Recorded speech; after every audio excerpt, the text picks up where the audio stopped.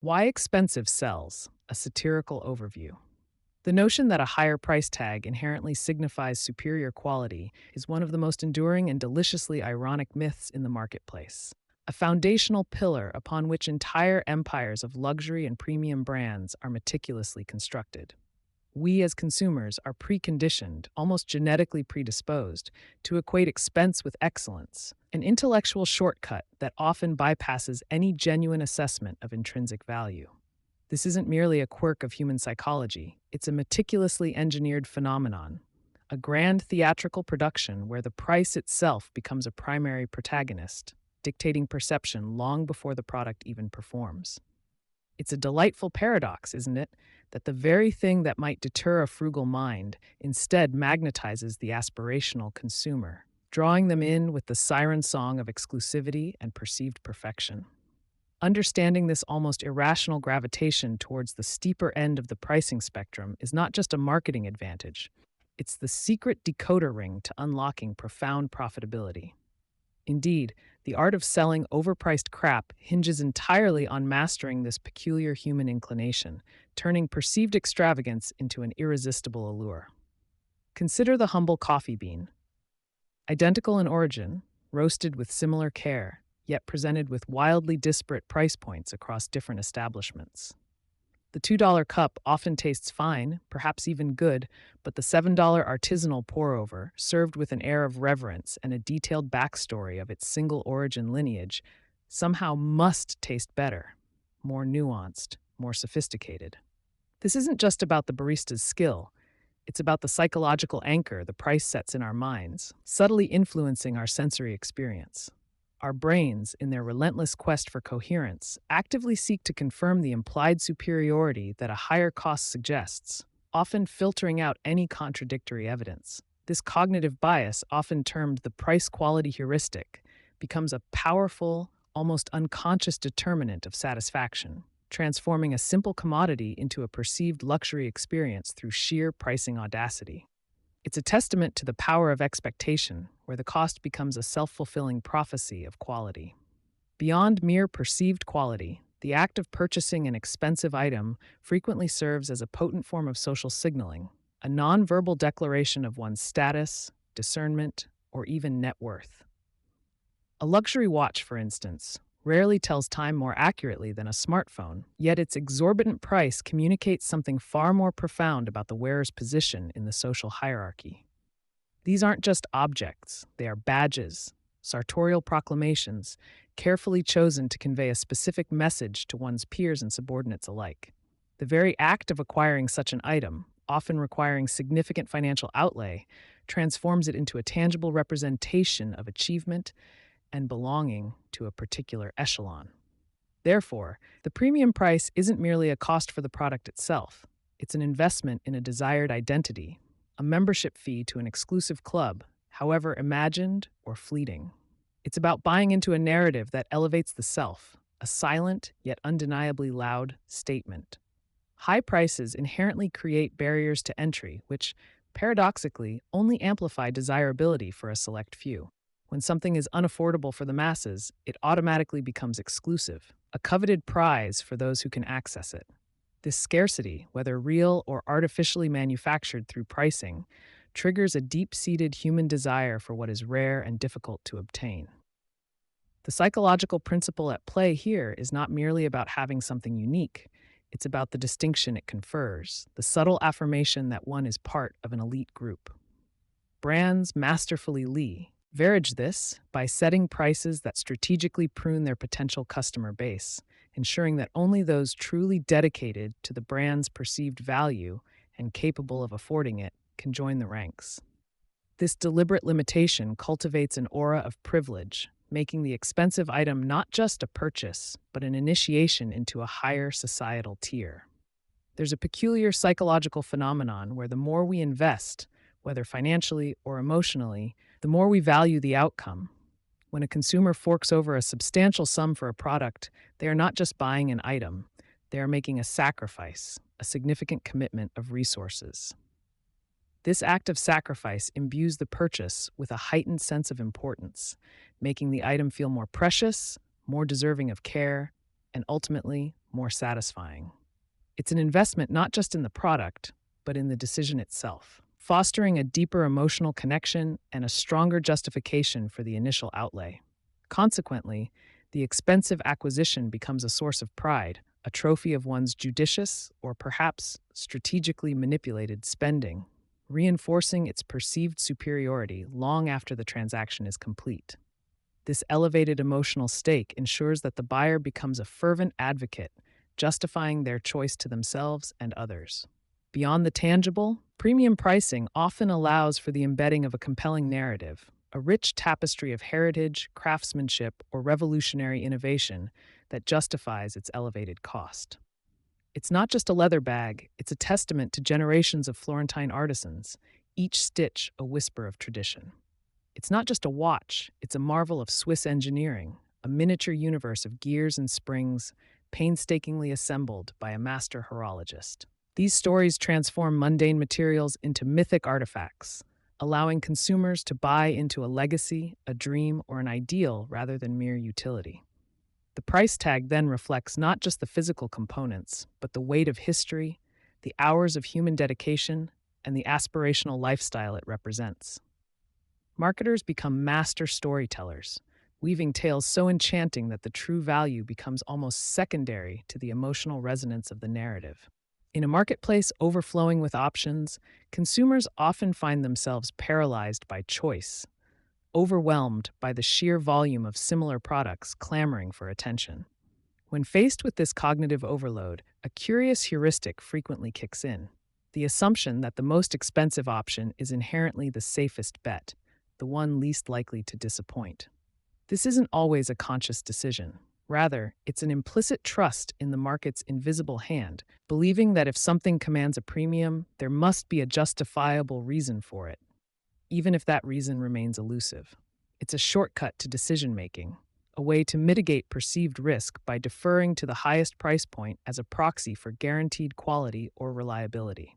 This psychological comfort often outweighs rational cost-benefit analysis, making the overpriced option appear less risky than its more affordable counterparts. Often, the belief that an expensive item performs demonstrably better is more a function of expectation than empirical reality. A high-end audio cable, for instance, costing hundreds of dollars, is scientifically proven to offer negligible, if any, audible improvement over a standard one. Yet audiophiles will fiercely defend its perceived superior sound clarity. This isn't outright delusion. It's the powerful placebo effect at work, where the brain actively constructs a reality that aligns with its financial investment. The very act of paying more primes us to experience a better outcome, leading to subjective assessments that confirm our initial belief. Marketers cleverly tap into this by using sophisticated jargon and intricate designs, lending an air of scientific superiority to products whose actual performance gains are, at best, marginal, further cementing the illusion. Just as FOMO drives social media engagement, a subtle fear of missing out on quality, FOMO-Q, often nudges consumers towards higher-priced alternatives. This anxiety stems from the worry that opting for a cheaper product might result in a compromised experience, a less durable item, or an inferior aesthetic. The potential regret of making a bad or cheap choice often outweighs the immediate financial savings, pushing individuals to invest in what they perceive as the superior, albeit more expensive, option. This fear is particularly potent in categories where performance or reliability is paramount, like electronics or luxury services, where the perceived cost of failure is high. Brands skillfully cultivate this apprehension, subtly implying that anything less than their premium offering is a regrettable compromise, thereby validating the higher expenditure. There's a delightful, albeit slightly cynical, parallel between premium branding and the classic tale of the emperor's new clothes. Consumers, having paid a hefty sum, often become fervent defenders of their expensive purchases, even when objective evidence of superior value is scarce. The collective affirmation of a brand's prestige, perpetuated by advertising, celebrity endorsements, and peer validation, can create a powerful echo chamber where the quality of an overpriced item is simply accepted as truth. To admit that a luxury item isn't worth its cost would be to question one's own judgment, taste, or even financial acumen, a cognitive dissonance too uncomfortable for many to bear. Thus, the perceived value is upheld not just by the brand, but by its loyal, self-justifying patrons, who, like the emperor's subjects, actively participate in the illusion. Sometimes, the expensive label isn't just about the product itself, but the entire ecosystem of convenience, service, and experience that surrounds it. Think of first-class air travel versus economy. The destination is the same, but the journey is vastly different. The premium price covers expedited boarding, gourmet meals, spacious seating, and attentive service. A seamless, stress-free experience. Similarly, high-end retailers offer personalized shopping assistance, elegant packaging, and hassle-free returns, transforming a transactional activity into a delightful indulgence. This experience premium justifies the higher cost by alleviating common pain points and elevating the entire interaction, making the consumer feel valued and pampered. It's an investment in comfort and ease, where the product is merely an excuse for the elevated service. For a segment of the affluent market, the purchase of exorbitantly priced goods transcends mere utility or even status signaling. It becomes an affirmation of personal power and financial freedom. The because I can factor is a primal display of wealth, a demonstration that one operates outside the constraints of conventional budgeting or value assessment. These purchases are less about what the item does and more about what the buyer is, a person unburdened by cost considerations. This demographic often seeks out the most exclusive, limited edition, or bespoke items, not just to own them, but to revel in the sheer act of acquisition, a pure expression of their economic might. For brands targeting this elite tier, the higher the price, the more appealing the product becomes, acting as a direct filter for true affluence.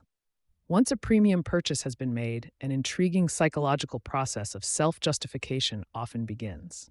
Consumers, having committed significant resources, become adept at rationalizing their choices, often highlighting obscure features, subtle design nuances, or the brand's ethical sourcing practices to validate the expense. This post-purchase rationalization isn't merely about convincing others. It's a powerful internal mechanism to reduce cognitive dissonance, ensuring that the buyer feels smart, discerning, and ultimately satisfied with their decision. Marketers can strategically provide these justification tools, detailed craftsmanship stories, sustainability claims, or limited edition narratives, empowering consumers to construct their own compelling arguments for why their overpriced crap was, in fact, a brilliant investment. Ultimately, the enduring appeal of expensive items often bypasses the cold logic of cost-benefit analysis, tapping directly into the deeper, more primal wellsprings of human emotion. Desire, aspiration, belonging, and the yearning for self-expression are far more potent drivers than mere utility. A luxury handbag isn't just a container for essentials, it's a symbol of aspiration, a touchstone of personal achievement, or a comforting indulgence. Brands that master the art of premium pricing understand that they are not selling goods, they are selling feelings, dreams, and identities. They create a powerful emotional bond that transcends price, transforming a transactional exchange into a deeply personal and often irrational attachment.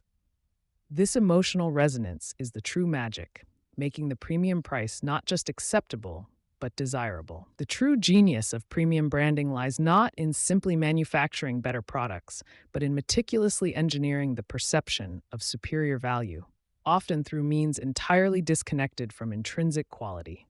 It involves a symphony of strategic pricing, evocative storytelling, exclusive distribution, and impeccable presentation, all choreographed to convince the consumer that they are acquiring something truly exceptional. This isn't about deception in the malicious sense. It's about leveraging innate human biases and desires to create an aura of desirability that justifies the premium.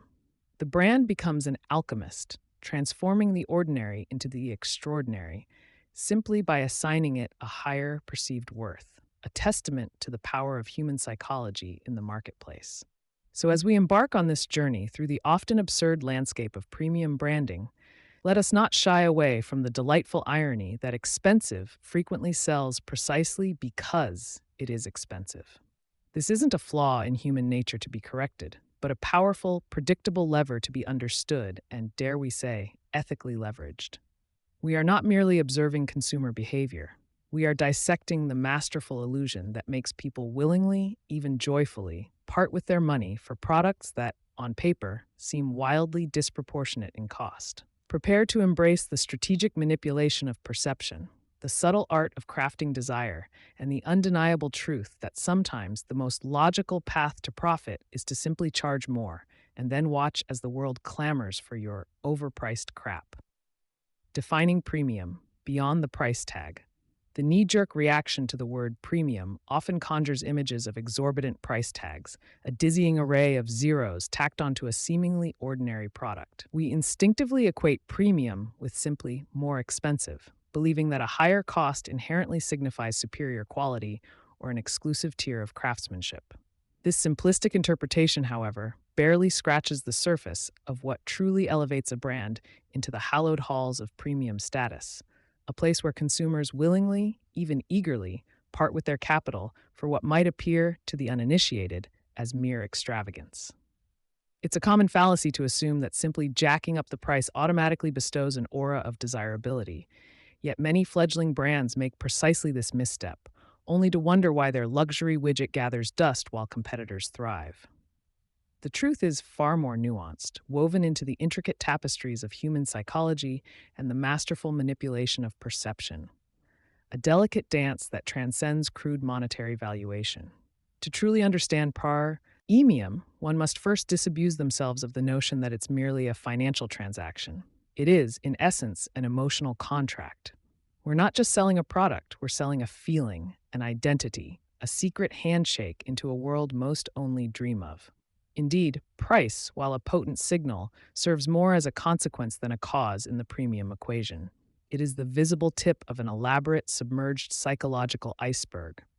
A brand doesn't become premium because it's expensive.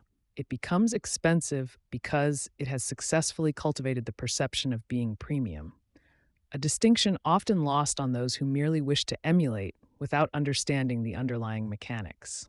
This isn't about manufacturing costs or the intrinsic value of raw materials, though those play their part in the narrative. Rather, it's about the artful construction of an aura, an intangible magnetism that makes the consumer feel they are acquiring something far beyond its material components.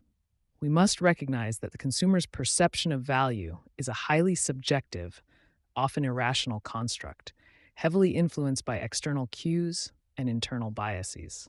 Therefore, our task isn't to justify a high price with an exhaustive list of features, but to engineer a profound sense of worth that makes the price not just acceptable, but desirable, even aspirational.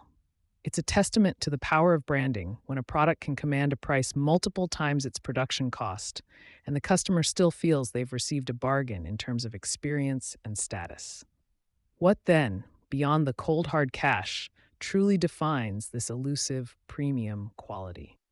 It resides fundamentally in the realm of perceived value, an intricate web of intangible benefits that resonate deeply with the consumer's aspirations and self-image. These aren't features you can list on a spec sheet or compare objectively. They are the whispers of exclusivity, the subtle hum of superior craftsmanship, the echo of a rich heritage, or the promise of an elevated experience. A premium brand doesn't just fulfill a need, it fulfills a desire, often one the consumer didn't even consciously realize they possessed until it was artfully presented to them. Consider the psychological leverage of scarcity, the alluring suggestion that only a select few will ever possess this item, thereby imbuing it with an immediate, almost primal sense of importance. This manufactured rarity, whether through limited editions or controlled distribution, transforms a mere commodity into a coveted trophy, amplifying its perceived worth far beyond its utility. The true premium brand understands that desire is a far more powerful motivator than necessity, and they masterfully play upon this fundamental human truth. Exclusivity, therefore, emerges as a cornerstone of premium branding, a deliberate strategy to cultivate an insider feeling that transcends mere product ownership. This isn't just about limiting supply.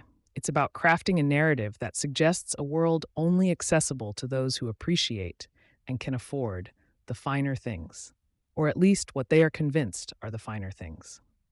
Think of the velvet ropes, the members-only clubs, the waiting lists for new releases. These are not accidental inconveniences, but meticulously designed barriers that elevate desirability by creating a sense of privileged access. When a consumer acquires a premium product, they aren't just buying an item, they are buying a ticket into a perceived elite group, a subtle affirmation of their status, taste, and discernment.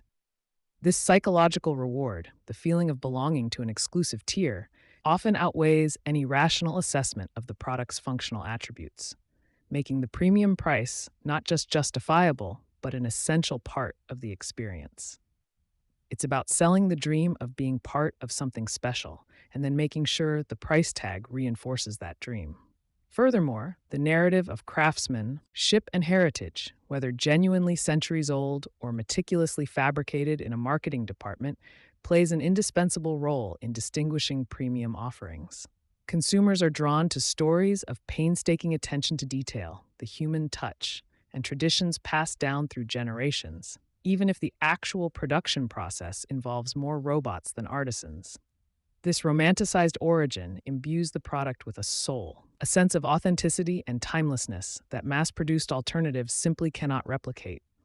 The idea that something was hand-stitched, or slow-aged, or crafted with passion elevates it from a mere object to an artifact, a piece of art carrying a legacy. Such narratives expertly tap into our innate appreciation for effort, skill, and history, allowing brands to charge a premium for the perceived labor and artistry involved, irrespective of whether that labor translates to a tangibly superior function. It's about selling the dream of heritage, even if that heritage was conceptualized last Tuesday during a brainstorming session.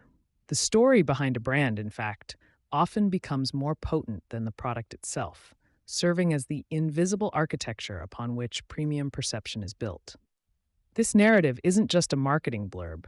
It's a carefully constructed mythology that explains the brand's existence, its values, its purpose, and its unique place in the world. It might be a tale of an eccentric founder's unwavering vision, a commitment to sustainable practices, or an adventurous journey to source rare ingredients.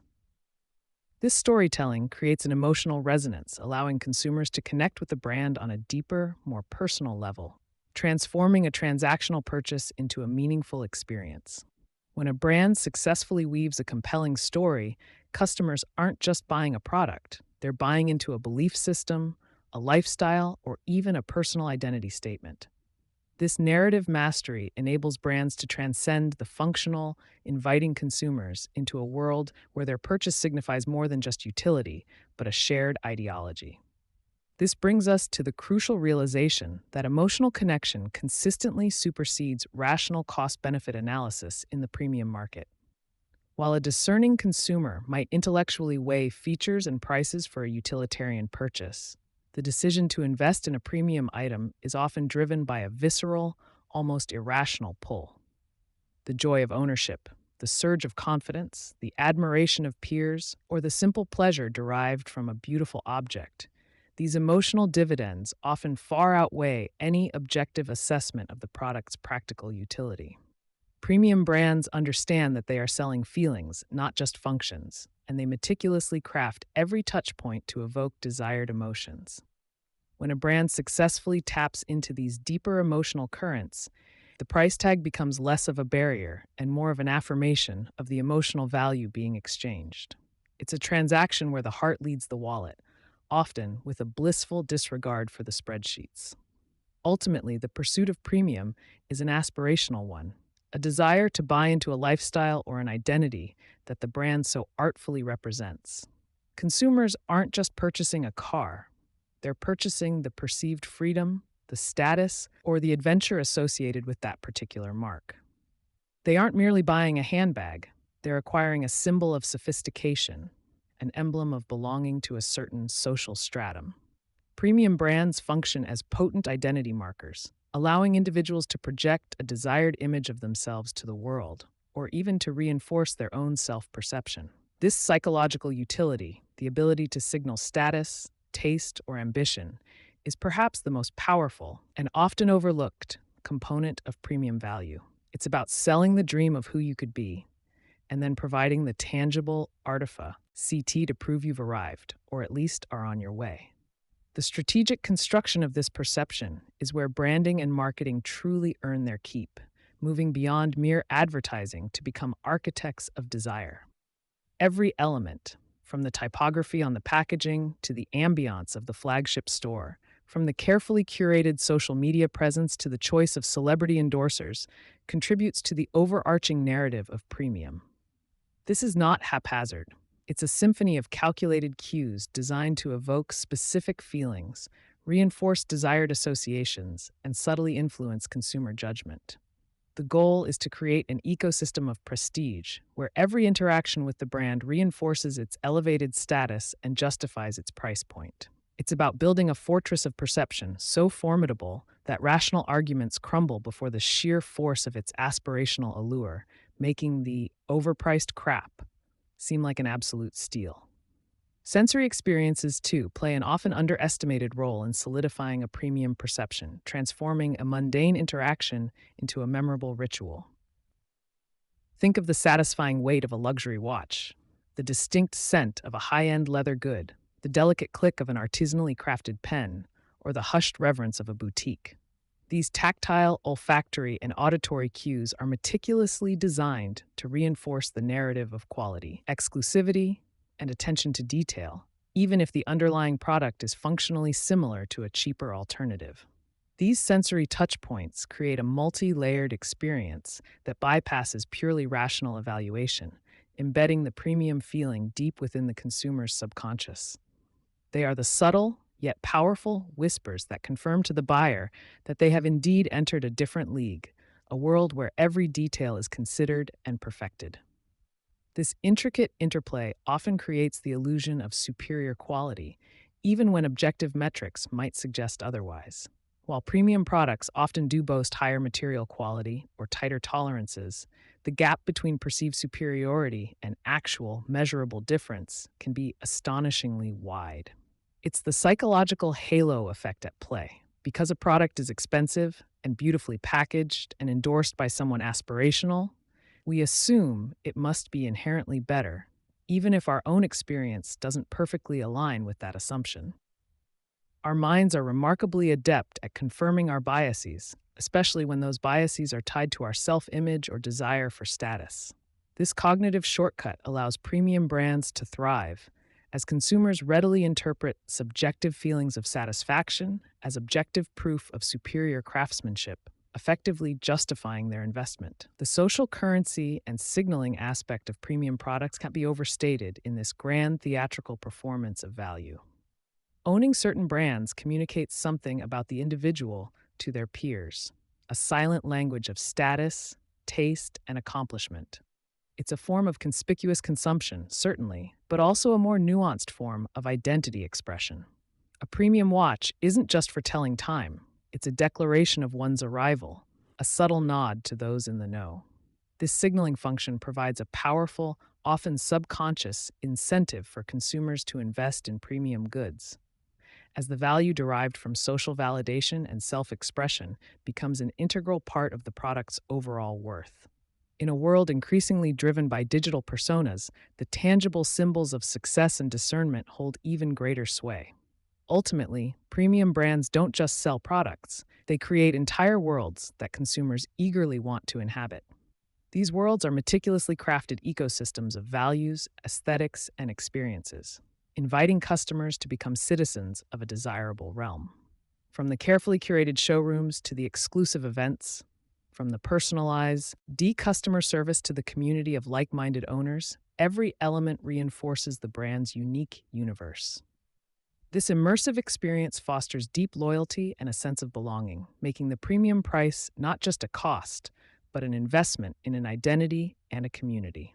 It's an invitation to step beyond the mundane, to elevate one's daily existence, and to participate in a narrative grander than mere commerce. Navigating this landscape of engineered desire, however, demands a keen ethical compass. While the art of premium branding involves leveraging psychological levers to justify higher prices, the distinction between ethical persuasion and outright deception is paramount.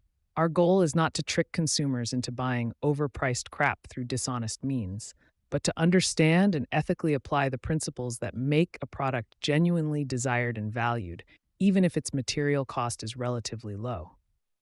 The true mastery lies in building a brand that genuinely resonates, where the perceived value, while perhaps amplified, still offers a tangible emotional or experiential return for the customer. It's about crafting an honest narrative of aspiration, not a fraudulent one, ensuring that the love for the brand is earned, not extorted. Therefore, defining premium transcends a simple financial calculation. It is a profound journey into the human psyche, a masterful orchestration of perception, aspiration, and emotional resonance.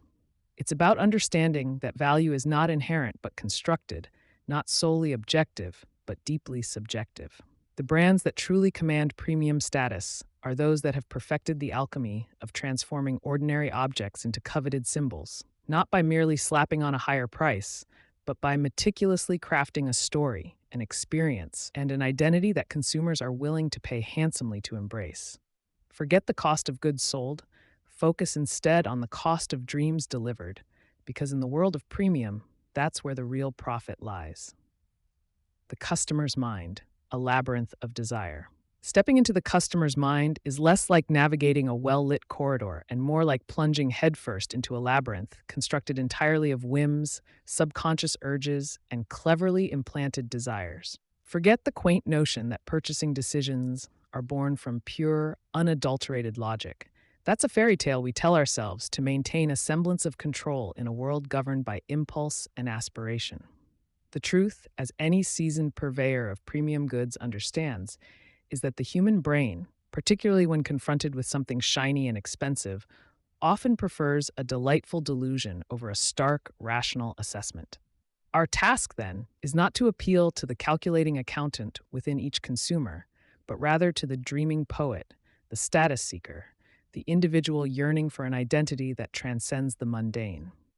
This intricate mental landscape, far from being a flaw, is the fertile ground where premium brands cultivate their most lucrative harvests, transforming mere products into potent symbols of self-worth and belonging. Understanding this fundamental irrationality is the first, most crucial step in mastering the art of the upsell, allowing us to orchestrate desires that clients never knew they possessed. The core of this labyrinth lies in the profound human need for self-definition, a relentless quest to answer the perennial question, who am I?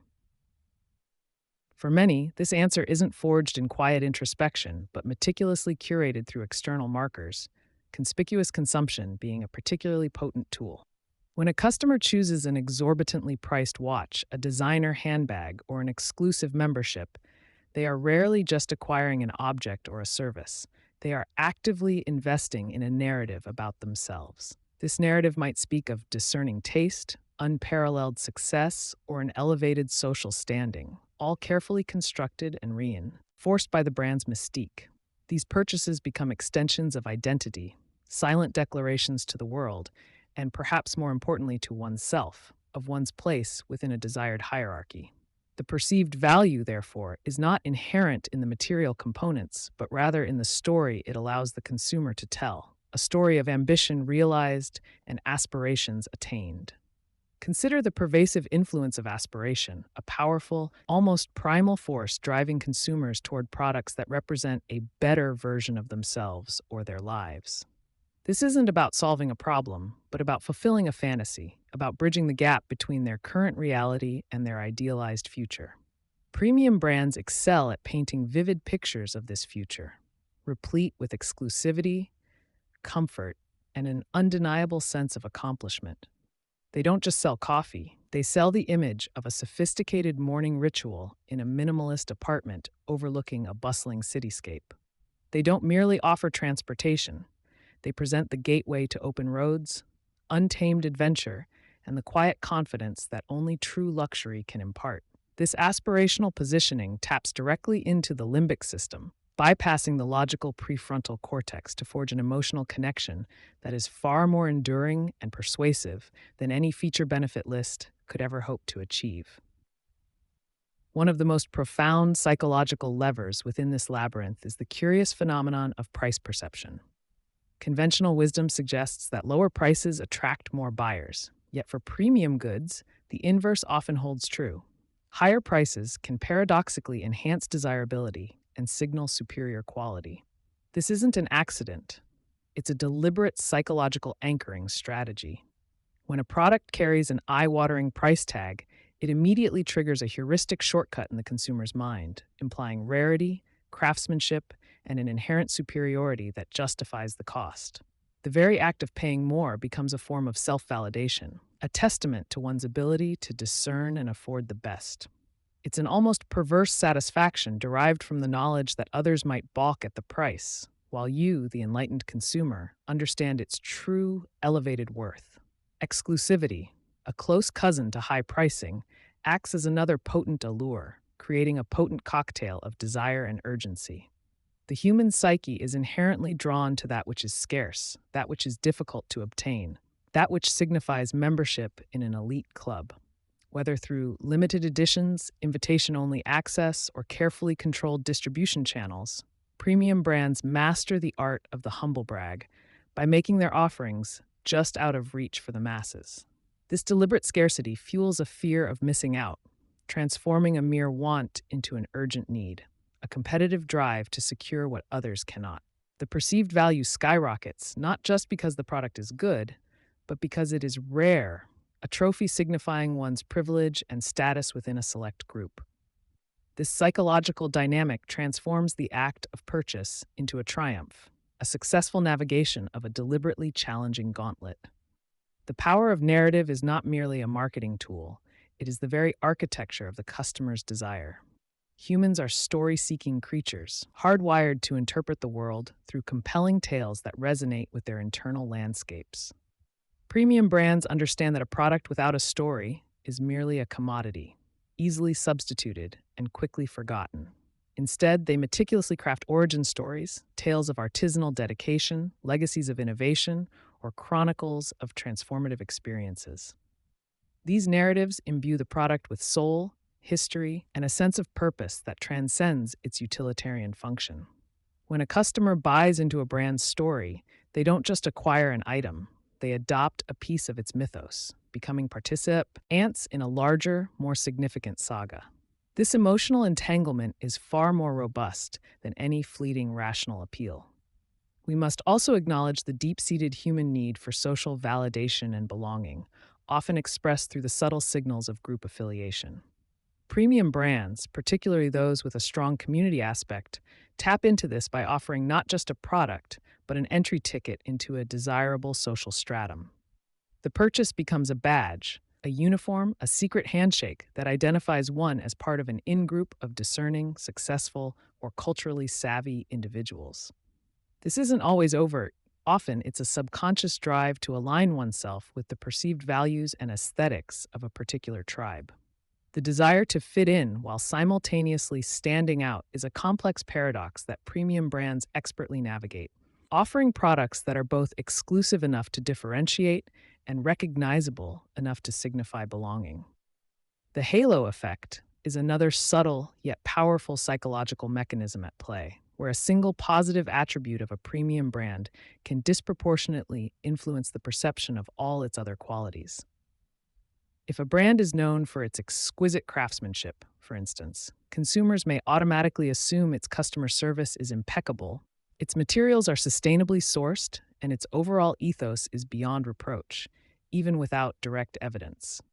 This cognitive bias allows premium brands to leverage a few key strengths into an overarching aura of excellence, making their entire ecosystem appear superior. It's an efficient mental shortcut for consumers, saving them the cognitive load of evaluating every single facet, and a strategic boon for brands looking to amplify their perceived value across the board. Beyond the conscious desires, a significant portion of the customer's mind operates in the realm of the subconscious, driven by primal instincts and deeply ingrained psychological patterns. This is where the true alchemy of premium branding occurs, tapping into fundamental human needs for security, pleasure, mastery, and significance without ever explicitly stating them. A luxury car isn't just transportation, it's a mobile sanctuary, a symbol of personal achievement, and an instrument of control. A high-end spa treatment isn't merely a massage, it's an indulgence in self-care, a brief escape from the stresses of modern life, and a reaffirmation of one's worthiness for pampering. These subliminal appeals bypass rational scrutiny, embedding themselves directly into the emotional core of the consumer's decision-making process. The very act of acquiring a premium item can also trigger a powerful cognitive dissonance reduction. Once a significant investment has been made, the human mind is remarkably adept at rationalizing the decision, amplifying the perceived benefits, and downplaying any potential drawbacks.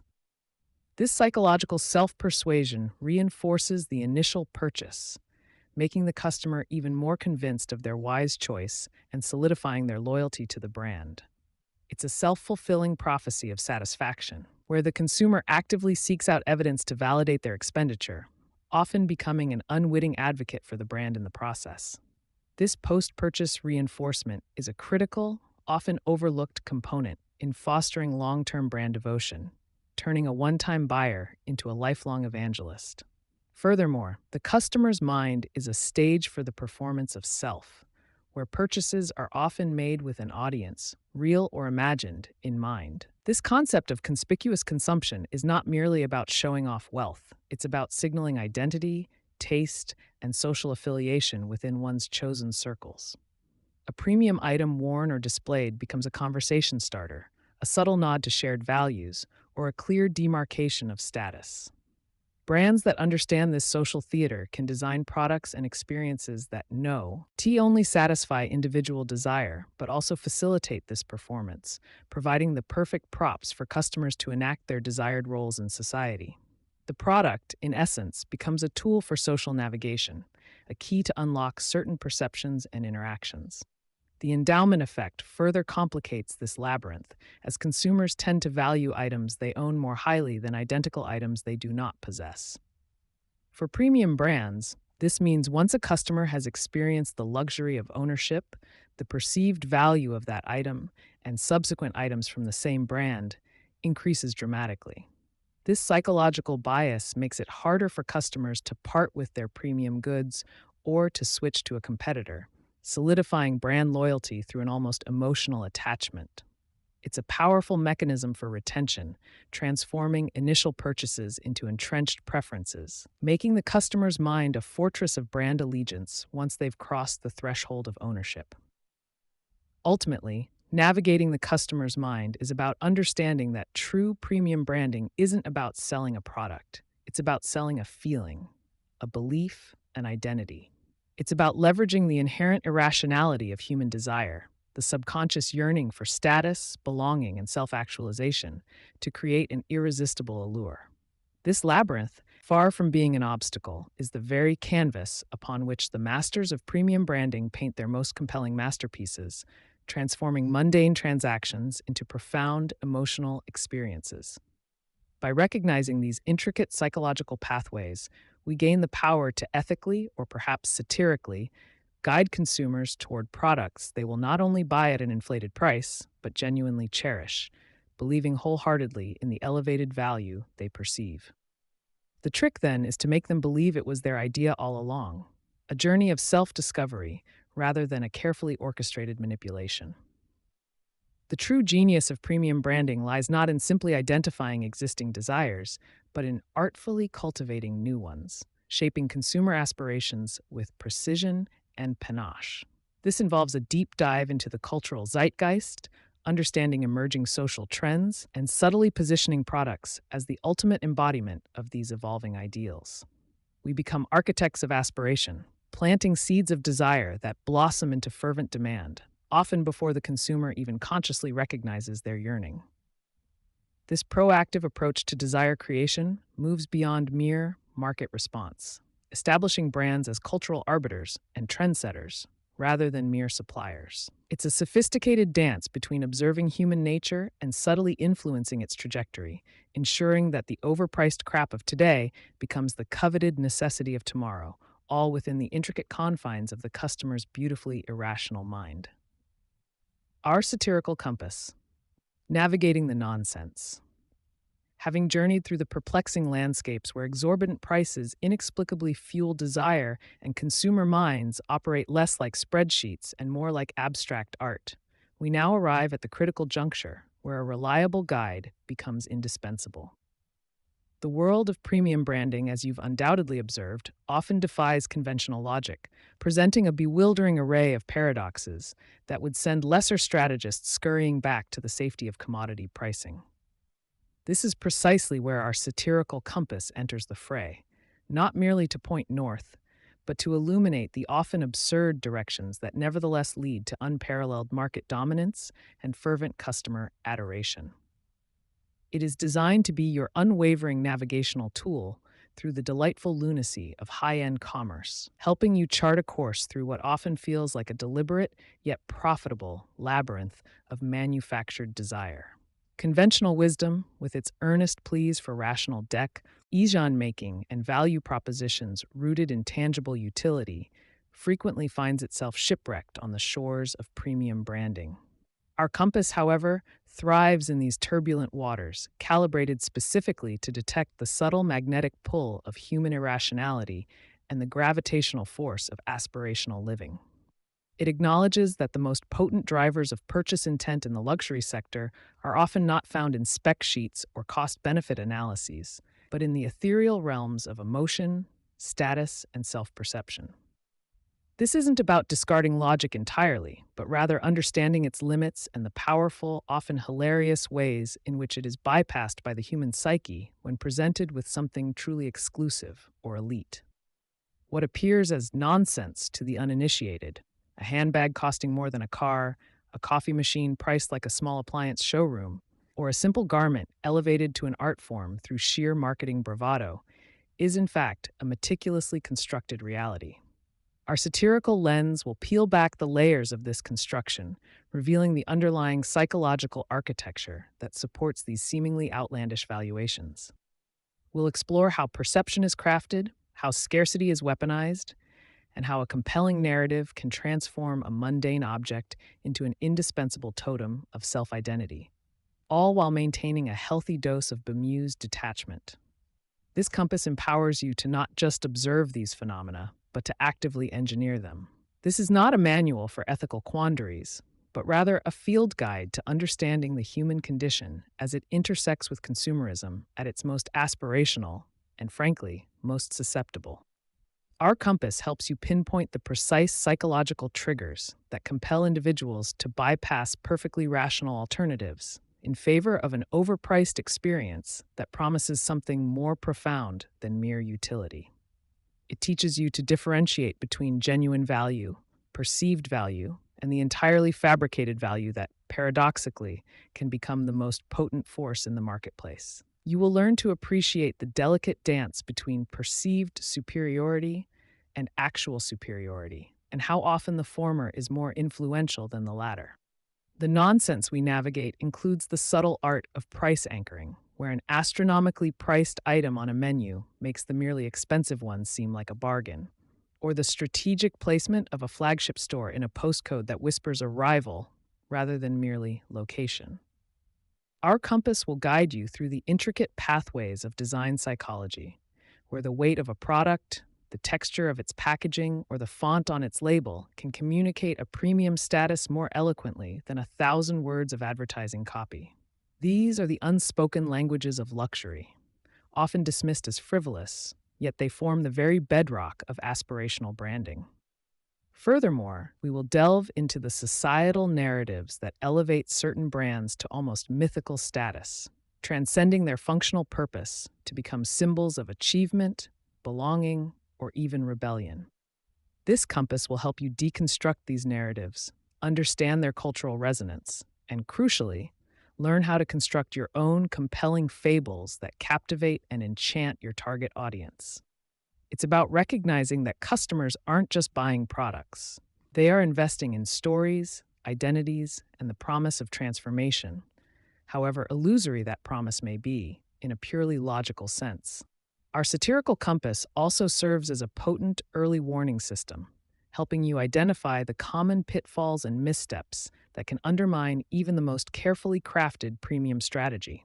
We'll expose the self-serious pronouncements that fall flat, the attempts at manufactured exclusivity that reek of desperation, and the narratives that fail to resonate because they lack genuine insight. HT into the consumer's deeper desires. Understanding what not to do is often as valuable as understanding what to do, particularly when operating in a space where authenticity, even if carefully constructed, is paramount. The journey will involve confronting some uncomfortable truths about human vanity, herd mentality, and the inherent desire for distinction, regardless of its true cost. Our compass doesn't judge these motivations, it simply maps them. It provides you with the strategic vantage point to observe these forces at play, allowing you to harness them for your brand's advantage rather than being swept away by them. This isn't about cynicism, but rather a clear-eyed realism about the psychological levers that underpin the most successful premium brands, enabling you to operate with informed intent. Ultimately, this satirical compass is your invitation to embrace the beautiful absurdity of premium branding. It's permission to stop apologizing for your overpriced crap and start celebrating the masterful art of convincing people that it's worth every single, meticulously justified penny. We will arm you with the insights and the confidence to navigate the nebulous realms of perceived value, transforming skepticism into aspiration and mere transactions into deeply felt affirmations of identity. Prepare to see the world of high-end commerce not as a market, but as a stage for the grandest psychological performances. This isn't about trickery for trickery's sake. It's about understanding the deep-seated human need for meaning, status, and self-expression, and then strategically aligning your brand to fulfill those needs in ways that command a premium. The compass helps you identify where true emotional value can be injected into your offerings, making the nonsense not just palatable, but genuinely desirable. It's about crafting experiences and products that resonate so profoundly that their price becomes secondary to their perceived personal significance.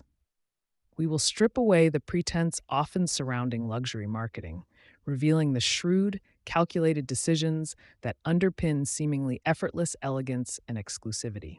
Our compass points directly to the strategic levers that elevate a product from a mere commodity to a coveted symbol, demonstrating how every detail, from the unboxing experience to the after-sales service, contributes to the overarching narrative of premium quality and unique value.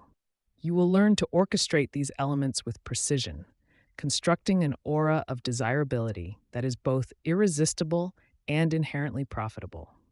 The insights gained from this satirical journey will empower you to communicate your brand's unique proposition with unparalleled clarity and conviction, silencing the critics who demand purely rational justifications for premium pricing. Instead, you will speak directly to the emotional core of your audience, leveraging the very nonsense that fuels aspirational purchases. This compass provides the strategic framework to transform the subjective into the undeniably valuable, allowing your brand to thrive in a market driven by perception as much as, if not more than, objective reality. So, fasten your seatbelts, dear brand architects, as we embark on this illuminating expedition. Our satirical compass is poised to guide you through the dazzling, disorienting, and ultimately delightful world where psychological mastery trumps mere market mechanics. We will decode the unspoken language of luxury, demystify the allure of exclusivity, and equip you with the tools to not just understand, but to engineer the perception of superior value, making your overpriced crap not just bought, but passionately loved. The journey promises to be as enlightening as it is entertaining, reshaping your entire understanding of brand power. This navigational instrument will help you discern the authentic whispers of desire from the cacophony of market noise, allowing you to fine-tune our messaging and product offerings to resonate deeply with your target demographic. It's about moving beyond superficial trends and tapping into the enduring psychological currents that drive enduring brand loyalty and willingness to pay a premium. The compass consistently points towards strategies that foster a sense of belonging and aspiration, transforming customers into fervent advocates. Consider this compass your secret weapon in the fiercely competitive arena of premium goods and services. It's the guide that helps you not just survive, but truly flourish. by understanding and ethically leveraging the very irrationalities that define human desire.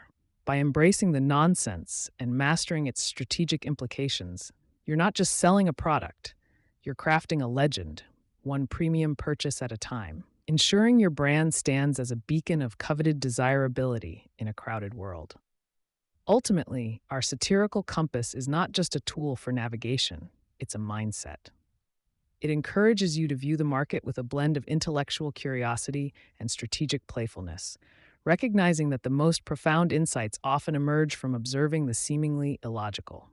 This perspective allows you to innovate, differentiate, and command the prices your brand truly deserves, transforming the bewildering into the brilliantly profitable. Embrace the nonsense and watch your brand ascend. The need illusion, creating urgency where none exists. The true genius of premium branding doesn't lie in fulfilling existing needs. It resides in the far more lucrative art of fabricating them whole cloth. We're not talking about basic human requirements here. Nobody genuinely needs a diamond-encrusted smartphone or a coffee machine that costs more than a small car to survive, or even thrive in the conventional sense. Instead, premium brands masterfully cultivate an almost visceral conviction in the consumer that these products are not merely desirable wants, but rather indispensable components for their self-actualization, social standing, or even their very sense of identity. This isn't just about clever marketing.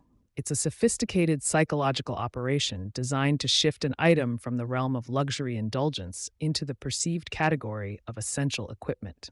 Our task, as purveyors of the ostensibly superior, is to intricately weave a narrative so compelling that the absence of our product feels like a gaping void in the consumer's life, a deficit they simply must rectify. We transform a fleeting desire into a deep-seated imperative, making the acquisition of our overpriced crap feel less like a splurge and more like a crucial investment in their well-being. This is the bedrock upon which all successful premium brands are built, an intricate illusion of necessity. Distinguishing between genuine physiological or safety needs and the cleverly constructed needs of premium consumption is paramount for any branding strategist. While Maslow's hierarchy posits a foundational requirement for food, shelter, and security, the premium market operates several tiers above, skillfully manipulating the higher echelons of belonging, esteem, and self-actualization. We exploit the inherent human drive for improvement, status, and recognition, presenting our offerings not as mere objects, but as catalysts for achieving these loftier, often intangible aspirations. A luxury timepiece, for instance, isn't marketed as a device for telling time, a function a $10 watch performs adequately, but as a symbol of accomplishment, a legacy, or an entry ticket into an exclusive social stratum. This deliberate recontextualization allows brands to bypass rational utility arguments entirely, instead anchoring their value in an emotional and aspirational framework. Understanding this fundamental distinction permits us to precisely target the psychological triggers that transform a casual interest into an urgent, unyielding perceived necessity for our discerning clientele. The need illusion thrives on the fertile ground of societal aspiration and individual identity construction.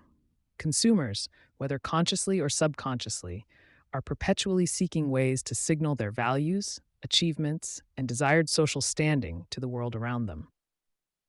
Premium brands become potent vehicles for this self-expression, offering not just products, but curated identities that resonate with specific aspirations. When someone purchases a high-end designer handbag, they are often not merely acquiring a vessel for carrying personal items. They are investing in an affirmation of their taste, their success, and their membership in a particular cultural elite. Our objective is to meticulously craft a brand narrative that aligns so perfectly with these deeply ingrained desires for self-definition that our product becomes an indispensable prop in the unfolding drama of their personal story.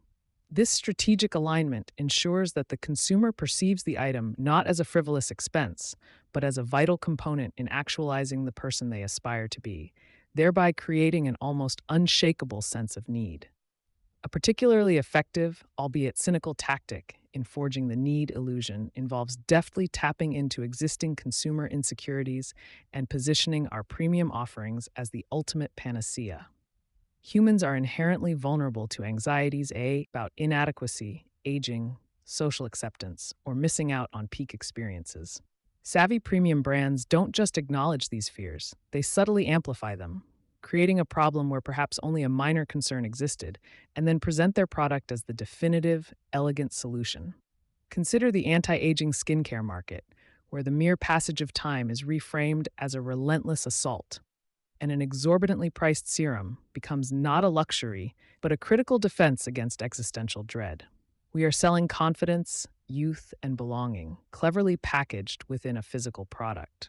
By framing our offerings as essential tools for mitigating these deep-seated fears, we elevate them beyond mere wants, transforming them into perceived necessities for maintaining psychological equilibrium and social standing. Storytelling is the alchemical ingredient that transforms a mere product into an indispensable need within the premium landscape. It's not enough to simply list features. We must weave intricate, compelling narratives that imbue our offerings with meaning, heritage, and a sense of purpose far beyond their functional utility. A luxury watch isn't just assembled, it's the culmination of centuries of Swiss precision, a testament to artisanal mastery and a symbol of enduring legacy, each tick echoing a rich history. This narrative depth creates an emotional resonance, making the product feel less like a manufactured item and more like an artifact with a soul, something truly special and irreplaceable. By immersing consumers in a meticulously crafted world where our product plays a pivotal role, we cultivate a profound connection that transcends rational purchasing decisions. This emotional tapestry makes the acquisition feel less like a transaction and more like an initiation into a cherished tradition, thereby fabricating an almost spiritual sense of necessity. The strategic deployment of language and imagery in advertising is critical for elevating a product from a simple commodity to an essential component of a desired life. Premium brands eschew pedestrian descriptions of utility, opting instead for evocative adjectives and aspirational scenarios that paint a vivid picture of transformation.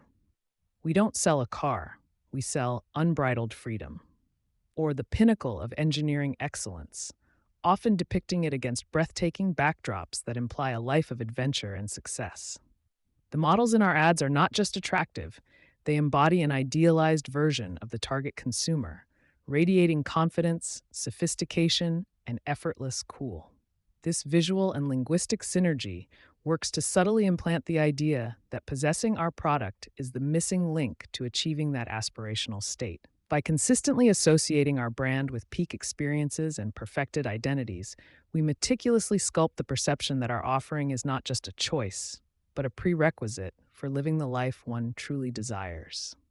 The entire edifice of the need illusion rests upon a fundamental re-engineering of the concept of value, where perceived value definitively overrides intrinsic utility. In the premium sector, the tangible cost of materials or labor becomes almost irrelevant. The true value is derived from the intricate web of emotional connections, social signaling, and aspirational associations that the brand has painstakingly cultivated. A designer t-shirt, for example, may cost pennies to produce, yet command hundreds of dollars because its value is tied to the brand's mystique, its exclusivity, and the wearer's desire to align with its cultivated image. We are not selling fabric, we are selling a slice of perceived prestige, a badge of belonging. This psychological alchemy dictates that the higher the perceived value, the more readily consumers will rationalize its necessity, often convincing themselves that the premium price is simply a reflection of an unparalleled, albeit often intangible, superiority. One of the most insidious yet remarkably effective strategies in fostering the need illusion is the deliberate act of problem creation. This involves either identifying a latent, often minor inconvenience in the consumer's life and exaggerating its impact, or outright inventing a novel problem that only our premium product can elegantly resolve. Consider the pervasive marketing around digital detox or self-care in recent years. These concepts often elevate common daily stresses into existential threats, then offer expensive retreats, specialized gadgets, or artisanal consumables as the sole pathways to salvation. We don't wait for consumers to articulate a need. We proactively define a deficiency they didn't even realize they had. then present our brand as the indispensable solution. This proactive approach ensures that our product isn't merely an option in a crowded market, but rather a vital intervention, a perceived necessity for navigating the complexities of modern existence. In a fascinating paradox, price itself often functions as a powerful psychological anchor, inadvertently reinforcing the need illusion rather than deterring it. For premium consumers, a higher price point frequently signals superior quality, craftsmanship, and exclusivity, paradoxically making the item more desirable and, by extension, more needed. For those who aspire to the best, this isn't merely a matter of perceived value, it's a deep-seated cognitive bias, where the expense itself becomes a proxy for inherent worth and efficacy. Brands strategically leverage this by setting prices that are deliberately audacious, thereby communicating an unspoken message of unparalleled excellence and a tacit challenge to the consumer's self-worth. By positioning our products at the apex of the pricing spectrum, we subtly imply that anything less would be a compromise, making the purchase of our high-priced offering feel less like an extravagance and more like a prudent, necessary investment in optimal living. The timeless phenomenon of keeping up with the Joneses remains a potent accelerant for the need illusion, transforming individual desires into collective imperatives. When a premium product gains traction within a desired social circle, its acquisition rapidly shifts from a personal preference to a perceived social requirement. The fear of being left behind, of not measuring up to one's peers, or of signaling a lower status becomes a powerful, almost irresistible motivator. Brands expertly fuel this social contagion through aspirational advertising that showcases their products as integral to the lives of the socially elite, creating a subtle pressure to conform. This dynamic effectively weaponizes social proof, making the purchase of our premium offering feel less like a personal choice and more like a necessary act of social integration and validation. It's a powerful feedback loop where desirability begets perceived necessity, driving an endless cycle of premium consumption. The contemporary landscape of the need illusion is heavily sculpted by the strategic deployment of influencers and aspirational figures. These individuals, often perceived as tastemakers and authorities within their respective domains, lend immense credibility and desirability to premium products simply by association. When a celebrated personality or a respected expert endorses a high-end item, it transcends mere product placement. It becomes an implicit validation of its necessity for a particular lifestyle or level of achievement. Consumers, eager to emulate their idols or adopt the practices of those they admire, begin to internalize the idea that if they use it, then I must also need it to reach a similar echelon. Brands meticulously select these ambassadors to create a powerful echo chamber of perceived essentialism, solidifying the idea that their expensive offerings are not just desirable, but truly indispensable for those who truly know. While the need illusion is undeniably a cornerstone of premium branding's profitability, it does necessitate a brief, albeit perhaps satirical, nod to ethical considerations. We are, after all, in the business of convincing people to buy things they don't objectively need, often at prices that defy rational explanation. However, our focus here remains on the strategic effectiveness of these psychological levers. The sheer potency of crafting perceived necessity lies in its ability to circumvent price sensitivity and foster deep brand loyalty, transforming consumers from transactional buyers into ardent evangelists. This manipulation, when executed skillfully, results in not just sales, but fervent attachment, where customers not only purchase your overpriced crap, but genuinely love you for providing them with the illusion of an essential, life-enhancing solution. The ethical tightrope walk is part of the game. The reward is unparalleled market dominance and profit. For the discerning brand architect, the practical application of transforming latent wants into perceived needs is a masterclass in psychological engineering. It begins with meticulous audience research, delving beyond superficial demographics to unearth the unspoken aspirations, anxieties, and identity gaps that resonate most deeply with your target demographic. Once these emotional touchpoints are identified, the next step involves crafting a compelling narrative that positions your premium product not merely as an offering, but as the quintessential solution to these emotional voids or the ultimate enabler of their desired future self. This requires a consistent, pervasive message across all marketing channels, from the sleek minimalism of your packaging to the aspirational tone of your social media content. The goal is to create an ecosystem where the absence of your product feels like a glaring omission, a missing piece in the puzzle of their ideal existence, thereby solidifying its perceived necessity. Maintaining the delicate architecture of the need illusion demands unwavering consistency in messaging across every conceivable brand touchpoint. Any deviation, any moment where the narrative falters or the aspirational imagery clashes with reality, risks shattering the carefully constructed perception of necessity. From the tone of your customer service interactions to the ambiance of your flagship retail locations, every element must reinforce the idea that your premium offering is not just superior, but truly indispensable for the discerning consumer. This holistic approach ensures that the illusion is not merely a fleeting advertising campaign, but an immersive, pervasive reality that consumers willingly step into and embrace. It's about building a coherent, aspirational world around your brand, where your product occupies a central, non negotiable role in the lives of those who inhabit it, making its acquisition an almost inevitable outcome. Numerous industries have perfected the art of creating the need illusion, offering invaluable case studies for aspiring premium brand strategists. The luxury automotive sector, for instance, rarely sells mere transportation. It sells performance, status, safety, and a distinct lifestyle, making a high-end vehicle feel like a non-negotiable statement of success. Similarly, the haute couture fashion world doesn't just sell clothing, it sells identity, artistry, and access to an exclusive aesthetic, convincing patrons that a particular designer piece is essential for their personal brand.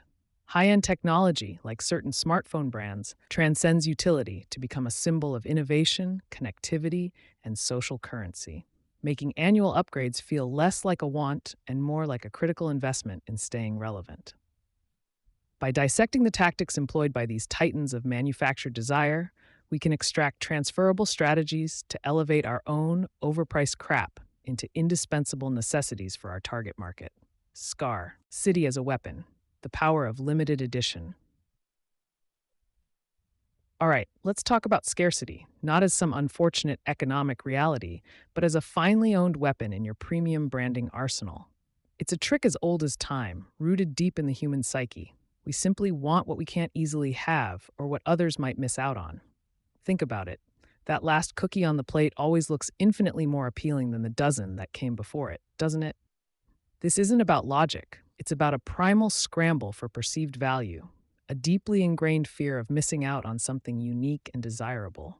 As brand architects, our job is to bottle that feeling, shake it up, and spray it all over our products, making them irresistible simply because they might not be there tomorrow. This strategy isn't just effective, it's practically a cheat code for consumer desire, turning ordinary goods into coveted treasures with a flick of the scarcity switch. It's about creating an illusion so compelling that people happily pay a premium for the privilege of ownership, all thanks to the clever whisper of limited availability. This isn't about a global shortage of essential goods, mind you. We're talking about the art of manufacturing desire through artificial constraints.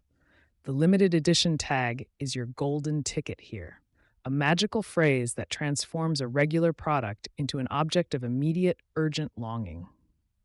It's a psychological trigger that bypasses rational thought, sending consumers into a mild frenzy where they stop asking, "Do I need this?" and start asking, "How quickly can I get this before it's gone forever?" This perceived exclusivity, the idea that only a select few will ever own such a marvel, instantly elevates the item's status and, crucially, its price point. You're not just selling a product anymore, you're selling a fleeting opportunity, a chance to be part of an exclusive club that closes its doors at midnight. The sheer power of this tactic lies in its ability to make people feel special, even when they're simply buying what you've strategically made scarce. Understanding this dynamic is key to mastering the premium game, turning mere items into coveted trophies. The genius of limited edition lies in its ability to create an immediate sense of urgency, a ticking clock that forces consumers to act now or risk eternal regret. This isn't a gentle suggestion. It's a firm nudge off the fence, directly into your sales funnel, often with their wallets already open. When a brand announces a product run of only 500 units worldwide or a collaboration that will never be repeated, it triggers a powerful psychological response known as FOMO, the fear of missing out. This isn't just a trendy acronym. It's a potent emotional lever that causes people to override their usual hesitations and spending limits. Suddenly, that luxury watch isn't just a timepiece. It's a rare artifact, a future heirloom, a status symbol that screams, "I got it before you did." Crafting this sense of imminent loss is absolutely critical for driving impulse purchases and justifying those eye-watering price tags you've always dreamed of. It's about making the decision for them by simply removing the option of waiting. Think of how many times you've seen a limited time offer or a product advertised as only 100 available worldwide and felt that little pang of urgency. That sensation is precisely what we're aiming to cultivate, bottle, and then unleash upon our target audience with surgical precision. It's a delicate dance, of course. The scarcity needs to feel genuine enough to be credible, but not so transparently manufactured that it breeds cynicism. The sweet spot is where consumers believe they are genuinely vying for a rare commodity, even if the rarity was meticulously planned years in advance by your marketing team. This tactic transforms shopping from a casual browse into a competitive sport, where the prize is the item itself and the bragging rights that come with it. By mastering this psychological game, you transform your inventory into a treasure hunt, making every purchase feel like a victory. It truly is a masterclass in making people believe they're lucky to buy your stuff. This manufactured scarcity isn't solely about driving individual sales. It's a powerful tool for building an aura around your entire brand. When people scramble for a limited edition sneaker drop or eagerly await the next exclusive designer collaboration, that excitement and perceived value spill over onto your entire product line. It signals to the market that your brand is in demand, that your creations are worth fighting for, and that you operate in a different league than the mass market alternatives. Even if a customer misses out on the coveted limited item, the experience leaves them with an impression of desirability and prestige, making them more likely to consider your other, perhaps less scarce, offerings. This halo effect is crucial for sustained premium positioning, ensuring that the magic of exclusivity radiates outwards, elevating everything you touch. It's not just about selling out, it's about selling up, perpetually raising the bar for what your brand represents in the consumer's mind. Consider the sheer madness surrounding certain product launches, where people camp out overnight or crash websites trying to secure a limited item. This isn't just consumerism, it's a testament to the intoxicating power of scarcity, a collective hallucination where a simple product becomes an almost mythical object. These events generate immense buzz, free media attention, and an undeniable sense of cultural relevance that money simply cannot buy. The stories of triumph and despair from these drops become part of the brand's lore, reinforcing its desirability and amplifying the perceived value of everything associated with it. Your goal isn't just to sell a few thousand units, it's to create a cultural moment, a phenomenon that embeds your brand deep within the aspirations of your target audience. When people are literally fighting for your product, you know you've successfully weaponized scarcity, turning it into a marketing supernova. The beauty of the limited edition strategy is its versatility. It can be applied to virtually any product or service, regardless of its inherent scarcity. Whether you're selling high-end automobiles, artisanal coffee beans, or exclusive digital content, the principle remains the same. Restrict access, amplify desire. You might create a special Founders Edition of a new software, a seasonal flavor of a luxury beverage that only appears once a year, or a series of bespoke fashion pieces that are individually numbered. The key is to communicate clearly what makes it limited. Is it the quantity, the time frame, the unique materials, or a special collaboration?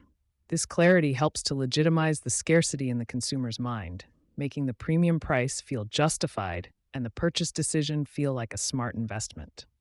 Always remember, the story behind the limitation is almost as important as the limitation itself, weaving a narrative that fuels the craving. This isn't to say that you should just slap a limited edition sticker on everything and call it a day. The strategy requires nuance and a deep understanding of your brand identity. The scarcity must align with your brand's overall messaging and perceived value. A brand known for mass production might struggle to credibly pull off extreme scarcity without appearing disingenuous. However, for premium brands, exclusivity is already part of their DNA, making the limited edition a natural extension of their existing appeal. It reinforces their position at the top, signaling that their creations are not for everyone, but for a discerning few who appreciate true distinction. When executed correctly, scarcity becomes a self-fulfilling prophecy, where the act of limiting supply actually increases dem and reinforces the brand's aspirational qualities. It's a testament to the psychological truth that what's hard to get is often seen as more valuable. So how do you practically implement this weapon of scarcity? It begins with intentional planning, not accidental shortages. Decide on your limit. Is it a number, e.g., only 100 pieces, a time frame, e.g., available for 48 hours only, or a specific event, e.g., exclusive to our annual VIP event? Then, craft compelling messaging around this limitation, highlighting the unique benefits or features that make this particular limited item special. Use language that evokes urgency and exclusivity, such as rare opportunity, once in a lifetime, collectible, or don't miss out. Visuals also play a crucial role. Showcase the item in a way that emphasizes its uniqueness and desirability, perhaps with special packaging or an individually numbered detail. Every element should scream special, reinforcing the idea that this is not just another product, but a chance to own a piece of something extraordinary. Another powerful application of scarcity is the drop model, popularized by streetwear and sneaker culture, but now embraced by luxury brands across the board. This involves announcing a precise release date and time, often with little to no prior warning, creating a frantic dash for a highly limited product. The anticipation builds to a fever pitch, driven by social media hype and influencer marketing, leading to instant sellouts within minutes or even seconds. This method not only maximizes the urgency, but also generates massive brand visibility and cultural cachet, turning each release into an event. It's a calculated gamble that pays off handsomely by turning your customers into avid collectors and brand evangelists, constantly on alert for your next big thing. You're not just selling products, you're cultivating a community of dedicated followers who live for the thrill of the chase and who will happily pay top dollar for the privilege. The strategic use of scarcity also plays a significant role in fostering long-term customer loyalty, especially among your most dedicated patrons. Offering early access to limited editions or creating exclusive versions specifically for your loyal customers makes them feel truly valued and part of an inner circle. This isn't just about selling more. It's about deepening relationships and rewarding those who consistently choose your brand. When customers feel like they are receiving privileged treatment, they become even more invested and are more likely to sing your praises to others. It transforms a transactional relationship into a more emotional bond, where they feel connected to your brand's story and its exclusive offerings. This kind of loyalty is priceless, creating a self-reinforcing cycle of desire and devotion that keeps them coming back for more, even at premium prices. Ultimately, limited edition is far more than a marketing gimmick. It's a profound understanding of human psychology applied with strategic precision. It's about leveraging our innate desire for what is rare, our fear of missing out, and our aspiration for status. By carefully controlling supply and amplifying perceived value, you can transform your products from mere commodities into coveted objects of desire. This isn't about tricking people into buying overpriced crap. It's about ethically, or at least entertainingly, convincing them that your overpriced crap is, in fact, a rare and exquisite treasure worth every penny. Master this art, and you won't just sell more. You'll build a brand that people love, admire, and willingly pay a premium for, all because you've made them believe they're getting something truly special before it vanishes forever. Exclusivity, locking the gates to the coveted bev. Having mastered the art of manufacturing artificial urgency and weaponizing scarcity in the preceding chapters, we now turn our attention to the next, arguably more potent psychological lever: exclusivity. Scarcity tells consumers there isn't much of something. Exclusivity tells them that even if there were, they might not be worthy of it. This isn't merely about limiting quantity, it's about restricting access, erecting invisible velvet ropes that delineate the haves from the have-nots, the insiders from the outsiders. It's the subtle, yet undeniably powerful whisper that some doors are simply not meant for everyone, inherently elevating what lies behind them. For premium brands, locking these gates to the coveted isn't just a strategy. It's the very foundation upon which an aura of unparalleled desirability is meticulously constructed. This deliberate act of exclusion transforms a mere product into a badge of honor, a testament to one's discerning taste or elevated status, making the purchase not just transactional, but deeply personal and aspirational. The human psyche, in its infinite complexity, harbors a profound and often unconscious yearning for social status and differentiation. Exclusivity masterfully taps into this primal need, creating a clear psychological divide between those who possess and those who merely desire. When a brand strategically limits who can acquire its offerings, it inadvertently constructs an in-group, a select cohort whose membership is signaled by their ownership. This product then transcends its utilitarian purpose, becoming a powerful social signifier, a visible declaration of one's position within a perceived hierarchy. It's not just about the item itself, it's about the unspoken narrative it weaves around the owner, subtly communicating their elevated standing or their access to privileges others lack.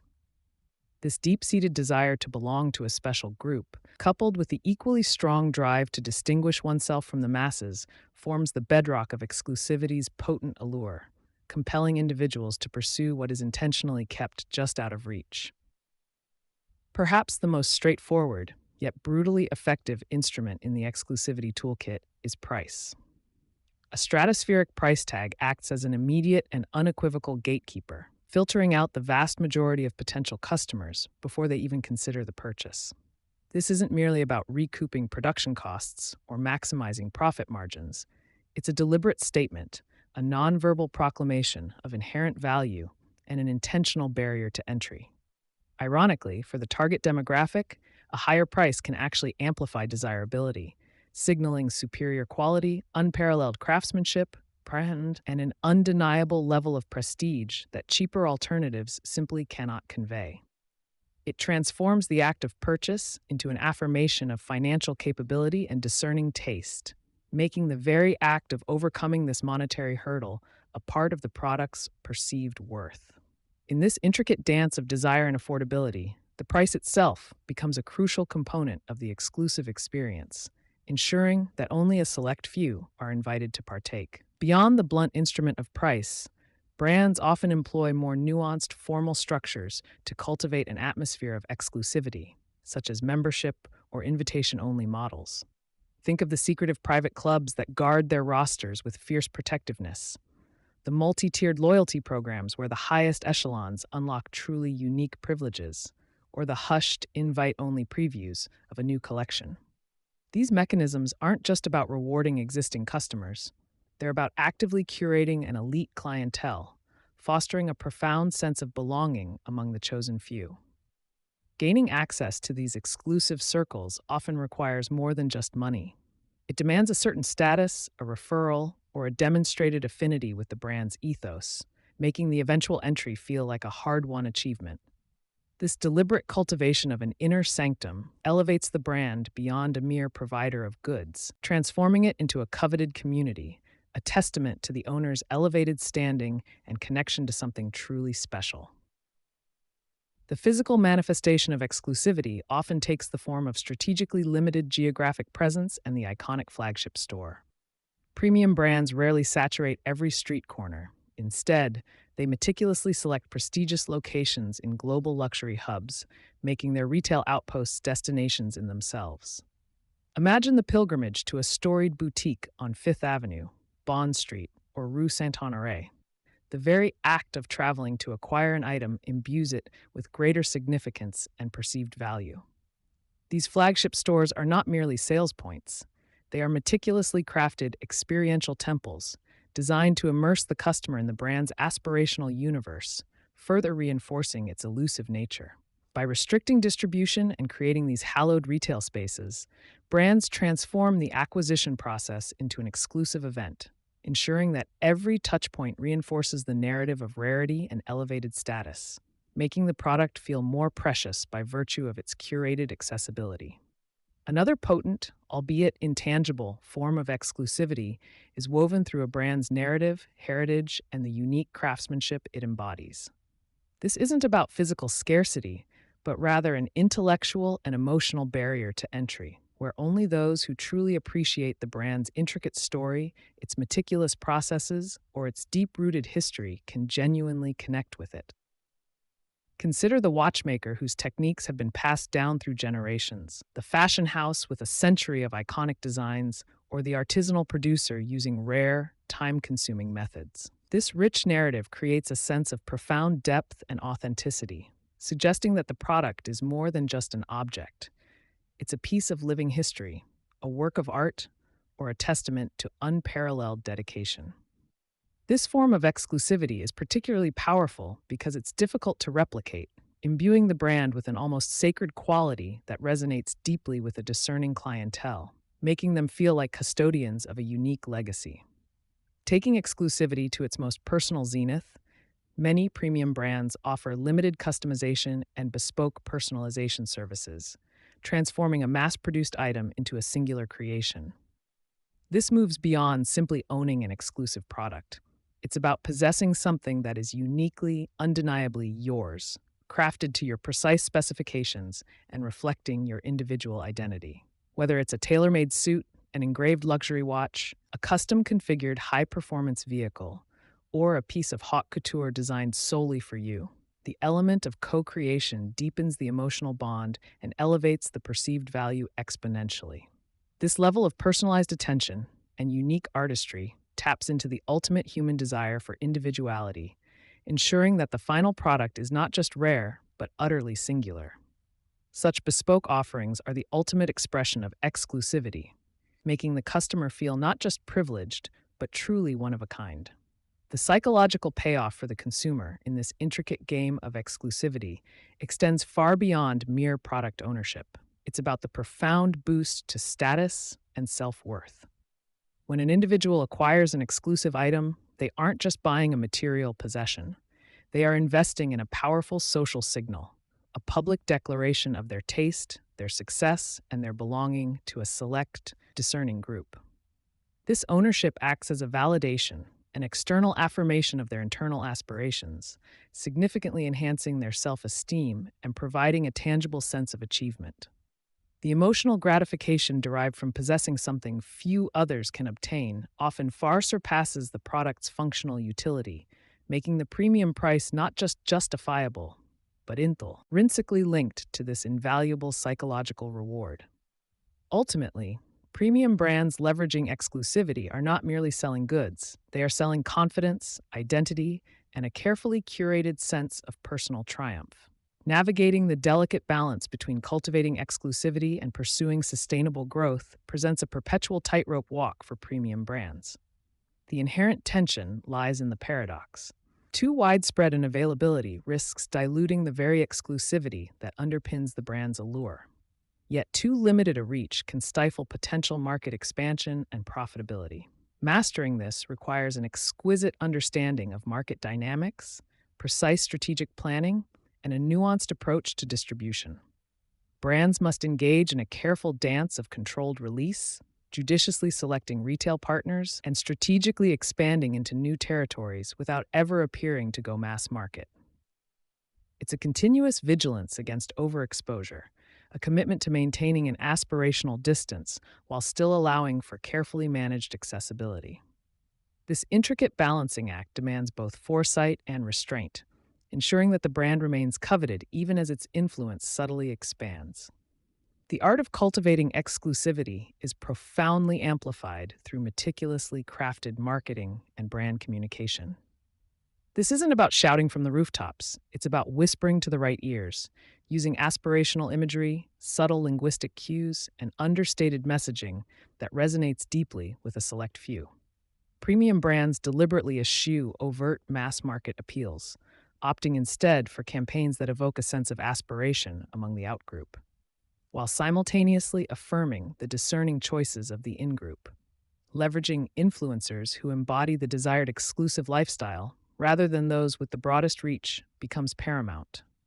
Every advertisement, every social media post, every brand interaction is carefully designed to reinforce the narrative of rarity, superior quality, and privileged access. The goal is to justify the invisible velvet rope, making those excluded yearn for entry, and those admitted feel profoundly validated in their elevated status. While exclusivity undeniably fuels desire and justifies premium pricing, it's crucial to acknowledge the fine line between aspiration and outright snobbery. The satirical lens of overpriced crap reminds us that the psychological game is always at play, but brands must navigate this terrain with a certain finesse. An overtly arrogant or elitist stance can breed resentment among the broader public, potentially alienating even potential future customers. The masterful execution of exclusivity lies in making customers feel profoundly special and privileged, rather than explicitly making others feel inferior or excluded. It's about presenting the brand as an achievable aspiration, a reward for success or discerning taste, rather than an insurmountable barrier. The subtle artistry lies in making exclusion feel like an intriguing opportunity for those who qualify, rather than a dismissive rejection, ensuring that the brand retains a compelling, albeit selective, allure. Ultimately, the purchase of an exclusive item transcends mere acquisition. It becomes a significant investment in one's personal identity and self-narrative. For the consumer, it's a deliberate statement about who they are, or perhaps who they aspire to become, a tangible manifestation of their values, achievements, and aesthetic sensibilities. The emotional and social capital gained from owning something rare and coveted often far outweighs its functional utility, transforming the product into a crucial component of their personal brand.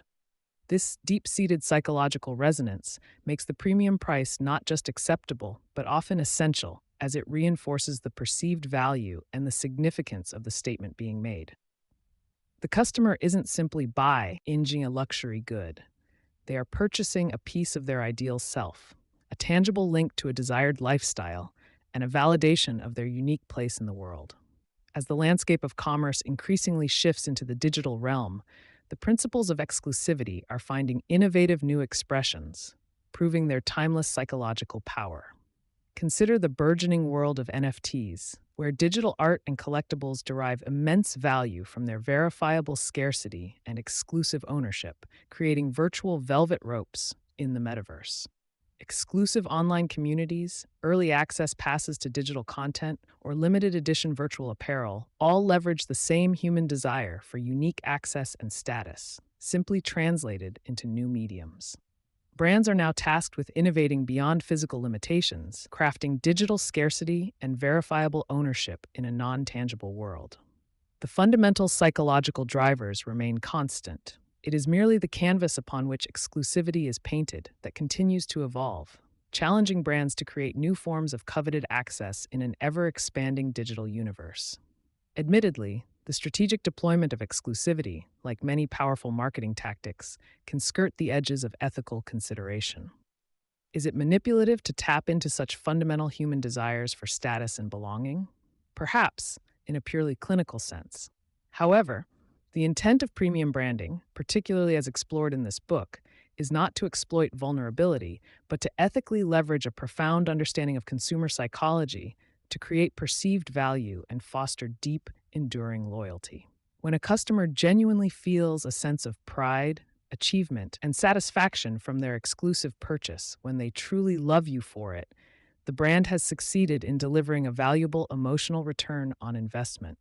The goal is to elevate the brand experience to a level where the customer feels enriched, rather than deceived, by their participation in a carefully curated world of aspiration and distinction. In essence, exclusivity is far more than a marketing gimmick. It is a profound and nuanced understanding of human nature, a recognition that what is difficult to obtain often becomes the most intensely desired. It represents the pinnacle of aspiration, the ultimate expression of a brand's confidence in its own worth and its ability to curate an elite experience. Mastering this delicate dance between restricted access and pervasive aspiration means building a world where only a select few are invited to partake, where ownership is a privilege, not a given.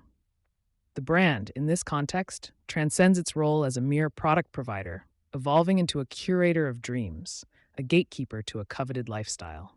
This meticulously constructed perception of elevated value and restricted access then seamlessly sets the stage for the next psychological phenomenon, the halo effect, where the glow of exclusivity spills over, illuminating every facet of the brand's universe. The halo effect, how one luxury item elevates all else. Having mastered the subtle art of manufacturing scarcity and meticulously locking the gates to your coveted offerings, it's time to move beyond mere exclusivity and weaponize a more insidious yet profoundly effective psychological lever, the halo effect. This phenomenon isn't just about creating a desirable product, it's about strategically anointing one particular item, often your most outrageously priced or conceptually advanced, to cast a shimmering, almost divine glow over your entire portfolio. Imagine a single, dazzling star in your brand's firmament, whose brilliance is so intense that it illuminates every lesser celestial body, making even your most mundane or arguably overpriced crap appear as if it shares in that celestial glory. This is the sophisticated alchemy of perception, where one perceived peak of excellence elevates the entire valley of your offerings, subtly convincing consumers that a shared, superior quality permeates everything you touch. The genius of the halo effect lies in its effortless manipulation of cognitive bias, allowing you to bypass rational evaluation in favor of an emotionally charged association. Consumers, inherently lazy in their judgment and always seeking mental shortcuts, will readily transfer the positive attributes they associate with your flagship luxury item, be it groundbreaking innovation, unparalleled craftsmanship, or sheer aspirational status, to every other product bearing your brand's insignia. This isn't just about good branding, it's about engineering a pervasive sense of premiumness, ensuring that the aura of your most extravagant creation becomes an invisible yet potent value add for every single item you sell, regardless of its actual cost or inherent merit. You are essentially selling an illusion of shared excellence, and doing so quite profitably. Consider the automotive industry, where a limited edition supercar, a technological marvel boasting an astronomical price tag, rarely sells in significant numbers but acts as a colossal halo. Its cutting-edge design, blistering performance, and exclusive materials don't just sell itself. They imbue every sedan, SUV, and even branded accessory with a reflected sheen of engineering prowess and luxury. Similarly, in haute couture, a runway show's most avant-garde, impractical gown, costing more than a small house, isn't meant for mass consumption. Instead, it serves as a powerful beacon, its theatrical artistry elevating the perception of the brand's entire ready-to-wear collection, making a simple handbag or a pair of designer jeans feel like a direct connection to that high-fashion fantasy. This psychological transference isn't accidental. It's a meticulously engineered cascade of positive perception. By investing heavily in a single, awe-inspiring product, brands create an anchor of perceived superiority. When a consumer encounters a more accessible item from the same brand, their brain swiftly connects it to the halo product, automatically assigning it a higher value, quality, and desirability than it might otherwise warrant. This unconscious shortcut saves mental energy, which consumers appreciate, while simultaneously making them more receptive to premium pricing across the board, proving that the human mind is remarkably efficient at justifying its own aspirational desires. The halo effect also brilliantly constructs an aspirational bridge, linking the unattainable dream to the accessible reality. Those who can only marvel at the flagship item from afar are now offered a tangible, albeit diluted, piece of that dream. An entry-level watch from a legendary Swiss maker, though a fraction of the cost of its tourbillon-equipped brethren, still carries the profound weight of that brand's heritage, precision, and exclusivity. By purchasing this accessible luxury, consumers aren't just buying a product, They're buying into the story, the prestige, and the perceived lifestyle associated with the brand's ultimate expression, paying a premium for the privilege of affiliation. Crafting a potent halo product requires more than just throwing money at it. It demands a surgical precision in design, marketing, and narrative construction. This item must be genuinely exceptional, not necessarily in its utility, but in its ability to captivate and inspire awe. Think of a revolutionary material, a patented technology, or an aesthetic so striking it becomes instantly iconic. Every detail, from its limited production run to its bespoke craftsmanship, must be meticulously curated to scream unrivaled excellence and unattainable desire, thereby creating a magnetic pull that draws admiration and reflects it back onto the entire brand. Marketing's role in amplifying this halo is absolutely critical, transforming a singular product into a brand-wide benediction. Advertising campaigns for the halo product are not just about selling that specific item. They are about selling the essence of the brand, implicitly linking its virtues, be it innovation, heritage, or ultimate luxury, to every other offering. This strategic storytelling ensures that the shimmering glow of your crown jewel doesn't just stay in its display case. It permeates every billboard, every social media post, and every retail experience, embedding the perception of superior value deep within the consumer's psyche. Financially, the Halo product often operates on a different metric than your volume sellers.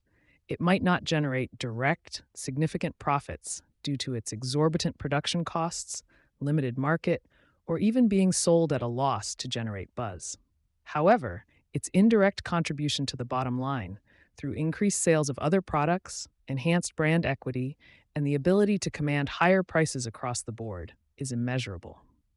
It's an investment not in immediate revenue, but in sustained perception, a long-term play that ensures your brand's perceived value continues to far outstrip its tangible components. Navigating the ethical tightrope of the halo effect requires a delicate balance, a sophisticated dance between aspirational marketing and delivering at least some semblance of quality across your product range. While the book's premise playfully suggests selling overpriced crap, even the most cynical brand architect understands that a completely hollow halo will eventually shatter. The trick is to ensure that your lesser products, while not matching the flagship's extravagance, still offer enough perceived value, or at least avoid outright disappointment, to prevent the halo from tarnishing, thus maintaining the grand illusion and the consumer's willingness to pay a premium. The halo effect isn't confined to physical products. It's equally potent in the realm of premium services. Consider the most exclusive, rarely booked penthouses in a luxury hotel chain. These lavish, exorbitant suites, with their dedicated staff and unparalleled amenities, serve as the ultimate halo. Their existence, even if few ever experience them, dictates the perceived value and pricing of every standard room, every spa treatment, every dining experience within the entire hotel group. Guests are paying not just for their room, but for the reflected prestige of the brand's ultimate expression of hospitality, a powerful, if indirect, justification for inflated rates. Furthermore, a truly powerful halo product possesses remarkable longevity, capable of influencing brand perception for decades, long after its initial release or even its discontinuation.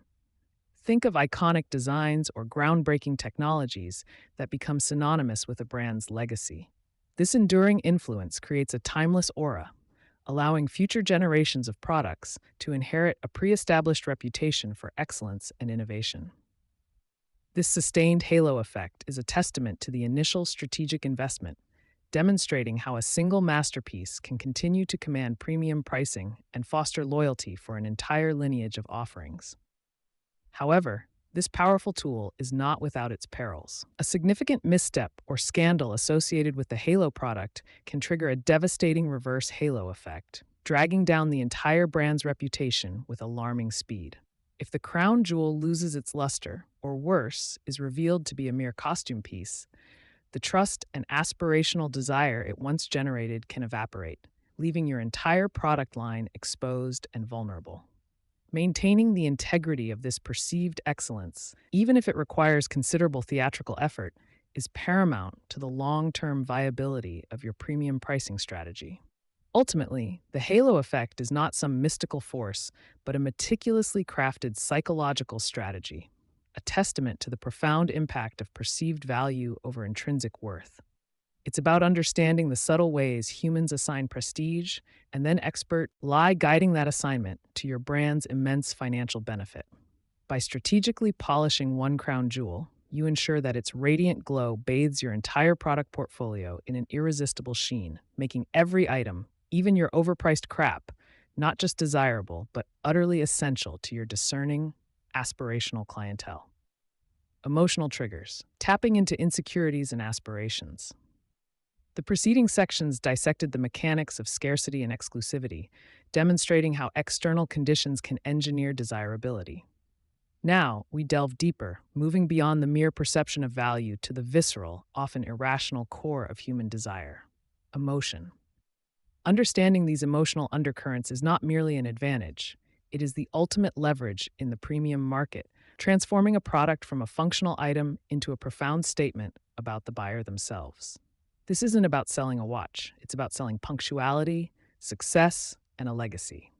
It's about recognizing that beneath every rationalized purchase lies a swirling vortex of feelings, desires, and sometimes a quiet desperation for something more.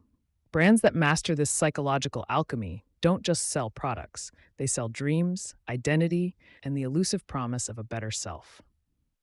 The true art of premium branding lies in expertly navigating this intricate emotional landscape, turning abstract feelings into tangible demand. At its heart, the human psyche is a delicate balance of what we fear we lack and what we ardently wish to become. Premium brands with surgical precision target this inherent duality, crafting messages that simultaneously soothe anxieties and ignite ambitions. They understand that people aren't just buying a solution to a problem, they're buying an affirmation, a shield against perceived inadequacy, or a stepping stone toward an idealized future. This intricate dance between addressing hidden vulnerabilities and fueling grand visions forms the bedrock of emotional resonance in high-end markets. We are, in essence, selling not just products, but powerful psychological tools that empower consumers to navigate their internal worlds. One of the most potent insecurities is the primal fear of social exclusion, the dread of being left behind or deemed irrelevant. Premium brands expertly weaponize this by positioning their offerings as essential keys to an exclusive club, a coveted inner circle. The implication is clear. Without this product, you are not merely lacking an item, but you are also missing out on a status, an experience, or a connection that others enjoy. This subtle threat to one's social standing compels action, driving consumers to invest in perceived markers of belonging. It's not about the item itself, it's about the reassurance that one is on the right side of the velvet rope. Beyond FOMO, many individuals grapple with a pervasive sense of self-doubt, a quiet whisper that questions their worth or capabilities. Premium brands often step into this void, offering their products as tangible proofs of success, sophistication, or discerning taste. The purchase becomes an act of self-validation, a public declaration of one's arrival or inherent value, even if that value is largely symbolic. This external validation, however fleeting, provides a powerful psychological balm, allowing consumers to momentarily silence their inner critics. The brand thus acts as a mirror, reflecting back an idealized image the consumer desperately wants to see. On the flip side of insecurity lies the powerful human aspiration for growth, betterment, and transformation. Consumers are constantly striving to evolve, to become healthier, smarter, more stylish, or more successful. Premium brands deftly align themselves with these aspirational narratives, positioning their products not just as goods, but as catalysts for personal evolution. A luxury watch isn't merely a time-telling device, it's an heirloom, a symbol of disciplined ambition on and enduring achievement. The product transforms into a partner in the consumer's journey towards their idealized self, promising a future where their highest aspirations are within reach. Humans are inherently social creatures, driven by a deep-seated need for identity and belonging. Premium brands understand this, meticulously crafting lifestyles around their products rather than simply selling features. They invite consumers into a carefully curated world of elegance, adventure, intellectualism, or effortless cool, offering the product as a passport to this desired reality. By purchasing a specific luxury item, customers don't just acquire an object, they adopt a persona, align with a tribe, and publicly declare their affiliation with a particular set of values or aesthetic. This powerful emotional connection transcends mere utility, embedding the brand deeply within the consumer's sense of self. For many, premium purchases are not just about personal enjoyment, but about symbolizing hard-won achievement. After years of relentless effort, a luxury item serves as a tangible trophy, a visible testament to one's success and perseverance. Brands tap into this by framing their products as rewards, as benchmarks of accomplishment that only the truly deserving can attain. This narrative transforms the act of buying into a celebration, an acknowledgement of one's journey and triumphs. The product becomes a personal monument, a constant reminder of how far one has come, solidifying the emotional payoff for the consumer. While some aspire to belong, others yearn to stand apart, to possess something truly unique that sets them above the ordinary. Premium brands expertly cater to this desire for distinction, emphasizing limited runs, bespoke options, or intricate craftsmanship that elevates an item beyond mass production. This isn't just about owning something expensive. It's about owning something rare, something that few others can claim. The emotional trigger here is the pride of possessing the uncommon, the satisfaction of subtle superiority, and the quiet knowledge that one has access to a realm of quality or design inaccessible to the masses. Merely identifying these emotional triggers is insufficient. The real artistry lies in how brands weave them into compelling narratives. Storytelling is the most potent vehicle for this, transforming a mere product into an epic saga of craftsmanship, heritage, innovation, or personal triumph. These stories don't just inform, they enchant, drawing consumers into a world where their insecurities are addressed and their aspirations are validated. A compelling narrative creates an emotional bridge between the brand and the buyer, making the product feel less like a commodity and more like a cherished artifact imbued with personal meaning. Beyond the spoken or written word, visual communication plays an indispensable role in triggering emotional responses. Advertising imagery in premium branding is meticulously crafted to evoke specific feelings: the serene confidence of a successful executive, the effortless elegance of a jet setter, or the quiet intimacy of a family heirloom. These visuals don't just showcase the product, they depict the aspirational lifestyle, the desired emotional state, or the solution to a latent insecurity. A single photograph can communicate volumes, instantly connecting with a consumer's deepest desires or anxieties, often more powerfully than any paragraph of text. The language used in premium branding is not accidental. It is a carefully chosen lexicon designed to resonate with specific emotional triggers. Words like heritage, legacy, craftsmanship, bespoke, curated, and exclusive are not merely descriptive. They are emotionally charged terms that speak to aspirations of quality, uniqueness, and enduring value. Conversely, phrases that subtly highlight social anxieties or the fear of mediocrity can also be incredibly effective, albeit subtly. This linguist-icy precision ensures that every communication reinforces the emotional connection, guiding the consumer towards a purchase driven by feeling, not just function. In the realm of premium branding, the purchase is often just one part of a larger, carefully orchestrated emotional experience. Experiential marketing, from lavish launch events to personalized in-store consultations, is designed to immerse the consumer in the brand's world, amplifying emotional connections. These environments are meticulously crafted to stimulate senses, evoke feelings of luxury, comfort, or excitement, and create memorable moments that become intrinsically linked with the product. The goal is to forge an emotional bond so strong that the product transcends its material form, becoming a cherished memory or an extension of the consumer's identity. Acknowledging the potent power of emotional triggers brings us to a crucial, albeit often unstated, ethical consideration in premium branding.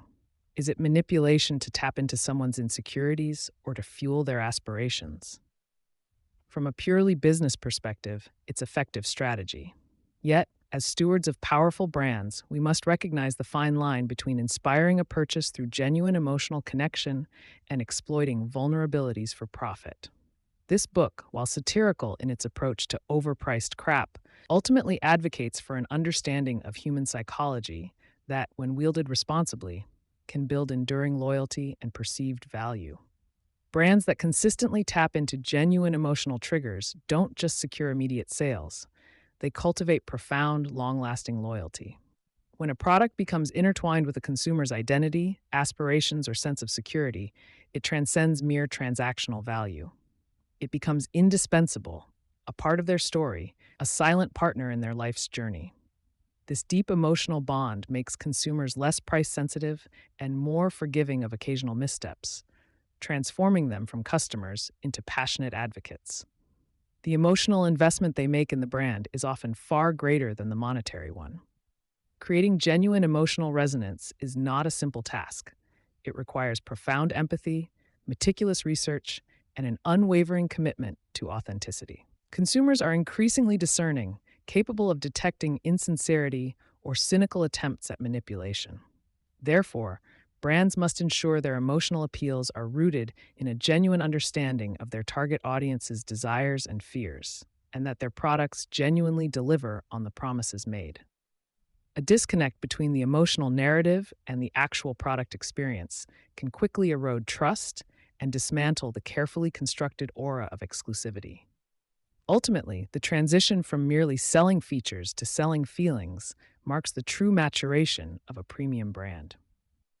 While technical specifications and tangible benefits certainly hold their place, it is the intangible emotional payoff that truly justifies premium pricing and fosters fervent devotion.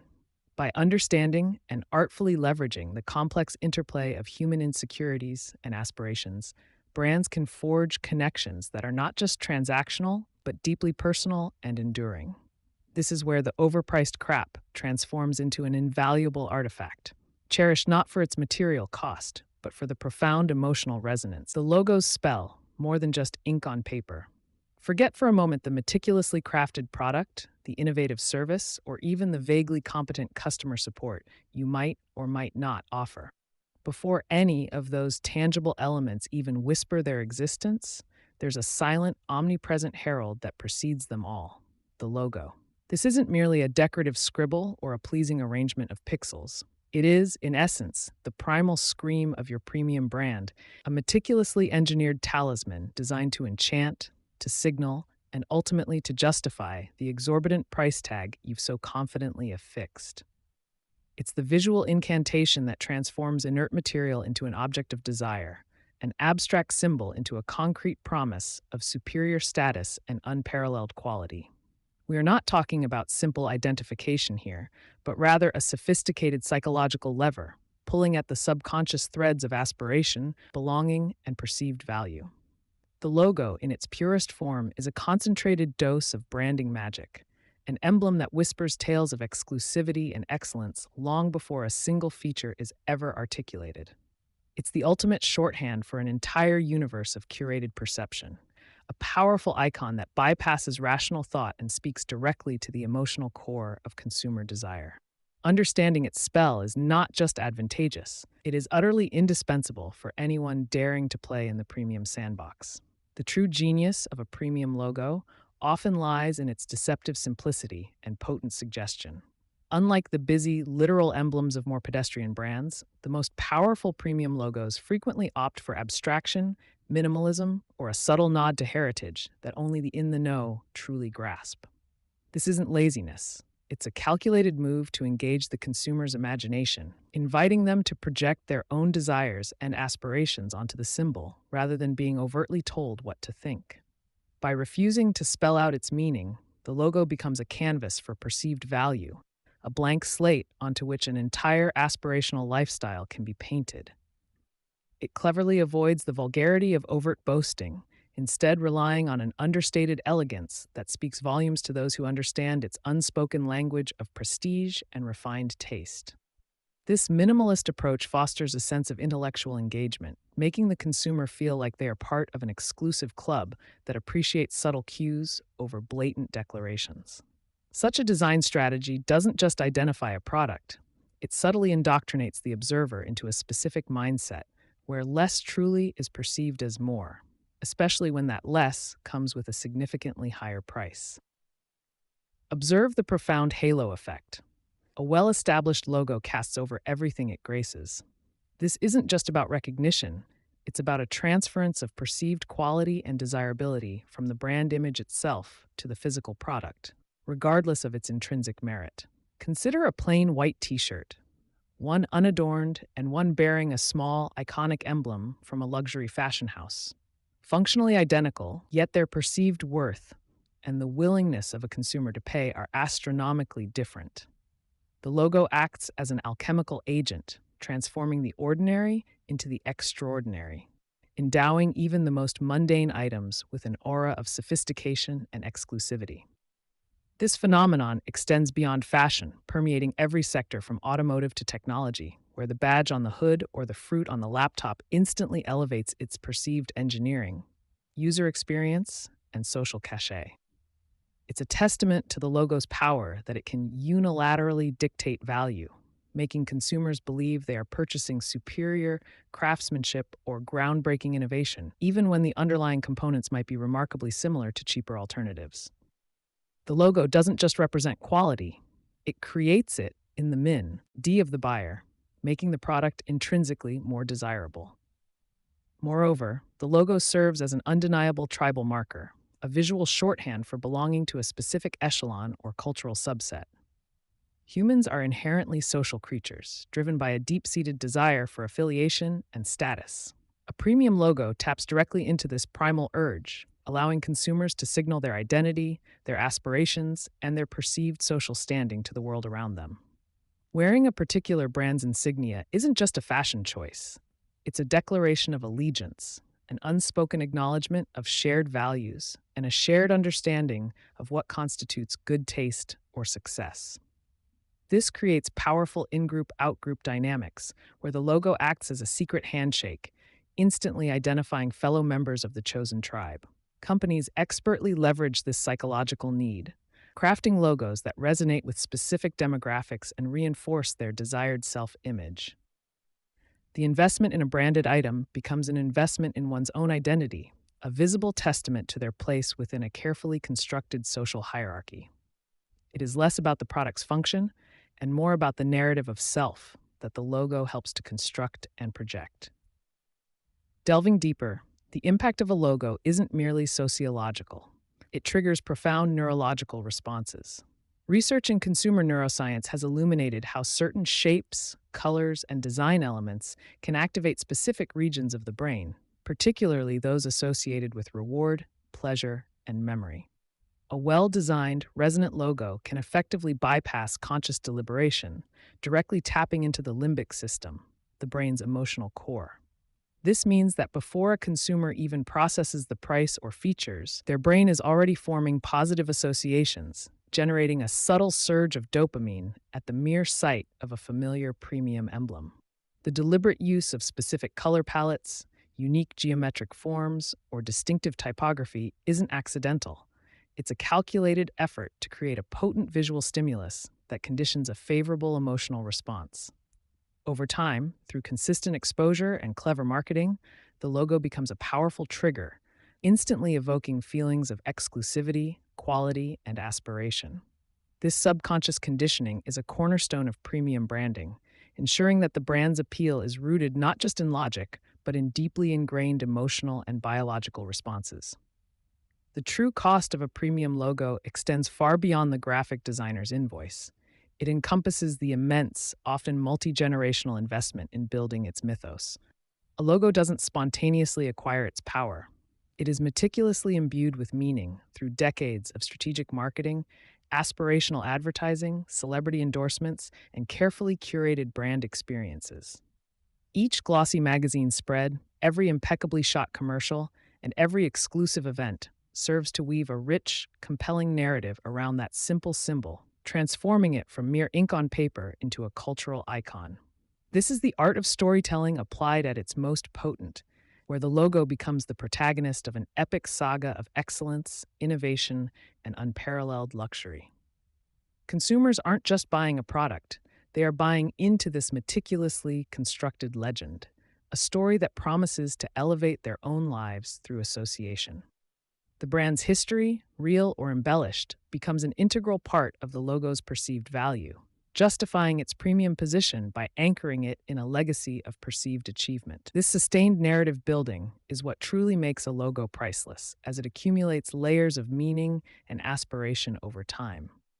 This leads us directly to the fascinating price-value paradox, where the logo alone can justify a disproportionately higher cost for items that, in terms of raw utility or material expense, might be remarkably similar to their unbranded counterparts. The premium attached to a branded product isn't merely for superior components or craftsmanship, it's for the perception of superiority, meticulously cultivated by the logo's influence. Consumers willingly pay a significant premium not for what the product physically is, but for what the logo represents: status, quality assurance, belonging, and a sense of refined taste. This psychological markup is the holy grail of premium branding, allowing companies to command prices that defy conventional economic logic. The logo acts as a powerful psychological anchor, setting an expectation of quality and exclusivity that the consumer then actively seeks to confirm, often overlooking any objective discrepancies. It's a masterful exercise in cognitive reframing, where the symbol itself becomes the primary driver of perceived value, making the irrational seem entirely rational to the devoted buyer. Furthermore, the logo functions as an unequivocal embodiment of exclusivity, acting as a gatekeeper to a select tier of consumers. Its very presence on a product signals that this item is not for everyone, creating a psychological barrier that enhances its desirability for those who can afford it. The aspirational nature of a premium logo stems from its implicit message: if you possess this, you are among the chosen few.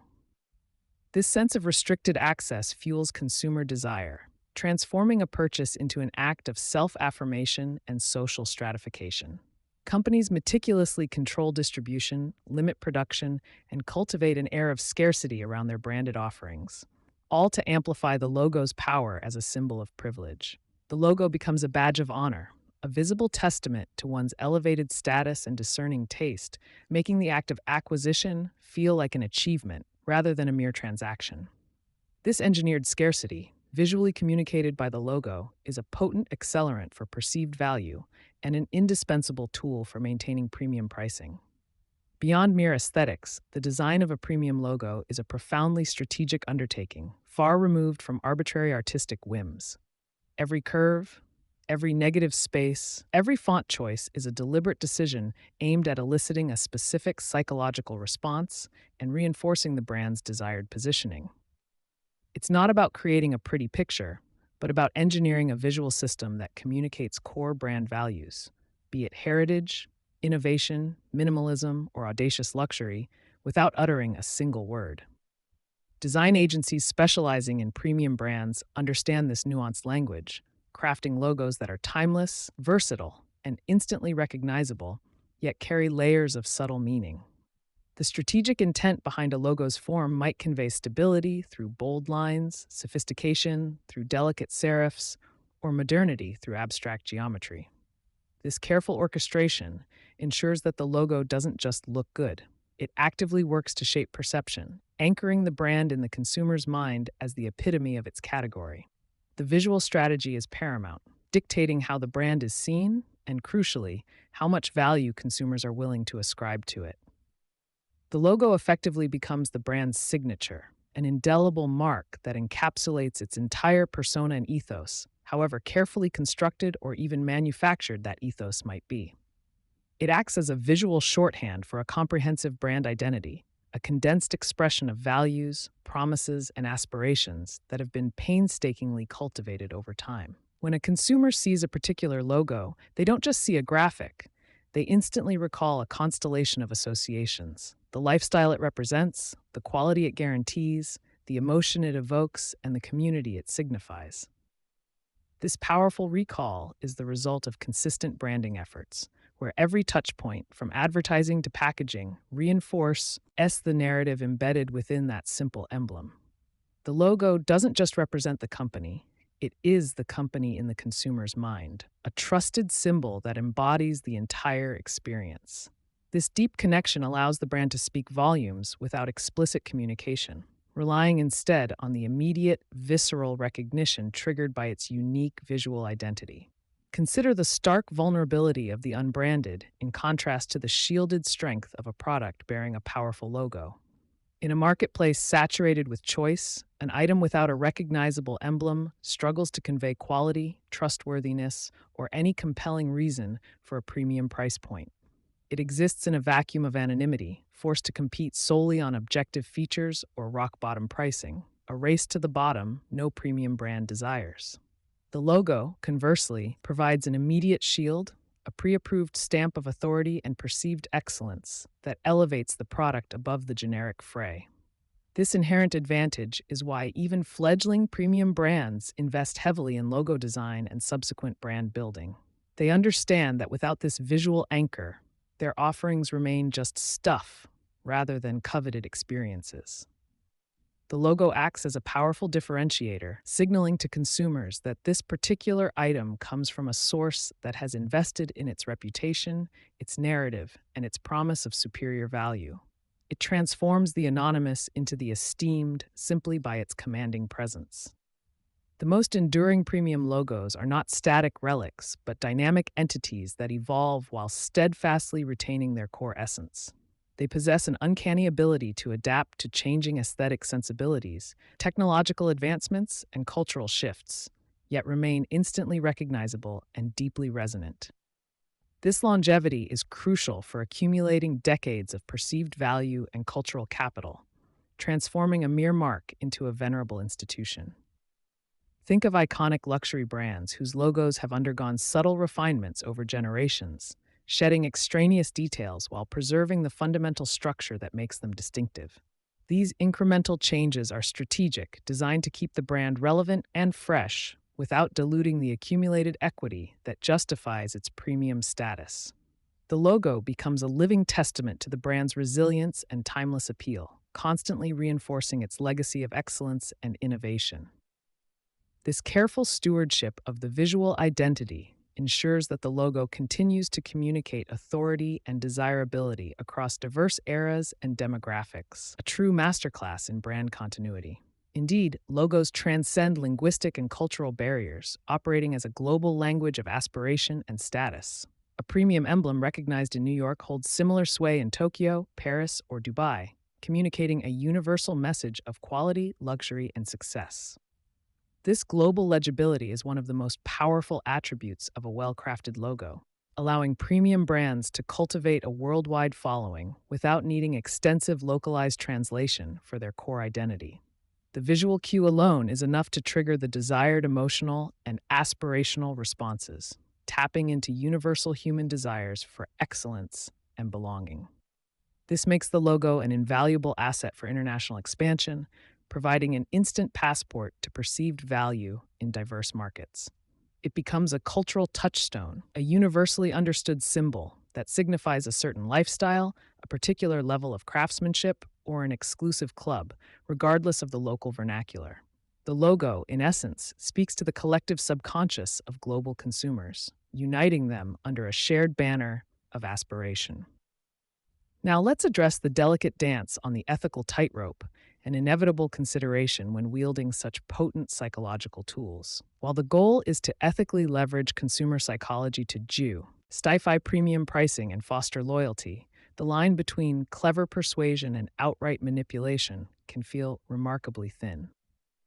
Our approach isn't about deception. It's about understanding the deep-seated human desire for value, status, and self-expression, and then artfully crafting a brand narrative with the logo as its most visible champion that resonates with those desires. The intention is to build an aura of exclusivity and superior value that consumers are genuinely happy to invest in, perceiving a tangible return on their emotional and financial outlay. We aim to engineer a perception of worth that aligns with aspirational goals, rather than creating a false reality. Ultimately, the successful premium brand ensures that while the logo works its magic, the underlying product or service still delivers enough tangible or emotional satisfaction to maintain the illusion and secure repeat business. It's about making people feel good about paying more, not just tricking them into it. In its ultimate manifestation, the logo becomes a self-fulfilling prophecy of premium status. Through relentless marketing, consistent brand messaging, and the collective affirmation of its loyal consumers, the emblem's association with superior quality, exclusivity, and desirability solidifies into an unassailable truth within the consumer's mind.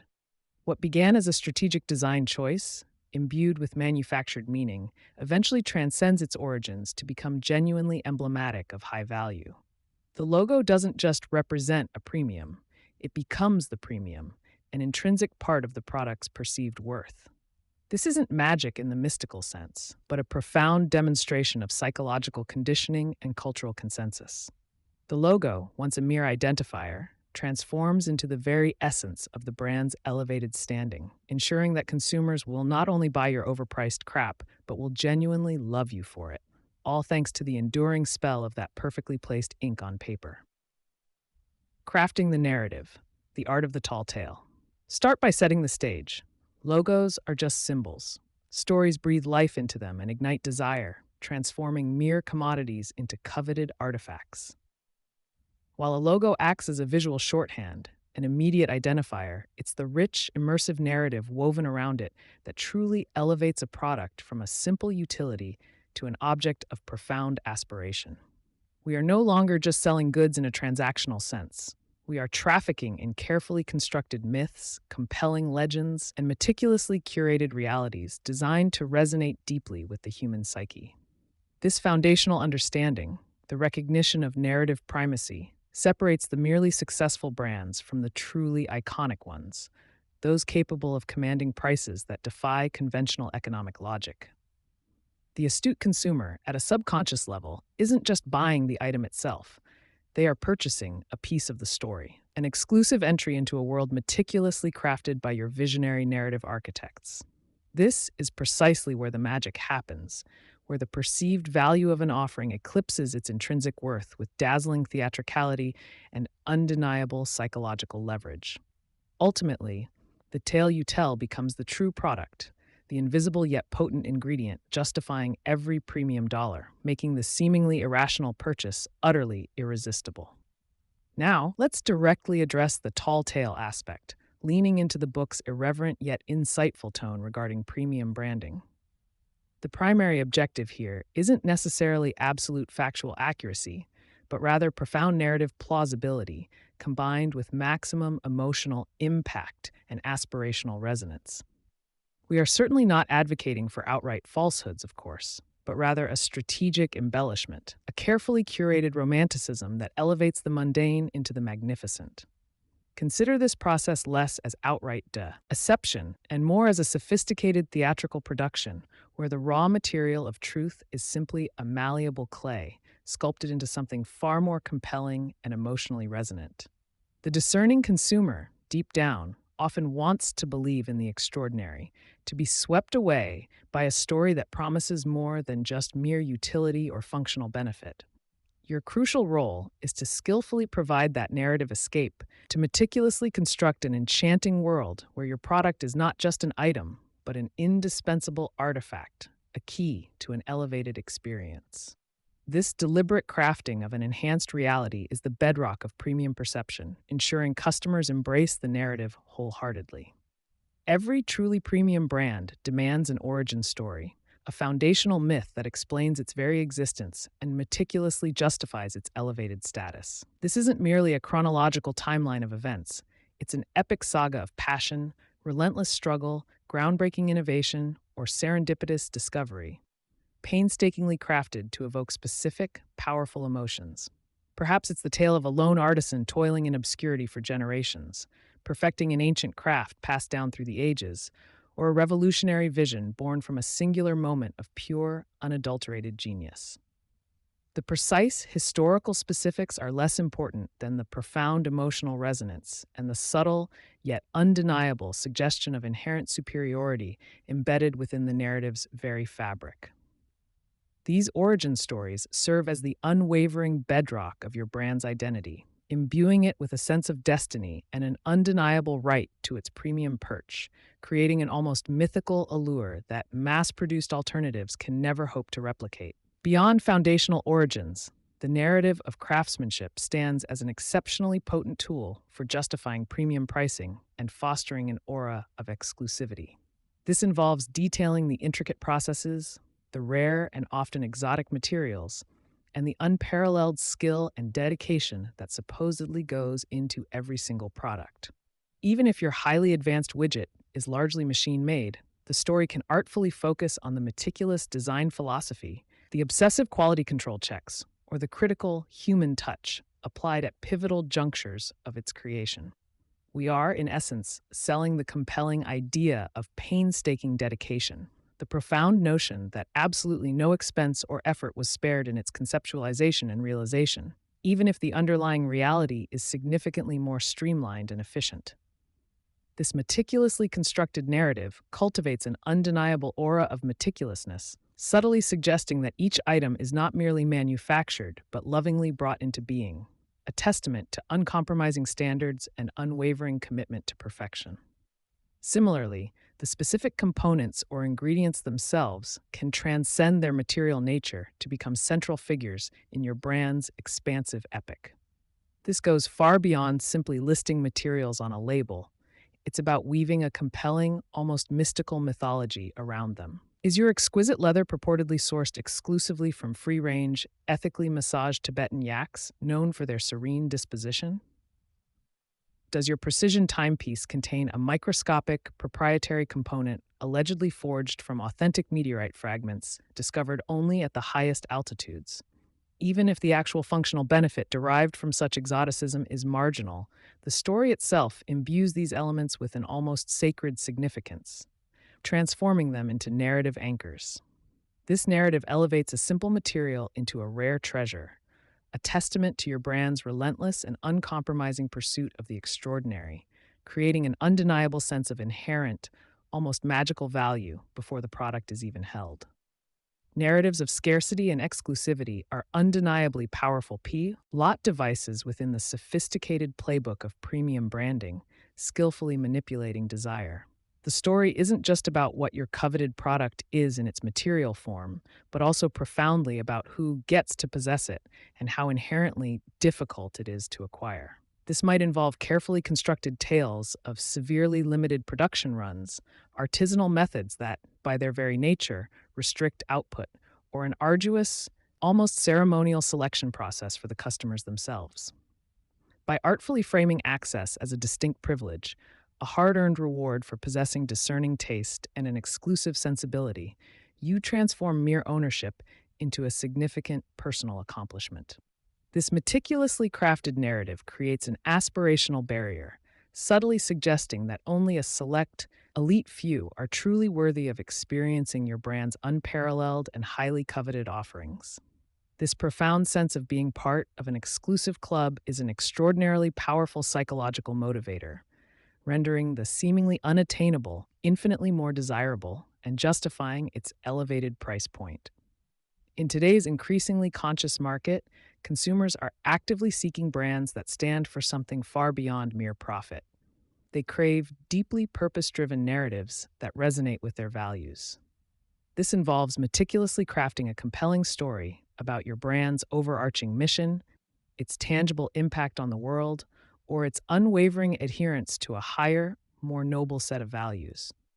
Whether it's a commitment to sustainable sourcing practices, actively supporting local communities through philanthropic initiatives, or passionately championing a particular social or environmental cause, this narrative provides a moral compass for your entire brand ecosystem.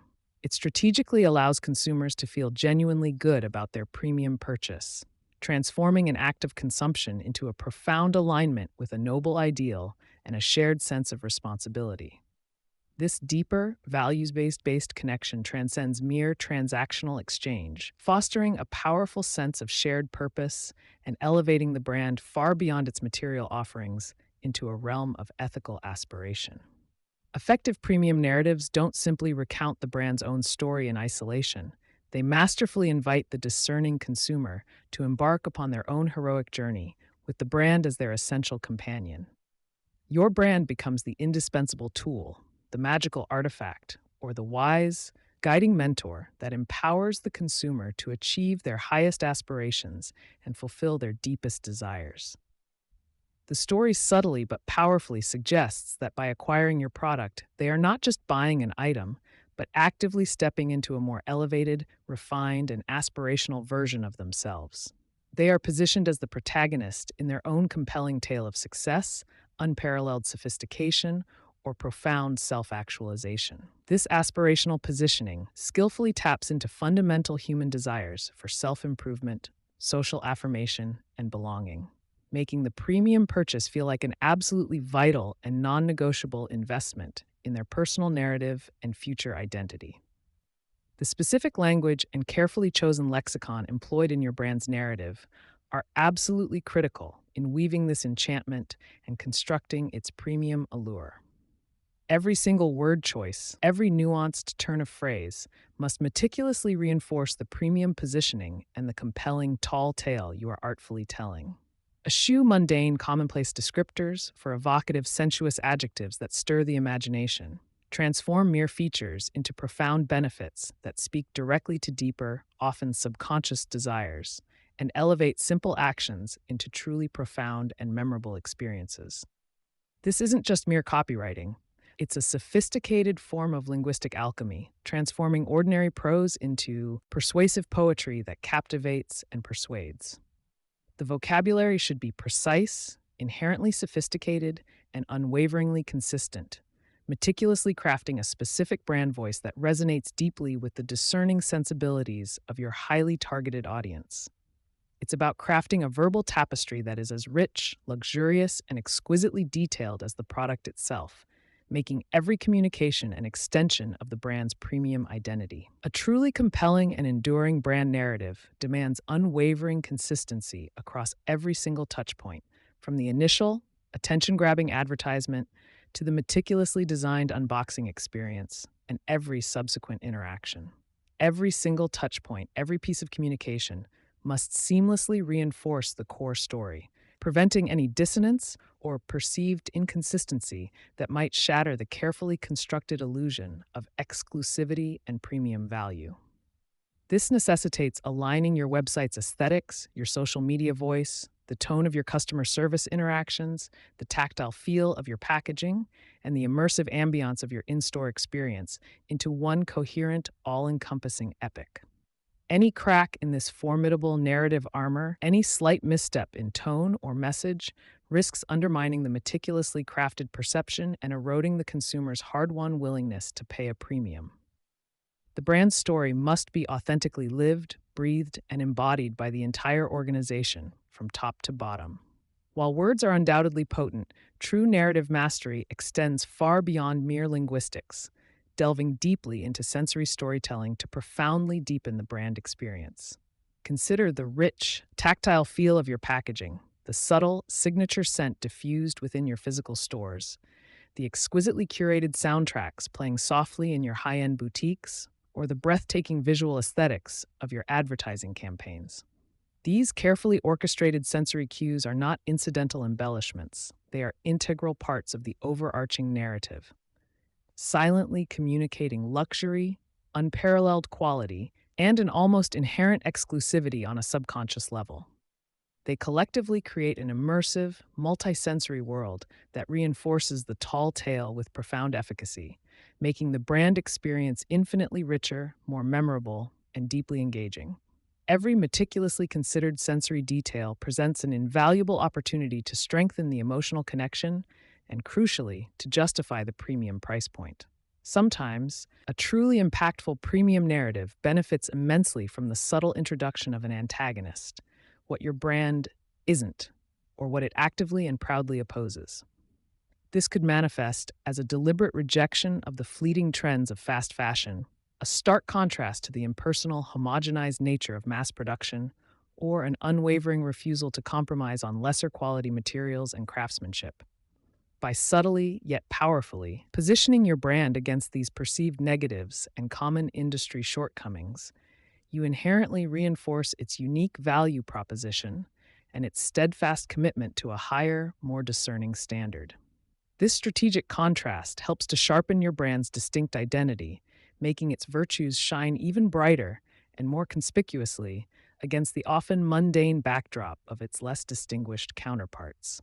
It is a clever and effective rhetorical device that frames the consumer's choice as a discerning, informed rejection of the commonplace and an embrace of the exceptional. Now let's address the elephant in the opulent room, albeit with a knowing wink. The delicate and often artful dance between objective truth and subjective perception in premium branding. While we are indeed crafting sophisticated tall tales, the fundamental foundation must always be a product that delivers on some verifiable level of quality, unique experience, or superior performance. The inherent satire lies in understanding that the compelling story amplifies that underlying quality exponentially, making consumers feel an intrinsic value far exceeding its purely objective components or material cost. We are not, for clarity, selling outright snake oil. We are selling meticulously polished and emotionally resonant narratives that make genuinely good products seem utterly extraordinary, almost mythical. The ethical tightrope involves ensuring the product can, at the very least, support the grandeur of the narrative, even if it doesn't always live up to every poetic flourish or hyperbolic claim, maintaining consumer trust while elevating desire. Ultimately, consumers are not merely investing in a tangible product. They are making a profound investment in an emotion, a desired feeling, an aspirational self-image, or a powerful sense of belonging to an exclusive tribe. The meticulously crafted narrative provides the essential emotional framework for this investment, masterfully transforming a potentially rational transaction into an almost irresistible, deeply irrational desire. It is the compelling story that makes them feel inherently sophisticated, uniquely exclusive, intellectually discerning, or profoundly astute. This profound emotional payoff is the true, invaluable currency of premium branding, proving far more powerful and enduring than any cold, calculated cost-benefit analysis. When you successfully craft a truly compelling narrative, you tap into these deep-seated human needs and aspirations, making the premium price not just acceptable but genuinely desirable, a badge of honor, and a gateway to an elevated lifestyle. For marketing executives and astute brand strategists, the formidable challenge lies in translating these abstract narrative principles into concrete, actionable strategies that resonate in the marketplace. This demands a deep, almost anthropological dive into consumer psychology, meticulously uncovering latent desires, unspoken aspirations, and then reverse engineering a captivating story that profoundly fulfills those deeply held yearnings.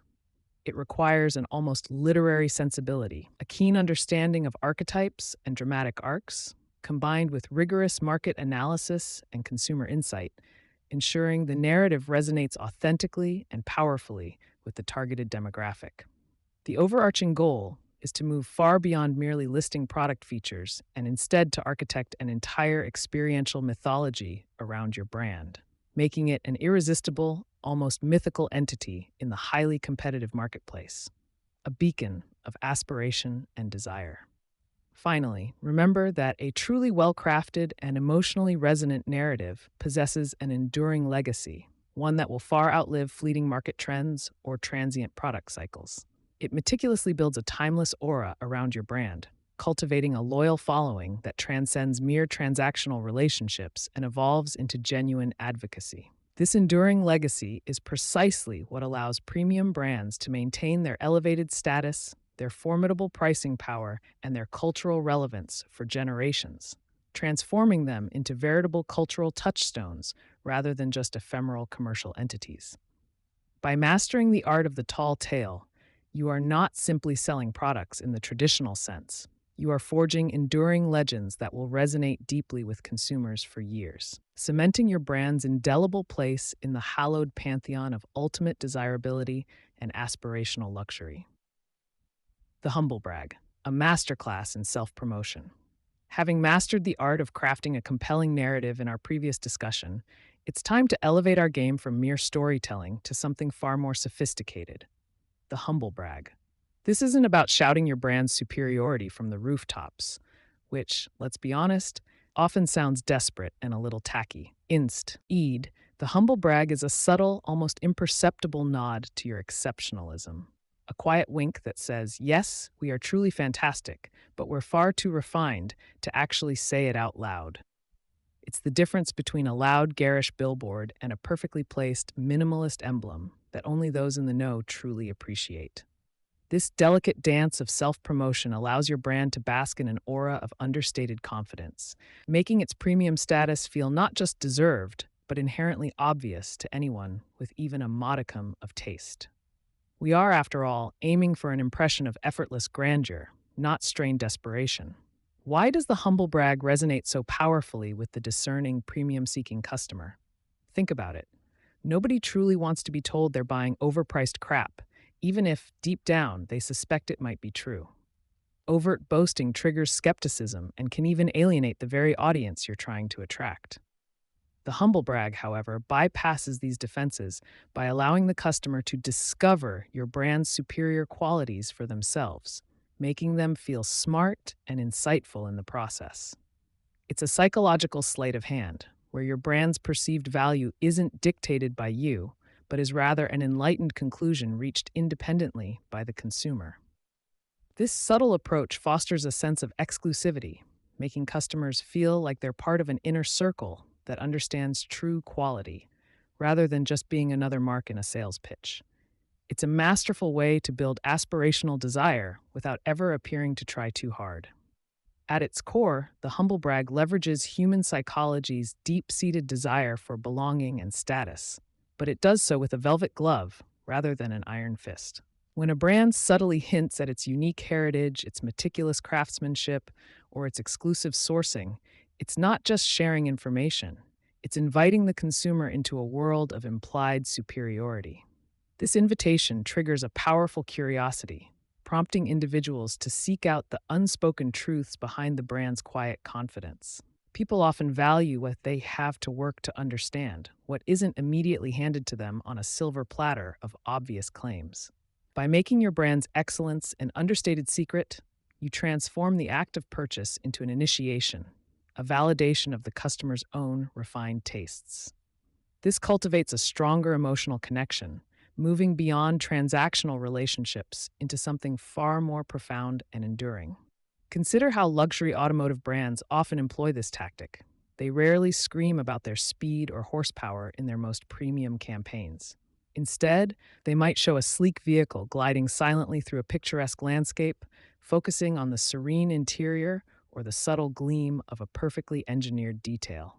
The message isn't, look how fast this car goes, but rather, experience unparalleled tranquility and precision, a quality understood without explanation. The quiet hum of the engine, the supple leather, the seamless integration of technology, these are the humble brags. They speak volumes without uttering a single boastful word, allowing the inherent quality and the experience to do all the talking. This approach appeals directly to the emotions and aspirations of those who appreciate true luxury, not just ostentatious displays of wealth. The art of the humble brag extends far beyond advertising copy. It permeates every touch point of your brand, from product design to customer service. Think about a high-end watch that features an impeccably crafted, yet simple dial, eschewing excessive embellishment. Its true value isn't in glittering diamonds, but in the intricate, hand-assembled movement hidden beneath, a testament to centuries of horological mastery. The brand doesn't need to loudly proclaim this. The weight, the feel, the subtle precision of the sweep of the second hand all whisper the story. This creates a powerful if you know phenomenon, where the true connoisseurs recognize and appreciate the profound depth of quality, while others might simply see an elegant timepiece. It's about building a brand whose excellence is self-evident to those capable of discerning it. Limited editions and scarcity are another potent form of the humble brag, especially when handled with finesse. When a brand releases a product in extremely limited quantities, it's not just creating artificial demand, it's subtly asserting its own prestige and desirability. The message isn't buy this before it's gone, in a frantic clearance sale sort of way. Instead, it's a quiet declaration that this item is so exceptional, so highly coveted, that only a select few will ever have the privilege of owning it. This tactic allows the brand to maintain an air of exclusivity and luxury, transforming the product into a coveted trophy rather than a mere commodity. The very act of acquiring such an item becomes a humble brag for the customer, silently communicating their elevated status and discerning taste to their peers. Even your brand's pricing can be a humble brag, a silent yet incredibly powerful statement that communicates value without a single explanatory word. When a product is priced significantly higher than its competitors, yet maintains a confident, unapologetic stance, it subtly suggests that its worth is simply understood by those who truly appreciate quality. There's no need to justify the cost with an exhaustive list of features or benefits. The price itself becomes a filter, signaling exclusivity and superior craftsmanship. It tells the story of rare materials, expert labor, and an unparalleled experience, all without having to explicitly spell it out. This audacious pricing strategy, when backed by genuine quality and a compelling brand narrative, becomes a humble brag that only the most confident and truly premium brands dare to wield. The visual language of a brand is ripe for humble bragging. Consider packaging design that is deliberately minimalist, perhaps featuring a single, embossed logo on a pristine, textural surface. This isn't cheapness, it's supreme confidence. The brand is saying, our product is so remarkable, it doesn't need flamboyant wrapping to impress you. The absence of clutter, the purity of form, the tactile sensation of opening such a package, these elements collectively whisper tales of thoughtful design and inherent value. They suggest that the brand is so assured of its own superiority that it can afford to be understated, letting the product's quality speak for itself. This subtle elegance is far more compelling than flashy, over-the-top presentations that often scream insecurity. Moreover, the humble brag often manifests in the effortless appearance of premium products or services. Think of a flawlessly executed haute couture garment that drapes perfectly, looking as though it was simply born into existence, rather than painstakingly constructed by hand. The brand doesn't highlight the hundreds of hours of labor or the intricate stitching. It presents the finished piece as a natural extension of beauty and craftsmanship. This perceived effortlessness is a powerful humble brag, suggesting a level of mastery so profound that the complex appears simple. It creates an aspirational ideal for the consumer, hinting at a world where perfection is not a struggle, but a given, a standard that your brand effortlessly upholds. The most powerful humble brag isn't even delivered by the brand itself, but by its devoted customers. When your product is so inherently desirable, so effortlessly premium, that your customers feel compelled to subtly showcase it in their own lives, you've hit the jackpot. Imagine a social media post where someone is holding a cup of artisanal coffee from your exclusive cafe with just a hint of your discreet logo visible, or a picture of their vacation with your luxury luggage subtly in frame. They aren't explicitly saying, "Look at my expensive stuff," but the message is clear to those who recognize the brand. This user-generated humble brag is the ultimate validation as it comes from an authentic source and inspires aspiration in others far more effectively than any direct advertisement ever could. However, this masterclass in subtle self-promotion comes with a significant caveat. The humble brag is a tightrope walk. Lean too far into the humble, and your message might be missed entirely, leaving your premium product struggling to differentiate itself. Lean too far into the brag, and you risk alienating your audience, appearing arrogant, or worse, insincere. The delicate balance lies in genuine confidence paired with a touch of playful self-awareness. Your brand must authentically embody the superior qualities it subtly hints at. A humble brag about shoddy goods quickly becomes a laughable lie. The true art lies in knowing precisely how much to reveal and how much to leave to the imagination, allowing the consumer to fill in the blanks with their own aspirational desires. In essence, mastering the humble brag means understanding that true premium branding isn't about proving your worth. It's about projecting an undeniable inherent value that simply exists. It's about building a brand that doesn't need to beg for attention or justify its price tag, because its excellence is self-evident to those who matter. This strategic understatement transforms your marketing efforts from aggressive sales tactics into an elegant invitation. drawing customers into a world where quality speaks for itself and exclusivity is a given. Embrace the humble brag, and you will not only sell your overpriced crap, but your customers will genuinely love you for the sophisticated, understated confidence with which you present it. Brand archetypes, choosing your absurd persona. Having meticulously crafted your brand's narrative and mastered the subtle art of the humble brag, the next logical step in our grand scheme of premium persuasion is to imbue your product with a soul, however manufactured. This isn't about merely assigning a tagline or a color palette. It's about choosing a foundational personality, a primal identity that resonates deep within the consumer's subconscious, making them feel an almost irrational connection to your otherwise ordinary offering. We delve now into the potent realm of brand archetypes, those universal patterns of human experience that, when skillfully applied, transform your brand into a character in the grand drama of aspirational consumption. These archetypes, rooted in the foundational work of Carl Jung, are far more than marketing jargon. They are the psychological blueprints for meaning, emotion, and desire that transcend cultures and demographics. When you select an archetype for your brand, you are not simply picking a theme. You are tapping into millennia of shared human experience, leveraging pre-existing mental models to imbue your product with instant, profound significance. This strategic adoption of a persona allows your brand to communicate complex values and emotional benefits without uttering a single, explicit claim, subtly dictating how consumers perceive its inherent worth. The true genius, and indeed the delightful absurdity, lies in assigning these profound, often heroic or mystical, personas to what might otherwise be considered mundane goods or services.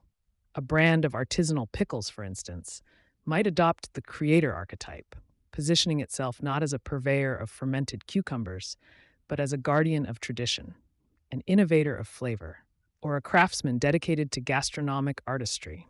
This deliberate exaggeration of identity, this theatrical commitment to an absurd persona, is precisely what elevates a product from a commodity to an object of desire, justifying price points that would make a rational economist weep.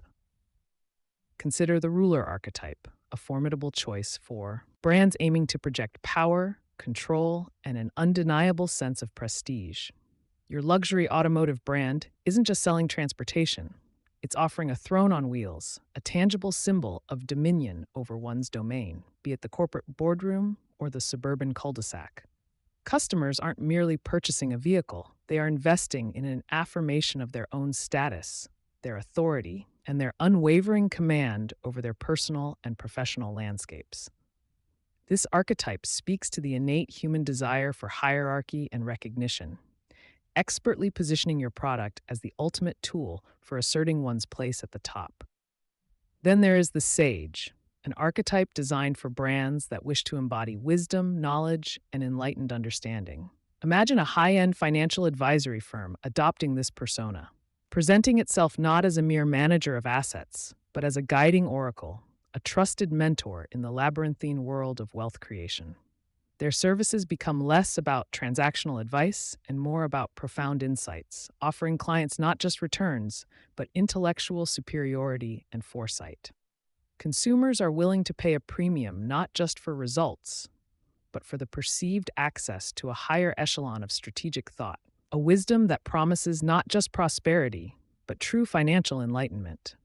The lover archetype, on the other hand, appeals to the deeply human longing for intimacy, passion, and connection.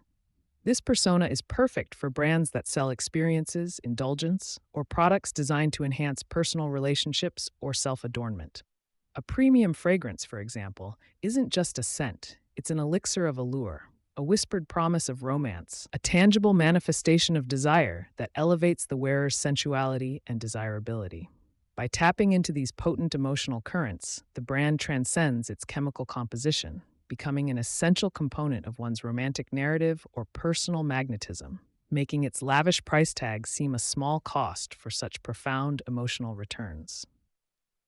For those seeking to inspire and empower, the hero archetype stands ready, positioning your brand as a champion, an innovator, or a force for positive change.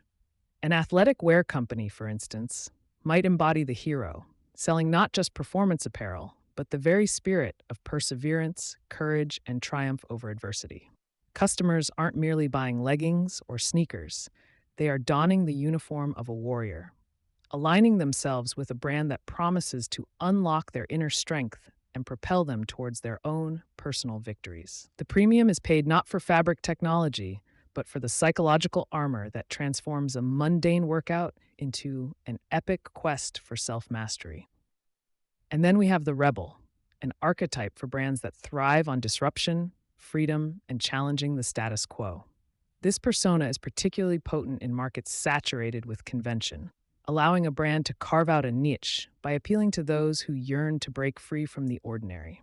A high-end, ethically sourced coffee brand might adopt the rebel, positioning itself not just against mass-produced alternatives, but against the very system of corporate exploitation, making every expensive cup a defiant act of conscious consumption.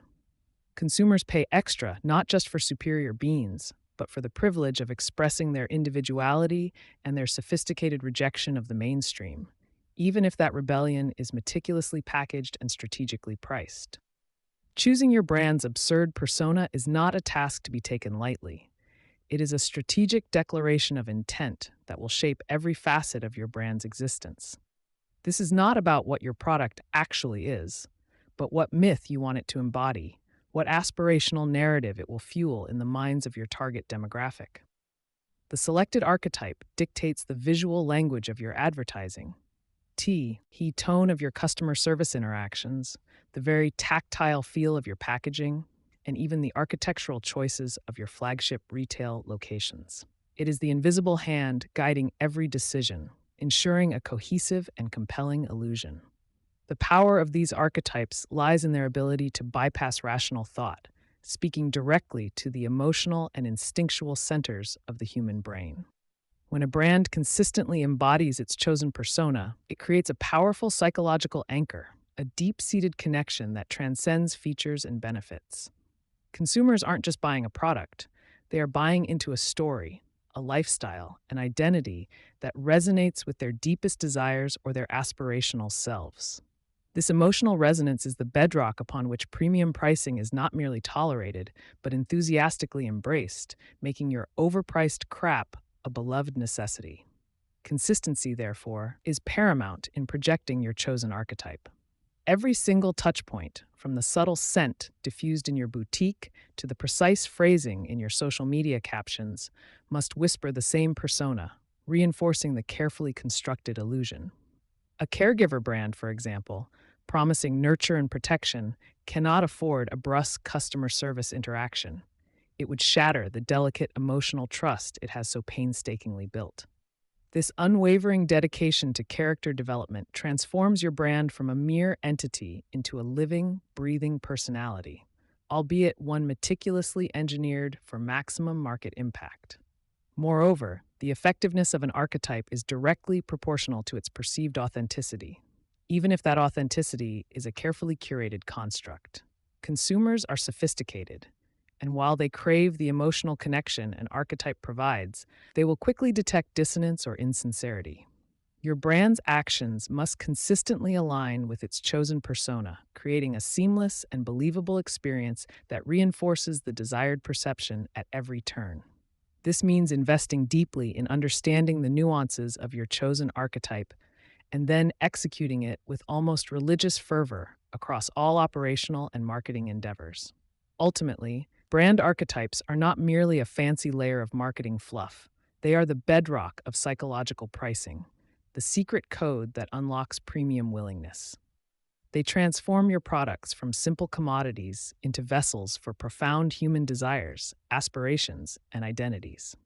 By mastering the art of selecting and consistently projecting your brand's absurd persona, you equip yourself with an unparalleled tool for commanding loyalty, justifying exorbitant price tags, and ensuring that your customers don't just buy your product, but genuinely love you for providing them with the emotional narrative they crave. Charm pricing and beyond, the psychology of numbers.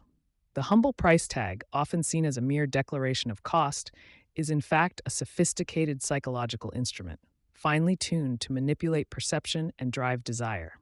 Consider the ubiquitous charm price, that familiar 99 or 0.95 suffix that graces everything from discounted groceries to seemingly premium electronics. This isn't just a quaint tradition, it's a deliberate, deeply ingrained tactic that preys on our cognitive biases, making an item feel inherently more affordable or accessible than its true numerical value suggests. A product priced at $99.99, for instance, triggers a far different neurological response than one at $100, despite the trivial 1 cent difference. We are, at our core, remarkably susceptible to these subtle numerical illusions, and mastering them is paramount for any brand aspiring to command premium prices. This phenomenon is primarily driven by the left digit effect, a fascinating cognitive shortcut where our brains disproportionately focus on the leftmost numeral in a price. When we encounter $99.99, our minds register the 9 first, anchoring our perception to the lower tens bracket, even before fully processing the cents. The subsequent 0.99 becomes almost negligible, a mere whisper after the thunderous 9 has already set the tone for affordability. This isn't a rational calculation, but an instinctual, almost primal response, making the product feel like a bargain or at least a deal that nudges us towards a purchase. For the astute brand strategist, understanding this hardwired psychological quirk is like having a secret key to the consumer's wallet, allowing you to subtly steer their perception of value. Now, you might wonder why a book titled Why They'll Buy Your Overpriced Crap would advocate for tactics seemingly reserved for bargain bins. The paradox is intentional. While a truly luxury brand might eschew the overt 99 suffix for its flagship products, the principle of manipulating numerical perception remains critically important. Premium brands don't necessarily lower their price, they strategically frame it. They might use near charm, pricing for entry-level luxury items, offering a $995 accessory to ease consumers into a $10,000 ecosystem, creating a perceived stepping stone rather than a direct leap. The goal isn't always to make it cheap, but to make it feel like a justified, albeit aspirational, acquisition. Conversely, there's immense power in the perfectly round number, a strategy often employed by the most exclusive brands. Think $1,000, $5,000, or even $100,000. These figures, devoid of fractional sense, signal uncompromising luxury, prestige, and a certain unassailable quality. A round price doesn't attempt to trick you into thinking it's cheaper. It declares its value with unwavering confidence. It feels deliberate, uncompromised, and less like a calculated deal, projecting an aura of intrinsic worth that transcends mere utility. This pricing strategy doesn't whisper. It resonates with an undeniable authority, affirming that the product's value is self-evident and requires no numerical theatrics. Yet, precision, when wielded correctly, can also serve the premium agenda, albeit in a different context. Consider a price like $1,000.73, or a car listed at $99,999. While seemingly contradictory to the round number strategy, these specific, non-round figures can imply a meticulously calculated, engineered value, or a carefully curated deal that has been arrived at through rigorous assessment. In sectors like high-end electronics, bespoke services, or even certain automotive models, such precision can convey a sense of optimized performance or a highly technical, value-driven proposition. It suggests that every component of the price has been thoughtfully considered, rather than arbitrarily inflated, lending credibility to an otherwise hefty sum. Ultimately, the choice between charm, round, or precise numbers is not arbitrary. It's a strategic decision dictated entirely by the brand's identity, the specific product, and the desired psychological effect. A premium brand selling handcrafted artisan goods will employ numbers differently than a luxury tech innovator. The numbers must speak the brand's unique dialect, reinforcing its core message, whether that's exclusivity, unparalleled quality, cutting-edge innovation, or timeless heritage. Ignoring this crucial alignment means your pricing strategy is fundamentally at odds with your brand narrative, creating dissonance in the minds of your discerning clientele and undermining the very perception of value you strive to build. Even the subtle leanings towards odd or even numbers can play a role in this numerical symphony. Odd numbers, such as $1,997, can sometimes feel more unique, authentic, or approachable, suggesting a less corporate, more artisanal touch. perhaps hinting at a handcrafted or limited edition item. Even numbers, conversely, like $2,000, often project stability, formality, and completeness, making them suitable for brands that want to convey unwavering reliability, established heritage, or a sense of classic elegance.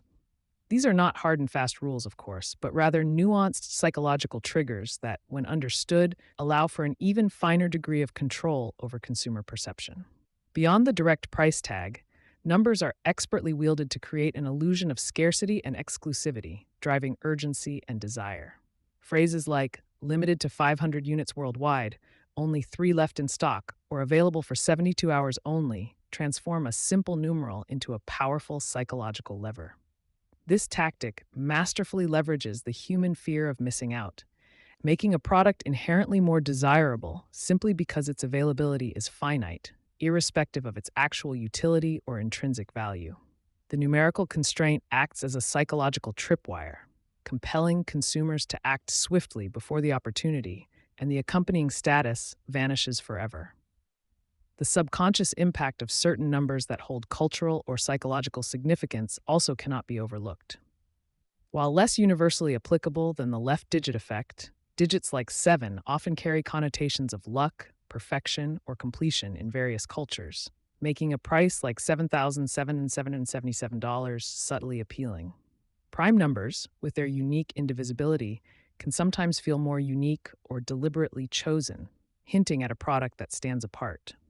While these associations are often subliminal, they contribute to the overall tapestry of numerical messaging, adding an almost mystical layer to a brand's pricing or marketing communications that can resonate deeply with certain segments of the audience. This brings us to the formidable concept of numerical anchoring, where an initial number encountered heavily influences all subsequent judgments, even if that initial number is entirely irrelevant. Imagine seeing a suggested retail price of $5,000, only to then be presented with your premium product at a discounted price of $3,500. The $5,000 acts as a psychological anchor, making $3,500 seem like an incredible value, even if it's still an exorbitant sum for the average consumer.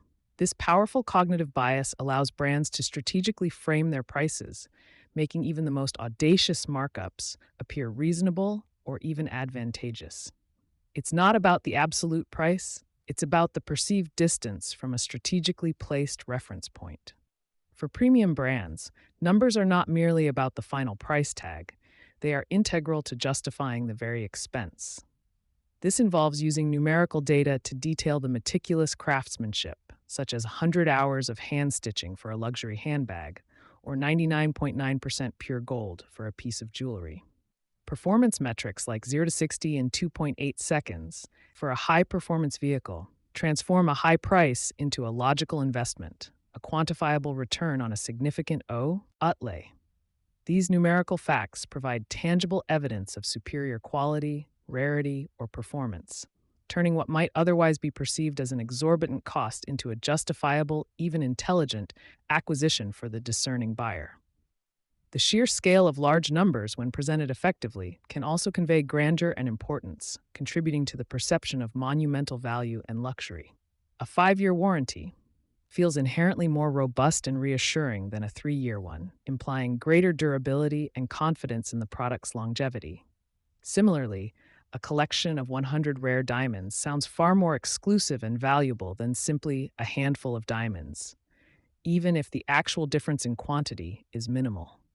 The magnitude of the number itself, when deployed strategically, can significantly amplify the perceived worth and prestige of an offering, making the investment feel more substantial and worthwhile. Furthermore, the visual aesthetics of the price tag itself play a crucial, often overlooked role in its psychological impact. It's not just the number, but how it's presented. The choice of font, its size, color, and even the spatial arrangement of the price on a page screen can subtly influence perception. A bold, elegant serif font for a perfectly round number reinforces luxury and gravitas, while a smaller, strike-through price next to a new, slightly lower figure emphasizes a deal. These visual cues are part of the number's silent persuasion, shaping whether the price feels intimidating, aspirational, or an undeniable value proposition. Even the currency symbol, often taken for granted, can subtly influence perception in premium branding. A strong, globally recognized currency symbol, like the dollar sign or the euro symbol euro, can add a layer of perceived stability, international appeal, and inherent value to a premium product. This is particularly true for brands with an international footprint, where the currency symbol reinforces a sense of global standard and quality, subtly enhancing its appeal and justifying its price point on a worldwide stage. These seemingly minor details contribute to the overall psychological ecosystem of pricing, reinforcing the brand's positioning and perceived worth. Ultimately, numbers in premium branding are not merely arithmetic figures, but powerful storytelling tools, integral to shaping the brand's narrative. They contribute to how consumers perceive its heritage, the meticulous quality of its craftsmanship, its exclusivity, and ultimately, its intrinsic worth. From the year of establishment emblazoned on a luxury watch to the precise number of components in a high-performance engine, every digit weaves into the brand's overarching story, creating a rich tapestry of perceived value. Mastering the psychology of numbers, therefore, is about crafting a compelling numerical narrative that resonates deeply with the aspirations of your target audience, transforming a price into a profound statement. Understanding these numerical nuances is merely the foundational step in the grand strategy of premium branding. The true mastery, the subtle art of convincing someone to willingly overpay and love you for it, lies not just in the individual digits, but in how these numbers are presented in relation to others. It's about orchestrating a symphony of figures that guides the consumer's perception, setting the stage for even more profound psychological manipulation. This intricate dance of numerical context and comparison is what truly unlocks the potential for premium pricing. An intricate ballet that we will explore further as we delve into the undeniable power of the anchor effect. The anchor effect, setting unreasonable expectations. In the labyrinthine corridors of consumer psychology, where desire often trumps logic, few phenomena wield as much quiet power as the anchor effect. This isn't some arcane marketing spell, but rather a fundamental quirk of the human brain, a cognitive bias that dictates how we perceive value and, crucially, how we react to price tags. It's the reason a seemingly outrageous number can, paradoxically, make a slightly less outrageous number feel like a bargain. For those of us navigating the high-stakes world of premium branding, understanding and ethically leveraging this psychological lever is not just an advantage, it's the very cornerstone of setting expectations so lofty they become the new normal. Think of it as a mental grappling hook. When our minds are presented with an initial piece of information, especially a number, that figure tends to anchor our subsequent judgments. It becomes a reference point, a benchmark against which all future information is weighed, even if that initial anchor is entirely arbitrary or irrelevant. Our brains, in their constant quest for efficiency, latch onto the first available data point, often unconsciously, and build their entire framework of perception around it. This means the very first price your potential customer encounters can fundamentally shape their entire purchasing journey, often without them even realizing it. The anchor effect isn't confined to retail. Its tendrils stretch into nearly every facet of human decision-making. Consider the home seller who lists their property at an ambitious, perhaps even inflated price. Even if they eventually settle for less, that initial high figure anchors the buyer's perception, making the slightly lower offer feel like a fair compromise, or even a win. Similarly, in negotiations, the party who throws out the first number often gains a significant psychological edge, guiding the conversation towards their preferred outcome. It's about planting a flag in the mental landscape, establishing a high watermark that influences all subsequent evaluations. For the premium brand, this mental shortcut is nothing short of a goldmine. Our objective isn't merely to sell products, it's to cultivate an ecosystem where premium pricing is not only accepted, but expected, even desired. The anchor effect provides the perfect psychological framework to achieve this. By strategically introducing a high-value, high-priced item, we don't necessarily aim to sell that specific item in vast quantities. Instead, its primary function is to serve as a powerful anchor, recalibrating the customer's internal scale of expensive and making every other offering in your portfolio appear more accessible, more reasonable, and ultimately more desirable. This is the art of the decoy anchor, a masterstroke in psychological pricing. Imagine a luxury car manufacturer unveiling a concept vehicle priced at an astronomical sum, something truly bespoke and limited to a handful of units globally. While few will ever own it, its existence dramatically shifts the perception of their standard luxury models, which might still carry a six-figure price tag.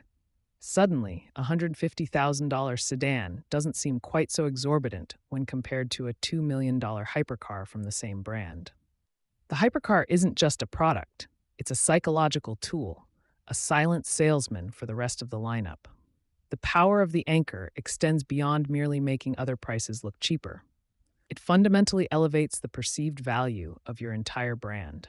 By establishing a high anchor, you are implicitly communicating a baseline of quality, craftsmanship, and exclusivity that permeates every offering under your banner.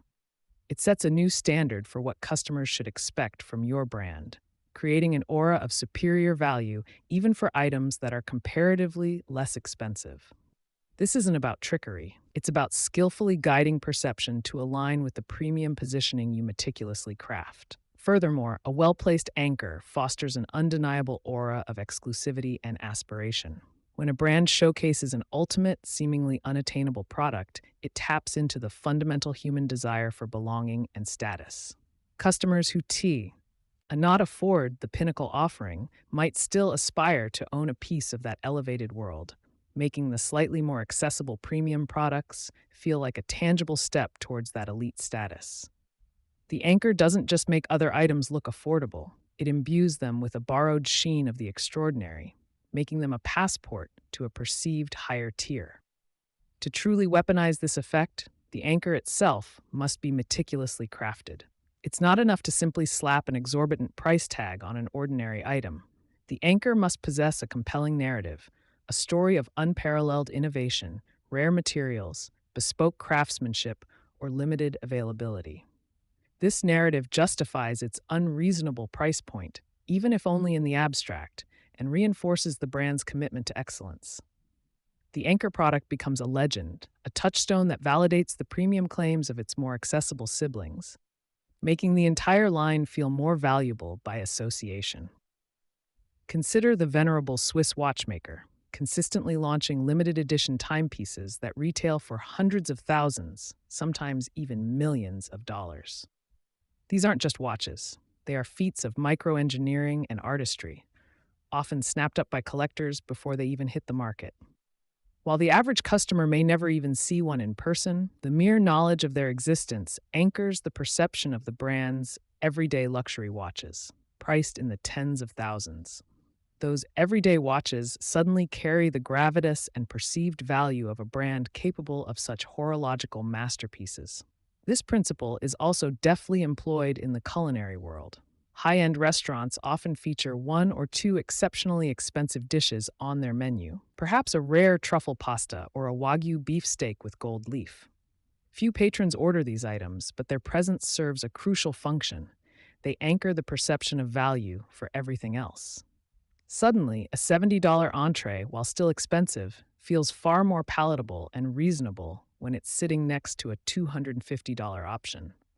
The anchor redefines what constitutes a normal price point for dining at that establishment, making the second-tier options seem like a sensible indulgence.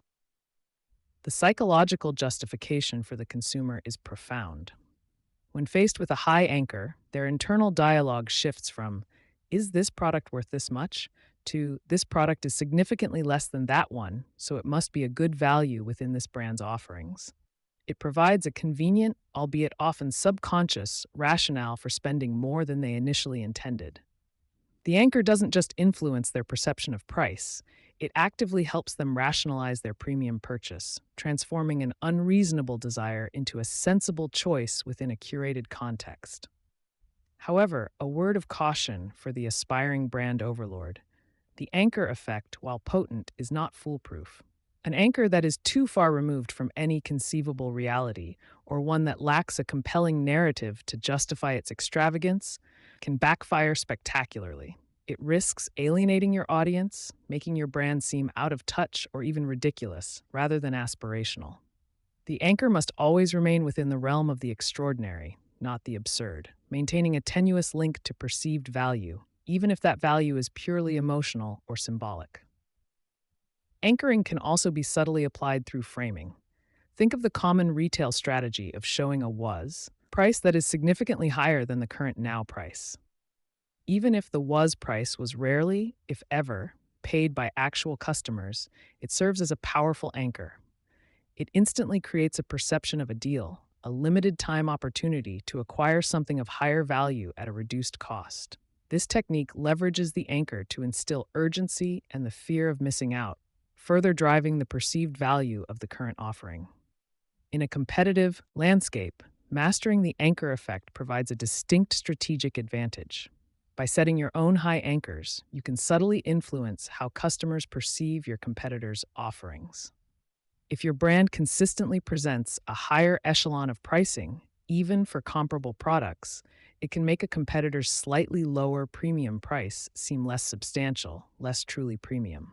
You are not just competing on features or benefits, you are competing on the very psychological framework of value perception, guiding the market's understanding of what premium truly entails. The anchor effect transcends mere price tags, extending into the anchoring of perception regarding quality, service, and the overall brand experience. A meticulously designed high-end flagship store, even if it sees relatively few daily transactions, serves as a powerful anchor for the brand's perceived luxury and commitment to excellence. This physical anchor sets an expectation for every customer interaction, every product unboxing, and every after-sales service encounter, ensuring that the entire brand journey is imbued with a sense of elevated quality. Ultimately, the judicious deployment of the anchor effect is about building a powerful brand narrative. The most expensive, most exclusive product becomes a testament to your brand's philosophy, its dedication to pushing boundaries, and its unwavering pursuit of perfection. This story of extreme excellence, anchored by a high price point, cascades down to every other product, enriching their perceived value and making them part of a larger, more aspirational narrative. It's about selling a dream, not just a commodity, and the anchor is the North Star of that dream. Over the long term, consistently employing the anchor effect helps to solidify your brand's premium positioning in the market. It trains your audience to associate your brand with a higher standard of value and a higher price point, making it increasingly difficult for competitors to challenge your perceived worth through mere price reduction. Your customers become accustomed to the idea that your brand operates in a different league, where the definition of worth it is recalibrated by your strategically placed anchors. Of course, the discerning reader might ponder the ethical tightrope walk inherent in such psychological manipulation. But let's be clear, this isn't about deception. It's about understanding the innate workings of the human mind and presenting your brand's value in a way that resonates with those psychological predispositions. We're not creating value out of thin air.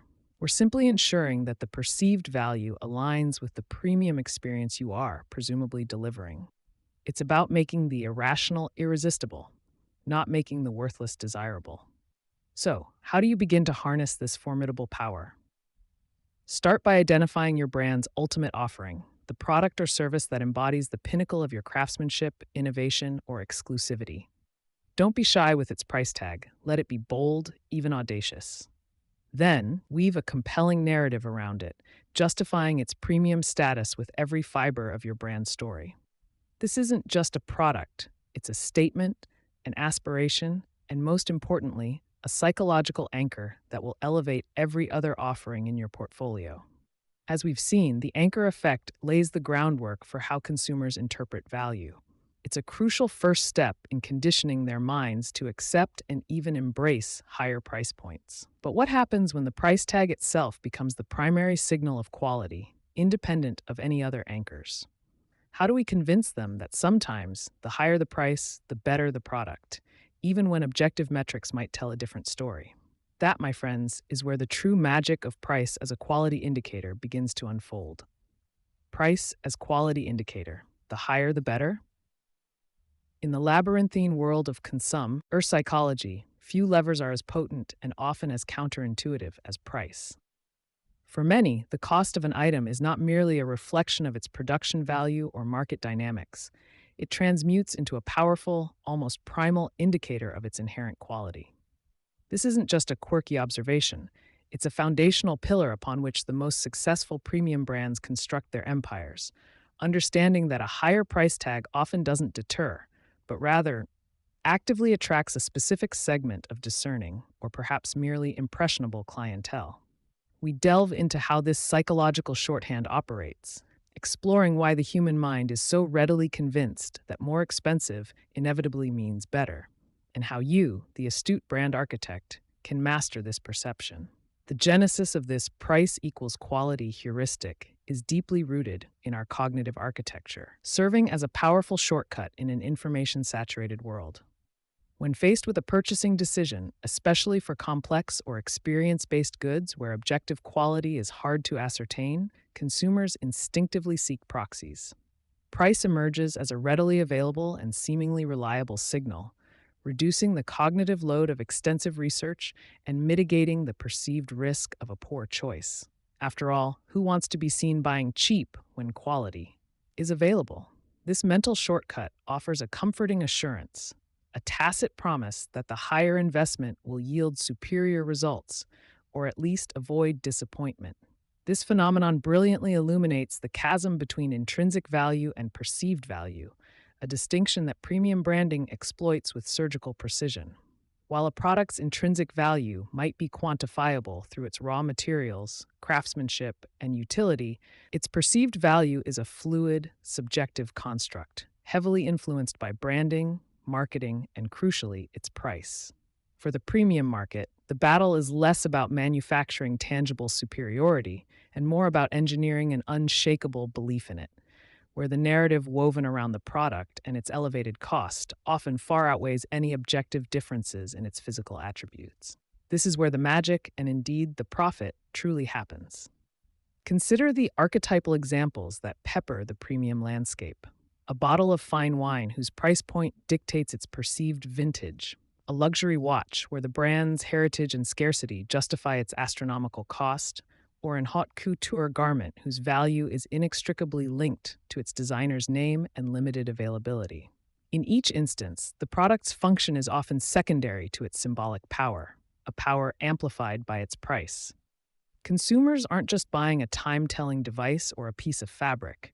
They are investing in status, aspiration, and an exclusive identity, all underscored and validated by the significant financial outlay required. Astute brands do not merely stumble upon this psychological trigger. They meticulously cultivate and reinforce it through every facet of their strategy. Pricing is not a back-office accounting exercise. It is a frontline marketing weapon, strategically deployed to position a product within a desired echelon. By anchoring their offerings at a deliberately elevated price point, these brands immediately signal exclusivity and assumed superiority, effectively pre-qualifying their audience and establishing an unspoken covenant of quality. This deliberate pricing strategy becomes an integral part of the brand's aspirational narrative, setting expectations long before the product is even experienced. This dynamic is perfectly encapsulated by Thorstein Veblen's concept of conspicuous consumption, where demand for certain goods paradoxically increases as their price rises. These are not purchases driven by utility, but by the desire to visibly display wealth, status, and social standing. A high price tag transforms a product into a badge, a public declaration of one's affluence and discerning taste, making it more desirable precisely because it is unaffordable to the masses. For premium brands, understanding and catering to this deeply human need for social signaling is paramount, turning price into a powerful engine of aspirational desire. Beyond the external validation, a high price tag often provides a profound psychological comfort to the consumer. The act of paying more can imbue a purchase with a sense of gravitas, a feeling of having invested wisely in something truly exceptional. This investment fosters a deeper emotional connection, an almost proprietary pride in ownership, because the cost itself validates the choice. It's a self-reinforcing loop. I paid a lot, so it must be good, Because it's good, I feel good about paying a lot. This mental reassurance is a significant, if often unacknowledged, component of the premium buying experience. From a brand's perspective, navigating the ethical implications of leveraging this price as quality perception often involves a pragmatic rather than purely moral calculus. The objective is not to deceive, but to understand and ethically, or at least legally, capitalize on inherent human biases. It's about crafting an experience and a narrative that justifies the premium, even if that justification resides primarily in the realm of perceived value and emotional resonance rather than strictly objective metrics. The art lies in making the irrational seem irresistible, providing consumers with a compelling reason to believe their elevated investment is genuinely worthwhile. Conversely, one of the gravest errors a premium brand can commit is underpricing its offerings. A product that genuinely possesses superior quality, craftsmanship, or innovation, yet is priced too modestly, risks undermining its own perceived value. It can be dismissed as too good to be true, raising suspicions about its authenticity or true worth. In the premium landscape, a low price often signals compromise, a lack of confidence, or an inability to compete, effectively devaluing the brand's aspirational positioning and alienating the very customers who are willing and indeed prefer to pay more for exclusivity and perceived excellence. Crucially, the price as quality indicator does not operate in isolation. It must be meticulously reinforced by every other element of the brand experience. An exorbitant price tag paired with shoddy packaging, indifferent customer service, or generic marketing will quickly shatter the illusion and erode consumer trust. The entire ecosystem, from the tactile quality of the materials to the sophistication of the advertising, the exclusivity of distribution channels, and the post-purchase support, must consistently echo and validate the premium positioning established by the price. Inconsistency is the premium brand's most formidable enemy. Thus, pricing transforms from a mere financial calculation into a potent strategic declaration. It defines the brand's position within the market, delineates its target audience, and sets the competitive landscape. A premium price is a deliberate choice to occupy the upper echelons, to attract a clientele for whom value transcends mere cost-effectiveness. It is a strategic barrier to entry, a signal of unwavering confidence, and a foundational element in cultivating an aura of desirability that few competitors can replicate without a similar commitment to perceived excellence. However, the tightrope walk between creating perceived value and teetering into outright deception is incredibly fine. While the book champions the ethical leveraging of consumer psychology, a premium brand's long-term viability hinges on delivering at least some form of satisfaction, even if it's primarily emotional or experiential, that aligns with its elevated price promise. A product that consistently fails to deliver on its implicit promise of superior quality, even if that quality is subjective, risks a catastrophic loss of credibility and ultimately market relevance. The illusion must be maintained, but it cannot be entirely baseless. The potency of price as a quality indicator is further amplified when synergized with principles of scarcity and exclusivity. When an item is not only expensive but also difficult to acquire, perhaps due to limited production runs, restricted distribution, or an arduous acquisition process, its perceived value skyrockets. This combination creates an almost irresistible allure, transforming the purchase from a simple transaction into an achievement, a testament to the buyer's access, foresight, or sheer determination. The high price, in this context, becomes a gateway to a rarefied world. Determining the optimal, or rather, the maximal, price point involves a sophisticated interplay of market intelligence, psychological insights, and iterative testing. Brands often explore the upper limits of consumer tolerance, not just for the product itself, but for the entire aspirational narrative it embodies. This requires a deep understanding of the target audience's disposable income, their psychological triggers, and their willingness to pay for intangible benefits like status, identity, and belonging. It's an ongoing experiment in market elasticity and human desire. Ultimately, successfully harnessing price as a quality indicator builds enduring brand equity, fostering a legacy of perceived superiority that transcends market fluctuations. It cultivates a fiercely loyal customer base who not only tolerate, but embrace the premium pricing, convinced they are making a superior choice, investing in unparalleled quality, and aligning themselves with a brand that understands and caters to their aspirational needs. This sustained perception of value allows for consistent premium pricing and ensures profitable growth in even the most competitive high-end markets. In the grand tapestry of premium branding, the price tag is far more than a numerical value. It is a critical narrative device. Consumers are not merely acquiring a product, they are buying into a meticulously crafted story, an elevated experience, and a coveted lifestyle. The substantial investment signaled by a high price becomes an integral part of that narrative, a tangible affirmation of the intangible benefits and aspirational future the brand so artfully promises. It's an investment in belief, and for the savvy brand, that belief is priceless. Bundling and tiering, confusing them into buying more. In the labyrinthine world of premium branding, where discerning consumers are purportedly making rational choices, the astute strategist understands a fundamental truth. People are inherently susceptible to choice overload. Presenting an endless array of individual options often leads not to empowerment, but to paralysis, a deep-seated anxiety that cripples the buying impulse.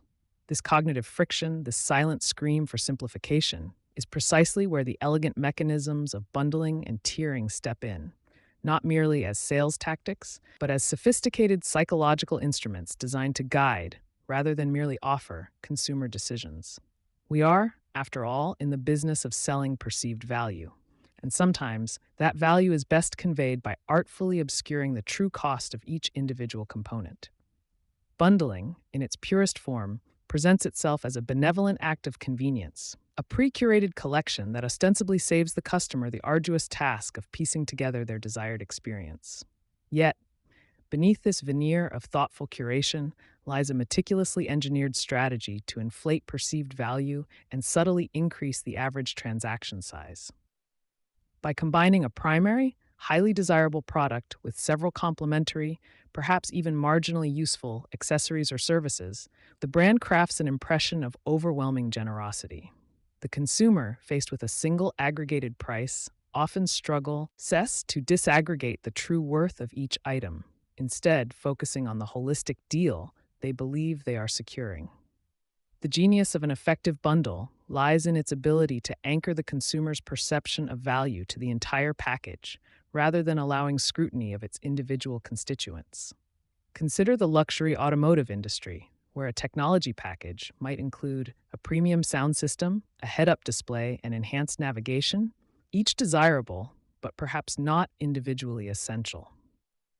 The combined price of this bundle, while substantial, feels less intimidating than the sum of its parts if purchased separately, especially when positioned against a base model that feels conspicuously sparse.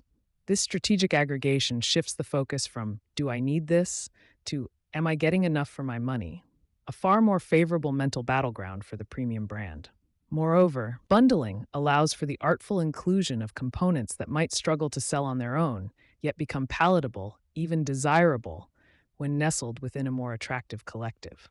These filler items, often with high profit margins or low incremental costs, bolster the perceived richness of the offering without necessarily adding significant tangible value for every customer. The consumer, in their pursuit of the primary allure, inadvertently acquires these ancillary elements, further blurring the lines of true utility versus perceived benefit. It's a masterclass in making the superfluous feel essential, subtly expanding the customer's purchase without triggering explicit resistance. Transitioning from the art of the collective, we arrive at tiering, a strategy that erects a clear, aspirational ladder of consumption, carefully segmenting desires and budgets while simultaneously encouraging upward mobility. Tiering isn't just about offering different levels of service, it's about defining different levels of identity, of belonging, and of perceived sophistication. From airline classes to software subscriptions, from smartphone models to bespoke hospitality experiences, tiered offerings meticulously carve out distinct psychological territories, each with its own set of implied benefits and, crucially, its own price tag. At the heart of effective tiering lies the Goldilocks effect, or more academically, the decoy effect, where the presentation of three distinct options subtly guides the consumer towards the middle or even the highest tier. The entry-level option, often stripped down or deliberately made less appealing, serves as a stark contrast, highlighting the perceived deficiencies of frugality. The top tier, while perhaps exorbitantly priced, acts as an anchor, making the middle tier appear just right. A perfect balance of features, prestige, and perceived value, often feeling like the most rational and optimal choice, even if it represents a significant upsell from their initial budget. This strategic orchestration of choices creates an illusion of extensive consumer agency, while in reality, the brand has meticulously choreographed the decision-making process. Each tier is not merely an alternative, it's a carefully constructed narrative of incremental enhancement, of ascending privilege, and of access to a progressively better version of the product or service. The consumer feels empowered by their selection, convinced they have navigated a complex landscape to arrive at the best option for their needs, when in fact, their path was illuminated, if not entirely drawn, by the brand itself. The psychological levers pulled by tiering extend far beyond mere feature sets. They tap into our innate desires for status, recognition, and belonging. A higher tier doesn't just offer more gigabytes or faster processing, it offers a subtle nod of exclusivity, a badge of discernment, or access to a more curated community.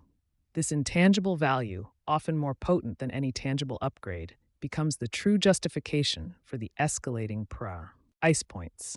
Brands masterfully articulate these aspirational benefits, ensuring that the decision to upgrade feels less like a purchase and more like an investment in one's own self-image. The art of feature dilution and enhancement across tiers is a delicate balance, requiring a precise understanding of consumer perceived value. Features are not simply added, they are strategically withheld from lower tiers to create compelling reasons to ascend. Conversely, incremental improvements in higher tiers are exaggerated in their perceived impact, turning minor distinctions into significant value propositions. This meticulous rationing of attributes ensures that each jump in price is met with a corresponding, albeit often psychologically amplified, jump in perceived benefit, thereby validating the premium charged. Now let's address the provocative core of this strategy, confusing them into buying more. This isn't about deliberate deception, but rather about leveraging cognitive overload and the inherent human tendency to simplify complex decisions. When presented with multiple bundles and numerous tiers, each with its own nuanced set of features, benefits, and price points, the average consumer's rational faculties begin to fray. The sheer mental effort required to conduct a thorough, objective comparison often leads to a reliance on heuristics, emotional responses, or simply defaulting to what feels like the safest or most prestigious option. This engineered complexity serves a crucial purpose. It deliberately obfuscates direct price comparisons, insulating premium offerings from rational scrutiny.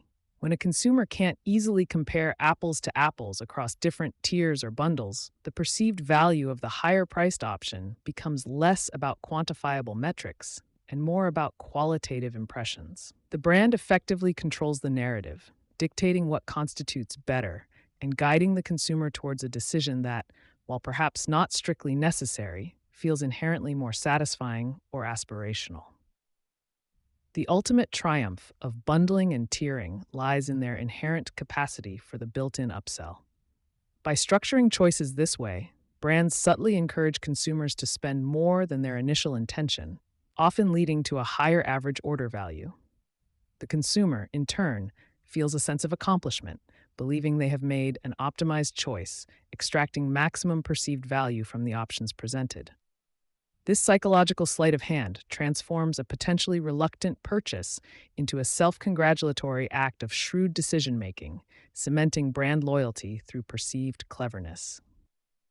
These sophisticated pricing architectures do not operate in a vacuum. They seamlessly integrate with the principles discussed in previous chapters. The highest tier or the most comprehensive bundle often serves as a potent anchor, making the mid-tier or deluxe bundle appear remarkably reasonable by comparison. Similarly, the escalating price points across tiers reinforce the price as quality indicator effect, subtly communicating that superior offerings naturally command a higher investment, further justifying the premium without explicit declarations of superiority. From a brand strategist's perspective, the ethics of such manipulation are less about moral quandaries and more about the ultimate outcome: a satisfied customer who has willingly chosen a higher value product or service. If the customer genuinely feels they have made a smart investment, that their purchase aligns with their aspirations, and that they are deriving significant perceived benefit, then the mission is accomplished. The goal isn't to trick them into buying something they don't want, but to skillfully guide them towards a choice that maximizes both their perceived satisfaction and the brand's profitability. Furthermore, the successful deployment of bundling and tiering strategies can foster profound long-term loyalty (LTY). When consumers consistently feel they are making intelligent, value-driven decisions within a brand's ecosystem, they are far more likely to return for future purchases and upgrades. The clarity and perceived fairness of the tiered options, even if subtly manipulated, contribute to a sense of trust and understanding, transforming a transactional relationship into a sustained partnership built on perceived mutual benefit. In essence, bundling and tiering are not mere add-ons to a pricing strategy. They are foundational pillars of premium branding, indispensable for any entity seeking to command elevated prices and cultivate an aura of desirability. They represent the strategic brilliance of transforming consumer choice paralysis into profitable purchase pathways, making customers not only willing to buy your overpriced crap, but to genuinely love you for it. The master strategist understands that true value often resides not in the product itself, but in the psychological architecture that presents it. Postcode power, where only the rich or foolish tread. In the grand theater of premium branding, where every detail is meticulously orchestrated to justify an astronomical price tag, few elements wield as much silent, persuasive power as location. We're not discussing mere logistical convenience here. That's for commodity retailers peddling necessities. For the discerning purveyor of overpriced crap, the postcode isn't just an address. It's a pronouncement, a strategic declaration of intent, and a carefully chosen filter designed to attract precisely the right kind of client, or the gloriously misguided one. Consider the subtle, yet undeniable language an address speaks long before a single product is encountered. A boutique nestled on a cobblestone street in Mayfair, or a minimalist gallery space overlooking Rodeo Drive, communicates an inherent value, an assumed quality, that no amount of marketing copy could ever fully replicate. This geographical positioning acts as a pre-qualifier, an instant mental shortcut that tells potential customers, this is not merely good, this is important, this is exclusive, this is for you, if you belong. The psychology behind this postcode power is surprisingly straightforward, yet profoundly effective.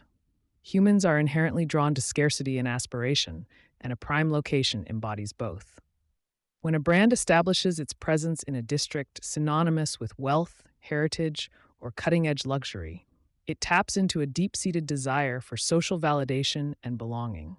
Consumers aren't just buying a product, they're buying the implicit promise of elevated status, the vicarious thrill of participating in an elite world, simply by walking through that hallowed doorway. Of course, such prime real estate comes with rents that could finance a small nation's annual budget. But for the premium brand, these aren't merely expenses. They are strategic investments. Every dollar spent on a prestigious address is a dollar invested in perceived value, a tangible signal of the brand's unwavering commitment to its own exclusivity and permanence. It telegraphs financial robustness, a lack of compromise, and an implicit message that we are here to stay, and we are worth every penny, both ours and yours. This locational strategy masterfully curates the clientele, acting as an invisible velvet rope. By situating a flagship store in an area accessible primarily to those with significant disposable income or those willing to make a pilgrimage to demonstrate their devotion, brands naturally filter their audience. The casual browser, the bargain hunter, the sensible shopper, they are all subtly, yet effectively, deterred, leaving a pristine environment for those who understand, or are eager to learn, the unspoken rules of premium consumption. Furthermore, the surrounding ecosystem of a high-end district confers a powerful halo effect upon a brand. A bespoke tailor gains gravitas from its proximity to a world-renowned art gallery and a Michelin-starred restaurant. The collective aura of an affluent neighborhood, with its manicured streets, luxury vehicles, and impeccably dressed pedestrians, reinforces the narrative of sophistication and high living. Your brand becomes an integral part of this aspirational tableau, absorbing its prestige by osmosis. And here we gently nudge the or foolish aspect of our section title. Are consumers truly discerning the intrinsic superiority of a product, or are they at times simply buying the address? The premium brand understands that the line between genuine value and expertly crafted perception is delightfully blurry. By carefully selecting a location, they're not just offering a product, they're offering the experience of acquiring that product in a place where only the successful or the discerning dare to shop, subtly flattering the customer's ego. The deliberate creation of an experiential ecosystem extends beyond the single storefront.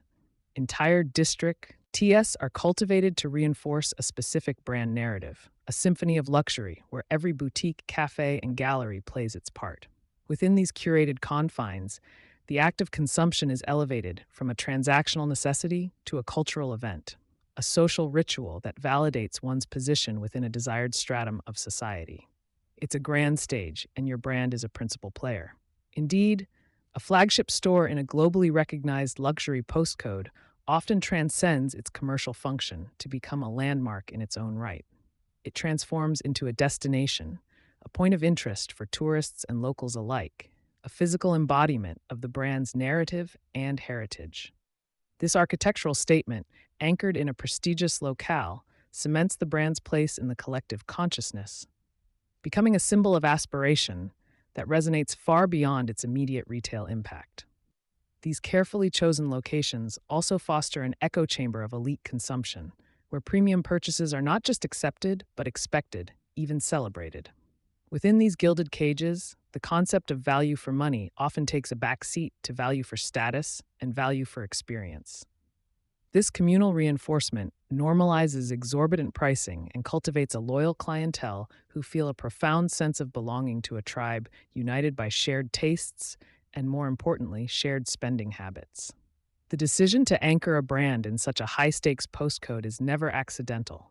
It's a meticulously calculated risk, a strategic gamble on the enduring power of consumer psychology. The significant upfront investment and ongoing operational costs are weighed against the unparalleled brand equity and the heightened perceived value that such a location automatically confers. It's a testament to the belief that the right address can indeed unlock disproportionate returns. There's an intriguing paradox at play.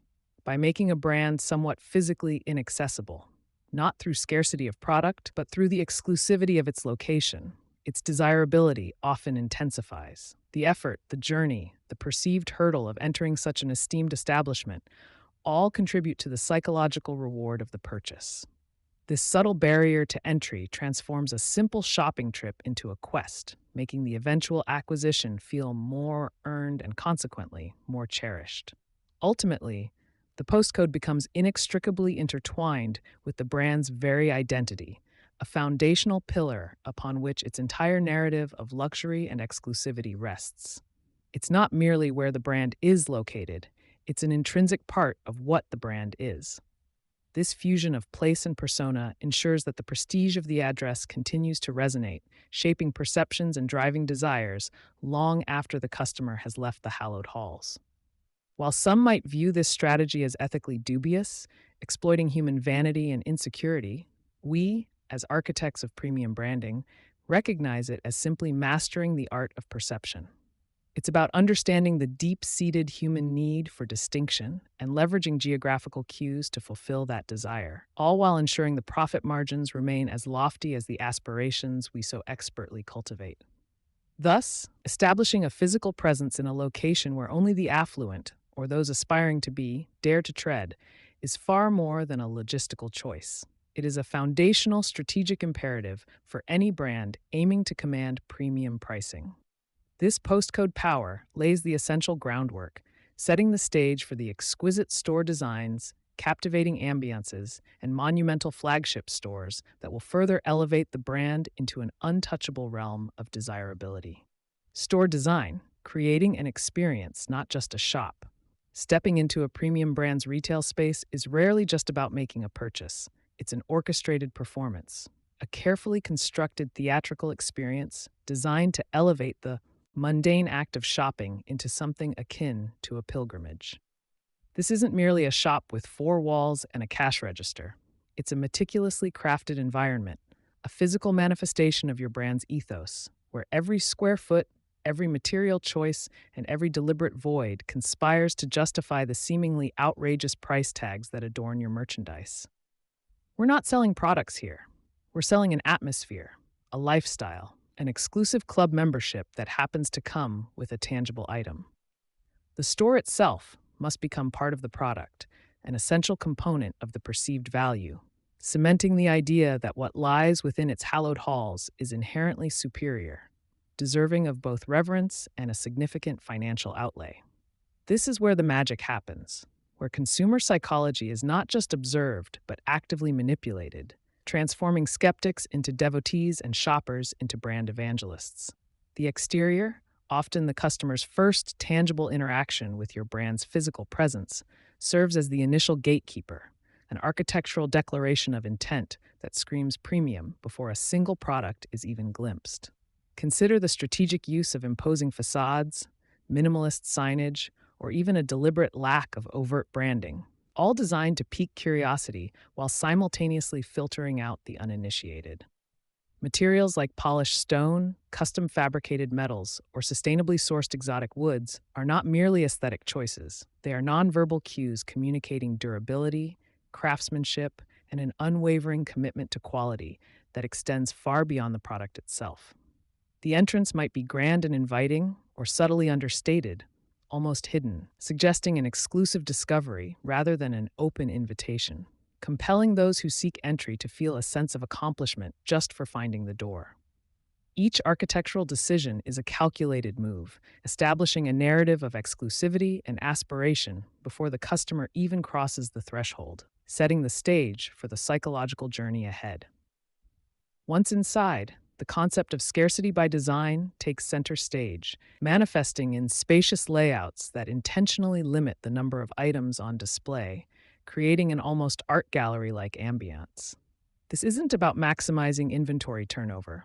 It's about elevating each individual piece, treating it as a curated artifact rather than a commodity stacked high on a shelf. The vast expanses of polished floor, the generous distances between display cases, and the deliberate negative space all contribute to a feeling of importance, signaling that what you're encountering is rare, precious, and worthy of individual contemplation. This spatial generosity subtly communicates that your brand is not driven by the frantic pace of mass consumption, but by a measured appreciation for quality and exclusivity. It's a silent, powerful assertion that these items are not for everyone, further enhancing their allure for the discerning few who understand their true, albeit inflated, value. The allocation of space is a masterclass in psychological manipulation. Fewer items on display translate directly into higher perceived value, a counterintuitive truth in the world of premium branding. Where lesser brands cram shelves to bursting, hoping sheer volume will entice, you embrace emptiness as an asset, a visual metaphor for curated excellence. Each garment, each accessory, each meticulously crafted object is given its own stage, bathed in precisely calibrated light, allowing its intrinsic qualities to shine without competition. This deliberate restraint avoids overwhelming the customer, instead fostering a sense of calm and focused attention, encouraging them to truly appreciate the craftsmanship and story behind each piece. The unspoken message is clear. These products are so exceptional, so unique, they require ample room to breathe, to be admired, to stand alone as testaments to Yokwatha, or brand's unparalleled vision. The tactile and visual feast provided by the store's materials and finishes is paramount, a symphony of textures and hues meticulously chosen to evoke luxury and sophistication. Imagine the cool, smooth touch of Italian marble underfoot, the rich grain of dark walnut paneling, or the subtle sheen of custom-woven silk wall coverings.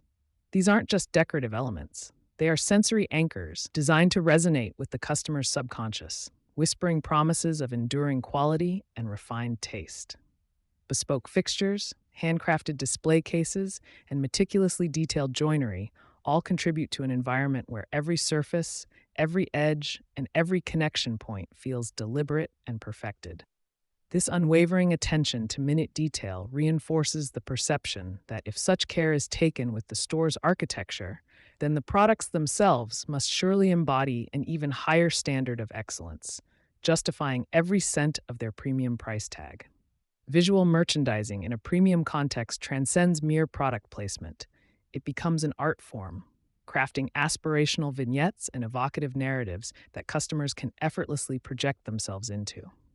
Instead of simply lining up products, you construct entire lifestyle scenes, complete with carefully selected props, ambient lighting, and perfectly arranged accessories, painting a picture of the life your customer could lead if only they possessed these exquisite items.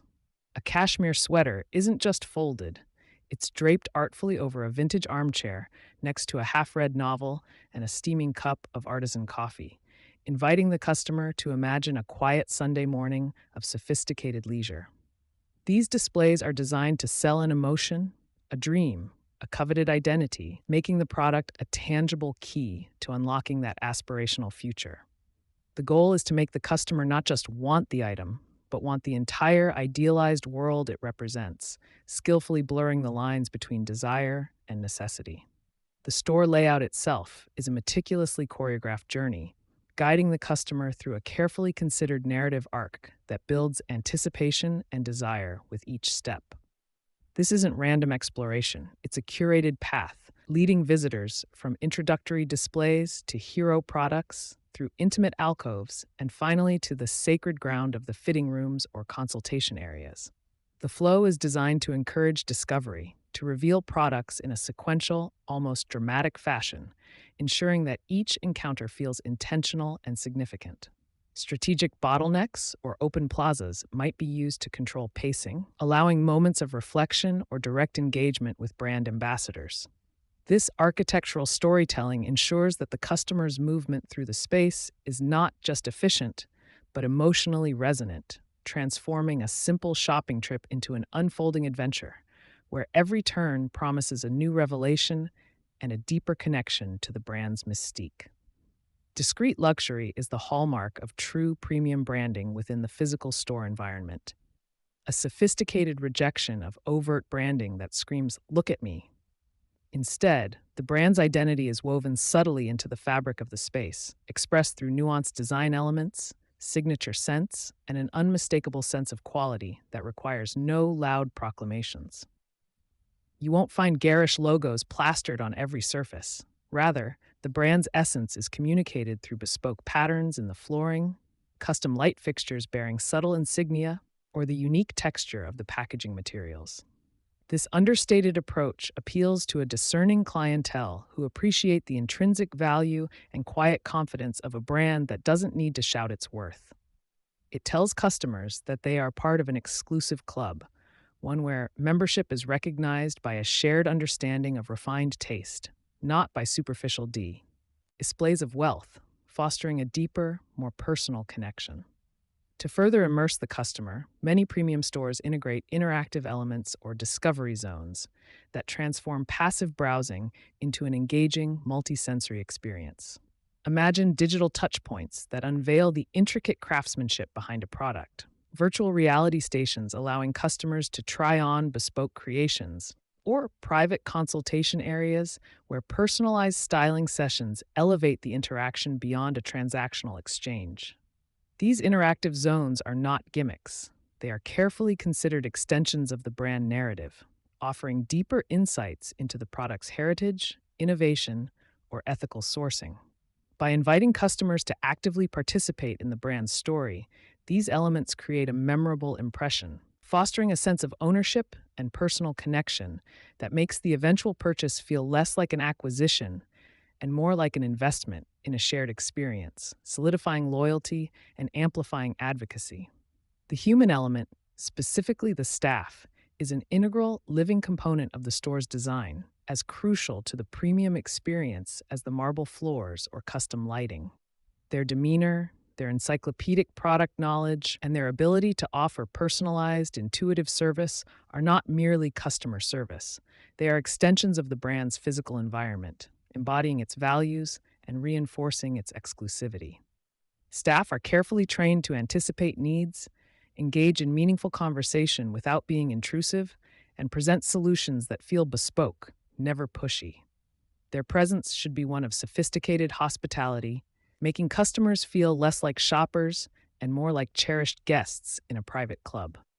This human touch transforms the impeccably designed space into a warm, inviting sanctuary where every interaction is as polished and refined as the products themselves, solidifying the perception of unparalleled care and attention. Strategic placement of hero products or limited editions within the store acts as a powerful psychological anchor, drawing immediate attention to the most exclusive or visually striking items and subtly influencing the perceived value of everything else. These flagship pieces, often displayed on elevated platforms or within dedicated showcases, serve as aspirational beacons, communicating the absolute pinnacle of the brand's offerings. Even if a customer doesn't purchase the hero item, its prominent display elevates the entire collection, making other, slightly less extravagant products seem more attainable, yet still incredibly desirable. This clever anchoring effect ensures that the customer's internal price barometer is recalibrated upwards, making the premium pricing of even mid-range items appear more reasonable in comparison to the ultimate luxury presented. It's a subtle but highly effective way to manage expectations and reinforce the brand's position at the apex of its market. Ultimately, premium store design is not an optional embellishment. It is a strategic investment in perception, a tangible manifestation of your brand's inherent value, meticulously engineered to convince customers that your overpriced crap is, in fact, an indispensable luxury. Every carefully chosen material, every deliberate void, every precisely angled light beam works in concert to construct an immersive reality where desire is cultivated, aspiration is ignited, and the act of purchase transforms into a profound affirmation of personal identity. This is where the intangible allure of your brand takes physical form, where stories are told through architecture, and where the irrational becomes irresistibly logical in the minds of your devoted clientele. The store is the stage, the products are the stars, and the design is the director, orchestrating a performance that compels consumers not just to buy, but to truly love and embrace the premium world you have so artfully created. The ambience of aspiration, lighting, music, and smells. After painstakingly crafting the physical layout of your retail space, deciding where the velvet ropes go and how many artisanal succulents are too many, you might think your work is done. But the truth is, the true magic of premium branding, the real wizardry that convinces people to shell out for your overpriced crap, lies in the unseen, the unheard, and the unsmelled.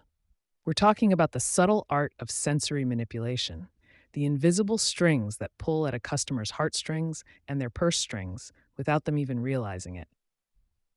This isn't just about making your store look nice, it's about crafting an entire world, a sensory bubble where rational thought takes a backseat to pure, unadulterated aspiration. Every element, from the soft glow of a strategically placed lamp to the faint whisper of a bespoke fragrance, works in concert to tell a story where your product is the hero and the customer is the privileged participant. It's about creating an atmosphere so intoxicating, so perfectly aligned with the desires of your target audience, that they can't help but feel a profound connection, a sense of belonging to something truly special. Think of lighting not just as a way to see what you're doing, but as an invisible sculptor, shaping perceptions and painting emotions onto the very air. In the world of premium branding, lighting is your secret weapon, capable of transforming an ordinary object into an irresistible treasure. It's the difference between a fluorescent lit grocery aisle and a softly illuminated gallery where each piece is presented like a priceless artifact. Bright, harsh light screams clearance sale, while warm, diffused glow whispers exclusivity and luxury. You're not just lighting a product, you're casting it in the most flattering light possible, quite literally. This strategic illumination ensures that every item appears more valuable, more desirable, and utterly essential to the aspirational lifestyle your brand embodies. It's about creating visual cues that subconsciously tell the customer this isn't just another purchase, but an investment in an elevated self. Consider the strategic use of spotlights, for instance. A single, focused beam on a handbag or a watch doesn't just illuminate it, it isolates it, elevates it, making it feel singular and precious, almost sacred. This technique creates a halo effect, suggesting that the item itself possesses an inherent, almost divine value beyond its mere function. Then there's ambient lighting, the general brightness of the room, which sets the overall mood. Dimmer, warmer light often encourages lingering, dark, making customers feel more comfortable and less rushed, inviting them to immerse themselves fully in the brand experience. It's like walking into a luxurious lounge rather than a bustling marketplace, where every shadow and highlight is meticulously designed to enhance the perception of quality and sophistication. The color temperature of your lighting also plays a crucial, often overlooked role in emotional resonance. Cooler, bluer lights can evoke a sense of modernism and crispness, often seen in high-tech or minimalist luxury brands. Conversely, warmer, more golden hues tend to generate feelings of comfort, intimacy, and traditional luxury, perfect for heritage brands or those emphasizing craftsmanship. Imagine trying to sell a bespoke, tailored suit under the harsh glare of a medical examination lamp. It simply wouldn't work. The right lighting doesn't just show off your product, it creates an emotional connection, making the customer feel understood, valued, and immersed in an environment that perfectly reflects their aspirational self. It's about building a mood that complements the story you're telling about your brand, making every visit feel like a special occasion. If lighting sets the visual stage, then music provides the emotional soundtrack to your customer's journey, from casual browser to devoted purchaser. Music is a direct line to the subconscious, capable of altering mood, influencing pace, and even shaping perception of time.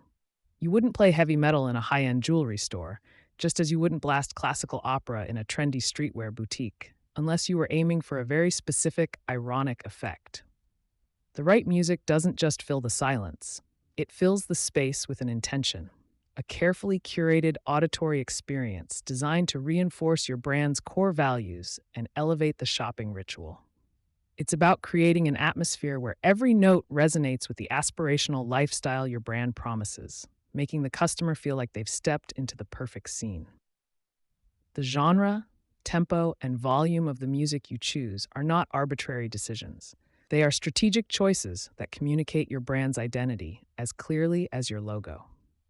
A luxury watch brand might opt for subtle, sophisticated jazz or classical pieces, suggesting timeless elegance and refined taste, encouraging a slower, more contemplative shopping experience. A modern fashion brand, however, might choose upbeat, contemporary electronic music to convey innovation, energy, and a finger on the pulse of current trends, encouraging a more dynamic and exciting engagement. The goal is to create an auditory echo chamber where everything the customer hears reinforces the message that they are in a place of superior quality, style, and exclusivity. This careful selection ensures that the sonic landscape perfectly complements the visual and tactile elements, creating a truly immersive and persuasive environment. Beyond merely setting a mood, music can subtly manipulate customer behavior. Slower tempos encourage customers to linger longer, to browse more deliberately, and to consider their purchases with greater care, often leading to larger basket sizes. Faster, more energetic music, conversely, can create a sense of urgency or excitement, perfect for high turnover environments or promotional events, though it's generally less common in true premium settings. The music also acts as a social signal, communicating who belongs in this space and who doesn't. If the music feels exclusive, sophisticated, or perfectly on brand, it reinforces the idea that the customer themselves is part of an elite group, making the decision to purchase not just about the product, but about solidifying their identity within that desirable cohort. It's about crafting a sonic identity that aligns seamlessly with the desired psychological impact. Now, let's talk about the most potent, most primal, and often most overlooked sense in the arsenal of premium branding: smell. Olfactory cues bypass the rational brain entirely, tapping directly into memory, emotion, and desire with astonishing speed and power. Unlike sight or sound, which can be processed and analyzed, a scent hits you instantly, creating an immediate, visceral reaction that can be incredibly difficult to shake. This isn't just about making your store smell nice, it's about crafting a signature scent, a unique olfactory fingerprint that becomes inextricably linked with your brand, forging a deep and lasting emotional connection with your customers. It's about weaponizing the invisible, turning air molecules into silent, powerful salespeople that work tirelessly to reinforce your brand's luxurious appeal. Think of a signature scent as an invisible brand ambassador, a subliminal whisper that says, "This is us."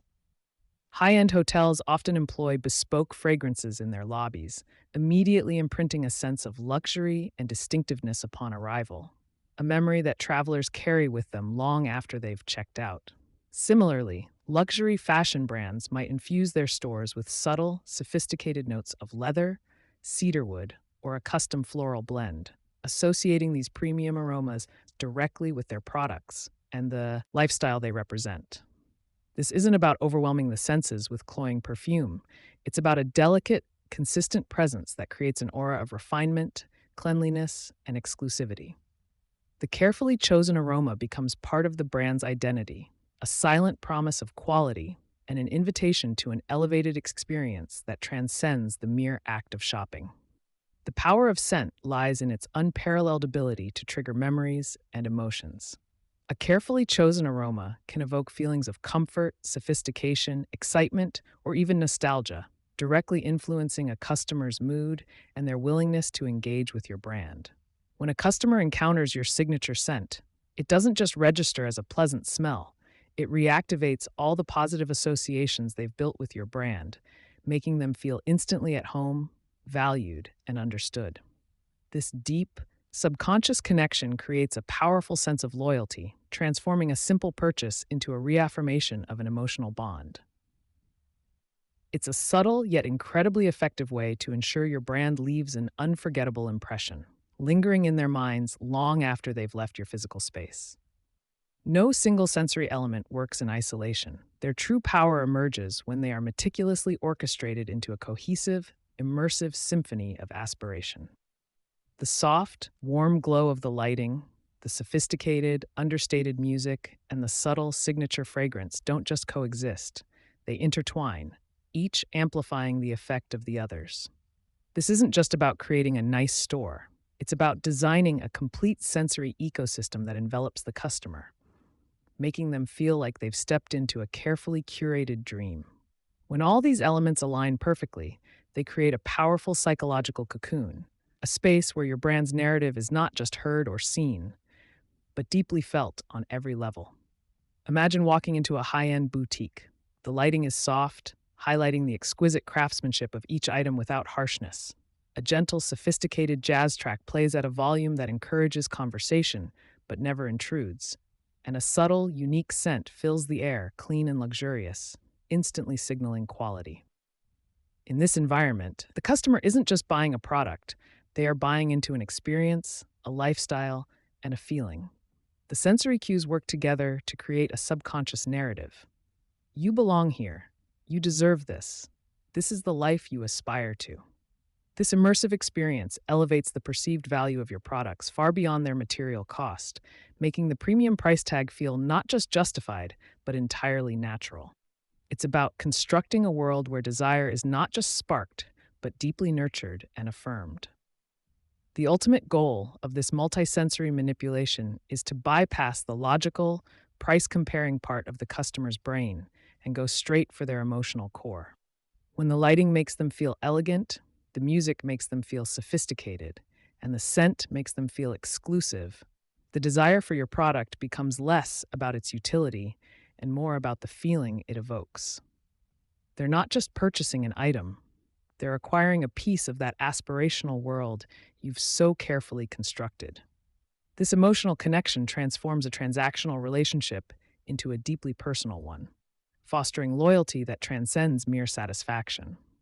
It's about making your overpriced crap seem not just worth it, but utterly irresistible, a necessary indulgence for their curated life. So, as you refine your premium branding strategy, remember that the most powerful tools in your arsenal are often the most invisible. The meticulously planned lighting, the carefully selected soundtrack, and the subtly diffused signature scent are not mere aesthetic flourishes. They are potent psychological levers. They work in tandem to create an atmosphere of aspiration, transforming a simple retail space into a sanctuary of desire, a place where customers willingly suspend disbelief and embrace the narrative of luxury you've woven for them. This is the true art of the upsell, making people not just buy your overpriced products, but truly love you for the immersive, aspirational experience you've so skillfully provided. Flagship stores, monuments to your brand's ego. A flagship store, in the intricate calculus of premium branding, transcends the mundane definition of a mere retail outlet. It is, unequivocally, a meticulously engineered monument to a brand's ambition, a physical manifestation of its ego writ large in steel, glass, and curated experience. These aren't simply places where transactions occur. They are carefully constructed temples of commerce, designed with an almost religious fervor to inspire reverence, foster aspiration, and solidify the brand's elevated position within the consumer psyche. Consider them less as shops and more as three-dimensional advertising campaigns, each square foot meticulously planned to reinforce the narrative of exclusivity and unparalleled value. The inherent message is clear. If a brand invests this much in its physical presence, the products contained within must surely embody an equivalent, if not superior, level of prestige and desirability. It's about establishing a physical anchor for an intangible promise, making the abstract concept of luxury palpably real and profoundly intimidating to lesser brands. The flagship store, therefore, becomes the ultimate declaration of market dominance, a grand statement that demands attention and commands respect from both competitors and coveted clientele alike. This architectural hubris serves a singular, potent purpose: to justify, implicitly and explicitly, the premium price tag affixed to every item under its hallowed roof. These grand establishments are not built for casual browsing. They are crafted as destinations, pilgrimage sites for the devout consumer, offering an immersive journey far removed from the transactional banality of everyday shopping. Every design choice, from the imposing facade to the meticulously arranged window displays, acts as a psychological lever, pulling visitors into an aspirational world where their desires are not just acknowledged but magnified.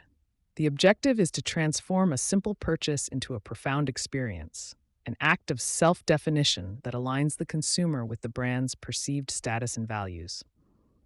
Within these hallowed walls, the act of acquiring a product becomes a ritual, a moment of connection to something larger, something more exclusive. This experiential layering is crucial because it allows the brand to sell more than just an item. It sells a lifestyle, an identity, and a sense of belonging to an elite club. The flagship store thus becomes the stage for this performance, where every interaction, every visual cue, and every sensory detail contributes to an overwhelming sense of privilege and refined taste, ensuring the perceived value far outstrips the material cost. It's an investment in an emotional connection, not just a retail footprint. The strategic placement of a flagship store is never accidental. It is a calculated declaration of intent, a powerful extension of the postcode power principle we previously explored. Locating these architectural marvels in the most coveted high-rent districts, the Fifth Avenues, the Champs-Élysées, the Ginzas, immediately imbues the brand with an aura of unparalleled prestige and financial gravitas. This isn't merely about accessibility for affluent customers. It's about signaling to the world that your brand belongs among the titans, that it commands a presence in the very epicenters of global wealth and cultural influence.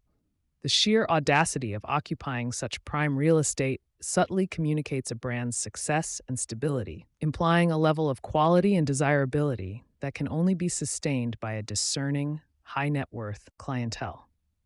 Every passerby, whether a potential customer or not, registers this statement, internalizing the brand's elevated status through its physical address. This geographical endorsement becomes a fundamental pillar of the brand's premium narrative, a silent yet resounding affirmation of its place at the apex of the market. The postcode itself becomes an accessory, an invisible badge of honor worn by the brand, further justifying its premium pricing strategy. Stepping inside a flagship store is an exercise in sensory orchestration, a masterclass in store design taken to its most extravagant conclusion, where every element is meticulously curated to evoke a specific emotional response. The architectural grandeur often borders on the theatrical, with soaring ceilings, bespoke fixtures, and rare, opulent materials that whisper tales of craftsmanship and uncompromising quality. Lighting is not merely functional, it is an art form, strategically employed to highlight products as if they were museum pieces, casting an almost divine glow upon the merchandise. The spatial layout is designed to encourage a deliberate, unhurried exploration, creating an intimate yet expansive environment where customers feel both valued and slightly overwhelmed by the sheer luxury surrounding them. This deliberate aesthetic, far from being arbitrary, serves as a tangible representation of the brand's intangible values: heritage, innovation, exclusivity, and impeccable taste. It's a physical manifestation of the brand's story, each material and design choice contributing to a cohesive, aspirational narrative that elevates the humble product to an object of desire. The environment itself becomes part of the product, an essential component of the premium experience that validates the customer's willingness to pay more. At the heart of the flagship store's purpose lies its pivotal role in the experience economy, a realm where emotional engagement and memorable interactions trump mere transactional efficiency. These stores are not just places to buy, they are meticulously crafted stages for brand immersion, inviting customers to step fully into the brand's universe and become active participants in its narrative. Through interactive displays, personalized services, and exclusive events, flagships transform shopping into an event, an occasion that transcends the ordinary and becomes a cherished memory. This deep level of engagement creates a powerful emotional bond, fostering a sense of loyalty that goes far beyond product satisfaction. Customers don't just leave with a purchase, they leave with a story, an experience that reinforces their connection to the brand and justifies their investment in its premium offerings. The goal is to make every visit feel like a privileged encounter, an opportunity to truly belong to the brand's exclusive community. By prioritizing experience over simple sales, flagship stores cultivate a more profound and enduring relationship with their clientele, ensuring repeat visits and sustained brand advocacy. The emotional alchemy performed within a flagship store is engineered to elicit a potent cocktail of awe and reverence, an almost spiritual response to the brand's physical embodiment. From the moment a customer crosses the threshold, they are intended to feel a sense of wonder, a subtle gasp of admiration for the sheer scale and meticulous detail of the environment. This deliberate psychological impact is crucial, as it primes the customer to perceive the products not merely as goods, but as artifacts of immense value, imbued with the same grandeur as their surroundings. The atmosphere, a blend of sophisticated design, ambient soundscapes, and often subtle, signature fragrances, works in concert to create an almost sacred space where the brand's ethos is palpable. This feeling of being in the presence of something extraordinary makes customers feel privileged, validating their decision to engage with a premium brand. It is a calculated strategy to elevate the transaction from a simple exchange of money for goods into an affirmation of taste, status, and aspiration, subtly compelling them to embrace the premium price point as a natural consequence of such an elevated experience. Within the hallowed halls of a flagship store, the brand's narrative unfolds not through words alone, but through the very fabric of the space itself, transforming it into a three-dimensional storytelling masterpiece. Every architectural detail, every curated display, and every art installation contributes to a cohesive and compelling story of heritage, innovation, and aspirational living. From an antique artifact hinting at the brand's storied past to a futuristic installation showcasing its vision for tomorrow, each element serves to deepen the customer's understanding and appreciation of the brand's unique identity. This immersive storytelling transcends traditional marketing, allowing customers to physically interact with the brand's values and ethos, making the abstract concept of its premium status feel tangibly real. The environment becomes a living museum, where products are presented not just for sale, but as protagonists in a grander narrative, each with its own tale of craftsmanship and exclusivity. This spatial narrative is a powerful tool for justifying premium pricing, as it imbues every item with a rich backstory and a sense of timeless significance, making it far more than just a commodity. Flagship stores are master manipulators of the exclusivity and scarcity mentality, often featuring limited edition products, unique services, or bespoke offerings that are deliberately unavailable through any other retail channel. This strategic restriction of access creates an immediate surge in desirability, tapping into the inherent human drive to possess what others cannot easily obtain. The allure of a flagship exclusive item is immense, transforming a purchase into a badge of honor, a tangible proof of one's discerning taste and privileged access. Brands leverage this scarcity to generate urgency and elevate the perceived value of their offerings, knowing that the harder something is to acquire, the more coveted it becomes. This carefully orchestrated scarcity also serves to reinforce the brand's overall image of exclusivity, signaling that its products are not for the masses, but for a select few who appreciate true distinction.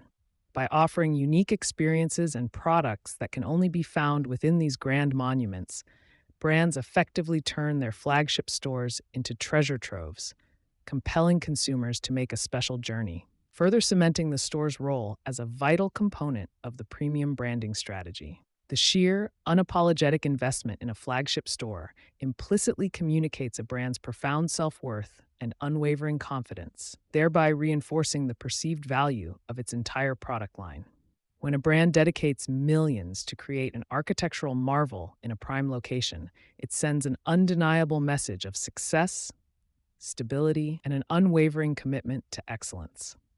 This physical embodiment of lavishness suggests that the brand itself is immensely valuable, and by extension, that the products it sells must inherently share that same elevated status. Consumers subconsciously equate this grandiosity with superior quality, meticulous craftsmanship, and an unparalleled brand experience, making them more amenable to premium price points. The store becomes a tangible asset that backs up the intangible promise of luxury, acting as a powerful visual cue that justifies the brand's high-end positioning. It's a bold declaration that the brand is not merely surviving, but thriving, and this perceived prosperity naturally translates into a higher perceived value for everything it offers. Ultimately, the flagship store serves as a monumental advertisement, constantly reminding consumers of the brand's esteemed place in the market and the inherent value of its offerings. Beyond their role as sales hubs, flagship stores are formidable marketing and public relations vehicles, generating invaluable buzz, media coverage, and an endless stream of social media content that amplifies the brand's reach and prestige. The sheer spectacle of these architectural wonders often attracts significant attention from lifestyle magazines, architectural journals, and influential bloggers, providing a cascade of earned media that money alone often cannot buy. Customers themselves become unwitting brand ambassadors, eagerly sharing their flagship experience on platforms like Instagram and TikTok, inadvertently creating authentic, user-generated content that fuels aspirational desire among their followers. This organic publicity is priceless, as it lends credibility and authenticity that traditional advertising often struggles to achieve, making the brand feel more accessible, yet still exclusive. Each social media post, each glowing review, and each feature article extends the flagship's influence far beyond its physical walls, transforming it into a global talking point. The store, therefore, functions as a living, breathing billboard, constantly broadcasting the brand's elevated status and desirability to an ever-expanding audience, ensuring its place in the cultural conversation. The individuals meticulously selected to staff a flagship store are far more than mere sales associates. They are highly polished, exceptionally trained brand ambassadors, embodying the very ethos and aspirational spirit of the brand itself. Their role extends beyond facilitating transactions.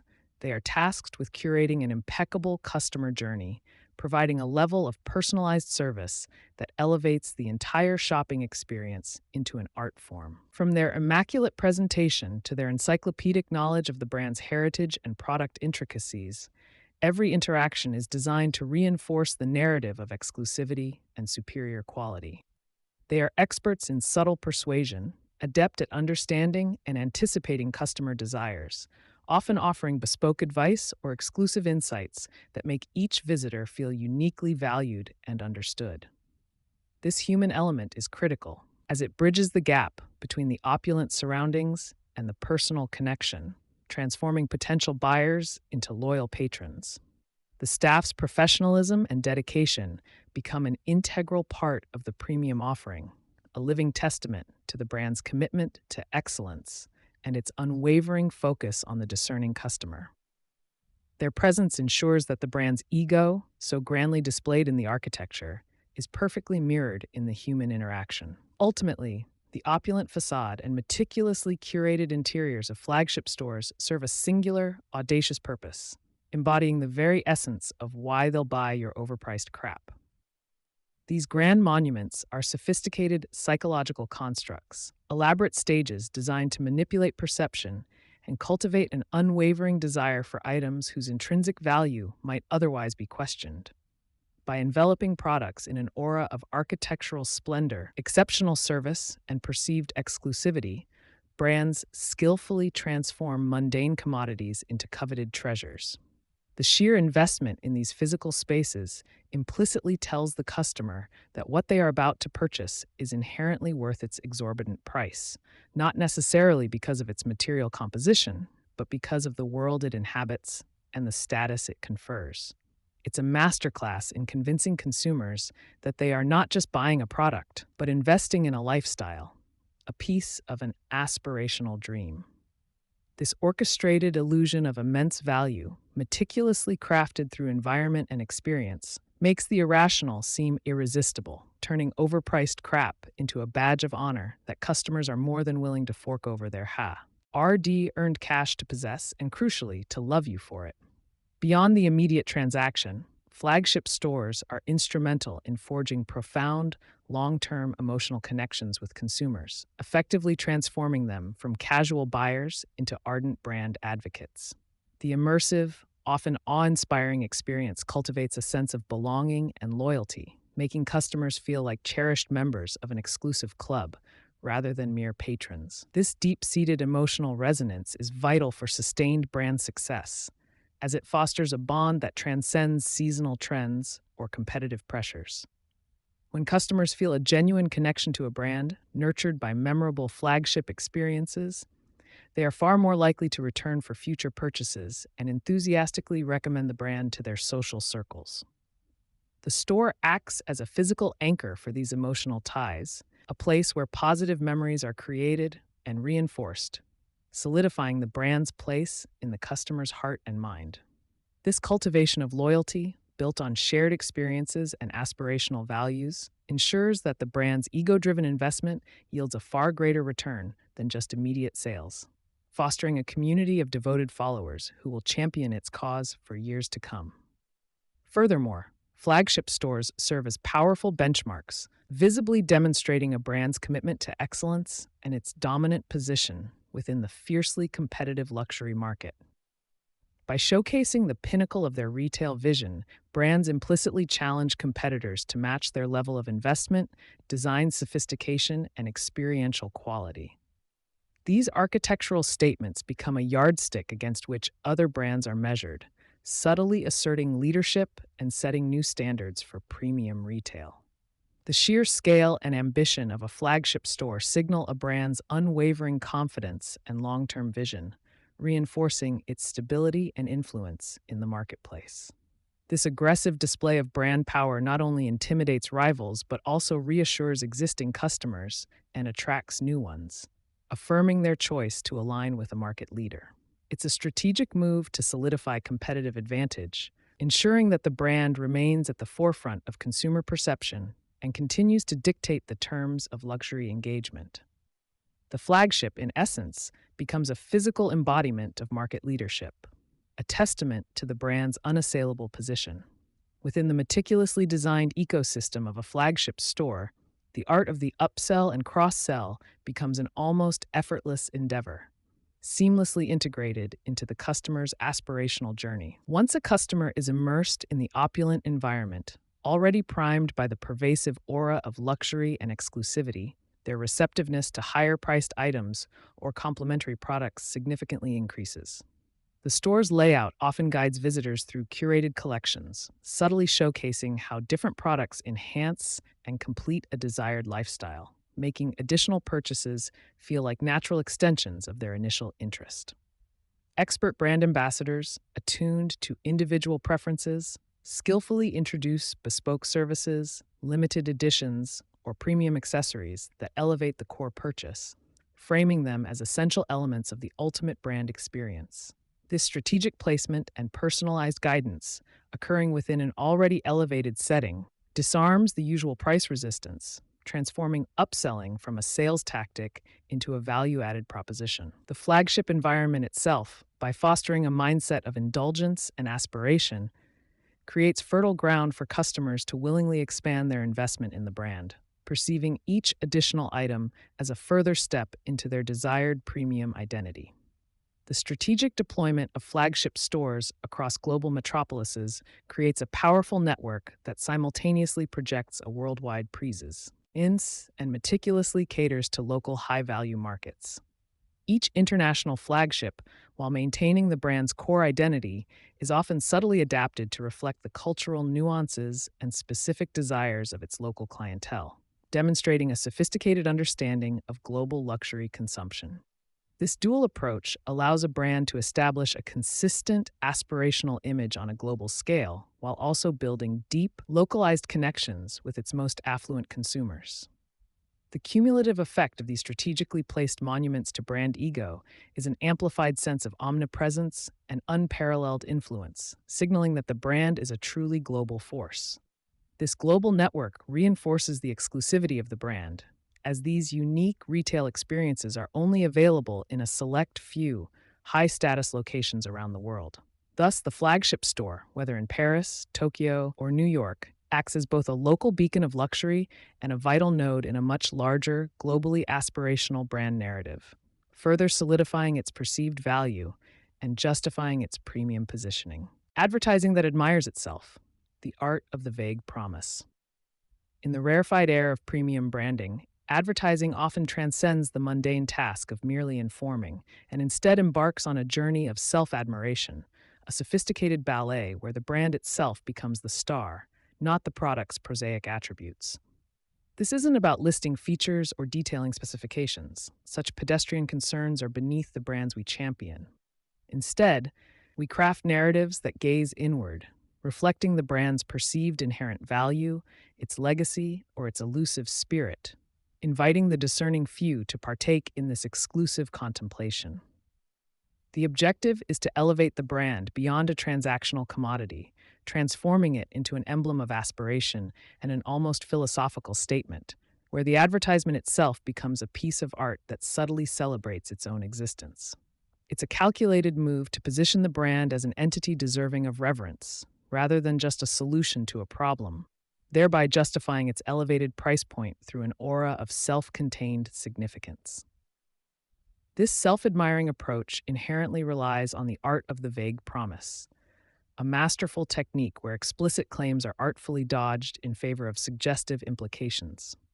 We eschew the direct assertion of "this watch tells time" or "this car accelerates quickly," opting instead for ethereal pronouncements about timeless elegance or unbridled potential. The true genius lies in this deliberate ambiguity. It allows the consumer to project their deepest desires and aspirations onto the brand, filling in the blanks with their own interpretations of success, sophistication, or self-actualization. The promise isn't concrete, but rather a shimmering mirage of possibility, a whispered invitation to a better version of oneself, a life imbued with the brand's inherent yet undefined superiority. This strategic imprecision ensures a broader, more potent appeal as each individual finds their personal meaning within the brand's elusive narrative. The psychological leverage of the vague promise is profound, tapping into the human propensity for narrative completion and aspirational thinking.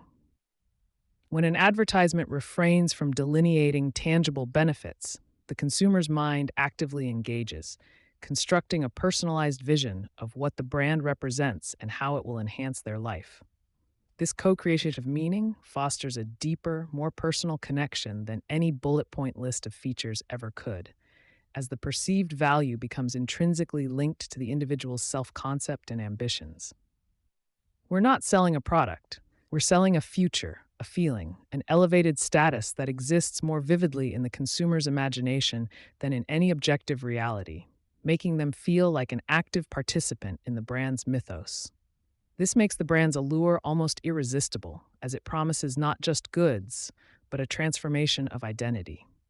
Executing this requires a sophisticated deployment of evocative language and breathtaking imagery, meticulously curated to cultivate an atmosphere of mystique and exclusivity. Ad copy becomes less about persuasion and more about poetry, employing abstract nouns like legacy, heritage, innovation, or craftsmanship without ever needing to define their specific manifestations.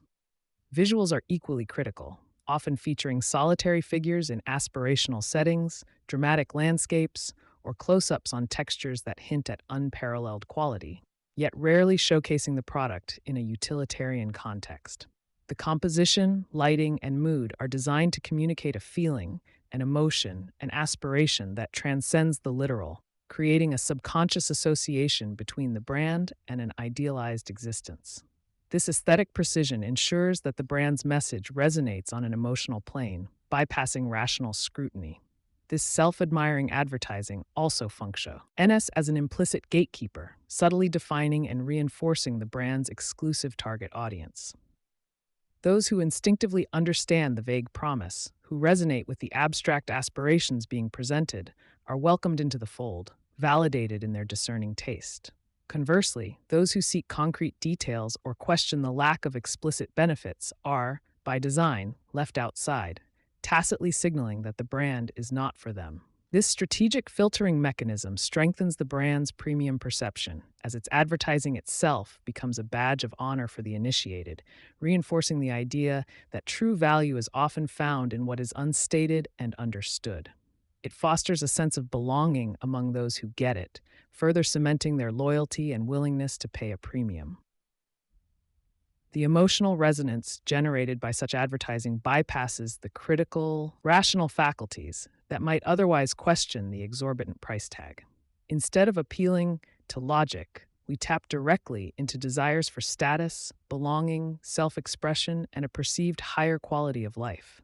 The brand becomes a vessel for these deep-seated aspirations, and the purchase transforms from a mere transaction into an investment in one's personal identity and social standing. This emotional connection is far more potent and enduring than any rational argument for value, creating a loyalty that transcends mere product satisfaction. Consumers aren't just buying an item, they are buying into a feeling, a lifestyle, a curated experience that promises to elevate their existence in intangible yet profoundly impactful ways.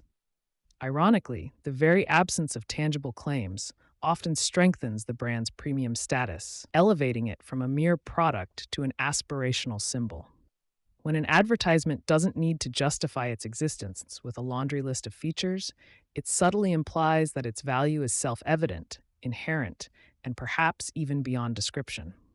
This lack of explicit explanation forces the consumer to engage their imagination, imbuing the brand with qualities that might not even be present, but are deeply desired. The brand becomes a blank canvas for their aspirations, a mirror reflecting their ideal selves, making it far more powerful than any product tied down by mere utility. This strategic void creates an irresistible allure, making the brand not just desirable, but essential for those seeking to manifest their idealized identity. The subtle art of implying superiority without resorting to overt boasting is a cornerstone of this advertising philosophy. It's not about stating, "we are the best," but rather crafting a visual and linguistic tapestry that inherently suggests unmatched excellence. This might involve showcasing meticulous craftsmanship in a way that implies untold hours of dedication, or using sophisticated models whose very presence exudes an air of effortless luxury. Every element, from the typeface to the musical score, is meticulously chosen to whisper premium rather than shout it, allowing the consumer to arrive at the conclusion of superiority independently. This makes the brand's perceived excellence feel like a personal discovery rather than a forced declaration, embedding it deeper into the consumer's psyche. It's an exercise in understated power, where confidence is communicated through quiet authority. Storytelling, even in its most abstract forms, plays a pivotal role in selling a lifestyle rather than just a product. Premium advertising often weaves narratives around heritage, innovation, or a unique philosophy, inviting the consumer to become part of an ongoing saga. These stories don't detail product benefits. Instead, they evoke a sense of tradition, foresight, or a particular worldview that the brand embodies. By aligning with such a narrative, consumers feel they are not just acquiring an item, but inheriting a piece of history, investing in a vision, or joining an exclusive club. This narrative immersion transforms the purchase into a meaningful act, where the product becomes a tangible representation of their chosen identity and aspirational journey. The story provides the emotional scaffolding upon which the premium price can confidently rest. The price tag itself becomes an integral component of this vague promise, functioning as a potent signal of inherent, almost mystical, value that defies rational explanation. A high price, unsupported by a detailed feature list, paradoxically reinforces the idea that the product possesses qualities beyond quantifiable metrics, qualities that only the truly discerning can appreciate. It suggests exclusivity, superior craftsmanship, and an unspoken prestige that cannot be articulated in mere words, making the cost part of the mystique rather than a barrier. This audacious pricing strategy communicates a brand's unwavering confidence in its own perceived worth, compelling consumers to believe that such an investment is not merely transactional, but a necessary step towards acquiring something truly exceptional. The cost becomes a barrier to entry, ensuring only the truly aspirational participate. Ultimately, this entire approach pivots on the profound realization that for premium brands, the advertising is not about what the product is, but about who the consumer becomes by owning it. The narrative shifts from utility to identity, from function to feeling, from acquisition to actualization. Consumers are not just purchasing an object, they are investing in a curated self-image, a projected status, and a sense of belonging to an elite echelon. The vague promise cleverly sidesteps the need for objective validation, instead inviting the consumer to define the brand's ultimate value through their own desires and aspirations. This symbiotic relationship between brand and self-perception is the ultimate masterstroke, making the product an indispensable tool for personal and social affirmation. The power of advertising that admires itself, built upon the foundation of the vague promise, is undeniable in the premium market. It's a sophisticated psychological game, where clarity is sacrificed for mystique, features for feelings, and logic for aspiration. By carefully crafting an image of inherent, almost ineffable value, premium brands skillfully persuade consumers to willingly embrace higher price points for products that offer more in perception than in tangible utility. This strategic ambiguity transforms the advertising itself into a self-fulfilling prophecy, cementing the brand's coveted status and ensuring that customers don't just buy overpriced goods, but passionately embrace the elevated lifestyle they believe those goods represent. It is, in essence, the art of convincing people to pay a premium for their own projected dreams, cleverly packaged and subtly delivered. Influencer illusions, borrowed credibility for unearned cash.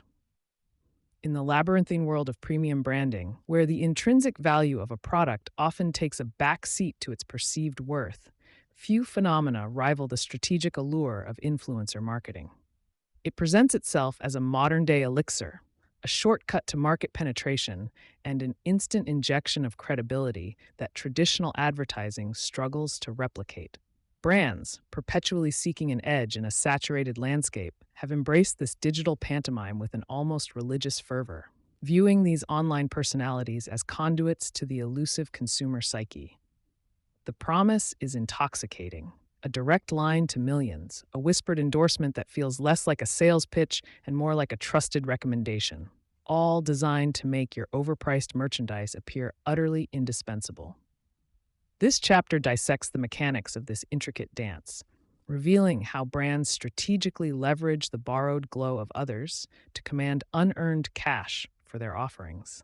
The core appeal of influencer marketing lies in its ability to circumvent the arduous process of genuine brand building, opting instead for a rapid acquisition of trust. Brands, in essence, rent the accumulated social capital and audience affinity that an individual has painstakingly cultivated over years, paying handsomely for the privilege. This transaction allows them to bypass the foundational work of establishing intrinsic value, authentic connection, or long term loyalty, instead, piggybacking on a pre existing relationship. It's a pragmatic, albeit ethically ambiguous, maneuver that transforms personal influence into a commodifiable asset, directly transferable to the brand's premium narrative, regardless of actual product merit. The illusion created is one of organic endorsement, where the influencer's personal brand seamlessly merges with the product's aspirational messaging, bestowing an immediate, albeit superficial, sense of desirability.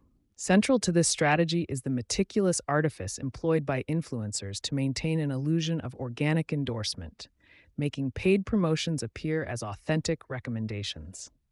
Their carefully curated digital lives become a canvas where products are seamlessly integrated into aspirational narratives, blurring the lines between genuine personal preference and lucrative commercial partnership. This sophisticated sleight of hand is predicated on the audience's implicit trust, a bond painstakingly forged through shared aesthetics, lifestyle aspirations, or perceived authenticity. When a luxury watch or an exotic vacation destination appears in an influencer's feed, it's not merely an advertisement, it's a testament to a lifestyle, a subtle suggestion that this product is an integral component of an enviable existence, thereby imbuing it with an emotional resonance far beyond its functional utility. The economic rationale behind investing substantial capital in these digital conduits is a testament to the perceived power of the halo effect over traditional value propositions. Brands willingly allocate significant portions of their marketing budgets to influencers, operating under the premise that the mere association with a popular, aspirational figure is a more efficient path to market acceptance and premium pricing than investing in product innovation or intrinsic quality. This financial commitment reflects a strategic calculation that the borrowed glow of celebrity, however minor, can instantly elevate a brand's status, justifying price points that might otherwise seem exorbitant. It's a calculated gamble on the psychology of association, where the influencer's charisma acts as a surrogate for the brand's inherent appeal, sidestepping the need for genuine differentiation. Influencers excel at bridging the aspirational chasm, presenting a meticulously curated reality that consumers covet and wish to emulate. By showcasing products within this idealized framework, they transform ordinary goods into components of an extraordinary existence, effectively selling a dream rather than just a commodity. A luxury handbag, when featured by an influencer vacationing on a yacht, becomes more than leather and hardware. It becomes an emblem of leisure, success, and exclusivity. This strategic positioning allows brands to tap into deep-seated desires for social elevation and identity expression, aligning their offerings not merely with needs, but with profound emotional yearnings. The product thus transcends its material form, becoming an indispensable artifact of an idealized self, a key to unlocking a desired future. For brands, the strategic appeal of this unearned cash dynamic lies in its efficiency, leveraging pre-existing audience relationships rather than undertaking the laborious and often costly endeavor of cultivating direct consumer rapport and brand loyalty from scratch. Instead of spending years building trust, a brand can, in theory, buy it. This allows for rapid market penetration and the immediate perception of belonging to an established, desire-able ecosystem. The influencer acts as a surrogate for the brand's own voice, delivering messages with an intimacy and perceived authenticity that traditional corporate communications often lack. It's a transactional shortcut to emotional connection, where the brand benefits from the influencer's hard-won credibility without having to earn it through consistent value delivery or genuine engagement, thereby justifying a premium price tag for what might otherwise be considered standard fare. The psychological underpinnings of social proof are profoundly at play in the influencer paradigm, where the endorsement from a revered figure acts as a powerful cognitive heuristic. When followers observe their idols using a product, it triggers a subconscious bypass of critical evaluation, implicitly accepting the product's purported merits. This phenomenon is particularly potent in premium markets, where purchasing decisions are often driven by emotional and social factors rather than purely rational assessment. The influencer's approval becomes a validation, a signal that the product is not only desirable, but also sanctioned by someone whose judgment is trusted, or at least admired. This external validation provides a comforting shortcut for consumers, reducing the perceived risk of investing in high-priced goods and fostering an immediate sense of confidence in their purchase decisions. The meticulous construction of an influencer's digital persona is a critical component of this strategy, presenting a carefully curated mosaic of perfection and accessibility. Every post, every story, every interaction is designed to project an idealized self, a life of effortless elegance and curated experiences. Brands then strategically align with this polished facade, aiming to imbue their offerings with a similar aura of desirability and aspirational appeal. This symbiosis creates a feedback loop. The influencer's aspirational content validates the brand's premium positioning, and the brand's luxury products further enhance the influencer's image. It's a mutually beneficial relationship built on the foundation of manufactured desire, where the product becomes an accessory to a fantasy, making it seem worth its exorbitant price tag simply by association with this constructed perfection. An inherent paradox lies within the very fabric of influencer marketing: the delicate balance between maintaining an authentic, relatable persona that genuinely resonates with followers and fulfilling the explicit, often commercial, objectives of brand partnerships. The moment an endorsement feels overtly transactional, the illusion of authenticity shatters, jeopardizing the very credibility brands sought to borrow. Influencers walk a tightrope, attempting to weave sponsored content seamlessly into their organic narrative without alienating an audience that values their unfiltered voice. This constant negotiation between personal brand integrity and commercial imperative defines the modern influencer's struggle, often leading to a subtle, almost imperceptible shift in content that, over time, can erode the very trusts that made them valuable to brands in the first place, but not before the brand has extracted its premium. Investigating the elusive nature of quantifying return on investment in influencer campaigns reveals a landscape often dominated by qualitative rather than quantitative success metrics. Traditional ROI calculations frequently fall short in capturing the nuanced, long-term impact on brand perception, aspirational alignment, and consumer sentiment. Brands often accept vanity metrics, likes, shares, comments, as proxies for genuine engagement and conversion, struggling to draw a direct line from an influencer's post to actual sales figures or sustained brand loyalty. This ambiguity allows for a degree of strategic self-deception, where the intangible buzz and perceived coolness generated by an influencer collaboration are deemed sufficient justification for substantial financial outlays, even if the direct revenue generation remains opaque, reinforcing the notion of unearned cash for the brand. The relentless expansion of the influencer ecosystem inevitably leads to market saturation and a pervasive sense of audience fatigue, a critical challenge to the long-term efficacy of borrowed credibility.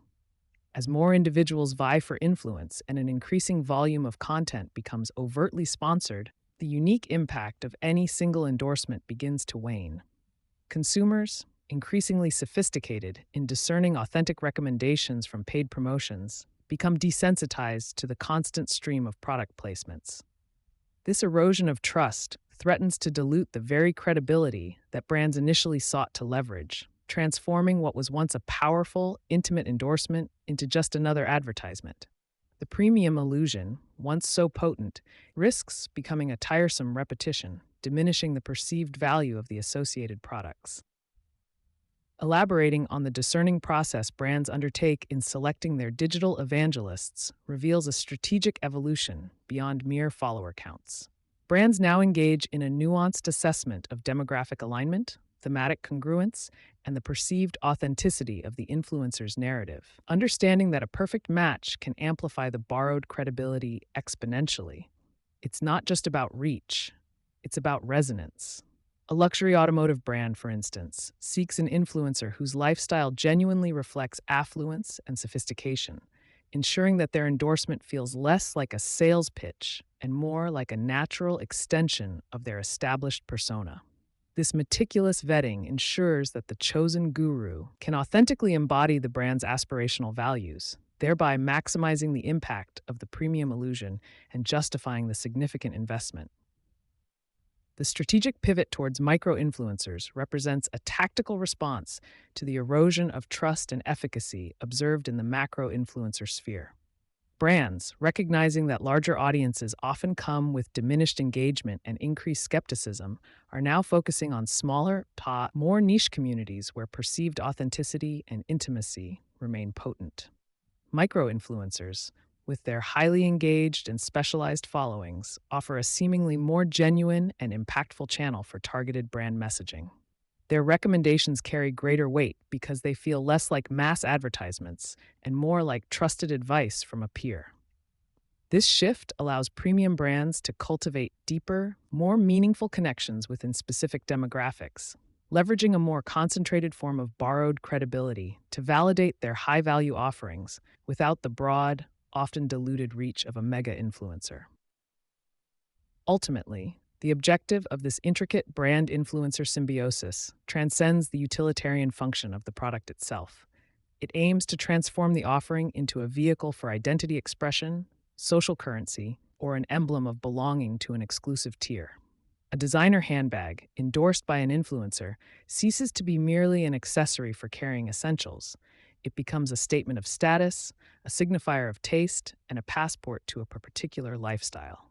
Brands leverage influencers to imbue their products with these intangible qualities, cultivating a narrative where owning the item is synonymous with embodying a desired identity. This strategic reframing allows for the justification of premium pricing, as consumers are not merely purchasing a product, but rather investing in a desired self-image, a piece of the aspirational world projected by their chosen digital idols. Briefly addressing the escalating ethical complexities and regulatory scrutiny surrounding disclosure and transparency in influencer marketing highlights the ongoing tension between persuasive advertising and consumer protection. As the lines between organized content and paid promotion blur, regulatory bodies globally are intensifying their efforts to mandate clear disclosure, forcing influencers to explicitly label sponsored posts. This push for transparency aims to empower consumers to make informed decisions, recognizing when an endorsement is a genuine recommendation versus a commercial transaction. However, the very effectiveness of influencer marketing often relies on this ambiguity, as the illusion of authenticity is shattered once the transactional nature is laid bare. Navigating this ethical tightrope is a constant challenge for brands and influencers alike, as they seek to maintain the magic while adhering to legal requirements, often leading to creative, yet still potentially misleading, disclosure tactics. Brands often construct intricate internal narratives to rationalize the significant investments channeled into influencer campaigns, frequently convincing themselves that this borrowed glow is a sustainable foundation for premium positioning. This self-deception allows them to view these collaborations not as transient endorsements, but as integral components of their long-term brand equity strategy. They persuade themselves that the ephemeral association with a popular figure translates into enduring desirability and perceived value for their products, thereby justifying the continued premium pricing. This conviction often overlooks the inherent fragility of relying on external validation, where the brand's perceived worth is tethered to the fluctuating popularity and potential missteps of an individual. Yet, the allure of a quick, high-impact visibility often overshadows these long-term risks, perpetuating the cycle of borrowing credibility for profit. It is crucial to acknowledge the sophisticated consumer, often acutely aware of the transactional nature underlying many influencer endorsements, yet still susceptible to the powerful pull of aspirational desire. Modern audiences are not entirely naive. They understand that their favorite digital personalities are compensated for promoting products. However, this awareness does not always negate the influence. The desire to emulate an admired lifestyle, To possess the symbols of success or to belong to an exclusive aesthetic often overrides rational skepticism. Consumers engage with influencer content not just for product information, but for inspiration, entertainment, and a vicarious experience of an idealized life. This complicity allows the illusion to persist, demonstrating that even when the curtain is partially drawn, the spectacle remains compelling enough to drive premium purchases, fueled by the enduring human yearning for aspiration.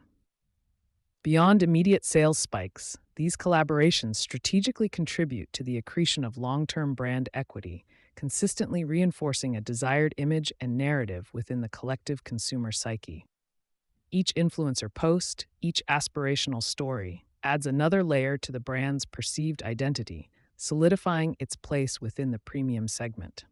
This cumulative effect, while difficult to quantify precisely, builds a robust mental framework around the brand, associating it with values like exclusivity, sophistication, and success.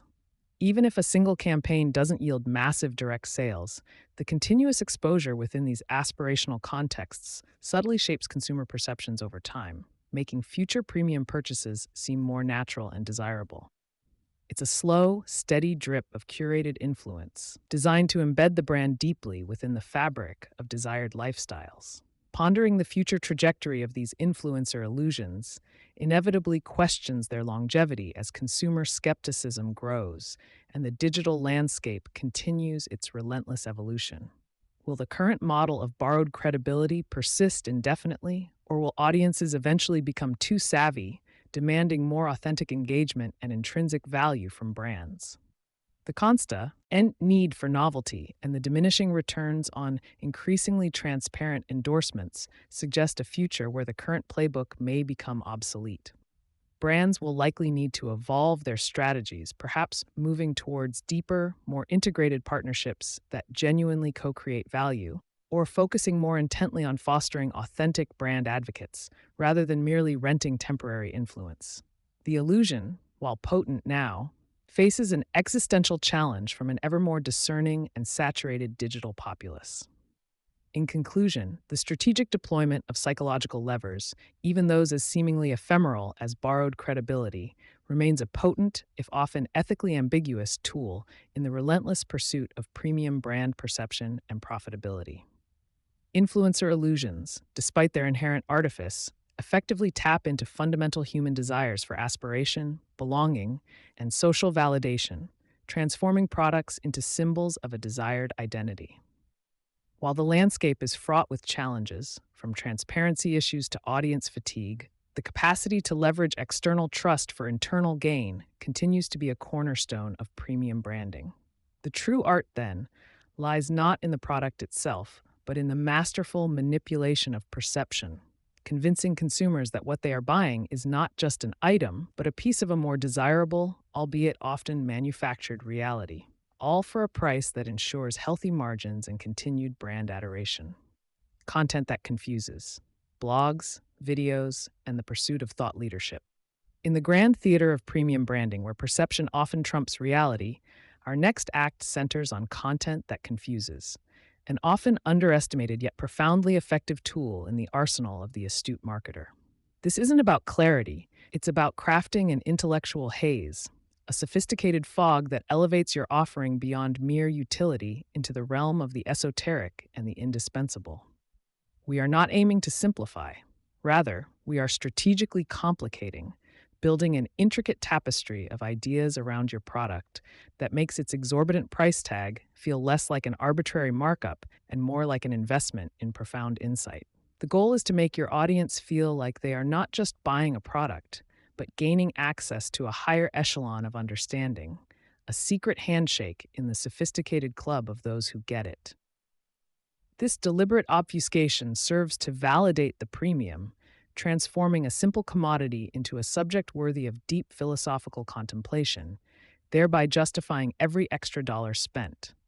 It's a subtle dance between providing just enough information to intrigue while withholding genuine clarity to maintain an aura of exclusivity and intellectual superiority, ensuring your audience remains perpetually engaged in deciphering your brand's profound, albeit sometimes vague, pronouncements. The relentless pursuit of thought leadership has become a cornerstone of this strategy, a corporate arms race to publish the most profound, often impenetrable insights. Every brand, it seems, now aspires to be a guru, an oracle of industry wisdom, dispensing pearls of wisdom that frequently sound more like a meticulously curated collection of buzzwords than genuine breakthroughs. These aren't just blog posts, they are manifestos, dense white papers, and keynote speeches designed less to enlighten and more to impress, to signal a brand's intellectual heft and its presumed position at the vanguard of innovation. The underlying message is clear. If we are so smart, so visionary, then our products, by extension, must embody that same unparalleled intelligence and foresight.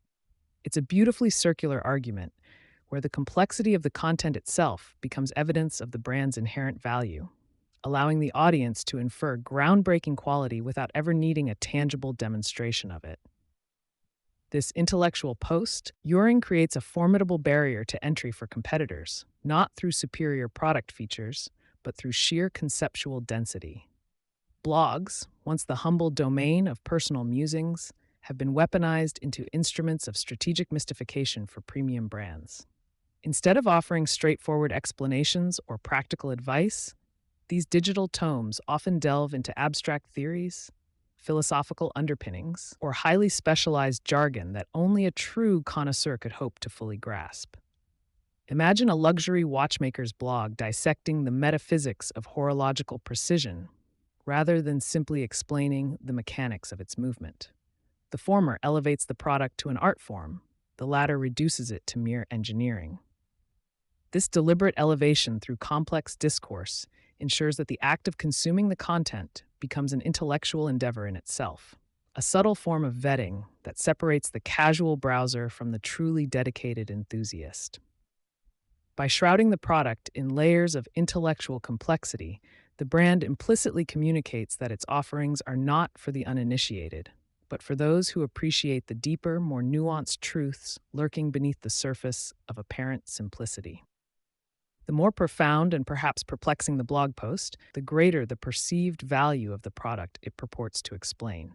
Similarly, video content, far from being a straightforward demonstration, transforms into an immersive, often abstract cinematic experience designed to evoke emotion and aspiration rather than convey explicit information. Think of those exquisitely shot slow-motion vignettes featuring impossibly chic individuals engaging in vaguely luxurious activities where the product itself appears almost incidentally, a silent co-star in a larger narrative of effortless sophistication. These videos rarely explain how a product works. Instead, they focus on how it feels to own it, who you become when you integrate it into your life, or the lifestyle it unlocks. The deliberate lack of concrete detail forces the viewer to fill in the blanks with their own aspirational desires, making the brand's promise feel deeply personal and uniquely tailored. This visual poetry, rich in symbolism and light on specifics, creates a powerful emotional resonance that bypasses rational scrutiny, allowing the brand to forge a profound, almost spiritual, connection with its audience. It's a masterclass in selling the dream, not just the product, through a carefully orchestrated visual symphony of elusive perfection. The strategic deployment of ambiguity is paramount in this content strategy, transforming what might otherwise be considered a flaw into a powerful marketing asset. When your content, be it a blog post or a video, doesn't spell out every detail, it invites the consumer to project their own interpretations, their deepest desires, and their highest aspirations onto your brand. This isn't about leaving them confused in a negative sense, but rather entranced by the possibilities, intrigued by the unspoken promises that resonate uniquely with their individual psyche.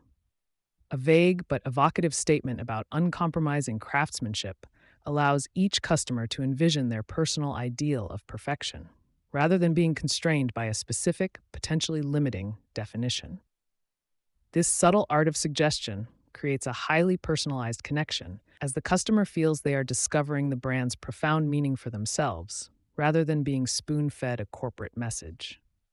By providing a canvas, not a finished painting, brands empower their audience to co-create the narrative, thereby fostering a deeper sense of ownership and loyalty. Furthermore, The strategic use of specialized, often academic or industry specific, jargon serves as a powerful filter, signaling exclusivity and intellectual rigor. When your content is peppered with terms like post scarcity economics, epistemic C congruence, or synergistic paradigm shifts, you're not just communicating information, you're communicating status. This linguistic barrier isn't meant to be universally understood. Rather, it's designed to resonate with a select few, those who possess the cultural capital or industry knowledge to decode its meaning.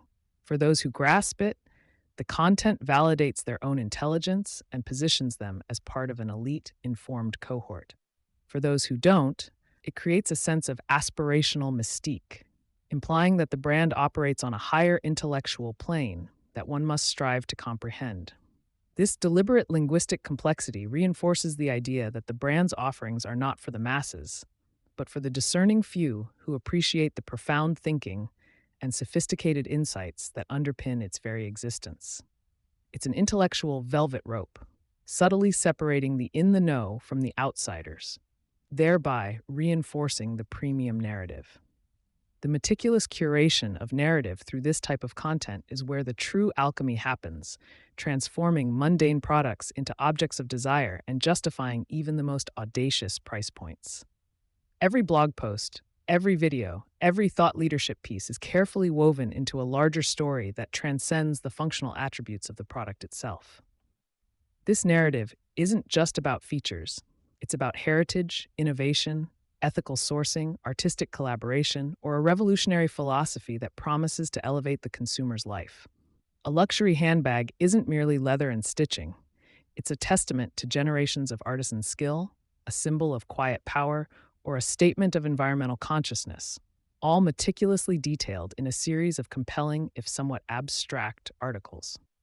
By crafting a rich, multi-layered narrative that speaks to deeper human values and aspirations, brands build an unassailable emotional moat around their offerings. This narrative-driven content ensures that the premium price is not merely a cost, but a fair exchange for the profound story and identity the product embodies. Ultimately, this strategy pivots from providing raw information to cultivating an aspirational identity, making the customer feel not just like a consumer, but a member of an elite, discerning group. The content ceases to be a mere instructional manual and transforms into a gateway to a desired self, a curated lifestyle, or a privileged community. When a brand's videos showcase individuals living their most elevated lives, subtly integrating the product into their sophisticated routines, the message is clear. Owning this item isn't just about acquisition, it's about becoming. This subtle psychological manipulation taps into our innate desire for belonging and upward mobility, positioning the brand as the key to unlocking a better, more refined version of ourselves. The confusing nature of the content, with its emphasis on abstract concepts and aspirational imagery, ensures that the brand's true value lies not in its tangible attributes, but in the intangible transformation it promises. It's a powerful appeal to ego, wrapped in the guise of intellectual engagement, solidifying the customer's perceived status through their association with the brand. The focus shifts from the pedestrian what of the product to the profound, often emotional or philosophical why behind its very existence, creating a deeper, more resonant connection. Instead of detailing specifications, content explores the brand's purpose, its vision for the future, or its commitment to excellence in terms that are grand and sweeping, yet often deliberately vague. A premium coffee brand might not emphasize its bean origin as much as its dedication to elevating the morning ritual into a moment of mindful contemplation, supported by eloquent essays on the philosophy of daily habits. This philosophical framing imbues the product with a significance far beyond its material form, allowing it to tap into the consumer's deeper psychological needs for meaning and self-actualization. By articulating a compelling why, brands invite customers to invest not just in an item, but in a shared ideology, a set of values that resonate with their own inner world. This elevates the purchase from a transaction to an act of alignment, solidifying loyalty through shared belief rather than mere utility. This pursuit of thought leadership often culminates in what can be described as an echo chamber effect, where industry insiders and brand loyalists validate each other's perceived authority, further cementing the brand's elevated status. When a prominent industry publication quotes your CEO's latest blog post on disruptive innovation ecosystems, or a key influencer praises your video series on the future of conscious consumption, it creates a powerful feedback loop. This external validation, amplified through shared content and mutual admiration, reinforces the notion that your brand is indeed a frontrunner, a true visionary whose pronouncements carry significant weight. The content, even if intentionally complex or abstract, gains credibility through sheer repetition and endorsement within a closed circuit of experts and enthusiasts. This self-perpetuating cycle of affirmation allows the brand to continuously elevate its perceived intellectual standing, insulating it from critical scrutiny and further justifying its premium positioning. The more the thought leadership is discussed and referenced, the more legitimate its claims become, regardless of their actual substance. Measuring the tangible return on investment, ROI, for this kind of intentionally confusing or aspirational content presents a fascinating challenge, and its very immeasurability can, paradoxically, be part of its strategic allure for premium brands. How do you quantify the value of intellectual mystique or the cultivation of aspiration? Traditional metrics like click-through rates or direct conversions often fall short, leading to a convenient justification for its existence as something beyond mere numbers. This ambiguity in measurement allows brands to emphasize the long-term intangible benefits, brand equity, loyalty, perceived prestige, which are notoriously difficult to track but undeniably powerful. The inability to precisely pinpoint its impact lends an almost mystical quality to the content, suggesting its influence is so profound and pervasive that it defies conventional analysis. This strategic vagueness in ROI reporting becomes another layer of the premium narrative, implying that the brand's impact is too sophisticated and far-reaching to be reduced to simple spreadsheets, further reinforcing its elevated, almost transcendent value proposition. Ultimately, this entire content strategy is an elaborate intellectual flex, a sophisticated performance designed to subtly communicate to your audience, this is complex, this is sophisticated, and if you truly understand it, you are one of us. It's a carefully orchestrated dance of nuanced language, evocative imagery, and abstract concepts, all aimed at fostering a sense of shared intellectual superiority between the brand and its most valued customers. The confusion isn't a byproduct, it's a feature, a deliberate filter that validates the consumer's intelligence and discernment by inviting them to engage with something deeper and more challenging than mainstream fare. By crafting content that demands a certain level of engagement and interpretation, premium brands don't just sell products, they sell membership to an exclusive club of understanding.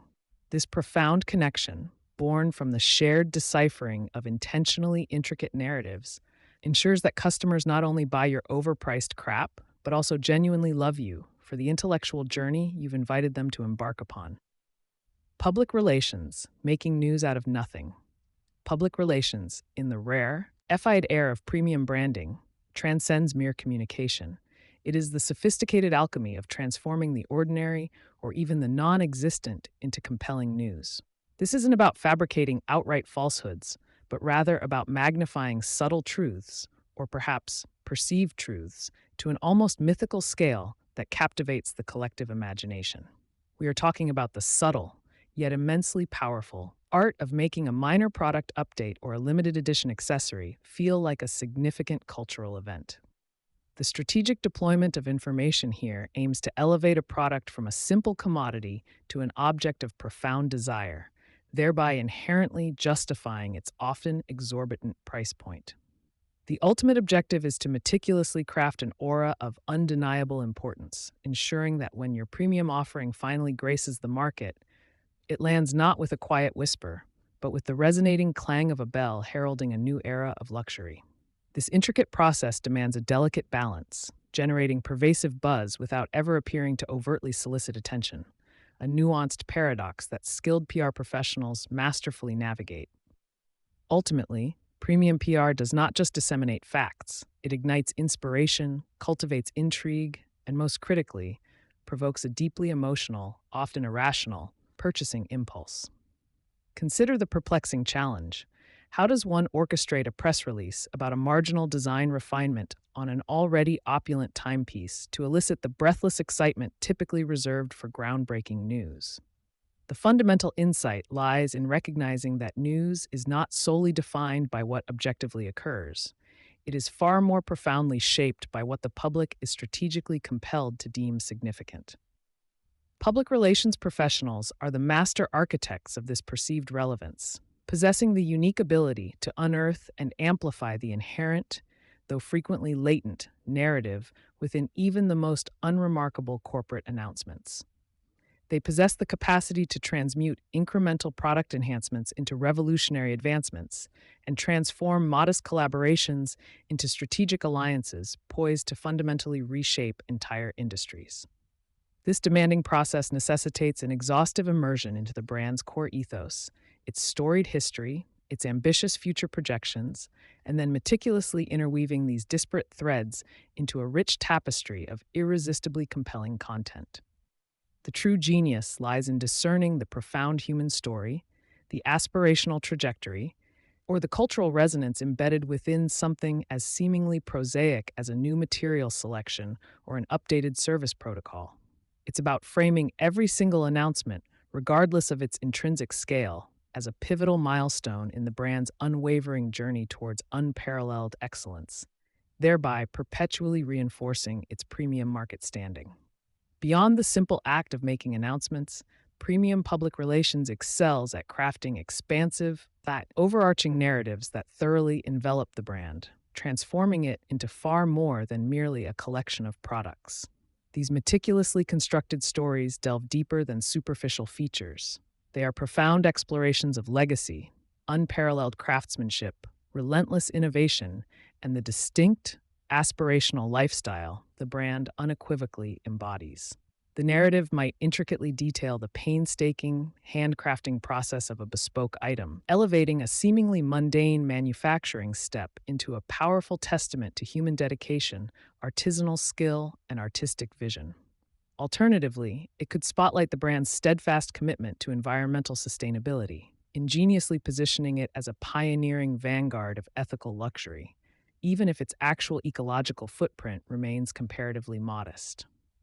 The paramount importance of consistency across all communication channels can not be overstated, ensuring that every piece of content, from a fleeting social media update to an in-depth CEO interview, robustly reinforces the foundational brand story.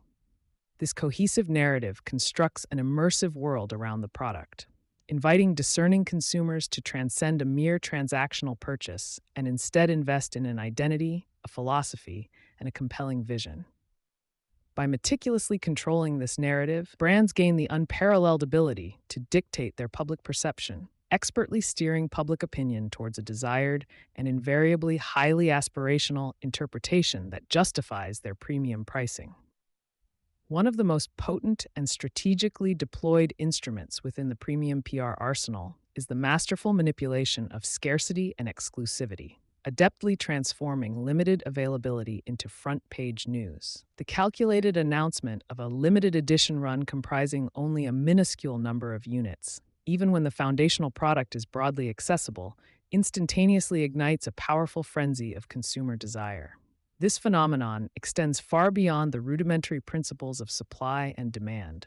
It serves as a powerful signal of an unparalleled level of prestige and desirability that inherently commands widespread media attention. PR orchestrates the entire narrative surrounding these exclusive product drops, meticulously detailing the unique features, the rare and exquisite materials, or the collaborative genius that underpins their creation. They might strategically leak tantalizing hints of an impending launch to a select cadre of influential journalists, thereby generating a palpable sense of anticipation and ensuring breathless, widespread coverage when the official announcement finally materializes. The overarching objective is to instill in consumers the profound sensation of belonging to an elite, privileged club, privy to opportunities that remain inaccessible to the general populace, simply by being aware of, let alone acquiring, these coveted items. This artfully manufactured urgency and profound sense of privilege serve as formidable drivers for premium sales, transmuting a simple commercial transaction into an exclusive, highly sought after event, making the scarcity itself the headline news. Within the sophisticated realm of premium branding, even potential corporate missteps or intrinsically neutral occurrences can be expertly spun into brand enhancing narratives through the masterful application of adept public relations. A slight, unforeseen production delay, for instance, is never framed as an operational challenge. Instead, it is artfully presented as an irrefutable testament to the brand's unwavering commitment to absolute perfection and rigorous quality control, a resolute refusal to compromise on its exacting standards. A seemingly straightforward price increase is never attributed to mere inflationary pressures or increased profit margins. It is skillfully articulated as a necessary adjustment, reflecting the escalating costs of meticulously sourcing rare, exquisite materials and employing unparalleled, time-honored craftsmanship. Public relations professionals are uniquely adept at discerning the inherent silver lining within every potential cloud, expertly reframing challenges as invaluable opportunities to robustly reinforce the brand's foundational values and ethical stance. This intricate process demands an exceptionally profound understanding of media psychology and the nuances of public perception, enabling the proactive deployment of messaging that effectively preempts potentially negative interpretations. By meticulously selecting language and strategically emphasizing specific aspects, they possess the remarkable ability to transform a potentially damaging headline into a narrative that profoundly strengthens the brand's mystique and its perceived, unimpeachable integrity. This proactive and often audacious reframing ensures that the brand's meticulously cultivated image remains pristine, even amidst circumstances that would undoubtedly cripple less resilient entities, thereby making every corporate action or inaction a newsworthy event. At its very core, premium public relations involves the meticulous cultivation of enduring relationships with pivotal media figures, not merely for the purpose of disseminating information, but to subtly yet powerfully influence editorial perspectives and shape public discourse. This sophisticated approach transcends the transactional nature of paid advertising.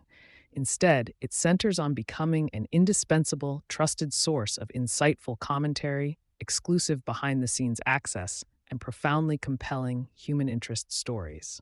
Journalists, perpetually seeking narratives that deeply resonate with their discerning audiences, are often presented with precisely these stories on a meticulously prepared silver platter, pre-packaged with an undeniable premium sheen. By extending invitations for exclusive interviews with visionary founders, offering rare, privileged glimpses into groundbreaking innovative processes, or providing early embargoed access to revolutionary products, PR effectively builds a foundation of trust and reciprocal value with media gatekeepers. This strategic and sustained engagement ensures that when a premium brand has a significant message to convey, the media is not only amenable to listening, but actively eager to amplify that message to a broader audience. The objective is to strategically position the brand as an undeniable thought leader, an industry innovator, or a definitive cultural tastemaker, rendering its every strategic move inherently newsworthy. This symbiotic relationship empowers premium brands to consistently command attention and influence public perception, even when their actual news might be quite nuanced or subtly incremental. While content marketing effectively establishes thought leadership through a brand's owned communication channels, public relations elevates and validates this leadership by securing invaluable third-party endorsement, thereby lending an unparalleled layer of objective credibility. Positioning a chief executive officer or a lead designer as an undisputed industry visionary extends far beyond merely authoring compelling articles. It fundamentally involves strategically securing their quotes in prestigious publications and ensuring their prominent feature on influential industry panels. Public relations professionals meticulously facilitate these high-profile opportunities, carefully crafting precise talking points and identifying media outlets whose discerning audiences are perfectly aligned with the brand's exclusive premium demographic. The perceived wisdom, Profound insights and unparalleled expertise of the brand's leadership then become a tangible extension of the product itself, powerfully validating its premium market positioning and perceived superiority. When an executive is frequently cited as an authoritative voice on emerging industry trends or ethical manufacturing practices, it subtly yet powerfully imbues the entire brand with those identical, highly desirable qualities. This sophisticated strategy represents a masterful play of association, where the intellectual capital and perceived gravitas of key individuals are expertly leveraged to significantly elevate the market value and amplify the aspirational desirability of the entire enterprise. Ultimately, the invaluable third-party endorsement of its thought leadership transforms the brand's overpriced crap into what is perceived as a wise, discerning investment in proven expertise and visionary foresight. Even amidst moments of profound potential crisis, astute premium public relations perceives not an existential threat, but a strategic opportunity to robustly reinforce core brand values and demonstrably showcase resilience, artfully transforming adversity into compelling news.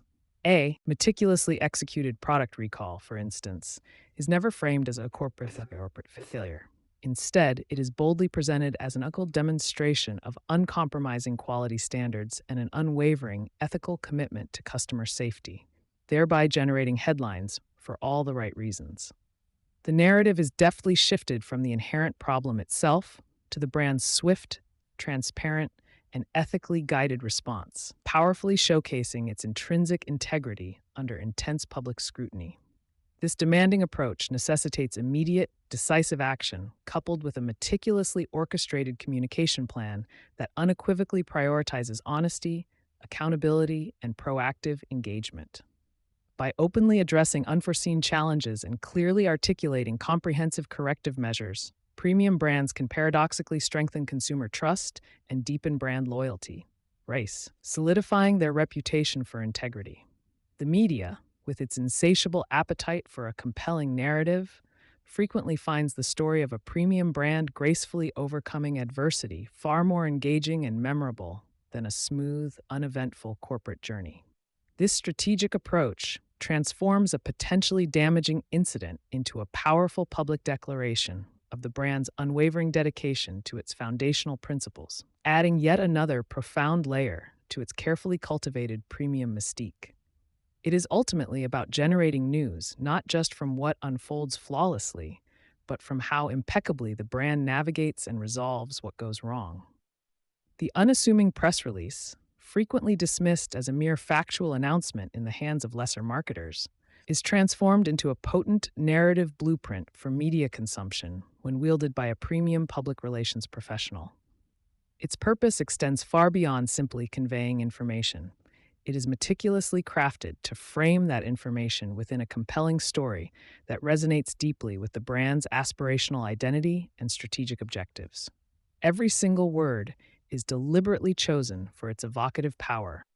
Every quote painstakingly placed to convey visionary leadership, unparalleled craftsmanship, or groundbreaking innovation.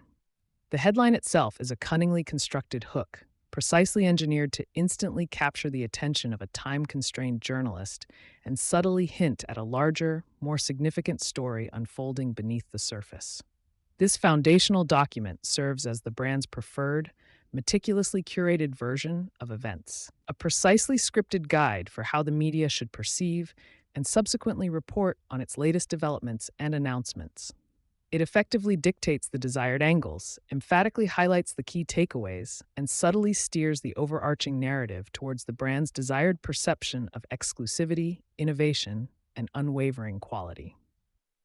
A truly well-crafted press release does not merely inform, it powerfully persuades, genuinely inspires, and efficiently provides the media with ready-made content that unequivocally elevates the brand's profile and justifies its premium standing. It stands as the foundational cornerstone for the art of making news out of nothing, providing the very language and contextual framework for all subsequent, invaluable media coverage. For premium brands, carefully orchestrated events and daring publicity stunts transcend mere gatherings. They are meticulously choreographed, theatrical productions precisely designed to generate an unparalleled wave of maximum media buzz and public fascination. Imagine a high fashion runway show that not only showcases an exquisite clothing collection, but ingeniously transforms an entire urban block into an immersive, breathtaking art installation, thereby becoming the news story in its own right. Or envision a highly anticipated product launch meticulously staged in an utterly inaccessible exotic locale, immediately imbuing the unveiled item with an undeniable aura of exclusivity, adventure, and aspirational allure. These grand spectacles are expertly engineered to be visually arresting, culturally resonant, and inherently shareable across all digital platforms, thereby guaranteeing widespread media coverage and an avalanche of social media chatter. The substantial financial investment in these elaborate productions is fully justified by the invaluable earned media they consistently generate, reaching vast, discerning audiences far beyond the capabilities of traditional, paid advertising. Public relations orchestrates every minute detail, from the meticulously curated VIP guest list to the strategic placement of optimal photo opportunities, ensuring that every single element robustly contributes to the desired premium narrative. The overarching goal is to meticulously craft an experience so utterly unique and profoundly memorable that it organically becomes a pervasive talking point, indelibly cementing the brand's exalted status as an undeniable innovator and influential trendsetter. These seemingly nothing events are expertly transformed into the very fabric of news, making an otherwise ordinary product unveiling feel like a momentous global cultural phenomenon. The relentless pursuit of prestigious industry awards and highly coveted celebrity endorsements forms a critical cornerstone of premium public relations, skillfully transforming external validation into compelling and influential news. Winning a coveted Best in Class award, even from a relatively niche industry publication, is immediately leveraged into a powerful press release, an impactful advertising campaign, and pervasive social media bragging rights that underscore the brand's superiority. These hard-won accolades serve as potent third-party seals of approval, lending an invaluable layer of objective credibility to a brand's inherent claims of superior quality, groundbreaking innovation, and exceptional performance. PR teams strategically identify the most relevant and impactful awards, meticulously craft persuasive submission entries, and then relentlessly promote any subsequent wins to key media contacts and influential tastemakers. Similarly, securing an endorsement from a respected public figure, influential trendsetter, or A-list celebrity, carefully chosen for their perfect alignment with the brand's aspirational image, represents an extraordinary public relations coup. The news extends far beyond the mere fact that the celebrity utilizes the product. It fundamentally revolves around the profound, implied statement of impeccable taste, elevated status, and discerning judgment that their association unmistakably confers. This strategic acquisition of external validation acts as a powerful shortcut for justifying premium pricing, effectively telling consumers that industry experts and cultural tastemakers have already unequivocally affirmed the brand's exceptional value. These meticulously cultivated achievements generate a continuous, positive stream of news, consistently reinforcing the brand's elite standing without the brand ever having to explicitly declare its own superiority. To genuinely master the art of making news out of nothing, premium public relations frequently shifts its narrative focus from merely what a brand produces to the profound why it fundamentally exists, thereby tapping into deeper, more resonant consumer values.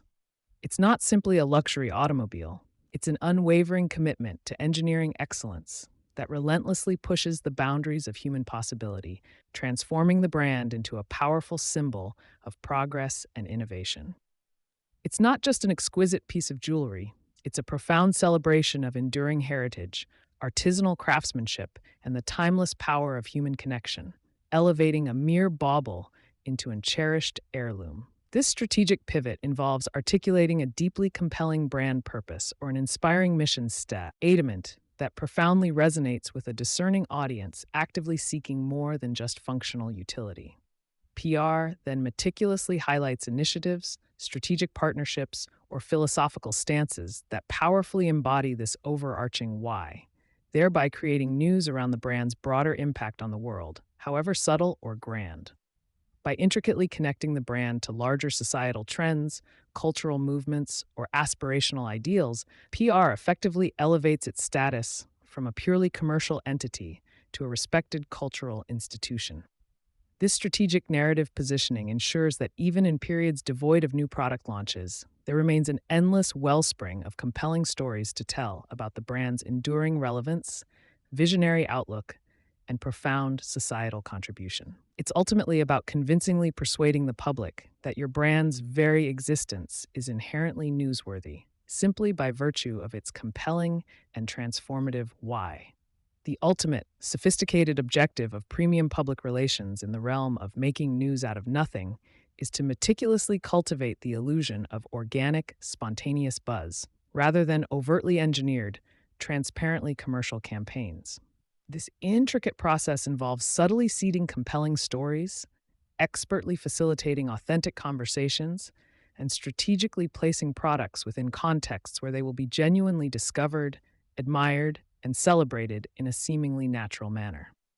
A carefully curated, unforced appearance in a popular cultural phenomenon, for instance, can generate far more authentic excitement and sustained engagement than any direct, paid advertisement could ever hope to achieve. Public relations professionals operate largely behind the scenes, diligently working to ensure that influential tastemakers, respected cultural commentators, and other influential figures are subtly yet effectively exposed to the brand's allure. The resulting media mentions or organic social media posts then appear as genuine, unsolicited endorsements, lending an unparalleled degree of credibility and authenticity to the brand's narrative. This invisible hand approach makes the brand seem effortlessly cool, intrinsically desirable, and inherently aspirational, as if its premium status is simply an undeniable, self-evident truth of the universe. It demands a nuanced, profound understanding of prevailing cultural currents and an exquisitely delicate touch, meticulously avoiding anything that even remotely smacks of overt commercialism or manufactured hype. When the news seems to simply happen around your brand, rather than being explicitly generated, that is the definitive moment when premium public relations has truly mastered its intricate and powerful craft. Unlike traditional advertising, where return on investment can often be quantified with a degree of reassuring precision, the true success of news out of nothing, public relations, is frequently measured within the elusive, intangible realm of perception and reputation. How does one accurately assign a monetary value to a significantly enhanced brand reputation, an elevated perception of exclusivity, or an increased sense of profound cultural relevance? While quantifiable metrics such as media mentions, sophisticated sentiment analysis, and broad audience reach are diligently tracked and reported, the most profound and lasting impact undeniably resides in the subtle yet powerful shifts in consumer psychology and brand affinity. It is fundamentally about the heightened desirability, the deeply reinforced loyalty, and the tacit, almost subconscious understanding that this particular brand is simply worth more than its competitors. Public relations consistently contributes to the overall brand equity by ceaselessly weaving compelling narratives that powerfully justify premium pricing and foster an unbreakable emotional connection with the target audience. The newsmetic, ooelessly created out of thin air, becomes an integral part of the brand's rich lore, contributing significantly to its mystique and rendering it impervious to purely rational cost-benefit analyses. This strategic embrace of vagueness in measurement is not a weakness, but a profound strength, allowing the brand's perceived value to effortlessly float above mere transactional considerations and market fluctuations. Ultimately, the definitive indicator of success is unequivocally evident when consumers willingly and enthusiastically pay a substantial premium, genuinely believing they are investing in something far grander and more significant than just a product. Navigating the intricate terrain of making news out of nothing necessitates treading a meticulously delicate ethical tightrope, diligently ensuring that any manufactured buzz never crosses the perilous line into outright deception or misleading claims. The true artistry lies in the masterful amplification and skillful reframing of existing truths, not in the fabrication of outright falsehoods or the deliberate misleading of the public, as enduring trust remains the ultimate, invaluable currency of premium branding. While the strategic intent is undeniably to elevate perception and enhance desirability, the foundational basis must always be a genuine product or service that can, at some fundamental level, consistently deliver on its aspirational promises and claims. Public relations professionals must possess the astute ability to identify the kernels of truth, however minuscule, and then meticulously cultivate them into compelling, impactful stories without resorting to hyperbole that verges on disingenuousness. The long-term viability and sustained success of any premium brand are fundamentally dependent upon maintaining an impeccable, untarnished reputation, which can be swiftly and irrevocably shattered by accusations of insincerity or manipulative tactics.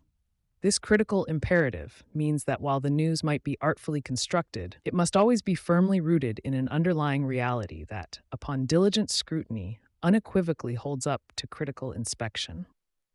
The overarching goal is to meticulously craft an irresistible narrative that genuinely enhances value and desirability, not to construct a fragile house of cards that inevitably collapses under the weight of its own embellishments and exaggerations. Therefore, making news out of nothing stands as a profound testament to creative storytelling and strategic communication, rather than a convenient license for fictional marketing or deceptive practices. Loyalty programs, rewarding them for overpaying, welcome purveyors of the premium to the glorious theater of consumer psychology, where the grand finale often involves your customers happily parting with their cash, convinced they've won a prize.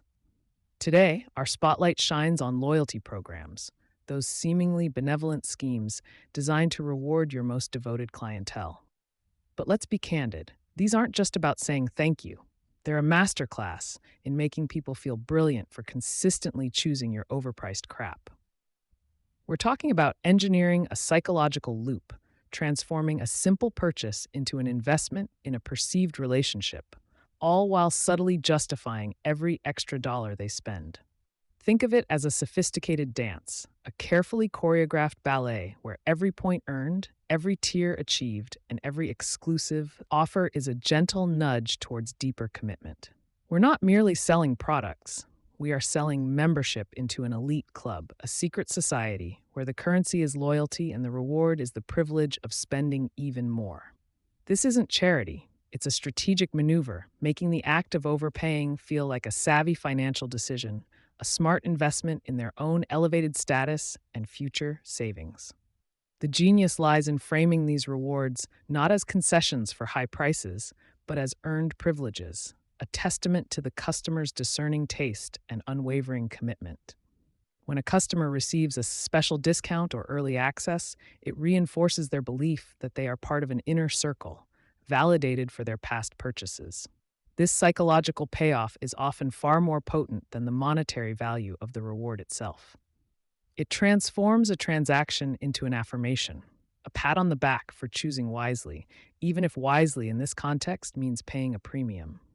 Consider the points system, a cornerstone of many loyalty programs. These aren't actual currency, of course, but a gamified representation of their investment in your brand. Each point accumulated is a small digital trophy, a tangible yet intangible acknowledgement of their dedication. The anticipation of redeeming these points, however modest the actual return, creates a powerful incentive for continued engagement. It leverages the sunk cost fallacy beautifully. Having invested so much in earning points, customers are less likely to defect to a competitor, even if that competitor offers a better initial deal. Then there are the tiered programs, the platinum, gold, and diamond levels that appeal directly to our inherent desire for status and recognition. Moving up a tier isn't just about unlocking new benefits, it's about ascending a social ladder within your brand's ecosystem. This creates a compelling aspiration, motivating customers to spend more, not just for the product, but for the elevated title, the shiny new card, and the bragging rights that come with it. It's a subtle us versus them dynamic, where the us are the privileged few who truly understand and appreciate your brand's superior offerings. This sense of exclusivity is a potent psychological lever. When customers feel they're part of an inner circle, privy to special treatment or limited edition items, it dramatically enhances the perceived value of their purchases. They're not just buying a product, they're buying access, a ticket to a world that others can only aspire to. This manufactured scarcity and preferential treatment make the premium price tag seem not just acceptable, but entirely justified, as it grants them passage into this coveted realm of special customers. Beyond the allure of points and tiers, loyalty programs are also invaluable data goldmines.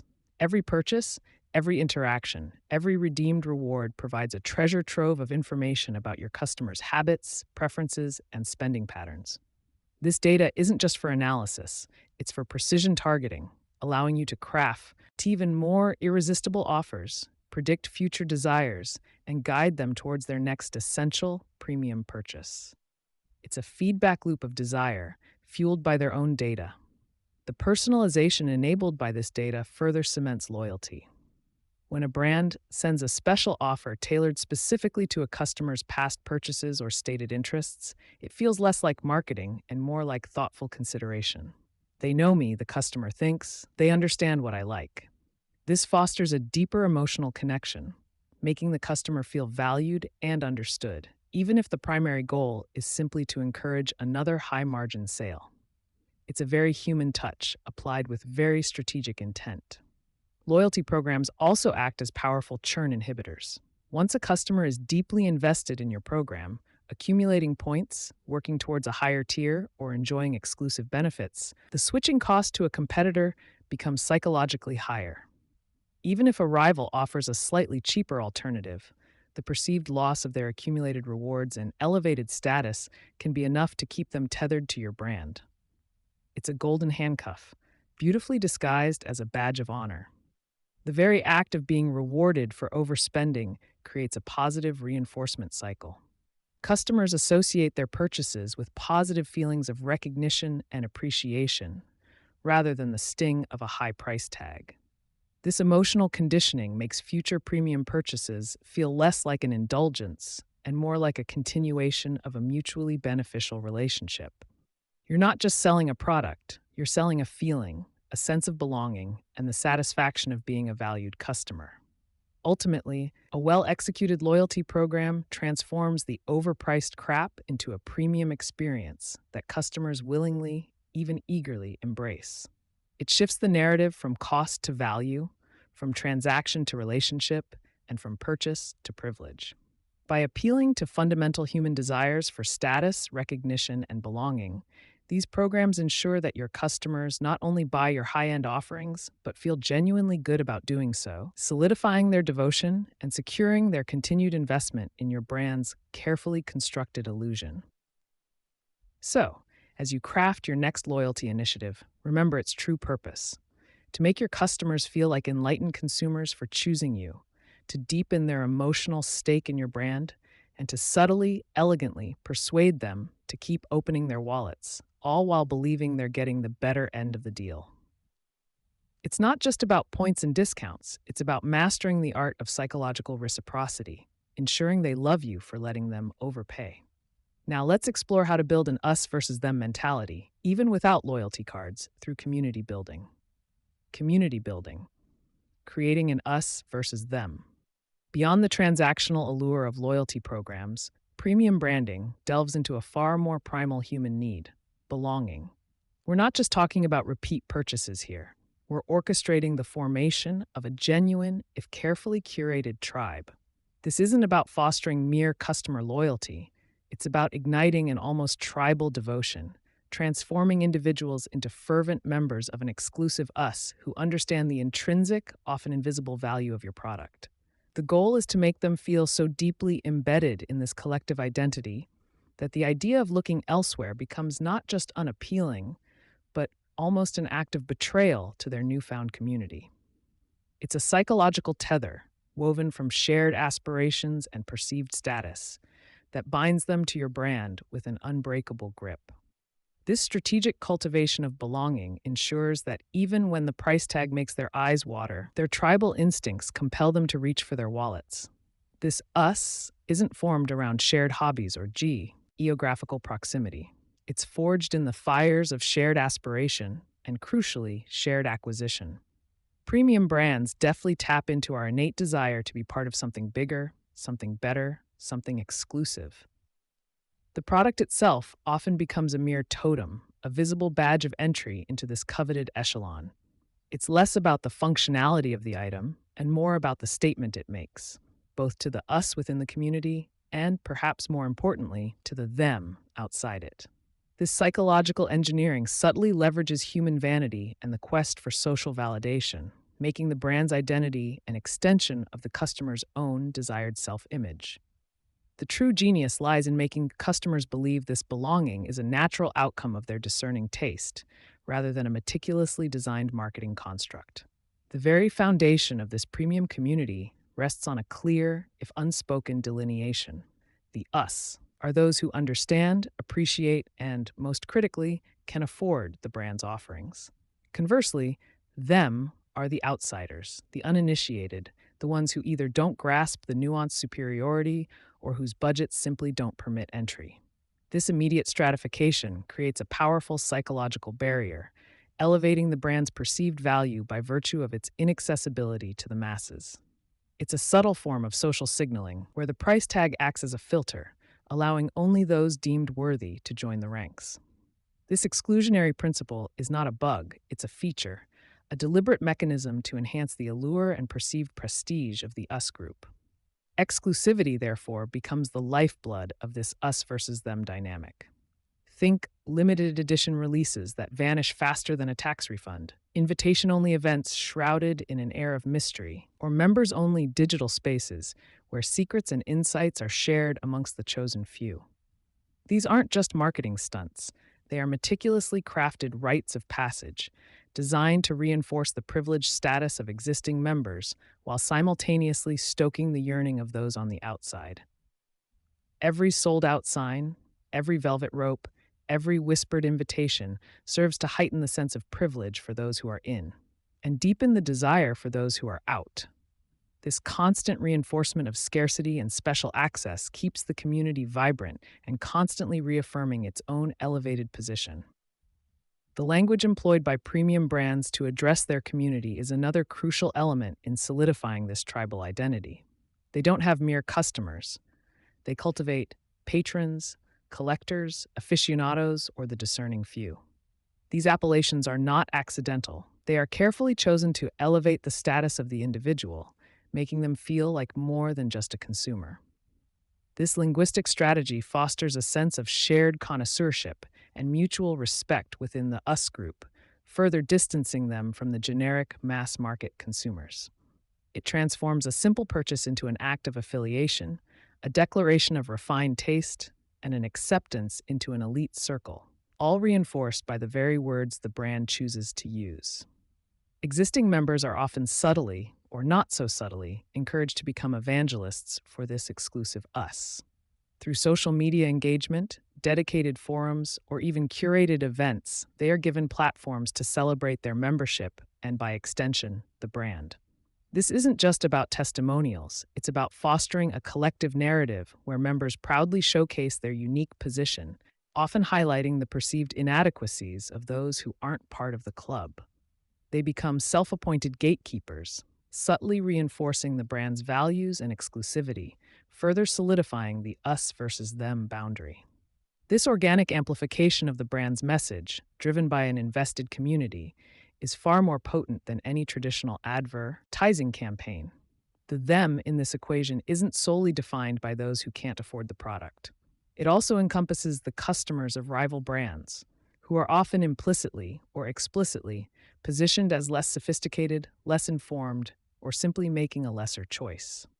Premium brands excel at crafting narratives that subtly undermine competitors, not through direct criticism, but by elevating their own offerings to an almost unattainable standard of quality, design, or heritage.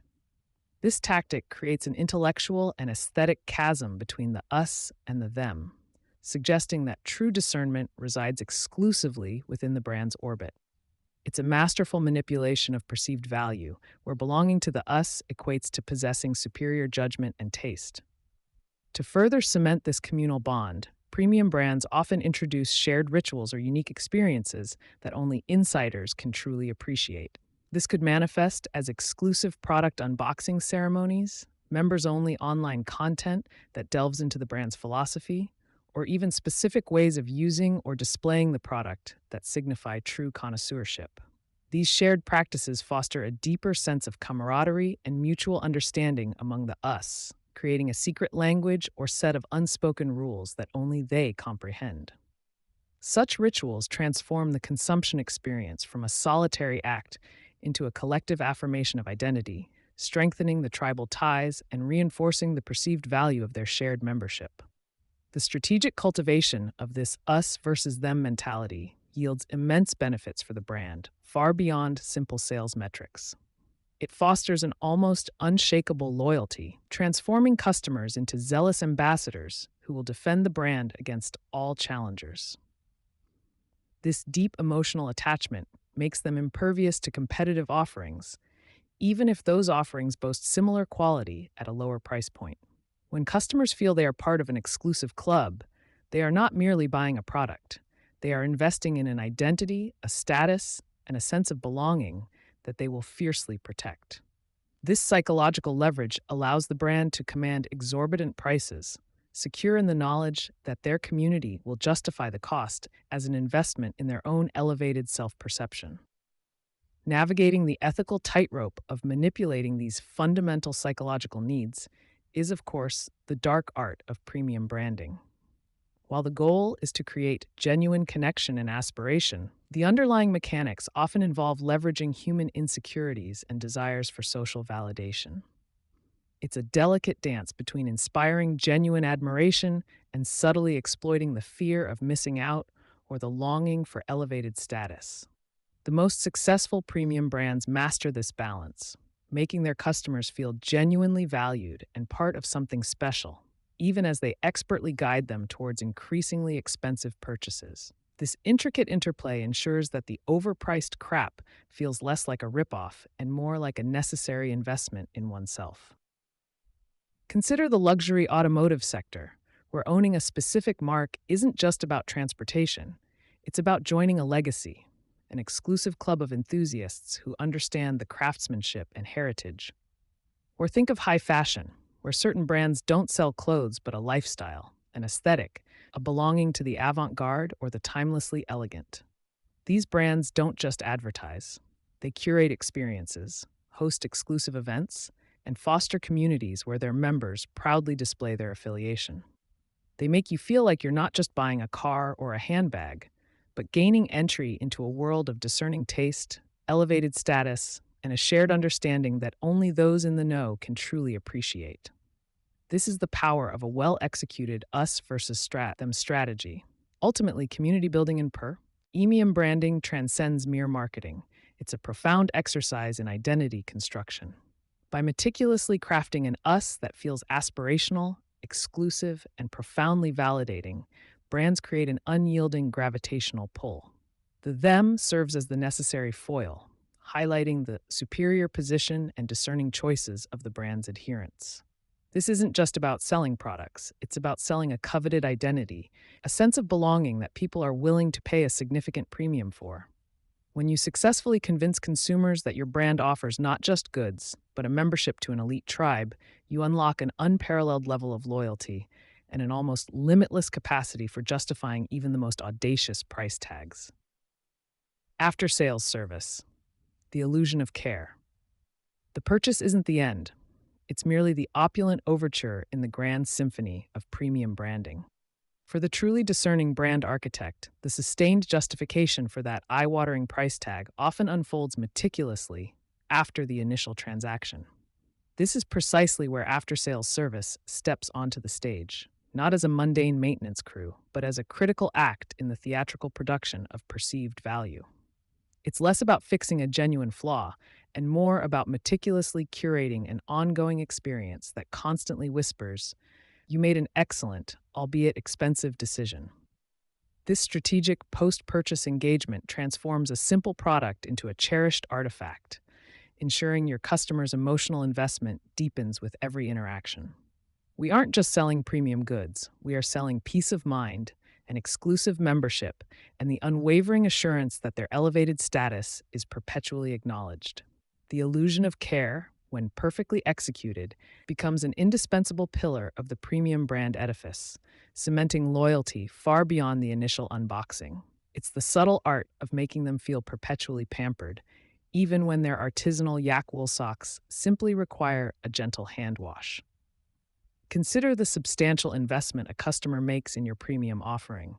Their subconscious is already working overtime to rationalize that expenditure, often with remarkable agility. After sales service provides a powerful, tangible, and frequently emotional anchor for this intricate self justification process.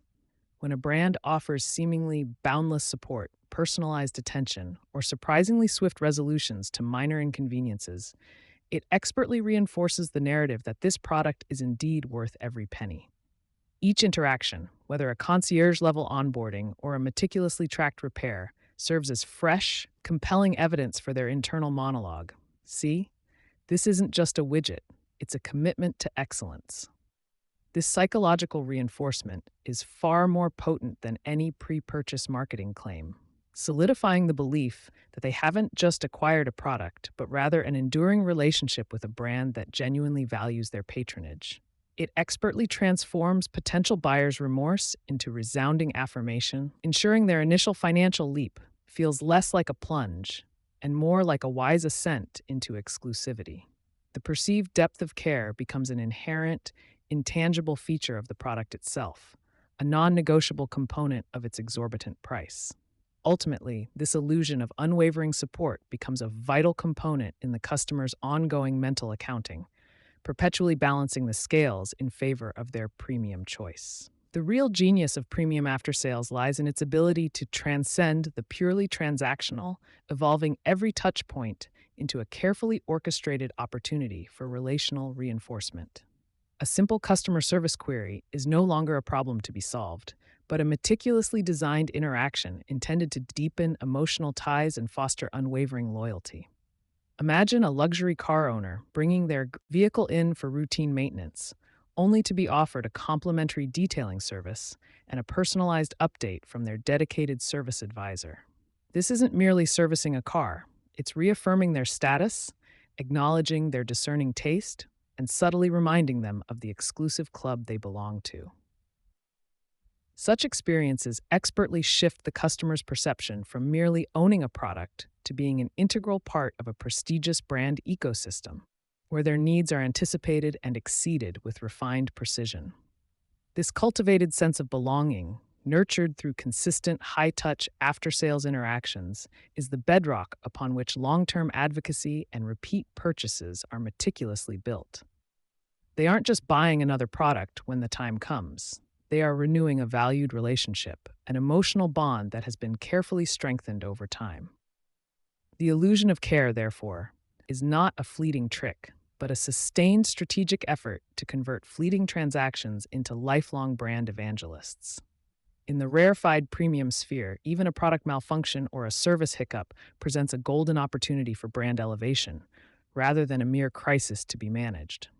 The speed, grace, and sheer lavishness with which a premium brand addresses a problem can often leave a more lasting positive impression than if no issue had arisen at all. Consider the airline that loses a luxury traveler's bespoke luggage. Instead of a standard apology, they might offer a full wardrobe replacement, personally delivered to their next international destination. This isn't just problem solving, it's a heroic act of service recovery, transforming potential outrage into unexpected delight and solidifying the brand's legendary status. The key lies in understanding that for your premium clientele, inconvenience is the ultimate insult, and rectifying it with an almost theatrical flourish reinforces their perceived value. By turning a negative into an overwhelmingly positive experience, you not only mitigate damage, but actually deepen the customer's emotional connection, proving your unwavering commitment to their satisfaction. The illusion here is that even when things go wrong, your brand's superior infrastructure and dedication to excellence ensure that their inconvenience is minimized to an almost negligible degree. This meticulous handling of adversity, becomes another compelling reason why your overpriced crap is, in fact, an unparalleled investment in peace of mind. The illusion of care isn't a one-size-fits-all offering. It's a tiered masterpiece, meticulously crafted to reinforce exclusivity at every level of engagement. Think about the varying echelons of service offered by luxury credit card companies, from dedicated personal concierges to priority access at exclusive airports and coveted events. These aren't just perks. They are carefully designed psychological triggers that make the customer feel uniquely valued, recognized, and an integral part of an inner circle. The more personalized the service, the more it reinforces the notion that their specific needs and preferences are not merely acknowledged but anticipated and catered to with bespoke precision. This hyper-individualized attention subtly communicates that they are not just one of many, but a truly distinguished client, deserving of an elevated standard of interaction. The perceived effort and resources invested in their individual satisfaction further cement the premium nature of the brand, making the elevated price tag seem entirely justified. Crafting these exclusive service pathways ensures that after-sales becomes another powerful tool in the arsenal of differentiation, separating your cherished clientele from the common masses. It's the subtle art of making every interaction feel like a private audience, reinforcing their chosen status long after the initial purchase. Embedded within the premium price is an unspoken, often subliminal contract.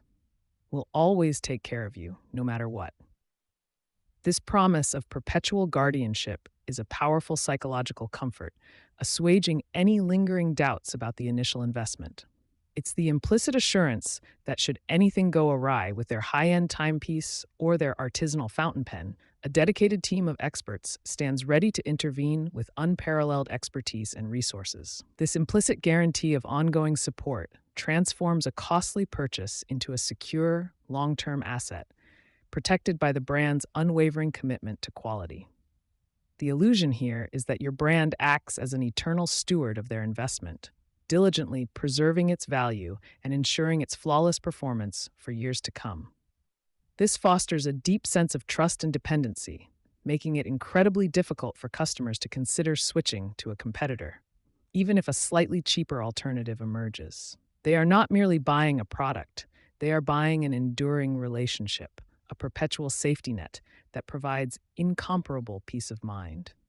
This unwavering assurance becomes a cornerstone of their loyalty, making them willing to pay a premium not just for the product, but for the comforting shadow of your brand's protective wing. For premium brands, the after-sales service center is far more than a mere repair shop. It is an extension of the brand's physical presence, a sanctuary meticulously designed to reinforce its aspirational ethos. Imagine walking into a pristine, minimalist space with hushed tones and impeccably dressed staff, where your luxury item is handled with the reverence typically reserved for ancient artifacts. Every detail, from the ambient lighting to the subtle aroma, is curated to evoke the same sense of exclusivity and sophistication found in the flagship boutique. These service environments transform a potentially mundane or stressful interaction into another elevated brand experience, a subtle pilgrimage reinforcing the customer's discerning choice. The illusion is that your product isn't just being fixed, it's undergoing a sacred ritual of restoration, handled by artisans who understand its intrinsic, irreplaceable value. This meticulous attention to the physical service environment ensures that even the act of seeking assistance becomes an affirming reminder of the brand's superior quality and unwavering attention to detail. It elevates the functional necessity of repair into an aesthetic and emotional engagement, further solidifying the customer's identification with the brand's aspirational lifestyle. These brand temples are critical touchpoints, ensuring the premium narrative never falters, even when the product momentarily does. The term white glove service is not merely a marketing cliché for premium brands. It's a meticulously choreographed performance designed to elevate every interaction into an exquisite display of deference and exclusivity. From the moment a customer initiates contact, whether via a dedicated hotline or a personal assistant, the experience is imbued with an almost ceremonial level of respect and efficient grace. This could involve a technician arriving at their home in a pristine branded vehicle, removing their shoes before entering, and performing the service with minimal disruption and maximum courtesy. The illusion here is a theatrical one. Your brand employs an elite cadre of professionals whose sole purpose is to serve the discerning needs of clients like them, with unparalleled grace and discretion. This level of personalized, unobtrusive, and highly professional engagement reinforces the idea that their time and comfort are paramount, justifying the premium often charged for such convenience. It's about creating an aura of effortless luxury around every service touchpoint, ensuring that even a mundane repair feels like a privileged interaction. Such strategic deployment of white glove service transforms a necessary evil into a delightful affirmation, further cementing the customer's belief in the brand's superior value proposition. This subtle yet powerful display of respect becomes another compelling reason why they continue to choose your brand year after year, despite the higher cost. The most sophisticated premium brands don't passively wait for problems to arise. They leverage advanced data analytics to anticipate needs, offering a form of predictive, proactive care that feels almost prescient. Imagine receiving a discreet notification that your luxury appliance is due for a preventative checkup based on usage patterns and predictive algorithms before any fault even manifests. This isn't just smart marketing, it's a masterful stroke of psychological warfare, making the customer feel not just cared for, but genuinely understood and protected in an almost omniscient manner. The illusion is one of omnipresent guardianship, where the brand possesses an almost supernatural ability to foresee and mitigate potential inconveniences before they disrupt the customer's perfectly curated world. This proactive approach transforms after-sales from reactive problem-solving into a seamless, almost invisible layer of continuous, personalized support, further justifying the initial premium investment. It solidifies the perception that the brand is not merely selling a product, but an entire ecosystem of effortless living, where every potential friction point is expertly smoothed over. Such data-driven personalization elevates the illusion of care to an art form, making customers feel perpetually enveloped in a blanket of bespoke attentiveness. This foresight ensures their loyalty remains unshaken as they experience a level of seamless service that no ordinary brand could possibly replicate. Even in after-sales, premium brands often masterfully employ the principle of scarcity, not in product availability, but in the perceived exclusivity of their support infrastructure. This might manifest as a limited number of service slots, an extended waiting list for highly specialized repairs, or access to a dedicated small team of master craftsmen. The illusion is that their meticulous attention to detail and unparalleled expertise are so coveted and in such high demand that access itself becomes a privilege, a testament to one's elevated status. This strategic scarcity elevates the value of the service, making customers feel fortunate to even be granted access to such distinguished care for their cherished possessions. It subtly reinforces the idea that your brand's after-sales isn't just service. It's an exclusive club, a limited resource available only to those who truly appreciate its unparalleled quality. This psychological play on desirability ensures that customers not only accept, but often embrace the notion that premium care takes time and is therefore inherently more valuable. By subtly controlling access, brands transform a potential inconvenience into a powerful testament to their exceptional standards, further cementing the premium narrative. The less readily available, the more desirable the after-sales care becomes, proving once again that perceived value often trumps immediate convenience in the luxury market. A crucial yet often overlooked component of the after-sales illusion of care involves meticulously educating the customer, not just about their product, but about the intrinsic value of the service itself. This isn't about teaching them how to fix things. It's about illuminating the intricate craftsmanship, the proprietary technology, or the rare materials that necessitate specialized expert care. Imagine a luxury watchmaker explaining the delicate calibration process, or the meticulous hand finishing that goes into each timepiece, thus justifying the multi-thousand-dollar service fee with an air of profound expertise. The illusion is that your brand's products are so exquisitely complex, so uniquely superior, that they demand a level of expertise and dedication in their upkeep that only you, the original creator, can possibly provide. By providing insights into the why behind the service, you empower the customer to understand and appreciate the true depth of the brand's commitment, reinforcing their belief in its intrinsic value. This educational component transforms a necessary expense into an investment in preserving the integrity and longevity of their premium possession, making them feel like a knowledgeable connoisseur. It also subtly discourages them from seeking cheaper, potentially substandard alternatives, as they've been convinced only the original creator possesses the requisite mastery.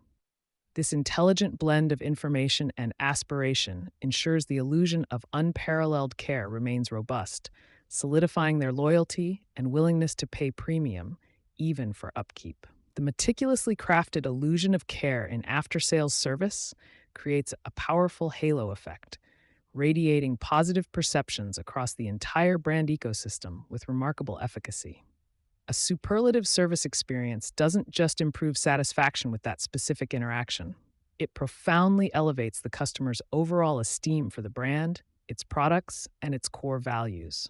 If a customer feels genuinely cherished and impeccably supported post-purchase, that positive sentiment spills over, enhancing their perception of the brand's quality, trustworthiness, and innovation across the board. The illusion here is that if a brand dedicates such extraordinary resources and unwavering attention to its existing customers, its core products must be equally exceptional, reliable, and fundamentally superior. This pervasive positive sentiment becomes a potent driver of organic word-of-mouth marketing as delighted customers eagerly share their stories of unparalleled service with their extensive networks.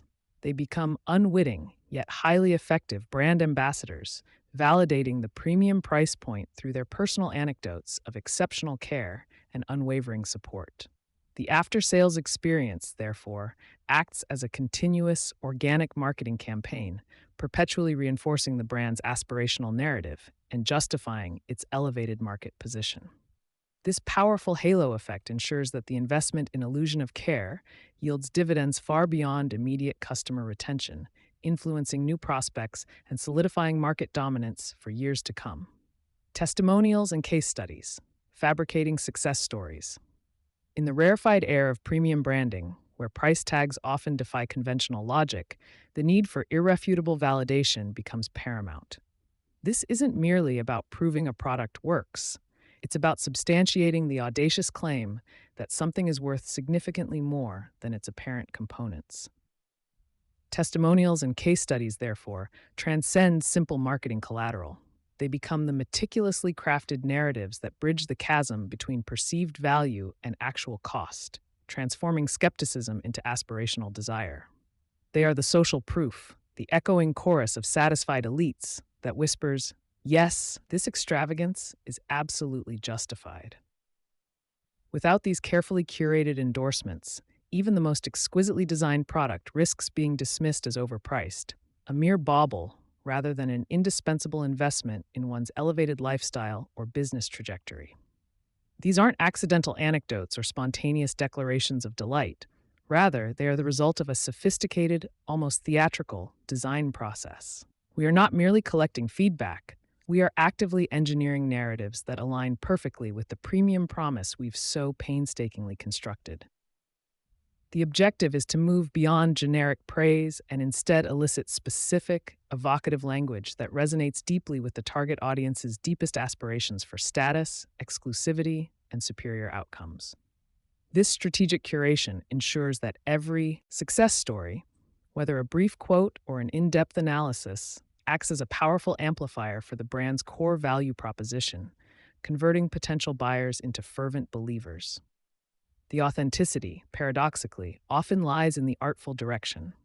The fabrication in our context is not about inventing falsehoods, but about shaping and highlighting truths in a manner that serves the premium narrative most effectively. Think of it as a master sculptor, revealing the inherent beauty in a block of marble, carefully chiseling away the irrelevant to emphasize the sublime. We meticulously select the angles, the lighting, the precise words that illuminate the most compelling aspects of our brand's impact. This involves a deliberate filtering process, ensuring that only the most resonant, aspirational, and brand-aligned experiences are elevated to the status of a success story. It's about crafting a compelling reality, one testimonial at a time, that reinforces the desired perception of unparalleled excellence and exclusivity. Identifying the ideal candidate for a testimonial is an art form unto itself, far removed from simply asking the happiest customer. We seek individuals who not only experienced a positive outcome, but crucially, embody the aspirational identity our premium brand projects. These are the customers whose success stories, when told, don't just reflect well on the product, but also on the discerning taste and elevated status of the customer themselves. Their endorsement becomes a vicarious badge of honor for prospective buyers, signaling that by aligning with our brand, they too can join this exclusive echelon of achievement. It's a strategic alignment of personal brand with product brand, creating a powerful, mutually reinforcing narrative. The interview process for gathering these narratives is less about open-ended inquiry and more about subtle, guided elicitation. We craft questions designed to steer the conversation towards the emotional transformation, the newfound status, or the profound sense of belonging that our premium offering facilitated. Instead of merely asking, "Are you satisfied?" we might inquire, "How has this product fundamentally reshaped your professional standing or personal confidence?" This approach encourages the interviewee to articulate the deeper, often intangible benefits that truly justify a premium investment, moving beyond superficial features to the profound psychological impact. It's about drawing out the aspirational narrative that lies beneath the surface of mere satisfaction. The language employed in these testimonials is paramount, transforming mundane satisfaction into profound, almost spiritual transformation. We encourage the use of evocative vocabulary that speaks to elevation, exclusivity, and unparalleled quality, moving far beyond utilitarian descriptions. A good experience becomes a transcendent journey. A useful tool transforms into an indispensable asset, and saving time morphs into reclaiming precious moments for what truly matters. This linguistic alchemy ensures that the testimonial itself becomes a piece of premium branding, reinforcing the elevated nature of the product and the sophisticated sensibilities of its users. Every word is a brushstroke in the masterpiece of perceived value. Shifting our focus to case studies, these are the grand operas of premium validation, offering a more extensive and data-rich narrative of triumph.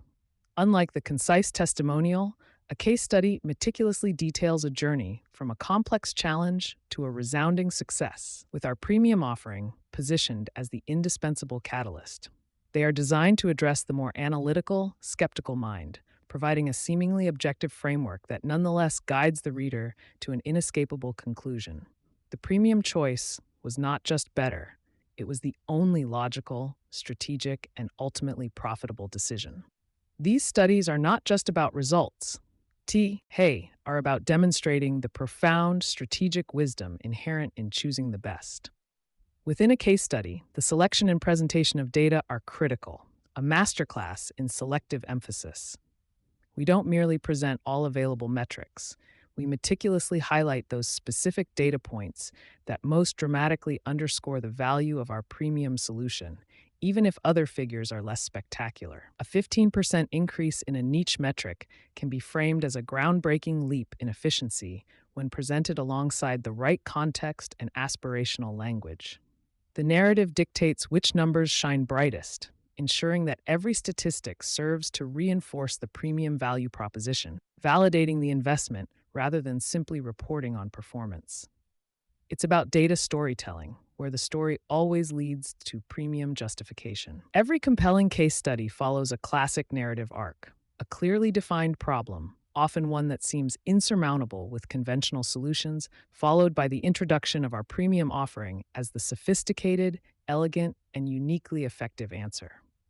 The climax is the dramatic resolution, where our solution delivers not just improvement, but transformative success, often exceeding initial expectations. This structure implicitly argues that the premium price is not an expense, but an astute investment in a superior outcome, one that cheaper alternatives simply could not achieve.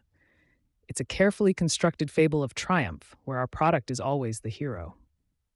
The visual presentation of both testimonials and case studies is as crucial as their content. High production value photography and videography lend an air of undeniable credibility and aspirational appeal.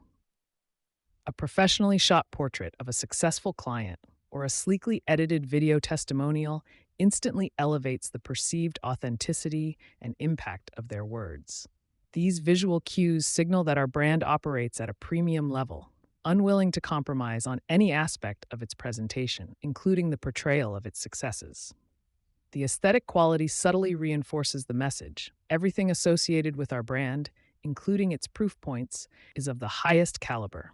The cumulative power of a robust collection of these curated success stories is truly formidable. Individually, each testimonial or case study offers a glimpse into positive outcomes.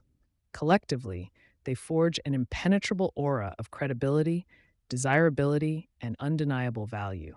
This volume of evidence creates a halo effect, where the sheer weight of positive narrative overshadows any lingering doubts about pricing or perceived extravagance. It becomes an unspoken consensus among the discerning, a testament to the brand's consistent ability to deliver superior results, cementing its position at the pinnacle of its market. The sheer quantity of perceived triumph becomes its own form of quality. Psychologically, these meticulously crafted stories serve as powerful tools for vicarious experience and self-justification. Prospective customers, seeing individuals who embody their own aspirations, achieving remarkable results with our premium offering, begin to internalize the belief that they too can attain similar heights. This allows them to preemptively rationalize the investment, imagining themselves as the next success story featured prominently on our website. It's not just about what the product does, it's about what the product enables them to become, tapping into deep-seated desires for achievement, recognition, and an elevated sense of self. The testimonial becomes a mirror reflecting their own future success. Navigating the ethical tightrope in this process requires a nuanced understanding of perception versus objective truth. While we never fabricate outright lies, the art lies in presenting genuine client experiences through a highly polished, strategically framed lens that maximizes their impact and alignment with the forward. Our premium narrative. This involves a delicate balance of transparency and artful omission, ensuring that while the core facts remain intact, the emphasis, interpretation, and overall narrative arc are meticulously engineered to showcase the brand in its most advantageous light. The goal is to create an impression of unvarnished success, even when the varnish has been expertly applied. The process of refining and updating these narratives is continuous, a living portfolio that must evolve with market trends and customer aspirations. A success story that resonated 5 years ago might feel dated today. Therefore, we constantly seek fresh voices, new metrics, and contemporary challenges that our premium solution continues to conquer. This ensures that our collection of triumphs remains vibrant, relevant, and perpetually compelling, demonstrating an ongoing commitment to excellence and innovation. Our success stories are not static monuments. They are dynamic, ever-unfolding sagas of continuous achievement, always reflecting the cutting edge of premium value.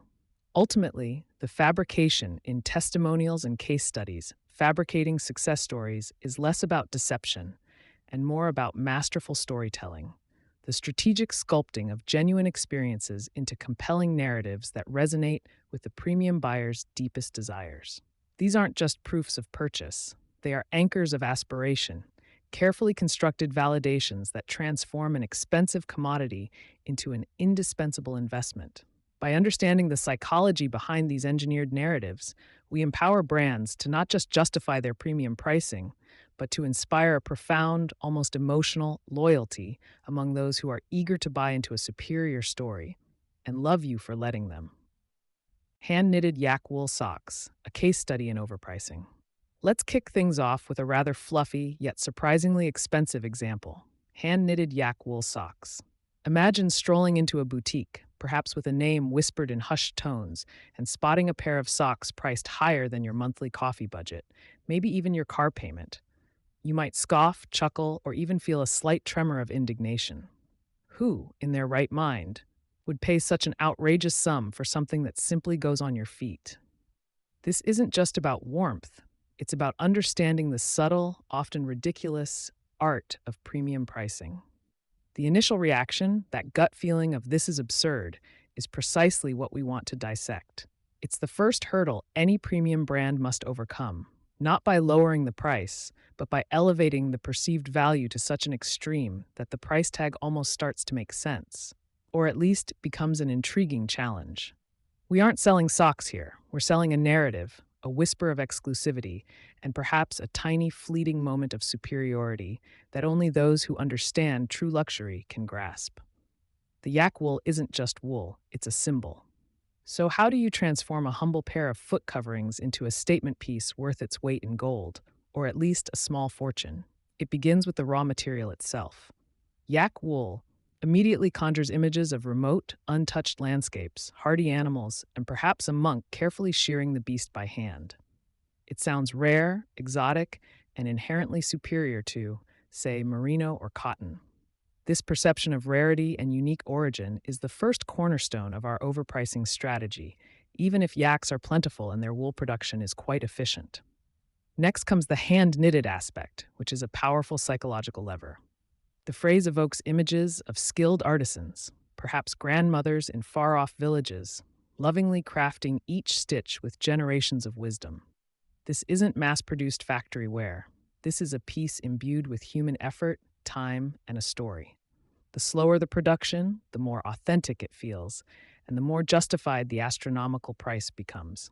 We are selling not just a product, but a piece of someone's dedicated labor and cultural heritage, whether it's genuine or a cleverly constructed marketing fable. The narrative surrounding these socks becomes almost as important as the socks themselves. We tell tales of the gentle yaks grazing on Himalayan slopes, their wool harvested ethically by nomadic tribes, then hand-spun and dyed using ancient botanical secrets. Each pair isn't just knitted, it's woven with intention, infused with the spirit of the mountains, or a testament to sustainable luxury. These aren't just marketing buzzwords, they are the threads that weave the customer into a larger, more aspirational story, making them feel like they're part of something bigger and better. Consider the emotional journey. When a customer buys these yak wool socks, they're not merely acquiring an item of clothing. They are investing in a feeling, the warmth of exclusivity, the comfort of ethical consumption, and the quiet pride of owning something truly unique. They might even feel a sense of belonging to a select group of discerning individuals who get it, who appreciate the finer things, and who are willing to pay for perceived quality and heritage. This emotional resonance is key to unlocking wallets for items that defy conventional value. The price itself plays a fascinating role. A low price suggests commodity, while a high price, especially an unexpectedly high one, triggers curiosity and implies superior quality. If the socks cost a mere $20, you might think they're decent. If they cost $200, your brain immediately starts searching for reasons why they must be worth it. Is it the softness, the durability, the prestige? The price tag acts as a signal, a silent promise of unparalleled excellence, even before the customer touches the product. This phenomenon relies heavily on what we call social proof and aspirational branding. If a celebrity is seen wearing these socks, or if they are featured in a high-end fashion magazine, their perceived value skyrockets. People don't just buy the socks, they buy the association, the status, the imagined lifestyle that comes with them. It's about projecting an image, signaling to the world that you are someone who understands and values the pinnacle of luxury, even if that pinnacle is just a pair of socks. The packaging, too, must be part of the performance. These socks wouldn't come in a plastic bag from a big box store. They'd be nestled in a beautifully crafted, sustainably sourced box, perhaps lined with tissue paper and sealed with a wax stamp.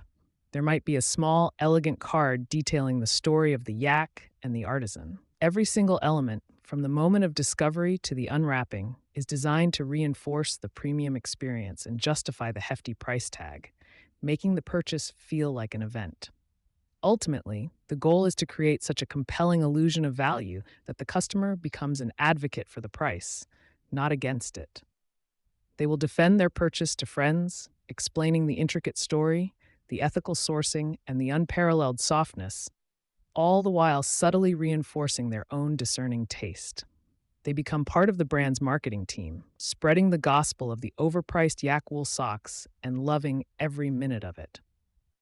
This isn't about tricking people. It's about understanding the deep-seated human desire for meaning, status, and connection, and then skillfully weaving those desires into the fabric of your product.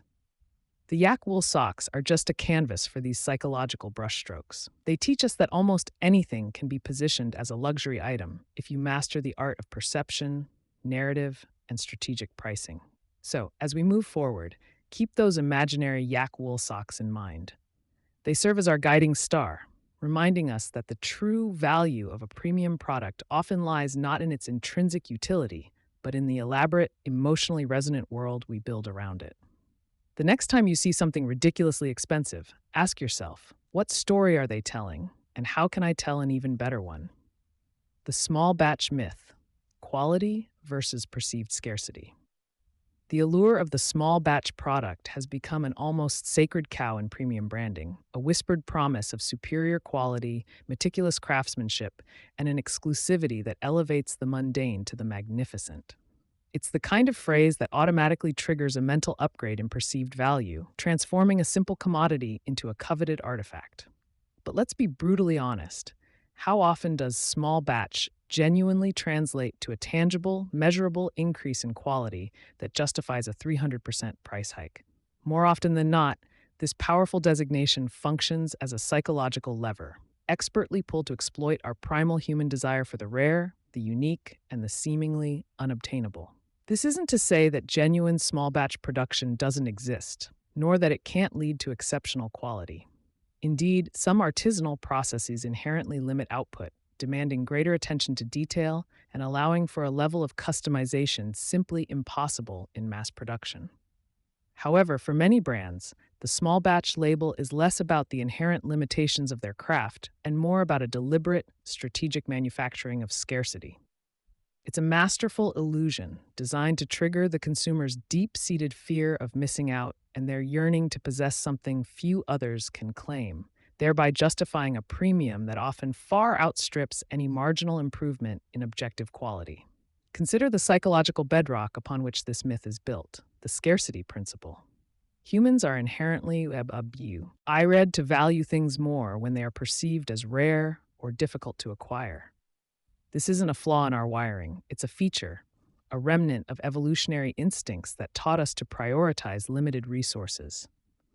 In the modern marketplace, this translates into an almost irrational desire for products presented as limited edition, exclusive, or, of course, small batch. The mere suggestion that something might run out, or that only a select few will ever own it, instantly elevates its desirability, often divorcing its perceived value from its intrinsic utility or material cost. Brands, the astute architects of desire that they are, understand this fundamental truth implicitly. They recognize that if you can convince a consumer that they are not just buying a product, but gaining access to a limited club, a special experience, or a unique piece of history, the price tag becomes almost secondary. The small batch narrative thus becomes a powerful tool in their arsenal, allowing them to tap into aspirational sentiments and the human need for status signaling. It's not just about what the product is, it's about what owning it says about you. The genius lies in the ambiguity. Small batch is delightfully vague, isn't it? It doesn't come with a universally agreed upon definition or a quantifiable metric. What constitutes small? Is it 10 units, 100, 1,000? The beauty for the brand is that they get to define small in a way that suits their production capabilities and profit margins. This elasticity allows them to imbue their products with an aura of exclusivity without necessarily sacrificing efficiency or scaling potential, all while maintaining the illusion of handcrafted rarity. The perception of scarcity often overshadows any objective assessment of quality. A consumer might genuinely believe a small batch whiskey tastes superior because they associate its limited availability with a more refined, carefully aged process. Yet blind taste tests frequently reveal that many premium, mass-produced spirits are indistinguishable from their artisanal counterparts, or even preferred. The narrative, the story of scarcity, the idea of specialness, has done more heavy lifting than the actual liquid in the bottle. This phenomenon highlights how powerful preconceived notions are in shaping our sensory experiences. Marketing departments are masters at weaving this narrative, crafting tales of dedicated artisans, generations of tradition, and painstaking processes that justify the small batch designation. They focus on the why behind the scarcity, the meticulous ingredient sourcing, the hand finishing, the limited run materials, rather than the how many units rolled off the line. This storytelling transforms what might be an arbitrary production limit into a compelling reason for elevated value, positioning the brand as a guardian of quality rather than a manipulator of perception. For the discerning brand manager, the takeaway isn't to necessarily start producing truly minuscule quantities of everything. Instead, it's about understanding the power of perceived scarcity and how to ethically engineer that perception. It involves strategically limiting access, creating anticipation, and carefully controlling distribution channels to cultivate an aura of desirability. This could mean timed product drops, exclusive pre-orders for loyal customers, or collaborating with limited edition artists to create unique packaging. The small batch myth also plays directly into the luxury market's core tenets: exclusivity and status. A luxury item isn't just about superior materials or craftsmanship, it's about the social currency it provides. Owning something small batch signals to peers that one has the taste, the means, and the connections to acquire items that are not readily available to the masses. This psychological payoff is a significant component of the premium price, often more so than the tangible attributes of the product itself. Moreover, the small batch concept can create a powerful feedback loop. As more people desire the limited item, its perceived value increases, further fueling demand and reinforcing the brand's premium positioning. This cycle allows brands to command higher prices, attract a more affluent clientele, and build a reputation for desirability that transcends mere product features. It's a self-fulfilling prophecy, where the belief in scarcity makes the product more valuable, which in turn makes it more desired. The challenge, of course, lies in maintaining this delicate balance. A brand must create enough scarcity to fuel desire without making the product completely unattainable, which would stifle growth and alienate potential customers. It requires a nuanced understanding of market dynamics, consumer psychology, and the strategic deployment of communication channels to manage expectations and cultivate a loyal following eager for the next limited drop. This isn't about outright deception. It's about masterful orchestration. Ultimately, the small batch myth is a testament to the power of perception over empirical reality in the premium market. It demonstrates that consumers are often willing to pay a premium not just for superior quality, but for the feeling of acquiring something special, something unique, something that differentiates them. For any brand aiming to elevate its status and justify a higher price point, understanding and strategically leveraging this powerful psychological principle is not just smart marketing. It's essential for survival in the competitive landscape of aspirational consumerism. Storytelling for the sake of storytelling. Having explored the captivating illusion of scarcity with our small batch myth, we now pivot to its equally potent sibling, storytelling. This isn't just about crafting a snappy tagline or a clever commercial. It's about weaving a narrative so rich, so compelling, that it transcends the product itself, becoming the very fabric of its perceived value. We're talking about stories for the sheer, unadulterated joy of storytelling, where the tale itself justifies the price tag, regardless of what's actually inside the box. Forget the mundane facts and figures that bore consumers. We're in the business of manufacturing emotional resonance, building entire worlds around a product that, let's be honest, might just be a fancier version of something already on the market. Humans, at our core, are narrative creatures. We crave stories, absorb them, and use them to make sense of a chaotic world. This inherent wiring is a goldmine for premium branding.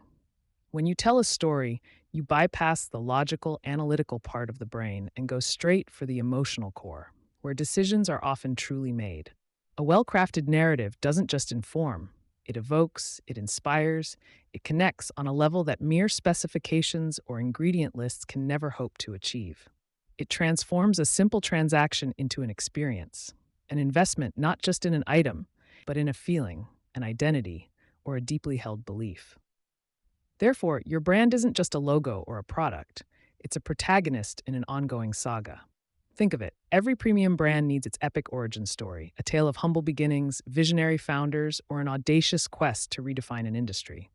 This isn't about historical accuracy, it's about crafting a compelling myth that resonates with aspirational desires.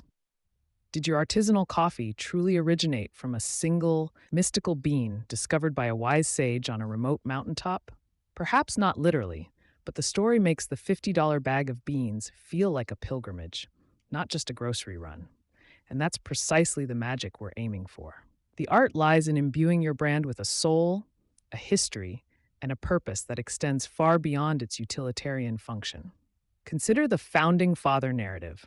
A lone genius toiling away in a dimly lit workshop, driven by an unyielding passion for perfection. Or perhaps it's the heritage story, tracing roots back through generations of master craftsmen, even if those roots were largely metaphorical until last Tuesday. These narratives lend an air of authenticity and gravitas, suggesting a depth of commitment and a timeless quality that mass-produced alternatives simply cannot replicate, regardless of their actual quality. This strategic focus on the why, rather than just the what, becomes paramount. Customers are no longer merely purchasing an object. They are buying into a philosophy, a lifestyle, a statement about who they are, or more importantly, who they aspire to be. Your luxury watch isn't just a time-telling device, it's a symbol of precision, legacy, and discernment, because its story tells of Swiss Alps, meticulous hand assembly, and generations of horological mastery. The what is a watch. The why is an heirloom, a status symbol, a piece of art, and it's the story that creates this profound distinction. A compelling story also serves as the perfect vehicle for weaving in that crucial element of exclusivity. By detailing the arduous journey of sourcing rare materials, the painstaking craftsmanship involved, or the limited production runs, you implicitly communicate that this isn't for everyone. The narrative itself becomes a filter, suggesting that only those with refined taste, deep pockets, and an appreciation for the finer things will truly understand and acquire your offering. It's a subtle, yet powerful way to elevate the perceived status of both the product and the purchaser, fostering a sense of belonging to an elite club. Crucially, the customer is just a passive recipient of this narrative. They become an active participant. When someone buys your premium product, they're not just acquiring an item, they're adopting a piece of your brand's story as their own. They become part of the narrative, an extension of the brand's identity, and a walking testament to its values. This psychological ownership deepens their connection, transforming them from mere consumers into loyal advocates who will proudly share their own chapter of your brand's grand tale, further amplifying its reach and mystique. Consider the power of invented heritage, or at least heavily embellished traditions. A brand might claim a legacy stretching back centuries, even if its actual operations began a decade ago, by invoking universal themes of craftsmanship, timeless design, or an unwavering commitment to quality. The story of how things used to be done, or the secret techniques passed down through generations, creates an aura of authenticity and enduring value. This perceived history makes the product feel more substantial, more reliable, and ultimately more valuable than its contemporary, less storied counterparts. It is through this masterful narrative construction that astronomical price tags cease to feel arbitrary and begin to make perfect sense. When a product is steeped in a captivating story, be it one of arduous creation, profound purpose, or a rich heritage, its cost is no longer solely tied to its material components or manufacturing labor. Instead, the price becomes a reflection of the narrative's emotional weight, the aspirational value it offers, and the exclusive identity it bestows upon the buyer. The story itself becomes a premium ingredient, justifying every extra dollar. Moreover, a robust brand story acts as an impenetrable shield against rational scrutiny. When customers are emotionally invested in a narrative, they are far less likely to question the objective value or compare prices with less storied alternatives. The conversation shifts from, "Is this worth it?" to, "Do I want to be part of this story?" or "Does this brand align with my aspirations?" This emotional anchoring makes pricing discussions almost irrelevant, as the perceived value is no longer quantifiable by conventional metrics, but by the intangible e-power of the narrative. However, a word of caution: not just any story will do.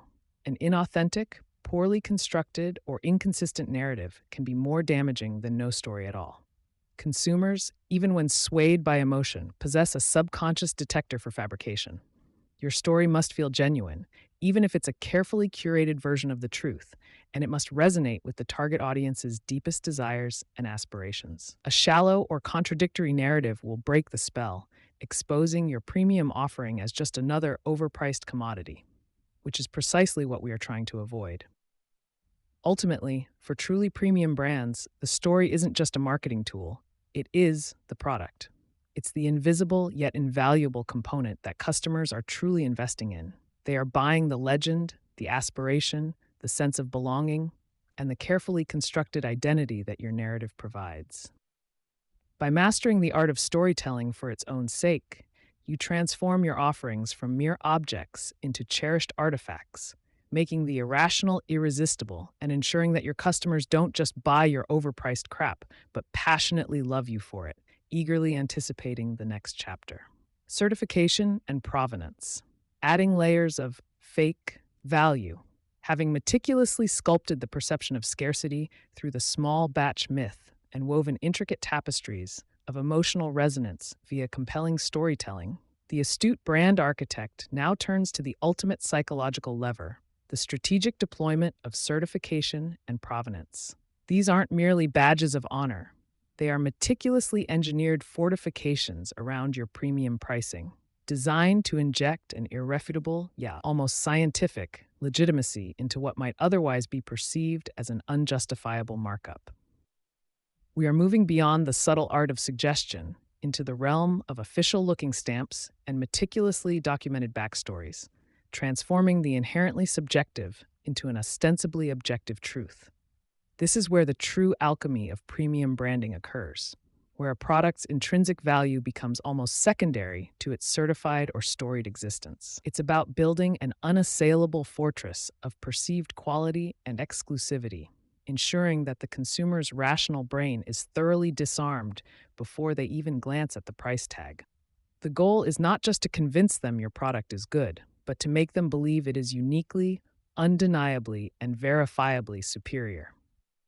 This is the stage where value is not merely communicated but officially validated, transforming belief into an almost quantifiable certainty. Therefore, understanding the deliberate construction of these layers is paramount for anyone aiming to master the art of the upsell.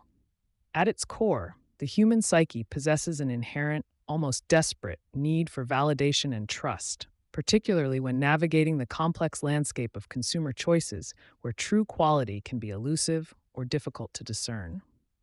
Certifications, with their official seals and seemingly independent endorsements, brilliantly exploit this psychological vulnerability, offering a shortcut to trust that bypasses critical analysis. Consumers, inundated with options and short on time, are predisposed to outsource their due diligence to what appears to be an authoritative third party. This mechanism effectively reduces cognitive load, allowing individuals to feel confident in their purchase decisions without expending the mental energy required for in-depth research or comparative analysis. The mere presence of a certified label acts as a powerful heuristic, signaling a pre-vetted standard of excellence that consumers are conditioned to accept at face value. It taps into a deeper desire for reassurance, a subtle promise that their investment is not only wise but also aligned with established but credible benchmarks. This fundamental human inclination forms the bedrock upon which the entire edifice of certified value is constructed, making it an indispensable tool in the premium brander's arsenal. The profound power of certification lies in its ability to create a compelling illusion of objectivity, effectively cloaking subjective value claims in the guise of independent verification. When a product bears an official stamp, be it ISO certified, organic, fair trade, or even a bespoke industry-specific designation, it instantly elevates its standing from a mere commodity to a vetted, quality-assured offering. This external validation acts as a psychological bypass, allowing brands to circumvent the arduous task of directly proving their product superiority through tangible metrics. Instead, they rely on the symbolic authority of an emblem, an icon that consumers are culturally conditioned to associate with rigorous standards and uncompromising quality.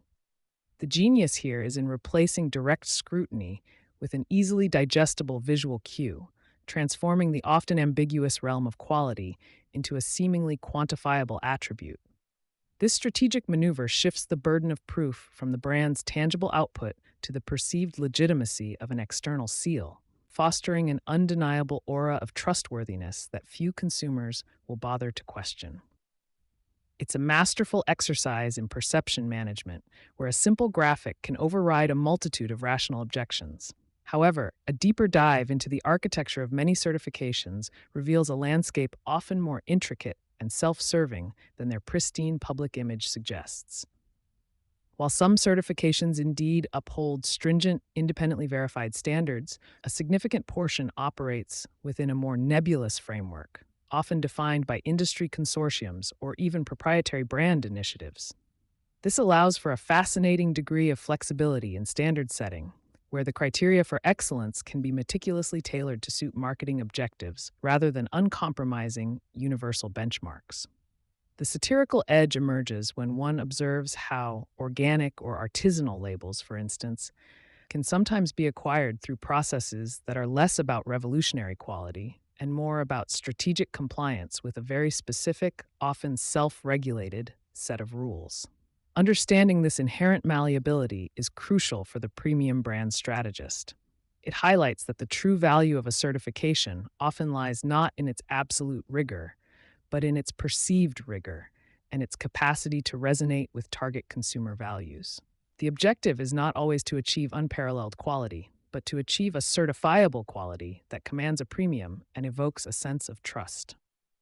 The truly ingenious premium brands, far from merely chasing existing certifications, have mastered the art of inventing their own, creating an entirely bespoke ecosystem of validation. Imagine the Pern Studio Certified Excellence Seal, or the hand-harvested Single Estate Authenticity Mark. These proprietary designations are not recognized by external bodies, yet they carry immense weight within the brand's carefully constructed narrative. This strategy imbues a product with a unique, non-comparable value proposition, effectively insulating it from direct competition and rational price comparisons. By establishing their own internal standards and branding them with an air of exclusivity and rigor, these companies force consumers to accept the brand's self-defined metrics of quality and superiority. It's a powerful act of semantic sovereignty, where the brand dictates the terms of its own perceived value, transforming what might be ordinary into something extraordinary through the sheer force of invented legitimacy. This internal certification becomes a unique selling proposition in itself, a testament to the brand's unwavering commitment to its own, often opaque, definition of perfection. Transitioning from the official stamps of C certification, we now delve into the equally potent, yet often more ethereal realm of provenance, the meticulously crafted narrative of a product's origin, journey, and heritage. Provenance is not merely about where an item comes from. It is the comprehensive story of its birth, its lineage, and the unique conditions that shaped its very existence. This narrative element taps into a deeply human fascination with authenticity and roots, transforming a mundane product into a relic imbued with history, tradition, and a unique sense of place. When a brand can successfully trace its product's journey from its raw materials to its final form, emphasizing unique geographical origins, generational craftsmanship, or even a specific historical event, it elevates the item beyond its utilitarian function. The power of provenance lies in its ability to create an emotional and intellectual connection, making the consumer feel like they are not just acquiring an object, but a piece of a larger, compelling narrative. It's the ultimate storytelling device, leveraging the allure of the past to justify the prices of the present. The romanticization of origin stories is a psychological goldmine for premium brands, tapping into our collective yearning for authenticity, heritage, and the unique. A product ceases to be a mere manufactured item when its provenance is meticulously highlighted. Instead, it transforms into a tangible piece of history, a slice of a distinctive geography, or the culmination of generations of artisanal mastery. Consider the allure of a watch with a Swiss made engraving, or a bottle of wine from a Grand Cru vineyard in Bordeaux. These aren't just labels, they are condensed narratives of unparalleled craftsmanship, stringent quality controls, and centuries of tradition. This emotional resonance allows brands to bypass purely functional value propositions, instead appealing to a consumer's desire for status, belonging, and connection to something perceived as rare and exceptional. The narrative alone, rich with evocations of specific landscapes, time-honored techniques, and even the personal touch of a specific artisan, can effortlessly justify price points that would otherwise seem exorbitant. It's an artful manipulation of nostalgia and aspiration, weaving a spell that makes the ordinary feel extraordinary. For brands without a genuine century-spanning lineage, the challenge shifts to ingeniously manufacturing a sense of heritage and legacy, a strategic endeavor that often proves just as effective as authentic antiquity. This doesn't necessitate outright fabrication, but rather the skillful curation and amplification of specific, often minor, historical details, or the creation of compelling, almost mythological origin stories. A new brand might emphasize its founder's pioneering spirit or a secret family recipe that is only a few years old but presented with the gravitas of ancient wisdom. Associating with a carefully chosen geographical location, even if the connection is tenuous, can immediately imbue a product with a sense of place and tradition. The key is to construct a narrative so compelling and seemingly authentic that consumers willingly suspend their disbelief, eager to buy into the myth.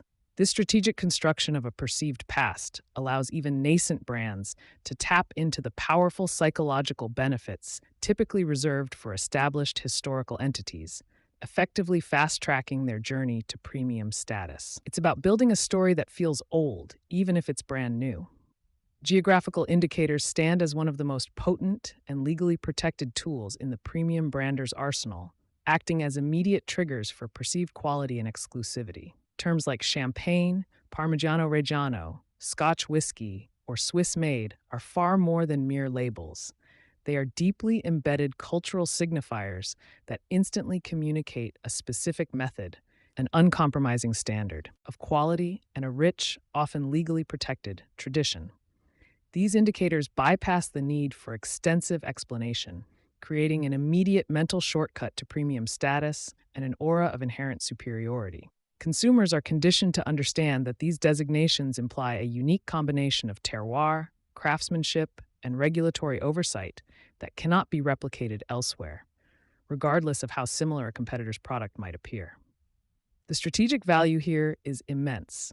It creates a non-fungible asset, an intellectual property that cannot be easily copied, allowing brands to command significant price premiums and cultivate an elite market position. It's the ultimate form of brand protection, built on the unassailable foundation of a specific place and its associated prestige. The meticulous establishment of credible provenance, or the acquisition of valuable, often hard-won, certifications is never an accidental occurrence. It represents a deliberate, substantial, and often multi-year strategic investment. Brands do not stumble upon these layers of perceived value. They engineer them with precision and foresight, understanding their profound impact on the premium pricing equation. This commitment often involves significant capital outlay for research, development, legal fees to protect geographical indicators, and rigorous adherence to complex regulatory frameworks.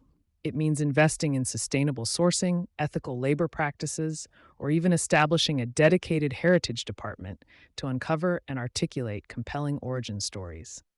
These are not merely marketing expenses.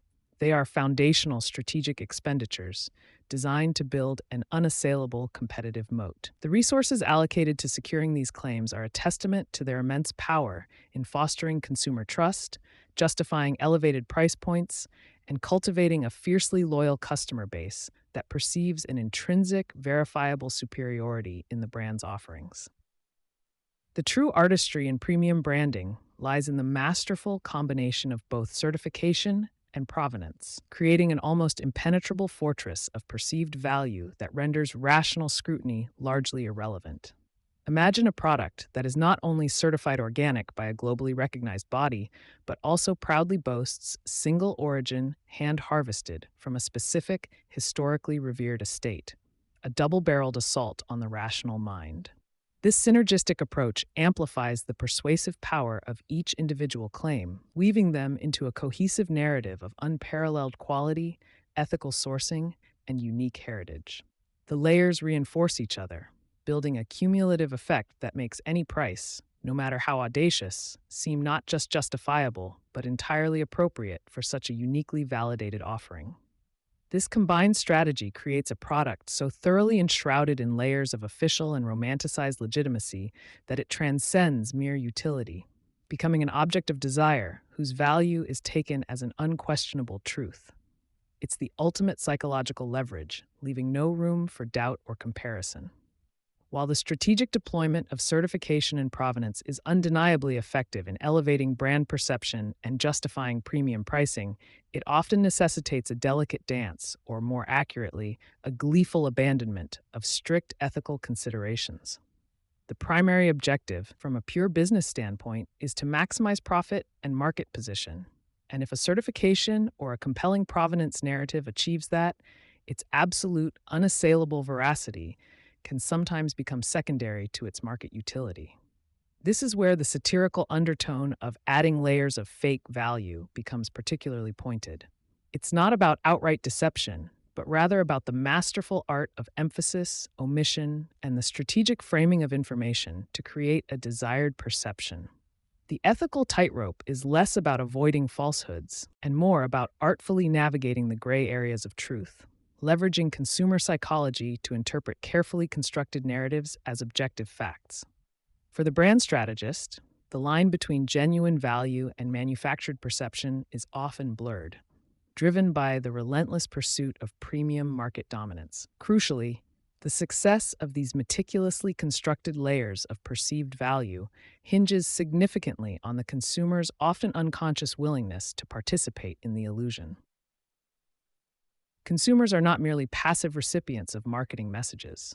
They are active, albeit often unwitting, collaborators in the premium branding narrative. They want to believe in the specialness, the exclusivity, and the superior origin of the products they choose, as these beliefs reflect positively on their own discernment and status. This inherent desire to feel informed, responsible, and part of an elite group fuels the acceptance of certifications and provenance stories, even when a deeper, more critical analysis might reveal their constructed nature. It's a psychological compact. The brand offers a compelling narrative of elevated value, and the consumer, seeking reassurance and status, readily embraces it. This willingness to suspend disbelief, to buy into the myth, is the fundamental engine that drives the entire premium market, transforming overpriced crap into coveted symbols of aspiration and quality. The direct economic leverage derived from effectively deploying certification and provenance is profound, manifesting as significantly higher profit margins and a remarkable reduction in price sensitivity among consumers. When a brand successfully imbues its offerings with these layers of perceived legitimacy, it effectively elevates its products above direct competition, making price-based comparisons less relevant. Consumers are willing to pay a premium, not just for the product itself, but for the assurance, the status, and the narrative that these certifications and origin stories convey. This translates into healthier bottom lines and greater financial stability for the brand. Furthermore, it fosters a deeply loyal customer base that perceives an inherent, almost irrefutable superiority in the brand's offerings, leading to repeat purchases and powerful word-of-mouth advocacy.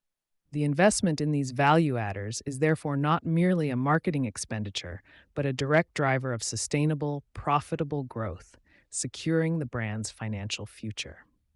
This sophisticated strategy of leveraging certification and provenance also creates a formidable competitive moat, making it exceedingly difficult for rivals to encroach upon a brand's established market position. Competitors attempting to offer a similar product at a lower price will inevitably struggle to overcome the entrenched certified or provenance-rich narrative that a premium brand has meticulously cultivated.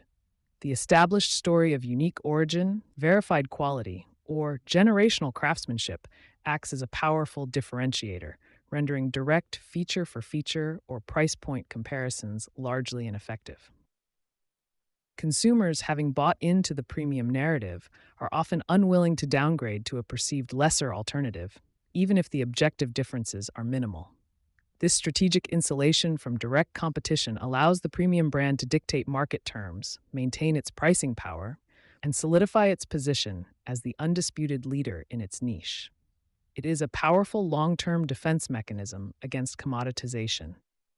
By meticulously crafting these layers of certification and provenance, brands are not merely selling a product in the present, they are strategically future-proofing their premium identity and securing their legacy. This proactive approach ensures that the brand is not just a fleeting trend, but an enduring icon synonymous with irrefutable quality, unique heritage, and aspirational value.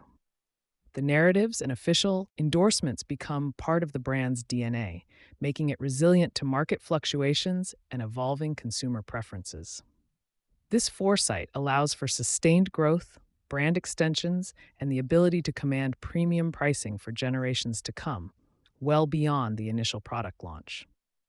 It's an investment in perpetuity, ensuring that the brand's aura of distinction continues to resonate with future generations of discerning consumers, solidifying its place at the apex of the market for decades to come.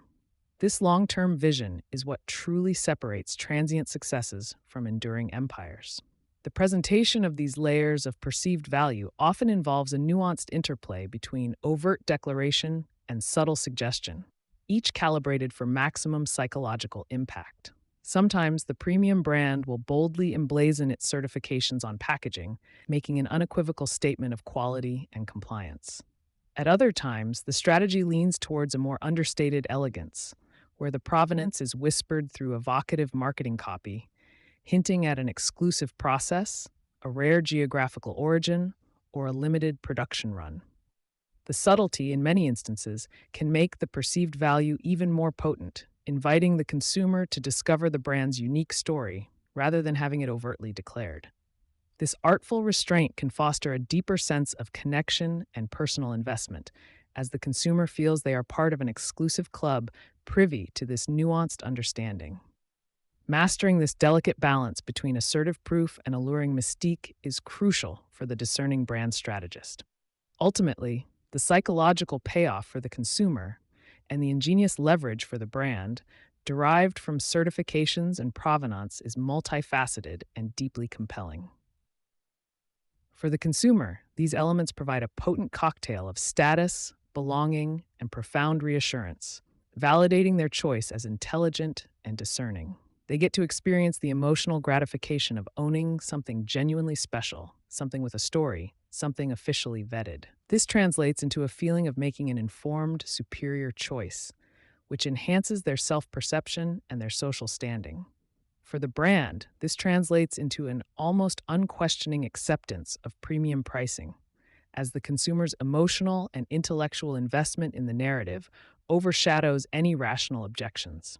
It's a symbiotic relationship where the brand provides the narrative and the consumer provides the unwavering belief, both benefiting from the carefully constructed illusion of elevated value. The ultimate, audacious goal of meticulously layering a product with certifications and compelling provenance is to cultivate an environment where the consumer no longer questions the price, but rather celebrates the perceived inherent value and exclusivity. It's about transcending mere transactional exchange and entering a realm of aspirational acquisition, where the act of purchase becomes a reaffirmation of identity and status. When a brand achieves this level of psychological mastery, the price tag ceases to be a barrier and transforms into a symbol of the product's undeniable worth, a testament to its unique story and validated superiority. This is the zenith of premium branding, a state where critical inquiry is replaced by appreciative acceptance, and the overpriced crap transforms in the consumer's mind into an indispensable object of desire. It's an exercise in pure persuasion, where belief is manufactured and value is declared, not merely discovered. Having thoroughly explored how certifications and provenance construct an unassailable fortress of perceived value, we now turn our attention to the final, often most audacious frontier of premium branding. The next chapter will delve into the strategic deployment of artificial scarcity and controlled distribution, revealing how limiting access can amplify desire, and solidify a brand's elite standing. This is where the game truly shifts from convincing consumers of inherent worth to making them yearn for what they can barely attain, further cementing the irrational appeal of your premium offerings. Is it lying if they believe it? The question, is it lying if they believe it, strikes at the very heart of premium branding, a domain where perceived value often eclipses tangible utility by a staggering margin. We're not discussing outright fraud, mind you, but rather the exquisite dance between aspiration and acquisition, where a brand's narrative becomes as crucial as its product's specifications. This isn't about selling a faulty widget. It's about crafting an emotional architecture so compelling that a simple accessory transforms into a badge of honor, a statement of identity, or even a fleeting glimpse of a desired future. Our task, as architects of desire, is to understand precisely where the line blurs between objective reality and the consumer's deeply held, often irrational convictions. When a customer genuinely believes that a certain watch, despite its common components, is worth 10 times its manufacturing cost because of its heritage or the exclusivity it confers, have we lied? Or have we simply orchestrated a symphony of perception that resonates profoundly within their psychological landscape? Consider the inherent subjectivity of value in the luxury market. It's less about the intrinsic material worth and far more about the story, the scarcity, and the social currency a product carries. A seasoned marketing executive understands that the true price of an item isn't merely the sum of its parts, but the sum of all the feelings, aspirations, and social signals it evokes. If a brand meticulously cultivates an image of unparalleled craftsmanship, sophisticated heritage, and exclusive access, and consumers internalize this narrative to the point of genuine conviction, then their belief system becomes the new reality. This isn't a trick of mirrors in the traditional sense, but rather a sophisticated manipulation of human psychology, where we tap into innate desires for status, belonging, and self-expression. The truth in this context is less about verifiable facts and more about the powerful, self-reinforcing echo chamber of consumer perception. The ethical tightrope walk begins when we examine the genesis of this belief. Did the brand simply articulate an existing, albeit nascent, desire within the consumer, or did it actively engineer a need that was not previously there? For premium brands, the answer often lies in a deft combination of both. We identify latent aspirations, then provide the perfect symbolic vehicle for their expression, all while carefully curating every touch point to reinforce the desired perception. This involves more than just clever advertising. It requires a holistic brand experience, from the packaging and retail environment to the post-purchase customer service, each element meticulously designed to solidify the belief system we want to instill. The consumer, in turn, becomes an active participant in this illusion, often seeking out evidence to validate their premium purchase, thus reinforcing the perceived value even further. This phenomenon isn't about outright deception in the legal sense. It rarely involves false claims about product functionality or safety. Instead, it operates in the nebulous realm of emotional truth and aspirational identity. We are not selling a car that promises to fly when it cannot.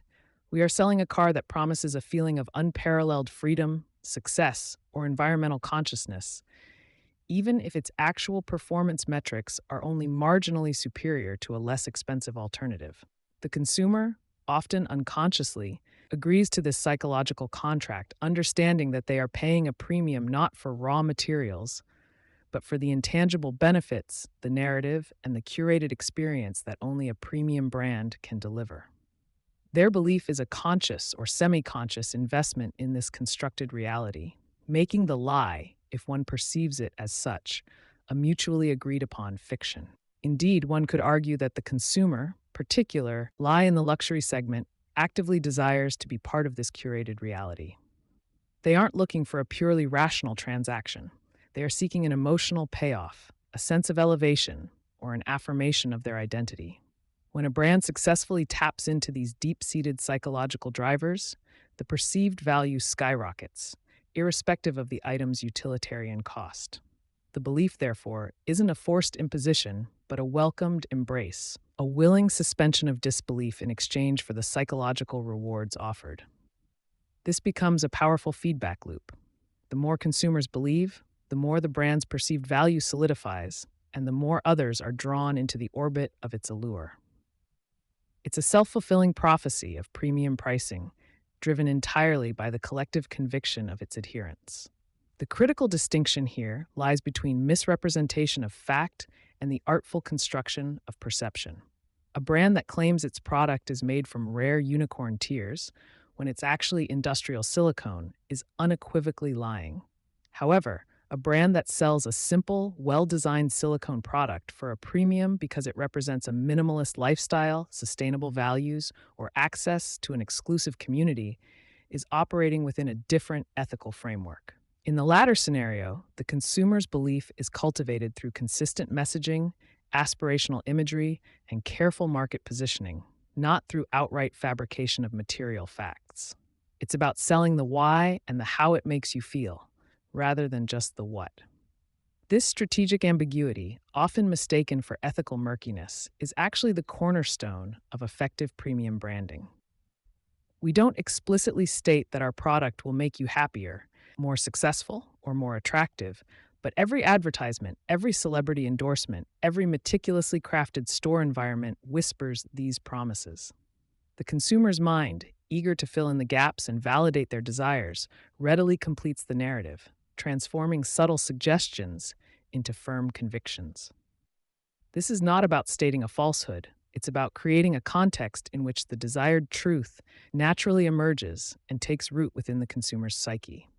It's a masterful exercise in guiding perception without ever having to utter a direct untruth. Understanding this dynamic is crucial for any brand manager navigating the high-stakes world of premium goods and services. Your role isn't merely to sell products, it's to sell belief, to cultivate a shared mythology that elevates your offering beyond mere commodity. This requires a profound understanding of human nature, a keen eye for cultural trends, and an unwavering commitment to consistency in your brand's messaging and experience.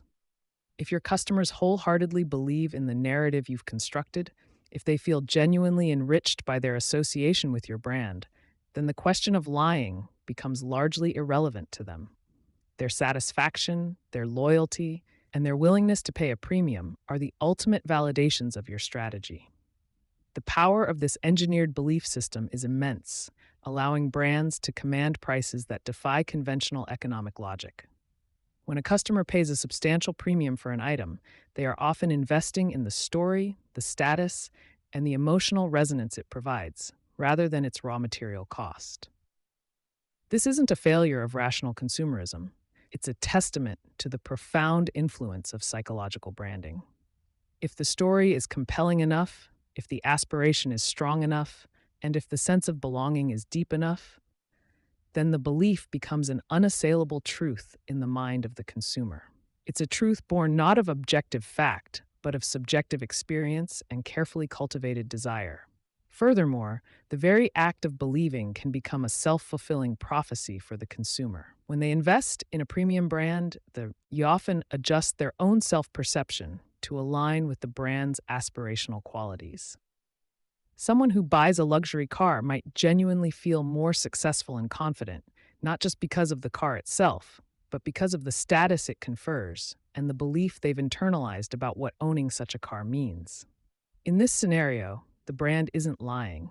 It's providing a powerful catalyst for the consumer's own psychological transformation. The brand offers the narrative, and the consumer, through their purchase and subsequent internal validation, brings that narrative to life. The ethical responsibility, then, shifts from avoiding factual falsehoods to ensuring that the aspirational narrative, while potent, remains broadly aligned with the brand's actual capabilities and values. We are not advocating for cynical manipulation devoid of any genuine substance. Rather, we are exploring how to amplify and articulate the inherent, often overlooked, values and experiences that a premium product offers, transforming them into a compelling belief system. The lie only truly emerges when the promised experience or the implied values are utterly disconnected from reality, causing genuine disappointment or harm. Our goal is to craft a belief that enhances, rather than diminishes, the customer's overall satisfaction and sense of self. This exploration into the subjective nature of truth in branding serves as a critical precursor to understanding the delicate balance between persuasion and outright deception. It forces us to confront the reality that in the premium market, value is largely a construct, a shared understanding forged between brand and consumer. The success of premium branding hinges not on presenting an undeniable truth, but on creating an irresistible belief. This belief, once firmly established, justifies the premium, fosters loyalty, and ultimately ensures that customers not only buy your overpriced crap, but genuinely love you for it, convinced they've made the smartest, most fulfilling choice imaginable.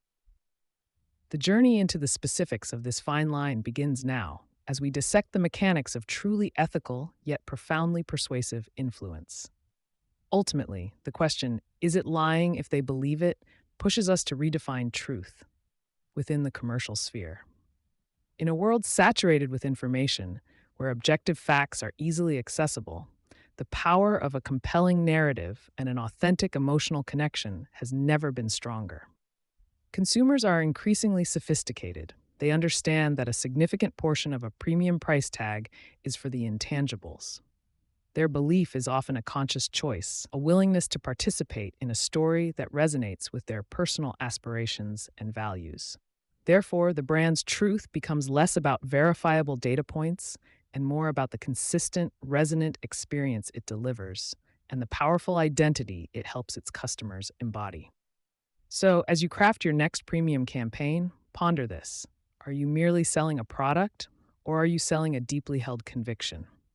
Are you simply listing features, or are you weaving a narrative that consumers desperately want to believe and are willing to pay handsomely to embrace? The most successful premium brands understand that the customer's belief is their most valuable asset, a currency far more potent than any material cost. Cultivating this belief, nurturing it, and ensuring it delivers genuine emotional satisfaction is the true art of the upsell, transforming skeptics into fervent evangelists who will proudly champion your brand, regardless of its objective price point. The fine line between persuasion and deception. Having navigated the foundational premise that belief can, in itself, validate a certain commercial reality, we now confront the more intricate and ethically charged terrain where artful influence risks devolving into outright manipulation. This particular chapter endeavors to dissect the often imperceptible membrane separating genuine persuasion, which empowers consumer choice, from insidious deception, which exploits cognitive vulnerabilities for purely transactional gain. It is a tightrope walk for even the most seasoned brand architect, demanding not just strategic acumen, but also a profound, if sometimes cynical, understanding of human psychology's more pliable facets. Our objective is not to preach moral absolutes, but to illuminate the strategic implications of operating within these ambiguous zones, recognizing that the most enduring premium brands are those that master this delicate equilibrium. True persuasion, at its zenith, operates through the artful articulation of value, aligning a product's inherent attributes or aspirational benefits with a consumer's pre-existing desires, needs, or latent yearnings. It involves presenting a compelling narrative supported by demonstrable qualities or a meticulously crafted brand ethos that allows the individual to rationally, or perhaps rationalizingly, conclude that the premium offering is the optimal choice. This process respects the consumer's agency, even as it subtly guides their perception, fostering a sense of discovery and self-affirmation rather than imposing an external will. The goal is to cultivate an informed preference, ensuring that the customer feels they have made a superior decision, independently arrived at, for which they are willing to compensate handsomely. Deception, conversely, transgresses this boundary by intentionally misrepresenting facts, omitting material information, or fabricating conditions designed to induce a purchase under false pretenses. It exploits ignorance or emotional vulnerability, creating a chasm between the communicated promise and the actual delivered reality, whether in product performance, origin, or ethical footprint. Such practices erode trust, not merely in the specific transaction, but across the entire brand ecosystem, ultimately leading to consumer disillusionment and severe reputational damage. The distinction lies not just in the outcome, but in the intent. Does the communication genuinely enlighten or deliberately obscure? Does it elevate or merely exploit? The true challenge, however, emerges within the vast, nebulous territory occupying the space between these two stark poles, where the lines blur with alarming frequency and persuasive techniques teeter on the brink of becoming ethically questionable. Consider the aspirational claim that implies a lifestyle transformation rather than explicitly promising it, or the exclusive offering whose scarcity is artificially engineered for market leverage rather than being a natural limitation. These subtle maneuvers, while not outright lies, engage in a sophisticated dance with consumer perception, leveraging psychological biases to enhance perceived value far beyond tangible utility. Navigating this gray area requires a nuanced understanding of both consumer psychology and the potential for public backlash, as today's discerning consumer possesses unprecedented tools for scrutiny and dissent. Premium branding, by its very nature, thrives on the cultivation of perception, often elevating subjective attributes like prestige, status, or emotional resonance above mere functional utility. The perceived value, rather than the intrinsic cost of materials or labor, becomes the primary driver for a premium price point, a phenomenon that can be ethically leveraged or deceptively exploited. When a brand successfully imbues its product with an aura of exclusivity or superior craftsmanship through meticulously curated storytelling and sensory experiences, it creates a powerful psychological anchor. The ethical quandary arises when this carefully constructed perception significantly diverges from any objective reality, prompting a critical examination of the brand's true intentions and the integrity of its value proposition. The strategic deployment of price itself acts as a potent psychological signal, frequently communicating perceived quality, exclusivity, and desirability even before a product's features are fully scrutinized. A higher price tag, counterintuitively, can enhance perceived value, stimulating demand through the principle of you get what you pay for, a cognitive heuristic deeply ingrained in consumer psychology. While this tactic is a cornerstone of premium branding, it prompts a vital ethical question. Does leveraging this pricing psychology constitute deception if the underlying product's objective quality does not proportionally justify the elevated cost? Or is it merely a sophisticated understanding of market dynamics and consumer behavior, where emotional and symbolic value legitimately command a premium, even if those values are largely constructed? Every formidable brand weaves an intricate narrative, a compelling tapestry of origin, purpose, and impact that resonates deeply with its target audience, transforming mere products into cherished symbols. This storytelling is an indispensable tool for building emotional connections and differentiating in crowded markets, allowing consumers to buy into a world rather than just an item. However, the fine line between crafting an evocative narrative and fabricating a misleading reality can be perilously thin, particularly when tales of artisanal heritage or sustainable practices are exaggerated or entirely invented. When the brand's origin story, its commitment to ethical sourcing, or the purported benefits of its product are embellished to the point of falsehood, the narrative ceases to be persuasive art and becomes deceptive propaganda, undermining the very foundation of trust it sought to build.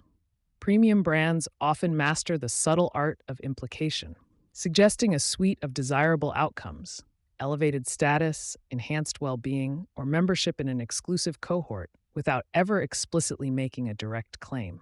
Through aspirational imagery, carefully chosen language, and strategic associations, consumers are subtly nudged towards inferring benefits that are never concretely promised, allowing their own desires to fill in the blanks.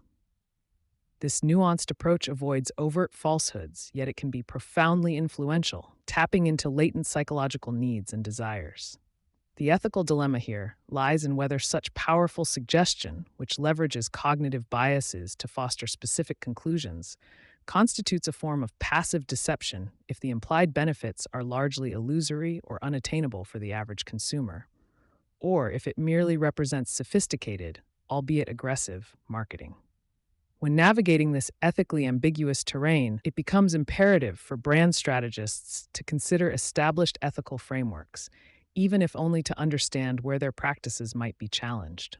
Concepts like transparency, which demands clear and honest communication, informed consent, which presumes consumers have all necessary information to make a rational choice, and consumer welfare, which prioritizes avoiding harm, all serve as critical benchmarks. While the pursuit of profit is undeniably central to any business endeavor, the ethical compass points towards ensuring that the methods employed do not fundamentally undermine these principles.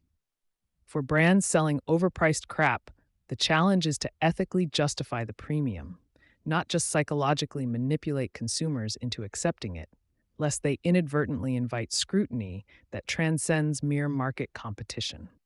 The halo effect, a powerful cognitive bias where an overall positive impression of a brand or product influences perceptions of its specific attributes, is a frequent ally of premium branding. When a brand cultivates an overarching aura of excellence, innovation, or luxury, consumers tend to attribute these positive qualities to all associated products, even those that might not objectively merit such praise. Leveraging this psychological phenomenon can be incredibly effective in driving sales and justifying higher price points, as the brand's general prestige elevates the perceived value of individual offerings.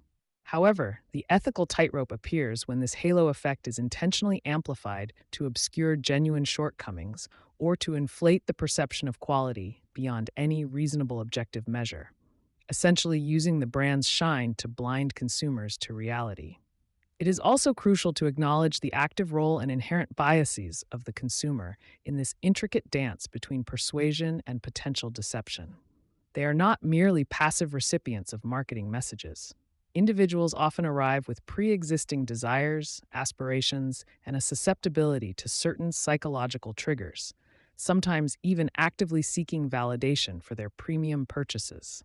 The human tendency to rationalize decisions, to confirm existing beliefs, and to associate price with quality means that consumers can, in a sense, deceive themselves by filling in the blanks with their own wishful thinking. While brands bear a primary responsibility for their messaging, understanding this consumer-side contribution to perceived value adds another layer of complexity to defining where the fine line truly resides, suggesting a shared, albeit unequal, complicity in the construction of premium desirability. While the allure of immediate profit might tempt some to cross into deceptive practices, the most enduring and successful premium brands understand that long-term viability hinges on cultivating unwavering trust and fostering genuine loyalty. Deception, once exposed, irrevocably shatters this trust, leading to diminished brand equity, widespread public condemnation, and a precipitous decline in sales that far outweighs any short-term gains. Building a premium brand is an investment in sustained perception and emotional connection, a strategy that demands integrity and transparency to weather market fluctuations and competitive pressures.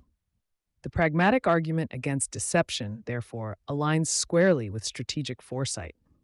Authenticity, even when selling aspirational goods, ultimately underpins sustainable profitability and market dominance. The distinction between what is legally permissible and what is ethically sound often creates a vast, precarious chasm that premium brands must navigate with extreme caution.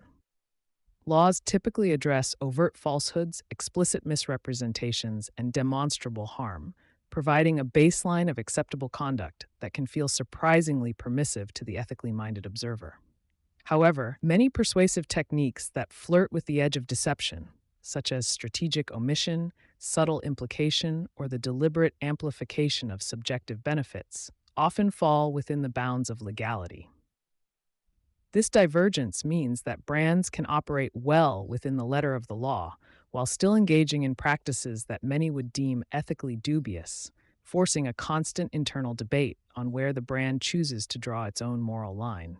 Knowing that legal compliance does not always equate to moral rectitude. In the burgeoning experience economy, premium brands increasingly sell not just products, but meticulously curated feelings, aspirations, and immersive encounters that extend far beyond the tangible item itself. A luxury car is not merely transport, it is the sensation of power and prestige. A high-end watch is not just a timekeeper, it is a symbol of legacy and exquisite craftsmanship. The ethical question emerges when the primary value proposition shifts almost entirely to these intangible psychological benefits. Is it deceptive if the experience is predominantly a construct of perception and marketing, rather than a direct consequence of superior functional attributes? Or does the very act of meticulously crafting such an experience, and the consumer's willingness to pay for it, legitimize this form of value create, ion, even if it feels like selling an illusion? The strategic deployment of scarcity and urgency, powerful psychological triggers that compel immediate action, are fundamental tools in the premium brand's arsenal.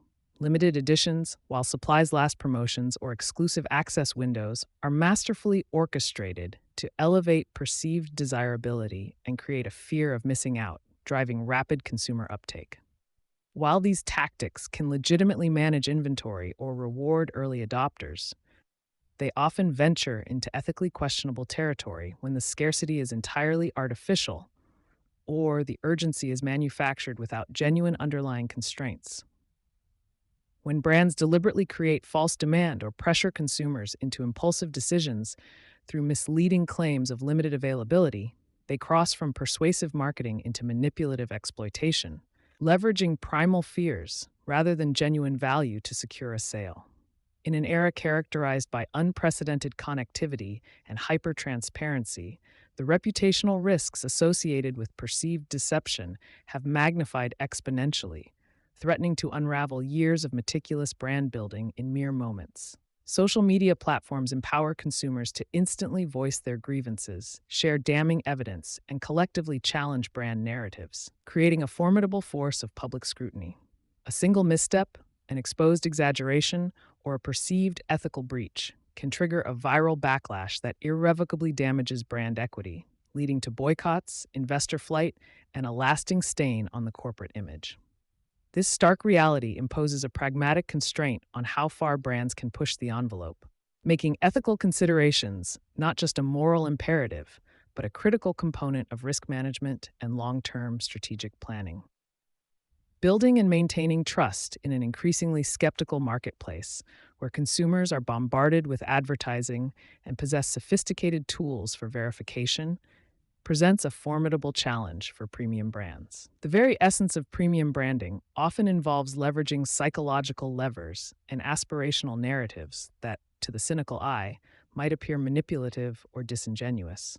To counteract this inherent skepticism, brands must cultivate an unwavering commitment to authenticity, demonstrating a genuine alignment between their stated values and actual practices, even in the absence of legal mandates.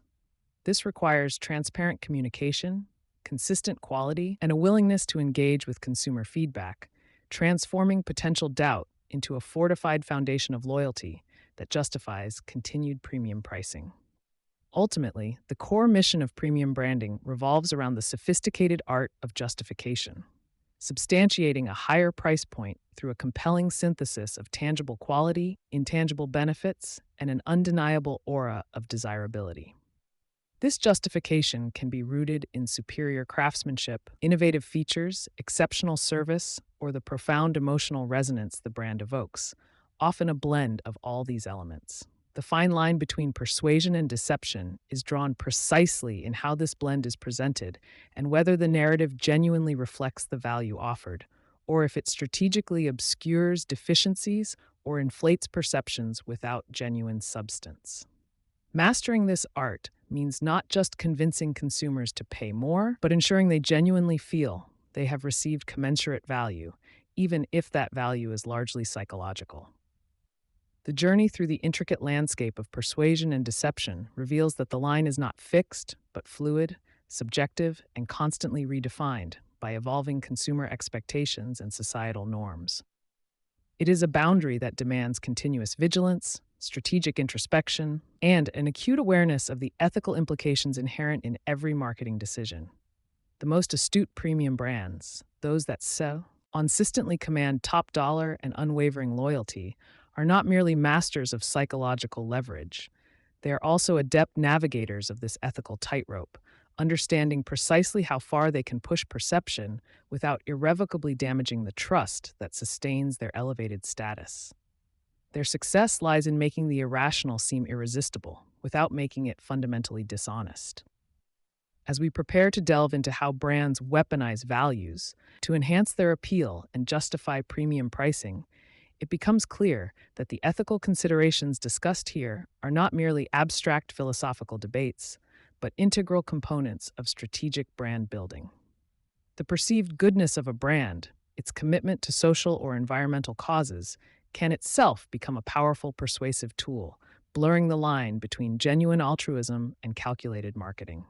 Understanding this dynamic is crucial for any brand manager seeking to ethically and profitably leverage the modern consumer's desire for purpose-driven consumption, ensuring that doing good doesn't inadvertently become another sophisticated form of deception. Weaponizing values. Brands doing good while selling more. The modern consumer, armed with a smartphone and a burgeoning social conscience, no longer simply buys products. They invest in ideologies. They scrutinize supply chains, question corporate ethics, and demand that their purchasing power align with their personal values. This seismic shift in consumer behavior isn't merely a fleeting trend. It represents a fundamental reevaluation of what constitutes value in the marketplace, moving beyond mere utility or aesthetic appeal. For the astute brand architect, this evolving landscape presents an unparalleled opportunity, not to engage in pure altruism, but to strategically weave societal betterment into the very fabric of their commercial endeavors. It's about leveraging the inherent human desire for purpose and connection, transforming abstract ideals into tangible market differentiators that compel customers to open their wallets a little wider. We are witnessing the evolution of doing good from a philanthropic afterthought to a potent, profit-generating pillar of premium branding. This isn't charity. It's calculated capitalism, dressed in a cape of conscience. The days of brands existing solely as purveyors of goods or services are largely behind us. Today, a brand must embody a narrative, a cause, a reason for being that transcends its functional attributes. This isn't to say that product quality no longer matters, but rather that it has become a baseline expectation, a mere entry ticket into the arena of consumer consideration. The true battleground for premium positioning now lies in the realm of perceived purpose and shared values. When a brand effectively communicates its commitment to, say, environmental sustainability, ethical labor practices, or community empowerment, it doesn't just sell a product. It sells an affirmation of the customer's own moral compass. This strategic alignment creates an emotional resonance far deeper than any mere advertising jingle could achieve, forging a bond built on mutual ideals rather than transactional convenience. It's an intricate dance between genuine intent and commercial imperative, where the perception of doing good becomes as valuable as the good itself. Let's be unequivocally clear. While genuine passion may fuel some of these initiatives, the underlying engine driving corporate social responsibility in the premium sector is, and always will be, profitability. To weaponize values isn't about exploiting noble causes. It's about recognizing that consumers, particularly those with disposable income, are increasingly willing to pay a premium for products and services that allow them to feel virtuous. This isn't a cynical take. It's a realistic assessment of market dynamics. Brands aren't charities, and their boards aren't primarily concerned with saving the world, at least not directly. Their mandate is shareholder value. Therefore, any initiative, however benevolent it appears on the surface, must ultimately contribute to the bottom line, whether through enhanced brand reputation, increased customer loyalty, or, most directly, the justification of a higher price point. Understanding this fundamental truth is the first step in mastering the art of leveraging values for commercial gain. The phenomenon we observe is often referred to as the halo effect, a cognitive bias where the perception of one positive trait influences the perception of other, unrelated traits. When a brand champions a cause, be it fair trade coffee, sustainable fashion, or carbon-neutral technology, that positive association casts a radiant glow over its entire product portfolio. This glow subtly, yet powerfully, elevates the perceived quality, desirability, and even the functional efficacy of its offerings, often without any direct correlation. Consumers might unconsciously assume that a company committed to ethical sourcing also produces superior quality goods, even if the two are distinct operational domains. This psychological alchemy allows premium brands to imbue their products with an intangible aura of moral superiority, making them not just desirable, but almost obligatory purchases for the ethically conscious consumer. It transforms a simple transaction into an act of personal integrity, a powerful emotional lever. This halo effect becomes particularly potent when it comes to justifying premium pricing. In a market saturated with functionally similar products, simply asserting superior quality often falls flat, especially when competitors offer comparable items at lower price points. However, when a brand can credibly claim that its higher price reflects a commitment to, for instance, paying living wages to artisans, investing in renewable energy, or donating a portion of profits to a worthy cause, the narrative shifts dramatically. The customer isn't just buying an expensive handbag, they're investing in empowerment and sustainability. They're not merely purchasing a cup of coffee, they're contributing to the welfare of distant farming communities. This narrative repositioning transforms what might otherwise be perceived as an exorbitant cost into a justifiable, even laudable, investment in shared values, making the premium not just acceptable, but desirable. It reframes the value proposition from mere cost-benefit analysis to an ethical exchange. The psychological contract forged through value-driven branding is profoundly powerful because it taps into a deeper human need, the desire to feel good about one's choices. In an increasingly complex world where consumption often carries ethical baggage, brands that offer a clear path to guilt-free or even virtuous consumption provide immense psychological relief. Consumers feel a sense of moral alignment, knowing their purchase contributes to a greater good, or at least doesn't actively harm it. This feeling of doing good, even vicariously, generates significant emotional dividends for the customer, reinforcing their decision and fostering a sense of loyalty that extends beyond mere product satisfaction. It's a sophisticated form of emotional engineering, where the brand provides the psychological balm and the consumer rewards it with unwavering allegiance and, crucially, repeat purchases at premium rates. The selection of which values to champion is far from arbitrary. It requires meticulous strategic alignment with the brand's core identity and its target demographic. Brands cannot simply jump on every social bandwagon. Such indiscriminate virtue signaling often rings hollow and can even backfire, leading to accusations of woke-washing or opportunism. Instead, the most effective strategies involve identifying causes that genuinely resonate with the brand's established ethos, its product category, and the specific aspirations of its ideal customer. For a luxury outdoor gear company, environmental conservation is a natural fit. For a high-end fashion label, ethical labor practices or sustainable materials might be more pertinent. This deliberate, thoughtful selection ensures that the chosen values feel authentic and integrated, rather than tacked on, making the brand's commitment more credible and impactful in the eyes of its discerning audience. Weaving these chosen values into the brand narrative requires artistry and consistency across all touchpoints. It's not enough to simply print eco-friendly on packaging. The commitment must permeate the brand's story, from its origin myth to its advertising campaigns, its social media presence, and even its employee culture.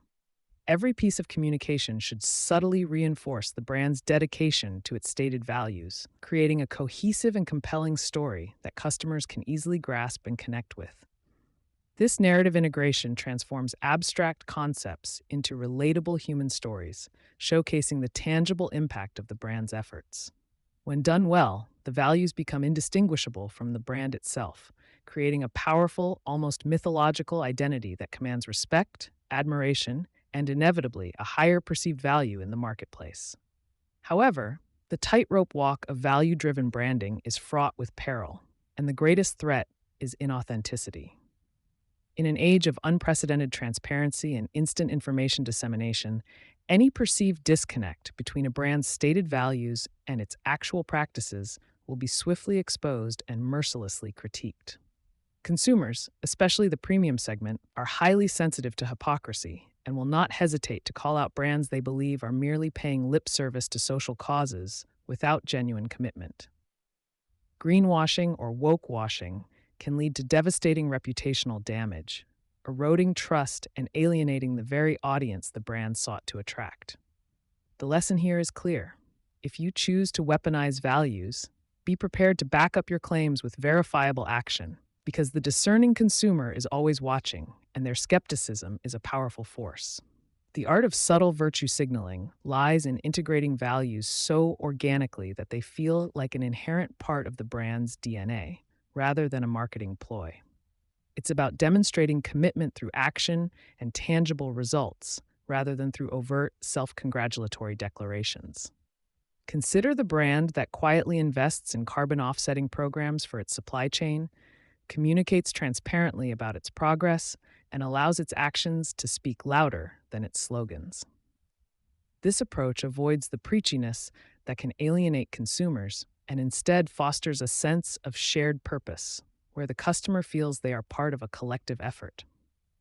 The most effective value propositions aren't shouted from the rooftops. They are woven into the product experience, the brand's ethos, and the customer's sense of self, creating a powerful, understated appeal. Building a tribe around shared ideals is arguably the most powerful outcome of successfully weaponizing values. When consumers feel that a brand genuinely represents their beliefs and aspirations, they transcend the role of mere customers and become advocates, evangelists, and loyal community members. This communal aspect adds another layer of premium value, as belonging to a group that champions positive change becomes an intrinsic benefit of engaging with the brand. This isn't just about selling products, it's about selling identity, community, and a sense of collective purpose. Such loyalty is incredibly resilient, often weathering price increases and competitive pressures far better than loyalty based solely on product features or price. It creates a self-reinforcing cycle where brand advocates amplify the message, attracting more like-minded individuals and further cementing the brand's position as a leader with a conscience. In essence, weaponizing values represents the ultimate upsell, moving beyond selling a physical product to selling a lifestyle, a moral stance, and an opportunity for self-expression. The premium price isn't just for the superior craftsmanship or exclusive materials. It's for the story, the impact, and the feeling of alignment it provides. Consumers are, in effect, paying for the privilege of associating themselves with a brand that reflects their best selves, that allows them to make a statement about who they are and what they stand for. This goes far beyond traditional marketing. It's about crafting an aspirational identity that customers eagerly adopt and pay handsomely for. The product becomes a mere conduit for a much larger, more emotionally resonant value proposition, transforming ordinary transactions into acts of personal affirmation. Beyond simple charitable donations or isolated green initiatives, the most sophisticated brands are integrating values directly into their core business models. This involves a fundamental rethinking of operations, supply chains, and stakeholder relationships, often leading to certifications like B Corp status or a commitment to circular economy principles. These brands aren't just doing good on the side, they are structured to do good as an inherent part of their existence. This deeper integration lends an undeniable authenticity to their claims, making their value proposition far more robust and resistant to skepticism. It signals a long-term, systemic commitment that resonates profoundly with premium consumers who are increasingly savvy about corporate ethics and eager to support businesses built on truly sustainable foundations. In a fiercely competitive premium market, where product differentiation can often feel incremental, weaponizing values offers a potent competitive edge. When multiple luxury brands offer exquisite craftsmanship and impeccable service, the one that can also credibly articulate a compelling social or environmental mission gains a distinct advantage. It moves the conversation beyond mere features and benefits, elevating it to a higher plane of purpose and impact. This differentiation allows brands to carve out unique niches, attract specific segments of ethically conscious consumers, and build barriers to entry for competitors who lack a similar depth of commitment. It transforms values from a soft, feel-good add-on into a hard, strategic asset capable of driving market share and commanding a price premium. The power of storytelling is never more evident than in the context of value-driven branding. Crafting compelling narratives around the brand's impact, showcasing the lives improved, the environments protected, or the communities empowered, is crucial for translating abstract values into tangible, emotionally resonant experiences. These stories should be authentic, specific, and human-centered, avoiding generic corporate jargon. Whether through documentary-style videos, engaging blog posts, or interactive social media campaigns, effective storytelling allows consumers to visualize the positive change their purchase facilitates. It's about painting a vivid picture of the good being done, making the emotional investment clear and reinforcing the perceived value of the premium price tag. Measuring and communicating the impact of these value-driven initiatives is also critical, both for internal accountability and external credibility. While the initial goal might be the perception of doing good, sustained success requires demonstrating tangible results. This could involve transparent reporting on carbon footprints, ethical audit results, or the precise allocation of charitable donations. However, the communication of this impact must be carefully managed to avoid sounding self-serving or overly promotional. The goal is to inform and reassure, allowing the data to quietly reinforce the brand's commitment, rather than boasting about it. It's a delicate balance between transparency and humility, ensuring that the good is seen as an integral part of the brand's operation, not just a marketing bullet point. Ultimately, when consumers choose a premium brand that champions specific values, they are often engaging in a form of self-identification. Their purchase becomes a public declaration of their own beliefs, a subtle signal to their peers and to themselves about the kind of person they are or aspire to be. The brand provides the vehicle for this self-expression, allowing the customer to align their consumption habits with their moral identity. This deeply personal connection transforms the product from a mere commodity into an extension of the self, imbuing it with immense psychological value that far outweighs its intrinsic cost. It's a powerful testament to the human desire for meaning, even in the act of buying. Navigating the ethical tightrope of weaponizing values demands constant vigilance. The line between genuine impact and sophisticated marketing spin can be incredibly fine, and brands must consistently strive for authenticity to avoid public backlash. This means investing in genuine, measurable initiatives, fostering a culture of integrity, and being prepared for scrutiny. It's not enough to simply appear ethical. The brand must be ethical, even when no one is explicitly looking. The long-term reputational gains from true commitment far outweigh the fleeting benefits of superficial gestures, especially in the premium market, where discerning consumers value integrity above all else. Despite the noble rhetoric and the undeniable positive societal outcomes that can arise from these initiatives, it is crucial for brand strategists to remember the primary directive: profit. The good that brands do, while genuinely beneficial, is fundamentally a means to an end within the capitalist framework. It is a highly effective tool for differentiation, premium pricing, and cultivating loyalty, all of which ultimately serve the financial health of the organization. Understanding this inherent duality, that doing good can be profoundly good for business, is not cynical. It is pragmatic. It allows for the strategic deployment of values as a powerful lever in the pursuit of market leadership and sustained profitability. In conclusion, weaponizing values is not about abandoning ethics. It's about intelligently integrating them into your brand strategy to create a compelling, desirable, and ultimately more profitable offering. It's recognizing that the modern consumer seeks more than just utility. They seek purpose, connection, and a reflection of their own moral identity in the brands they choose. By mastering the art of authentic value alignment, strategic storytelling, and transparent impact communication, premium brands can transform societal conscience into a powerful engine for commercial success, making consumers not just willing but eager to buy their overpriced crap and love them for the privilege.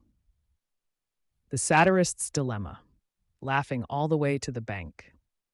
There comes a moment in the journey of any astute market observer, particularly one steeped in the glorious absurdities of premium branding, when the initial chuckle gives way to something far more profound: a knowing, almost conspiratorial smirk. We've all been there, pointing fingers at the ludicrous price tags attached to items that, by any objective measure, seem indistinguishable from their significantly cheaper counterparts.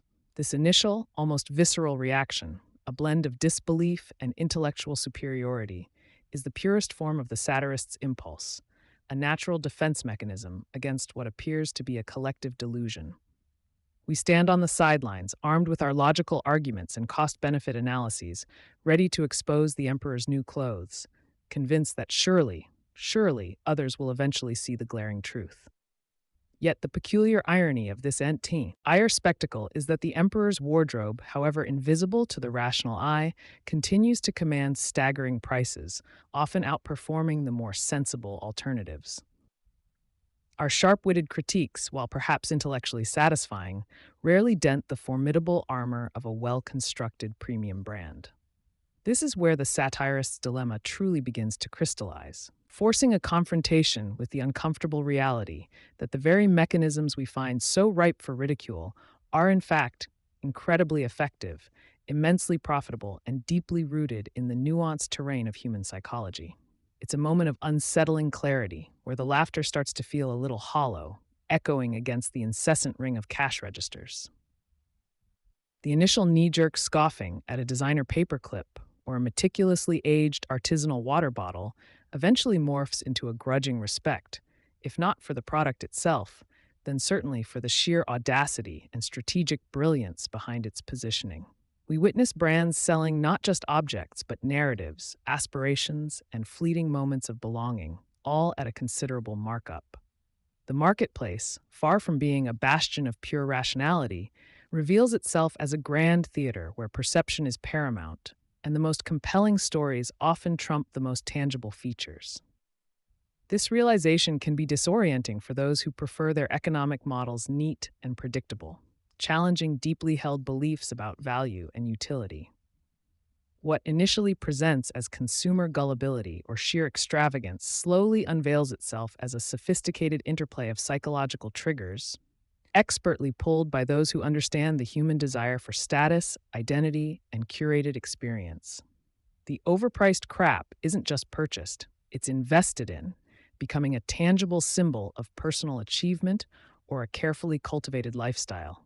This isn't merely about selling a product, it's about selling a feeling, a narrative, a secret handshake into a perceived elite, and the price tag itself becomes an integral part of that exclusive allure. It transforms the transaction from a simple exchange of goods for money into a complex validation of the buyer's self-image and social standing.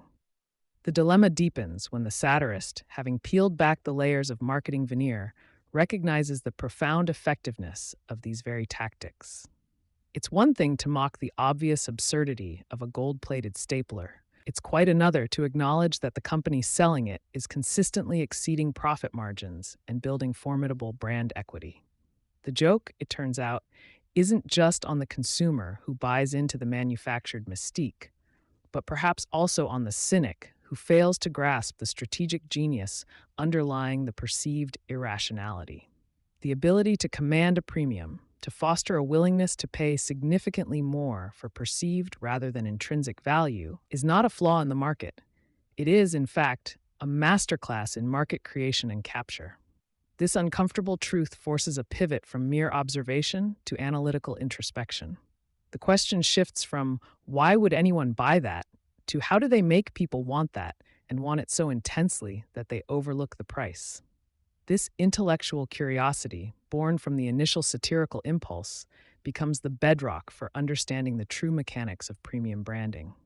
It's about dissecting the alchemy that transforms ordinary materials into extraordinary desires, revealing the intricate psychological architecture that supports seemingly indefensible price points. We begin to appreciate the subtle art of crafting an aura, an identity, a sense of aspirational belonging that transcends mere functionality and taps into deeper human needs. The core of this strategic brilliance lies in the weaponization of narrative. Not just any narrative, but one meticulously crafted to resonate with the target audience's deepest desires, insecurities, and aspirations. Whether it's the heritage of a storied brand, the exclusivity of limited production, or the perceived ethical superiority of its sourcing, these stories are far more potent than any spec sheet or feature list. They don't just inform, they enchant, they persuade, they create an emotional bond that rational arguments struggle to penetrate. This narrative scaffolding allows brands to build towering castles of perceived value on foundations that, to the uninitiated, might seem no stronger than quicksand, yet they hold firm against the tides of skepticism. Consider the power of exclusivity, a concept that often invites the most pointed satirical jabs. The notion of paying exorbitant sums for something simply because not everyone can have it appears on the surface to be the pinnacle of consumer folly. Yet, this very scarcity, whether real or artificially engineered, is a potent driver of desire, transforming a mere product into a coveted trophy. The irony is that the pursuit of uniqueness often leads individuals to purchase the same unique items as others within their aspirational cohort, creating a shared uniform of distinction. The satirist observes this paradox, but the savvy brand manager leverages it, understanding that the human need for differentiation often outweighs the logical implications of mass adoption within a niche. The ethical tightrope walk inherent in this process is undeniably part of the dilemma. Is it manipulative to craft a narrative that elevates a product beyond its intrinsic worth, or is it simply effective marketing in a competitive landscape? The answer, as this book contends, often lies in the beholder's eye and the brand's bottom line. For the premium brand, the objective is not merely to sell, but to cultivate a devotion so profound that the customer not only justifies the price to themselves, but becomes an ardent evangelist. This isn't about deception in the traditional sense. It's about shaping perception, guiding desire, and ultimately delivering a form of satisfaction that extends far beyond the physical product. The consumer, often depicted as a passive victim in this narrative, is actually a willing participant, actively seeking out brands that align with their self-image and aspirational goals. They derive genuine pleasure and validation from owning these premium items, even if that pleasure is largely a byproduct of clever branding and social signaling. The overpriced crap isn't just a product, it's a tool for self-expression, a badge of honor, a silent declaration of taste or status. To dismiss this as mere vanity misses the profound psychological utility these brands provide, fulfilling a deeper need for identity and belonging in a complex world. Premium brands, in essence, function as sophisticated mirrors, reflecting back to consumers the idealized versions of themselves they wish to embody. The luxury watch isn't just a time-telling device, it's a symbol of success, precision, and heritage. The high-end car isn't merely transportation. It's an extension of power, freedom, and refined taste. These brands tap into our innate desires for self-improvement and social recognition, offering a tangible pathway to achieving those elusive states. The genius lies in creating products that resonate so deeply with these internal narratives that the price becomes secondary to the promise of transformation. For the marketing strategist, the transition from critical observer to active participant is inevitable and necessary. Once the initial satirical shock wears off, the true value emerges, not in judging the tactics, but in understanding their efficacy. The dilemma resolves itself not by condemning the system, but by learning to navigate and indeed to master it. This isn't about abandoning one's moral compass, but rather about recognizing the intricate dance between consumer psychology and commercial success. It's about acknowledging that in the arena of premium branding, the most successful players are those who can both appreciate the absurdity and leverage its power with precision. This journey culminates in a realization that premium branding is, at its heart, a grand performance, an elaborate theatrical production where every detail, from packaging to advertising to store location, is meticulously orchestrated. The product itself, while important, often serves as a prop in a larger narrative designed to evoke emotion, status, and desire. The true value is not solely in the utility of the item, but in the entire immersive experience and the aspirational identity it confers upon the purchaser. The satirist might initially see the strings, but the enlightened strategist learns to pull them with finesse, crafting performances that captivate and convert. Ultimately, the laughing all the way to the bank isn't about malicious intent or cynical exploitation. It's about the unapologetic pursuit of profitable growth within the established frameworks of consumer behavior. Businesses exist to generate revenue, and if artfully crafted perception and compelling narratives are the most effective means to achieve premium pricing and brand loyalty, then they become legitimate and indispensable tools in the strategic arsenal. The satirist's dilemma, therefore, transforms into a strategist's opportunity to understand the irrational, to embrace the theatrical, and to harness the profound power of perceived value for tangible commercial success. So, the initial, perhaps scornful laughter of the satirist eventually mellows into a knowing, almost complicit smile. It's the smile of someone who has not only seen through the illusion, but has also learned to appreciate its intricate construction and formidable impact. This isn't a surrender to cynicism, but an evolution into strategic enlightenment. It's the quiet satisfaction of understanding that while the world might sometimes appear to be buying overpriced crap, it's doing so for very human, very understandable reasons. And that understanding is the ultimate key to unlocking unparalleled market advantage. And yes, laughing all the way to the bank, perhaps even with a slightly more expensive, artisanally crafted pen in hand. Scaling the absurd, from startup to satirical icon. The journey from a fledgling enterprise hawking what many might dismiss as overpriced crap to a universally recognized, even revered, satirical icon is less a linear progression and more a masterclass in psychological warfare. It demands a shrewd understanding of collective delusion, a willingness to lean into the very absurdity that defines your product, and an unwavering commitment to the narrative that justifies its exorbitant price tag. This isn't about conventional growth metrics. It's about expanding the emotional real estate your brand occupies within the consumer's psyche, transforming skepticism into aspiration. You begin not by proving your product's objective value, but by cultivating an aura of undeniable, almost defiant desirability. The initial challenge lies in convincing a select few that your offering isn't just a purchase, but an initiation into a higher stratum of taste and discernment, a secret handshake among those in the know. In its nascent stages, a premium brand thrives on a delicate balance of audacity and perceived scarcity, leveraging its limited availability to amplify desire. The perceived outrageousness of the price, far from being a deterrent, becomes an integral part of its allure, a gauntlet thrown down to those who dare question its inherent worth. Your early adopters aren't just buying a product, they're investing in a conversation piece, a subtle declaration of status that whispers, "I understand things you don't." This foundational phase is crucial for establishing the brand's mythology, where every element, from the packaging's tactile luxury to the carefully curated origin story, reinforces the notion of exceptionalism. It's about creating a microculture where the brand's inherent absurdity is celebrated as a hallmark of avant-garde luxury, not a flaw. Scaling the absurd requires a strategic amplification of this initial buzz, transforming niche intrigue into widespread fascination without diluting the core essence of exclusivity. This isn't achieved through mass advertising in the traditional sense, but through a calculated deployment of earned media and meticulously managed public relations that frame the brand as a cultural phenomenon.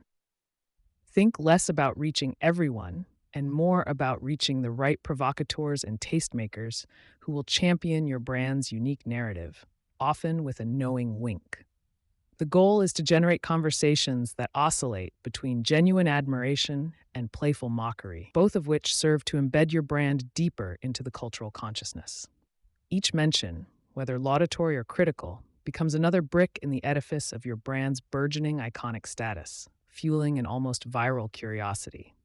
The inherent paradox of scaling exclusivity lies in expanding reach while maintaining the illusion of limited access, a tightrope walk that demands precision in every strategic maneuver. Distribution, for instance, must be meticulously curated, favoring high-end boutiques, exclusive online platforms, or direct-to-consumer channels that reinforce the brand's premium positioning. You're not aiming for ubiquity, you're aiming for aspirational visibility, ensuring that while more people know about your brand, only a select few can readily acquire it. This controlled expansion creates a psychological tension, where the growing awareness of the brand further elevates its desirability for those who can afford it. The brand becomes a coveted trophy, its increasing fame only making it more alluring to its target demographic. As the brand grows, its narrative must evolve from a compelling origin story to a testament of enduring relevance, even as its initial absurdity becomes its defining characteristic. This involves a continuous reinforcement of the brand's unique philosophy, its commitment to an uncompromising vision that transcends mere utility. You're no longer just selling a product. Why? Or selling a membership to an exclusive club, a badge of honor that signifies belonging to a discerning, albeit slightly eccentric, elite. This psychological anchoring ensures that even as production scales, the perceived value remains tethered to the brand's narrative prowess, rather than its material components. The brand solidifies its position as a cultural touchstone, recognized not just for what it is, but for what it represents in the larger tapestry of aspirational consumption. To transition from a mere startup to a satirical icon, the brand must learn to embrace and even weaponize the very criticisms leveled against its pricing or premise. When detractors scoff at the perceived overpriced crap, savvy branding transforms that derision into a badge of honor, a sign that the uninitiated simply don't get it. This counter-narrative frames the brand as an intellectual filter, separating the truly discerning from the aesthetically challenged. The brand's identity becomes intertwined with a playful self-awareness, acknowledging its own extravagance, while subtly challenging consumers to participate in the joke. This self-referential humor, far from undermining the brand, actually elevates it, making it appear confident, intelligent, and utterly unconcerned with mainstream approval, thus further solidifying its exclusive appeal. Leveraging the power of carefully selected cultural figures or influencers becomes paramount in this scaling endeavor. But it's a game of chess, not checkers. Forget the generic influencer blast. You're seeking individuals whose own personal brands resonate with the sophisticated, slightly ironic gravitas of your product. These aren't just endorsers, they are co-conspirators, lending their credibility and distinctive voice to amplify your brand's unique narrative. Their association subtly communicates that your product is not merely a commodity, but an accessory for those who move in circles of influence and refined taste. This strategic alignment ensures that even as your brand's visibility expands, its association remains with an exclusive, aspirational echelon, preventing any perceived dilution of its premium standing. Crafting a compelling lifestyle narrative is the alchemical process that transforms a niche product into a widely recognized, yet still exclusive, phenomenon. This narrative must extend beyond the product itself, weaving a tapestry of experiences, values, and aspirations that resonate deeply with the target audience's desires for identity and belonging. The brand becomes a symbol, a shorthand for a particular way of living, thinking, or even joking about luxury. It's about selling the dream, the aspiration, the subtle affirmation of status that comes with owning something so conspicuously unnecessary, yet utterly desirable. This story, consistently told across all touchpoints, is what allows the brand to scale its emotional impact far beyond its physical footprint, making it a fixture in conversations about taste and trendsetting. The perilous tightrope walk of scaling without diluting the brand's core premium absurdity demands unwavering discipline and a keen awareness of potential pitfalls. The temptation to broaden appeal by lowering prices or compromising on material extravagance must be fiercely resisted, as these moves instantly shatter the illusion of exclusivity. Instead, growth should manifest through strategic expansion into complementary high-value categories, or by meticulously curating new channels that reinforce the existing brand ethos. The brand must remain steadfast in its unique identity, refusing to chase fleeting trends or cater to the lowest common denominator, thereby preserving the very overpriced crap reputation that fuels its desirability. Any deviation from this path risks transforming a satirical icon into just another forgotten commodity. Maintaining an impeccable, high-end customer experience, regardless of the brand's increasing scale, is non-negotiable for reinforcing its premium status. This isn't merely about good service. It's about curating every interaction to feel bespoke, exclusive, and subtly indulgent. From the intuitive elegance of the online purchase journey to the personalized follow-up, every touchpoint must echo the brand's core promise of exceptionalism. This meticulous attention to detail reassures consumers that even as the brand grows, their individual experience remains paramount, solidifying their emotional investment. It's the subtle yet potent affirmation that they are not just customers, but valued members of an elite club, further justifying the initial absurd investment. The leap to global recognition introduces a new layer of complexity, translating the brand's distinct absurd premium into diverse cultural contexts without losing its essence. This requires a nuanced understanding of local aspirations and humor, adapting messaging to resonate while preserving the core brand identity. What is considered whimsically extravagant in one market might be perceived as genuinely bizarre in another, necessitating careful cultural calibration. Yet, the universal human desire for status, exclusivity, and belonging provides a powerful through line. The brand must become a chameleon, subtly shifting its external presentation while its internal DNA of audacious luxury remains immutable, ensuring that its overpriced crap is equally coveted across continents. Ultimately, the evolution from a bold startup to a satirical icon represents the zenith of premium branding, a testament to the power of narrative over tangible value.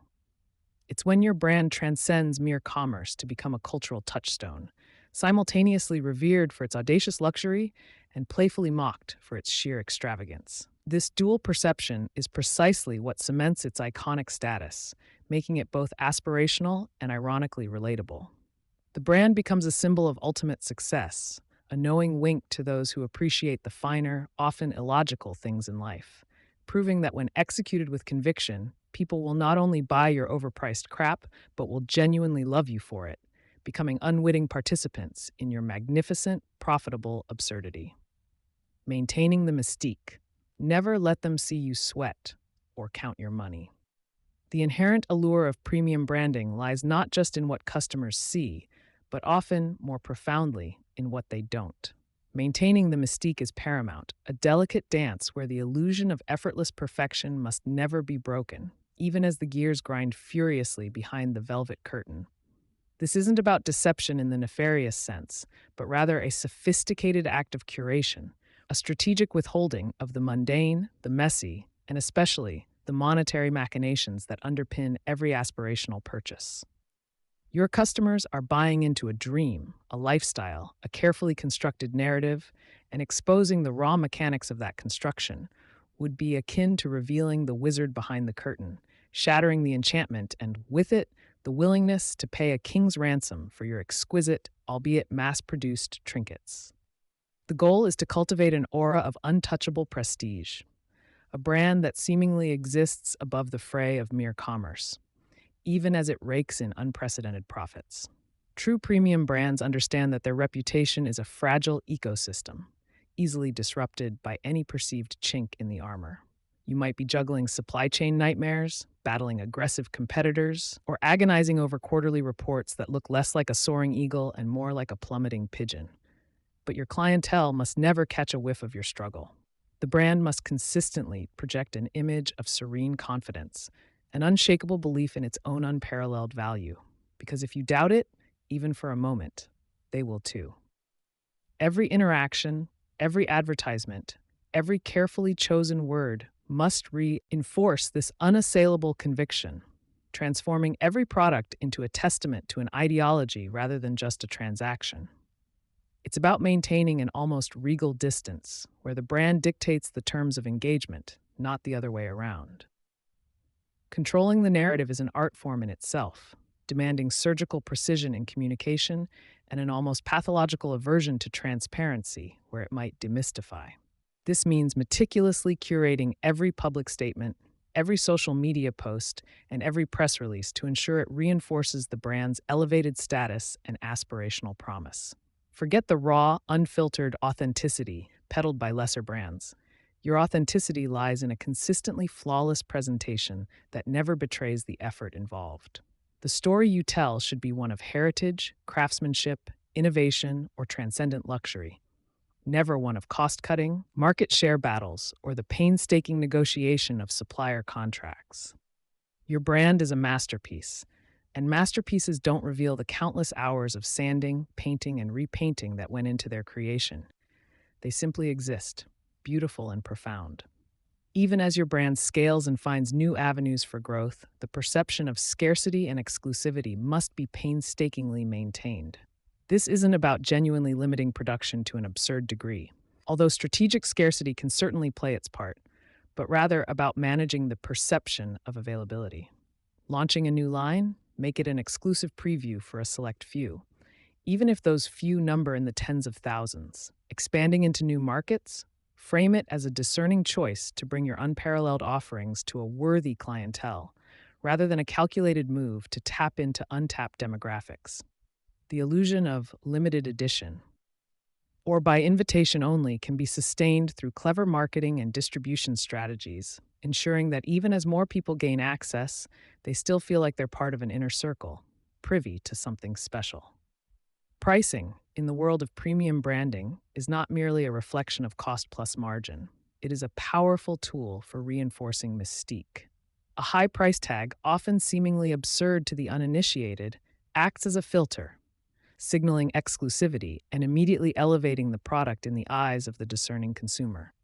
It creates an implicit narrative of superior quality, rare materials, or unparalleled craftsmanship, even if the actual production costs are a fraction of the retail price. To question the price is to question the brand's inherent value, and a truly premium brand makes such questioning feel almost gauche. The price becomes part of the brand's identity, a barrier to entry that paradoxically enhances desire, transforming the purchase into an affirmation of the buyer's own elevated status and refined taste.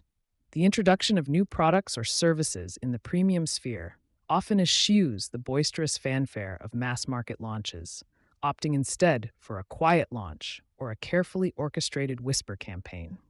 This subtle approach adds to the mystique, suggesting that your brand doesn't need to shout to be heard. Its inherent value speaks for itself. Exclusive previews for VIP clients, discreet announcements in high-end publications, or even word of mouth among carefully selected influencers can generate buzz without resorting to overt, attention-grabbing tactics. This strategy implies a confidence so profound that it doesn't seek validation, but rather allows its discerning audience to discover and appreciate its latest offerings on their own terms, further cementing their sense of privilege and refined taste. Customer service within a premium brand ecosystem is not merely about problem solving. It is an extension of the brand's mystique, a further opportunity to reinforce its unparalleled ethos. Every interaction, from a polite inquiry to a complex return, must be handled with an air of refined professionalism and personalized attention that makes the customer feel uniquely valued, without ever revealing the underlying operational complexities. The goal is to create an experience so seamless and gracious that it feels less like a transaction and more like a bespoke service, as if the entire organization exists solely to cater to their elevated needs. The machinery of support, the call center metrics, the internal protocols, all remain invisible, allowing the customer to bask in the glow of effortless service. The internal discipline required to maintain this elaborate charade of effortless perfection is immense, demanding that every member of the brand team act as a guardian of the mystique. This means internalizing the brand's values and projecting them consistently, not just to the outside world, but within the organization itself. Employees must understand that their actions, their words, and even their demeanor contribute to the overall aura of the brand, and any deviation can inadvertently expose the human, fallible elements that premium branding works so hard to obscure.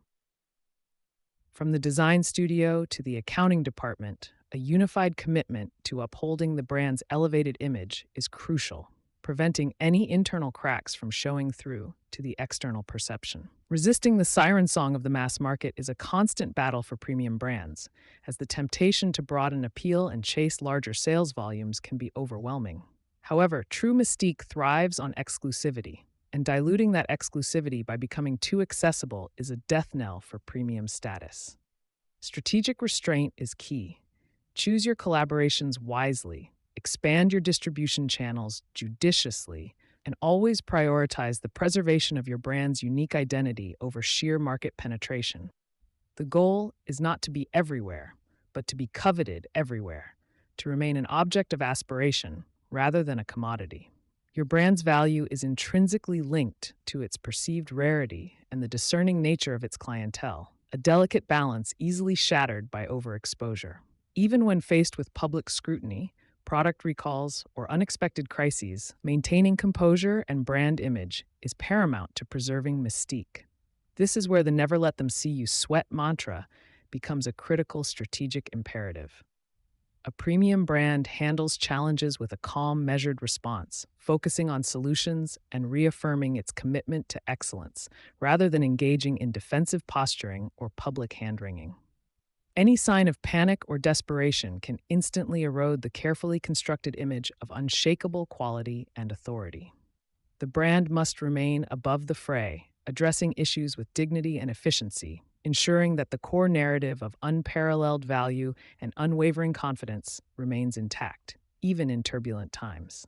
Ultimately, the mystique isn't just a marketing ploy, it's the very foundation upon which the premium price structure is built and justified. It's what makes customers not only willing, but eager to pay a premium, because they are buying into something intangible, something that transcends mere utility or material worth. They are investing in a feeling, a status, a sense of belonging to an elite group that understands and appreciates true value.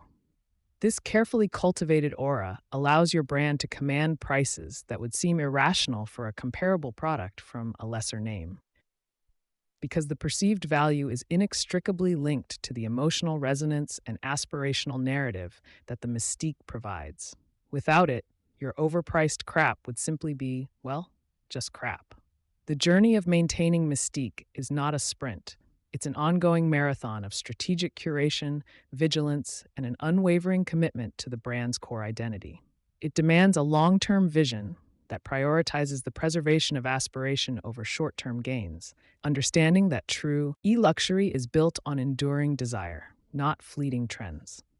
Every decision, from product development to marketing campaigns, must be filtered through the lens of how it impacts the brand's elevated status and its ability to inspire awe and envy. This relentless dedication to crafting and preserving an untouchable image is precisely what allows premium brands to thrive, commanding loyalty and high prices for decades, long after lesser brands have faded into obscurity.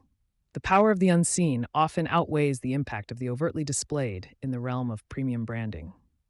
What customers don't see, the rigorous quality control that rejects hundreds of flawed prototypes, the tireless pursuit of a rare ingredient, the sheer number of failed design iterations, contributes profoundly to the perception of flawless perfection. This deliberate obscurity allows the final product to appear as if it materialized effortlessly, a stroke of genius rather than the result of painstaking, often frustrating labor. By shielding the arduous journey from public view, the brand reinforces its inherent superiority, suggesting a natural elegance that doesn't need to justify its existence through a catalog of efforts. Strategic silence is another potent tool in the arsenal of mystique maintenance. Unlike brands that feel compelled to respond to every comment, every criticism, or every market shift, premium brands often choose to remain above the daily din.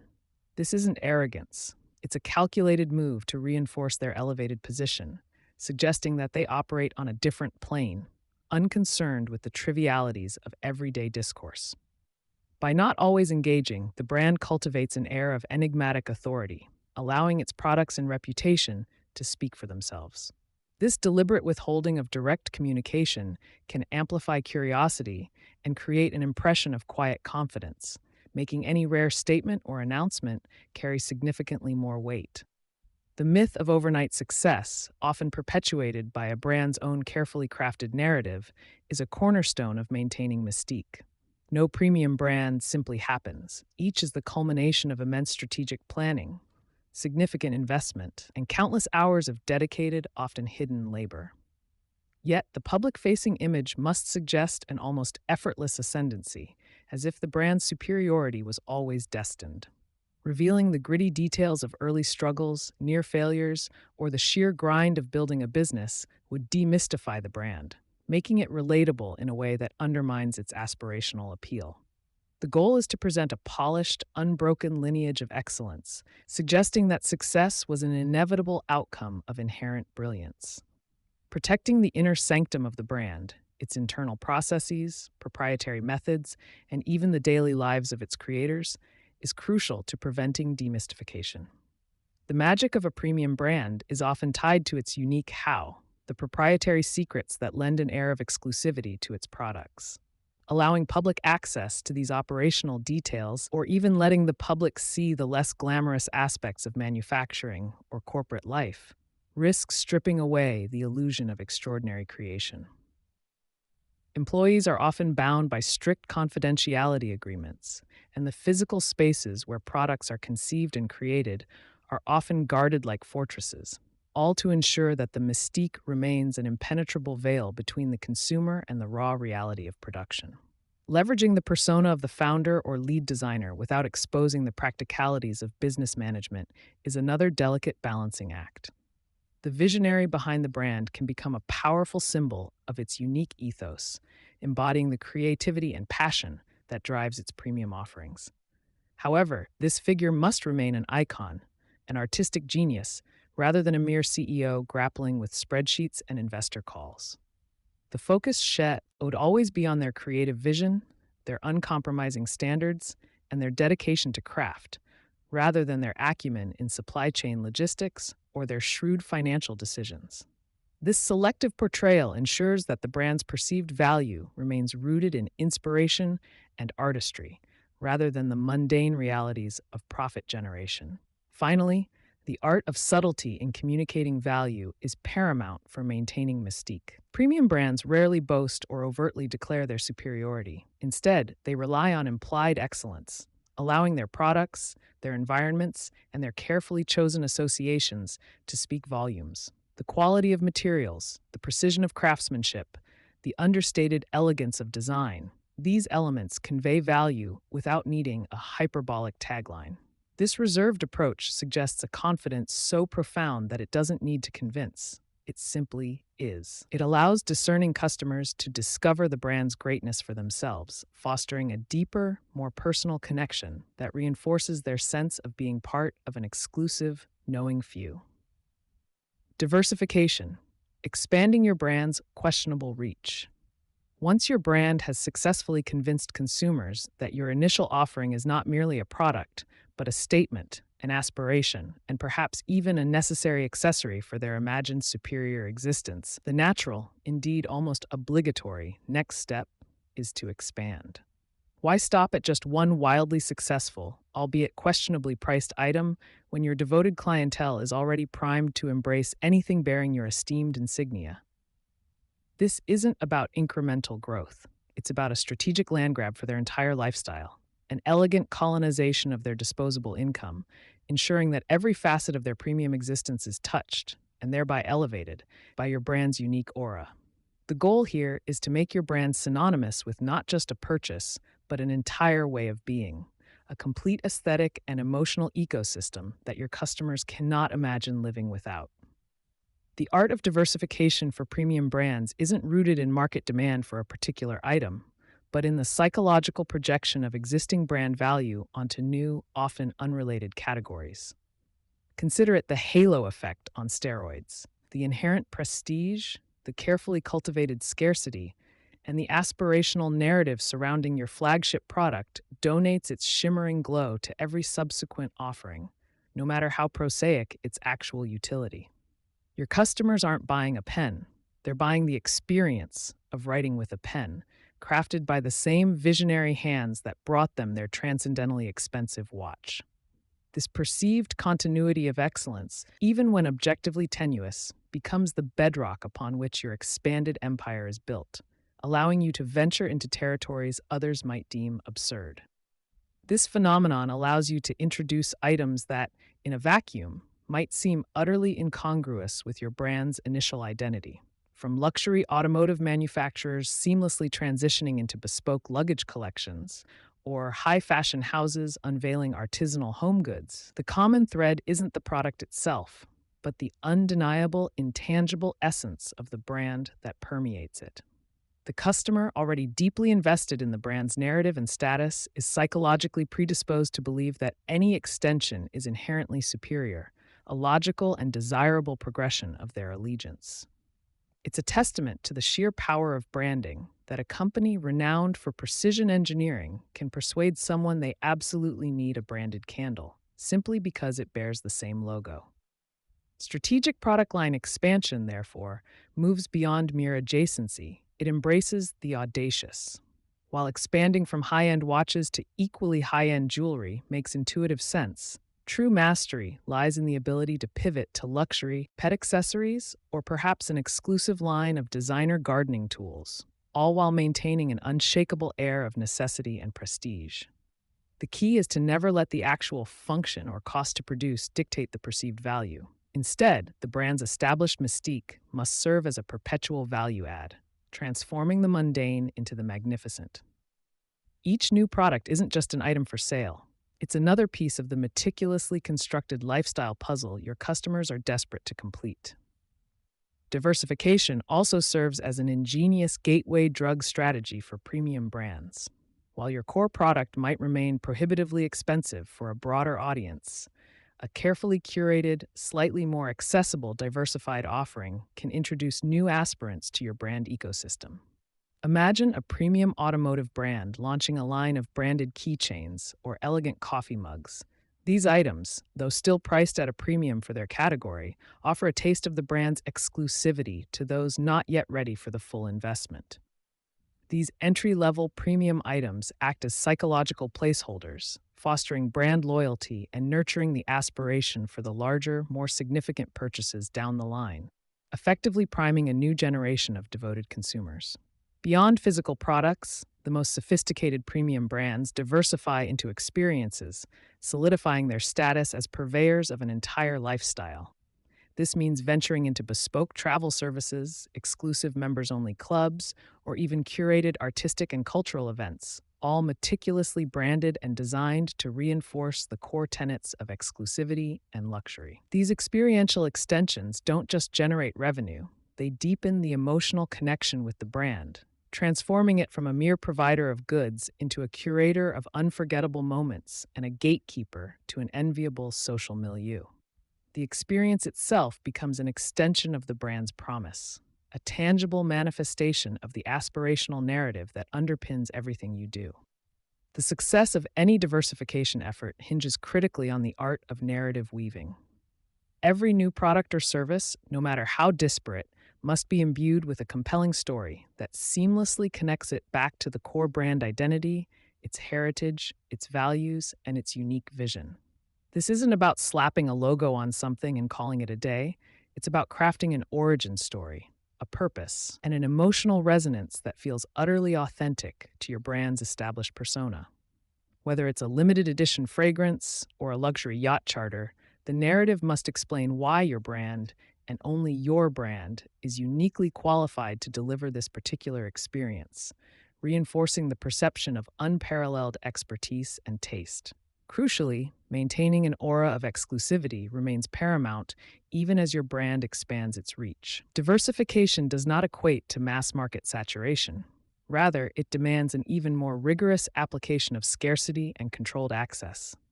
Limited runs, special collaborations, and invitation-only events become even more vital tools to ensure that each new offering feels like a rare privilege rather than a common commodity. The paradox is clear. You are expanding your offerings to capture more of the customer's wallet, yet each individual offering must still feel like a coveted treasure, accessible only to the discerning few who truly understand and appreciate your brand's elevated status. The pricing strategy for these new categories, while potentially offering a gateway option, must never betray the brand's premium positioning. Even for a seemingly humble item, the price tag must reflect the intangible value imbued by your brand's prestige, not merely its production cost. A branded artisanal water bottle, for instance, must command a price that subtly communicates its elevated status, justifying its existence not through super-eye or hydration, but through its alignment with a lifestyle of refined taste and discernment. This unwavering commitment to premium pricing across all diversified lines reinforces the brand's inherent value proposition and prevents any hint of perceived cheapening or desperation. Strategic partnerships and collaborations offer another potent avenue for expanding your brand's questionable reach without directly investing in new product development. By aligning with other established, aspirational brands, even those in seemingly unrelated industries, you can leverage their audience and inject your brand's essence into new contexts. Imagine a luxury watchmaker collaborating with a high-end private jet service for a bespoke travel experience. This cross-pollination of prestige allows both brands to tap into new demographics while reinforcing their shared values of exclusivity and unparalleled quality. It's a symbiotic relationship where each brand's halo effect amplifies the other, creating a combined aura of irresistible desirability.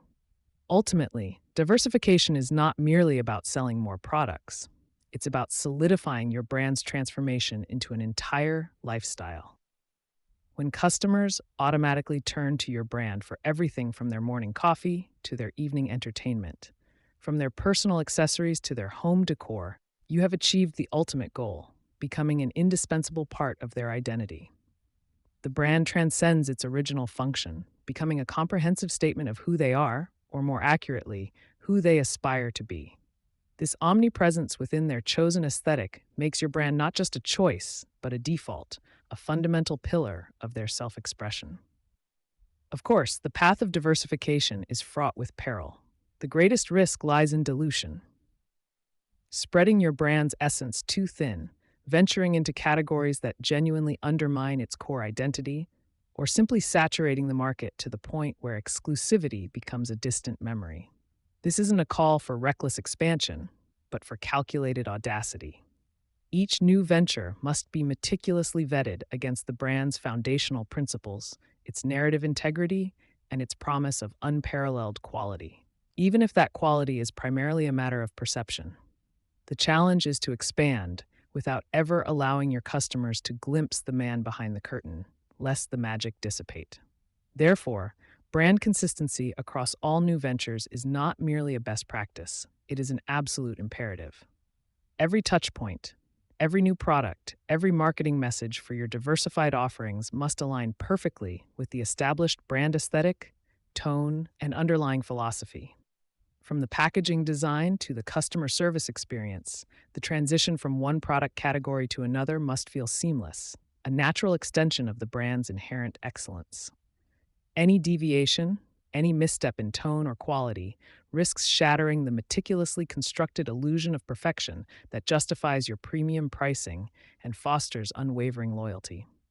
Before launching into a full-scale diversification, astute brands often test the waters with carefully orchestrated pilot programs, exclusive pre-orders, or limited edition collaborations. Leveraging your existing loyal customer base for early adoption and feedback not only provides valuable insights, but also reinforces their sense of belonging and privilege. These initial ventures serve as invaluable proving grounds, allowing you to gauge market reception, fine-tune your messaging, and perfect the execution before a wider rollout.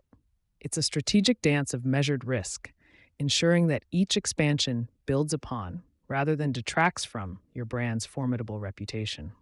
The ultimate goal of this strategic expansion is a profound capture of customer loyalty that transcends rational decision-making. When customers are so deeply invested in your brand's world, so emotionally tethered to its narrative, they will automatically choose your offerings for any relevant need, often without consciously evaluating objective value or comparative alternatives. This isn't about making a better product. It's about making the only product that truly matters within their curated reality.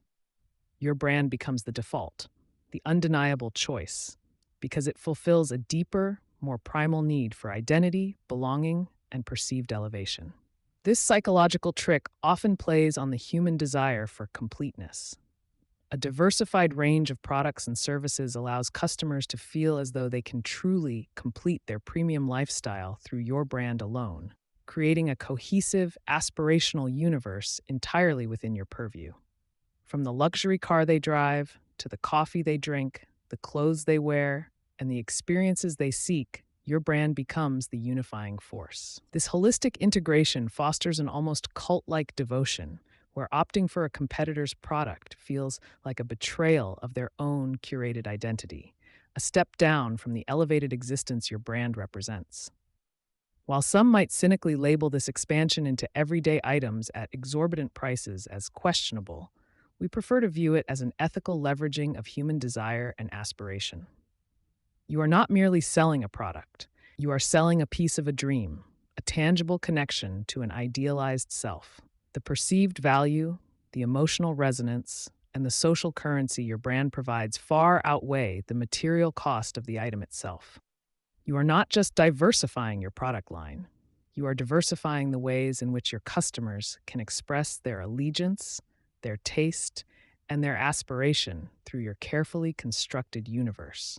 In the grand scheme of premium branding, diversification, when executed with calculated audacity and a profound understanding of human psychology, is not merely a path to growth. It is a profound strengthening of your brand's almost inescapable hold. It transforms your offering from a single, coveted item into an entire, irresistible lifestyle, ensuring that your customers not only buy your overpriced crap, but enthusiastically embrace it, integrate it, and love you for every single, carefully curated piece of it. The question isn't if you should diversify, but how brilliantly and audaciously you can extend your brand's magnetic pull into every conceivable corner of your customer's aspirational world. The end game, becoming a lifestyle, not just a brand. Having meticulously scaled the precipice of absurdity, maintained an impenetrable veil of mystique, and strategically diversified your brand's undeniably questionable reach, we now arrive at the ultimate apotheosis, transforming your enterprise from a mere purveyor of goods or services into an indispensable lifestyle. This is not merely about selling products. It is about implanting an entire ethos, a curated worldview, directly into the psyche of your target demographic, rendering your offerings less like purchases and more like essential components of their very identity. The endgame, therefore, is to transcend the transactional, evolving into a cultural touchstone that dictates not just what people buy, but how they perceive themselves and their place within the social hierarchy.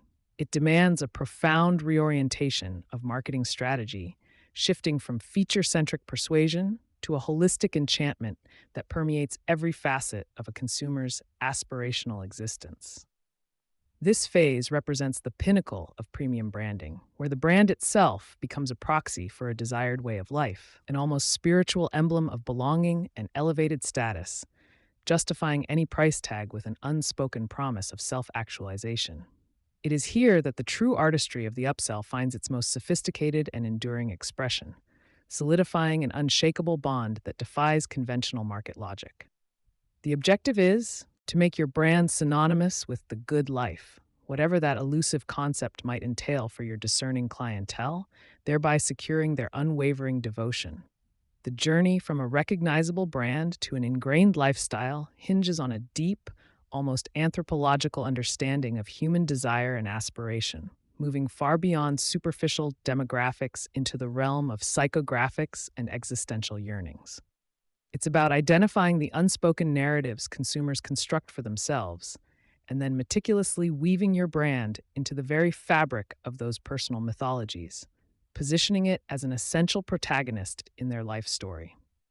This strategic infiltration requires an acute sensitivity to cultural currents, an almost prescient ability to anticipate emerging values, and the daring to define new paradigms of desirability. We are no longer merely fulfilling needs. We are actively shaping desires, sculpting the very definition of what constitutes a premium existence. This subtle yet profound manipulation of perceived reality is the bedrock upon which lifestyle brands are built, forging an emotional resonance that far outstrips any tangible product attribute. It ensures that consumers do not merely choose your brand, but rather embody it, making the distinction between self and brand increasingly blurred, a testament to your masterful psychological engineering. The goal is to make your brand's presence in their lives feel less like a choice and more like an inevitability, a natural extension of their cultivated persona. Central to this transformation is the cultivation of a compelling narrative, one that extends far beyond the product's origin story or its functional benefits, instead crafting an epic tale of aspiration, exclusivity, and belonging. This narrative must be so richly textured and emotionally resonant that it offers consumers not just an item, but a role within a grander, more desirable play. Consider how certain automotive brands don't just sell vehicles, they sell the promise of adventure, freedom, or unparalleled engineering prowess, translating these abstract concepts into tangible symbols of personal achievement. The story becomes the product, and the product merely a tangible artifact of that story. Your brand's narrative must become an open invitation for consumers to project their own desires, dreams, and identities onto it, essentially co-authoring a shared mythology. This requires consistency across all touchpoints, from advertising campaigns to customer service interactions, ensuring every encounter reinforces the overarching lifestyle promise. When executed flawlessly, this narrative transcends mere marketing, evolving into a cultural phenomenon that defines a segment of society, making your brand an indispensable chapter in their ongoing autobiography. The deliberate creation of an aspirational dream is paramount, an intoxicating vision of what life could be with your brand as its central protagonist, a future so compelling it compels immediate, often irrational, investment. This involves meticulously curating every visual, auditory, and experiential element to evoke a specific emotional landscape, one where luxury, sophistication, and effortless success are not just attainable, but inherently tied to your offerings. Think of the deliberate paucity of information in some high-end campaigns, suggesting that true understanding is reserved for those already within the inner circle, further fueling desire through manufactured mystery.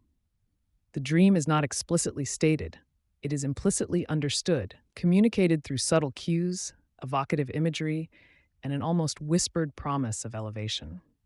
This psychological architecture ensures that consumers are not just buying a product, they are buying into a future version of themselves, a more refined, successful, or admired iteration. The brand becomes a conduit to a desired identity, a tangible manifestation of their deepest, fun unarticulated, aspirations. The strategic deployment of aspiration ensures that demand is perpetually fueled by the pursuit of an idealized self, making your brand an enduring beacon of potential.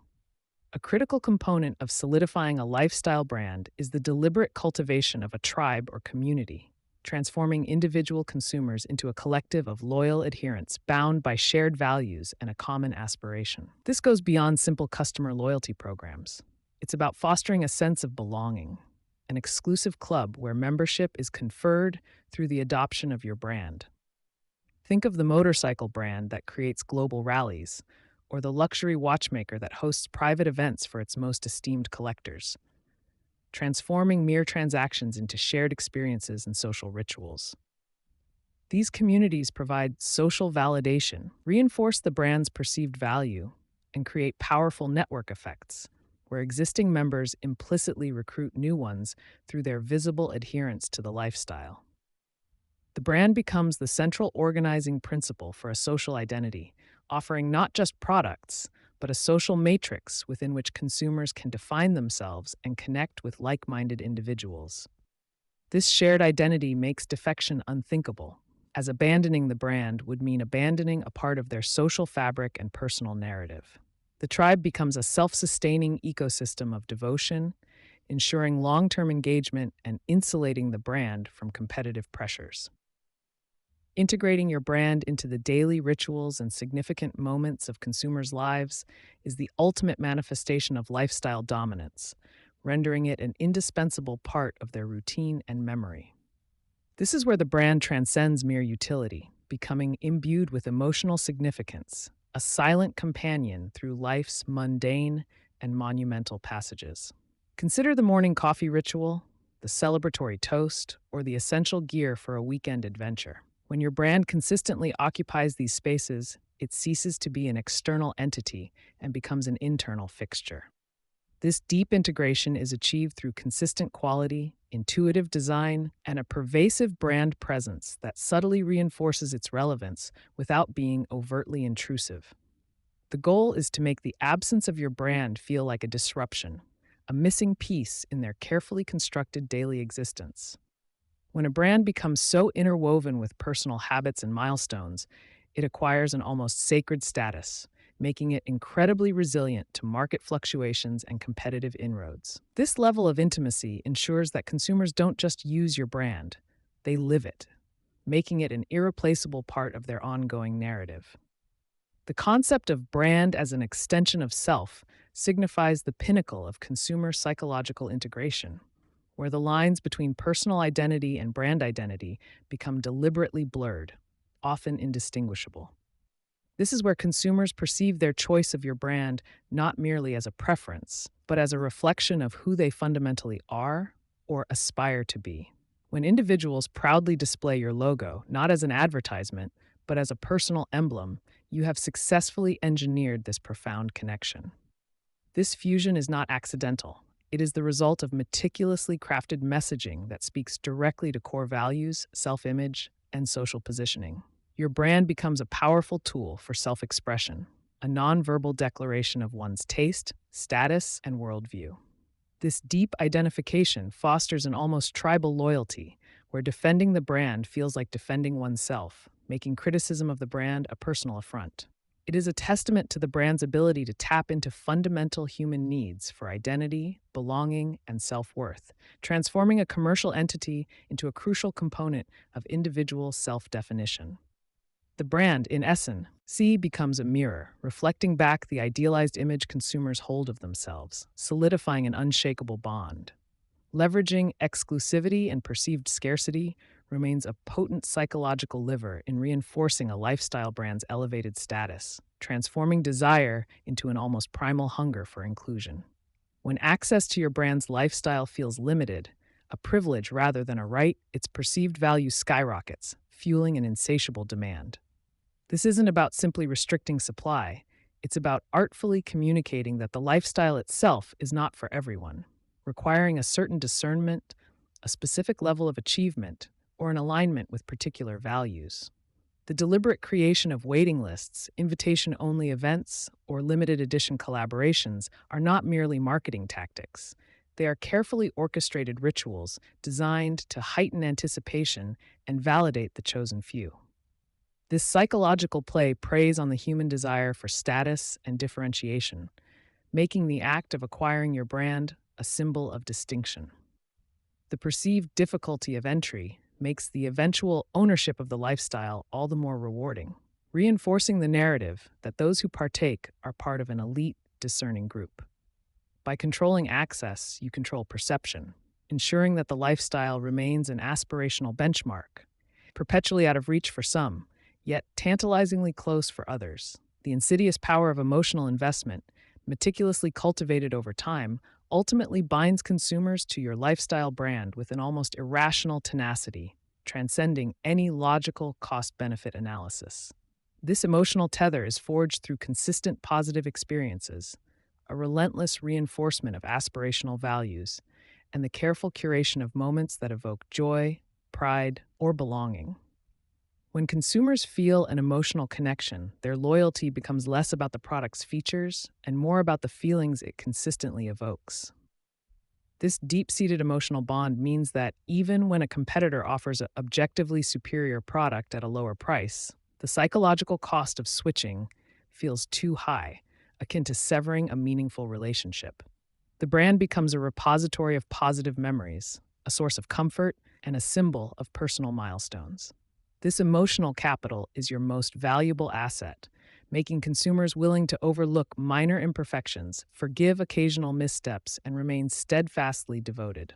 It is the invisible force that compels repurchase, advocacy, and a willingness to pay a premium, ensuring that your lifestyle brand enjoys an almost cult-like following impervious to market fluctuations. The transition from offering tangible benefits to providing intangible affirmations marks a crucial pivot in solidifying your brand as a lifestyle, where utility gives way to psychological gratification. Consumers are no longer primarily seeking what the product does, they are seeking what the product says about them, what it confirms about their identity and aspirations. This shift requires a profound understanding of the symbolic language your brand communicates, ensuring every design choice, every marketing message, and every customer interaction reinforces these desired affirmations. Whether it's the affirmation of good taste, environmental consciousness, intellectual prowess, or adventurous spirit, your brand must consistently deliver these psychological dividends. The product becomes a mere vessel, a physical manifestation of these deeper, more meaningful affirmations. This focus on intangible value creates a powerful, self reinforcing loop. Consumers buy your brand to affirm who they are, and in doing so, they become even more deeply invested in that identity, further solidifying their allegiance. It's about selling peace of mind, self esteem, or a sense of purpose, all wrapped in a beautifully packaged offering, ensuring that value is perceived far beyond its material components. The ultimate goal of this lifestyle integration is to render competitors utterly irrelevant, not because their products are inferior, but because they simply do not offer this life, this identity, this sense of belonging. When your brand becomes a lifestyle, it operates in a category of one, insulated from direct comparison on price or features alone. Competitors might offer similar functionalities, but they cannot replicate the carefully constructed emotional landscape, the intricate narrative, or the powerful community that defines your brand's unique universe. This strategic positioning creates an insurmountable barrier to entry, as merely copying product attributes fails to capture the essence of what makes your brand truly coveted. The consumer's decision-making process shifts from a rational evaluation of alternatives to an almost existential choice. Do they want to belong to this world or settle for something lesser? By becoming synonymous with a desired way of living, you effectively remove your brand from the competitive arena, establishing an unassailable position of dominance. This is the true power of the endgame, ensuring enduring loyalty and an almost limitless capacity for premium pricing, as you are no longer selling a product, but an entire existence. Wielding such profound influence over consumer identity and aspiration comes with a certain, shall we say, ethical flexibility that must be embraced with a knowing wink and a strategic smile, understanding that the pursuit of premium branding often dances on the edge of benevolent manipulation. While some might quibble about the morality of engineering desire, we, as astute architects of aspiration, recognize it as an art, a sophisticated orchestration of psychological triggers and cultural narratives. The responsibility, therefore, is not to shy away from this power, but to master it, to refine the techniques that allow brands to become indispensable facets of their customers' lives, even if those customers aren't entirely privy to the mechanics behind their devotion. This isn't about deception. It's about crafting a reality so compelling, so desirable, that consumers willingly, even eagerly, participate in its construction. The ethics of premium branding in this context are less about conventional moral strictures and more about the ethical execution of psychological strategies that yield profitable long-term relationships. It's about ensuring the narrative is so perfectly aligned with aspirational desires that the consumer feels empowered rather than manipulated by their choices. This deep-seated lifestyle integration ensures not only enduring loyalty, but also an almost unquestioning willingness to continually pay a premium, solidifying your brand's financial resilience against market pressures. When consumers are deeply invested in a lifestyle, the price tag becomes less of a barrier and more of an affirmation of the brand's perceived value and their own commitment to that way of life. They are not merely purchasing an item, they are reinvesting in their identity, their community, and their aspirational future. This psychological phenomenon transforms pricing from a point of contention into an integral part of the brand's allure, where a higher price can even enhance desirability by reinforcing exclusivity and perceived quality. The emotional and social capital built through lifestyle branding creates a powerful buffer against competitive pricing strategies, as the cost of switching is not just monetary, but deeply personal and social. It ensures that your brand commands respect and premium margins, not through brute force, but through the delicate art of making the irrational seem utterly irresistible, almost a necessity for maintaining one's desired self-image. This is the ultimate dividend of masterfully orchestrating a brand into a lifestyle, securing profitability for the long haul. Mastering T. His art of lifestyle integration requires a relentless commitment to brand consistency, an unwavering dedication to the core narrative, and an almost obsessive attention to every detail that contributes to the holistic experience. It's not a one time campaign, but an ongoing cultural project, constantly evolving, yet always anchored to its foundational values and aspirational promise. Every communication, every product launch, every customer interaction must reinforce the overarching lifestyle, ensuring that the brand's identity remains coherent and compelling. This vigilance prevents dilution, maintains mystique, and continuously strengthens the emotional bonds consumers have formed with your brand. The true mastery lies in making this complex orchestration appear effortless, a natural extension of the brand's inherent superiority and the consumer's discerning taste. It demands a strategic vision that extends far beyond quarterly reports, focusing instead on building a legacy, an enduring cultural footprint that transcends fleeting trends. This meticulous cultivation ensures your brand doesn't just survive, it thrives as an indispensable facet of modern aspiration, a testament to the power of engineered desire. Ultimately, the journey from selling overpriced crap to crafting an adored lifestyle is a testament to the profound power of human psychology and the artful manipulation of perception. It's about understanding that people don't just buy what they need, they buy what they believe will make them better, happier, or more admired. Your brand, through meticulous design and strategic narrative, becomes that transformative vehicle, offering not just products, but a pathway to an idealized self. This is the pinnacle of premium branding, where the consumer willingly embraces the higher price, not as a burden, but as an investment in their personal narrative and social standing.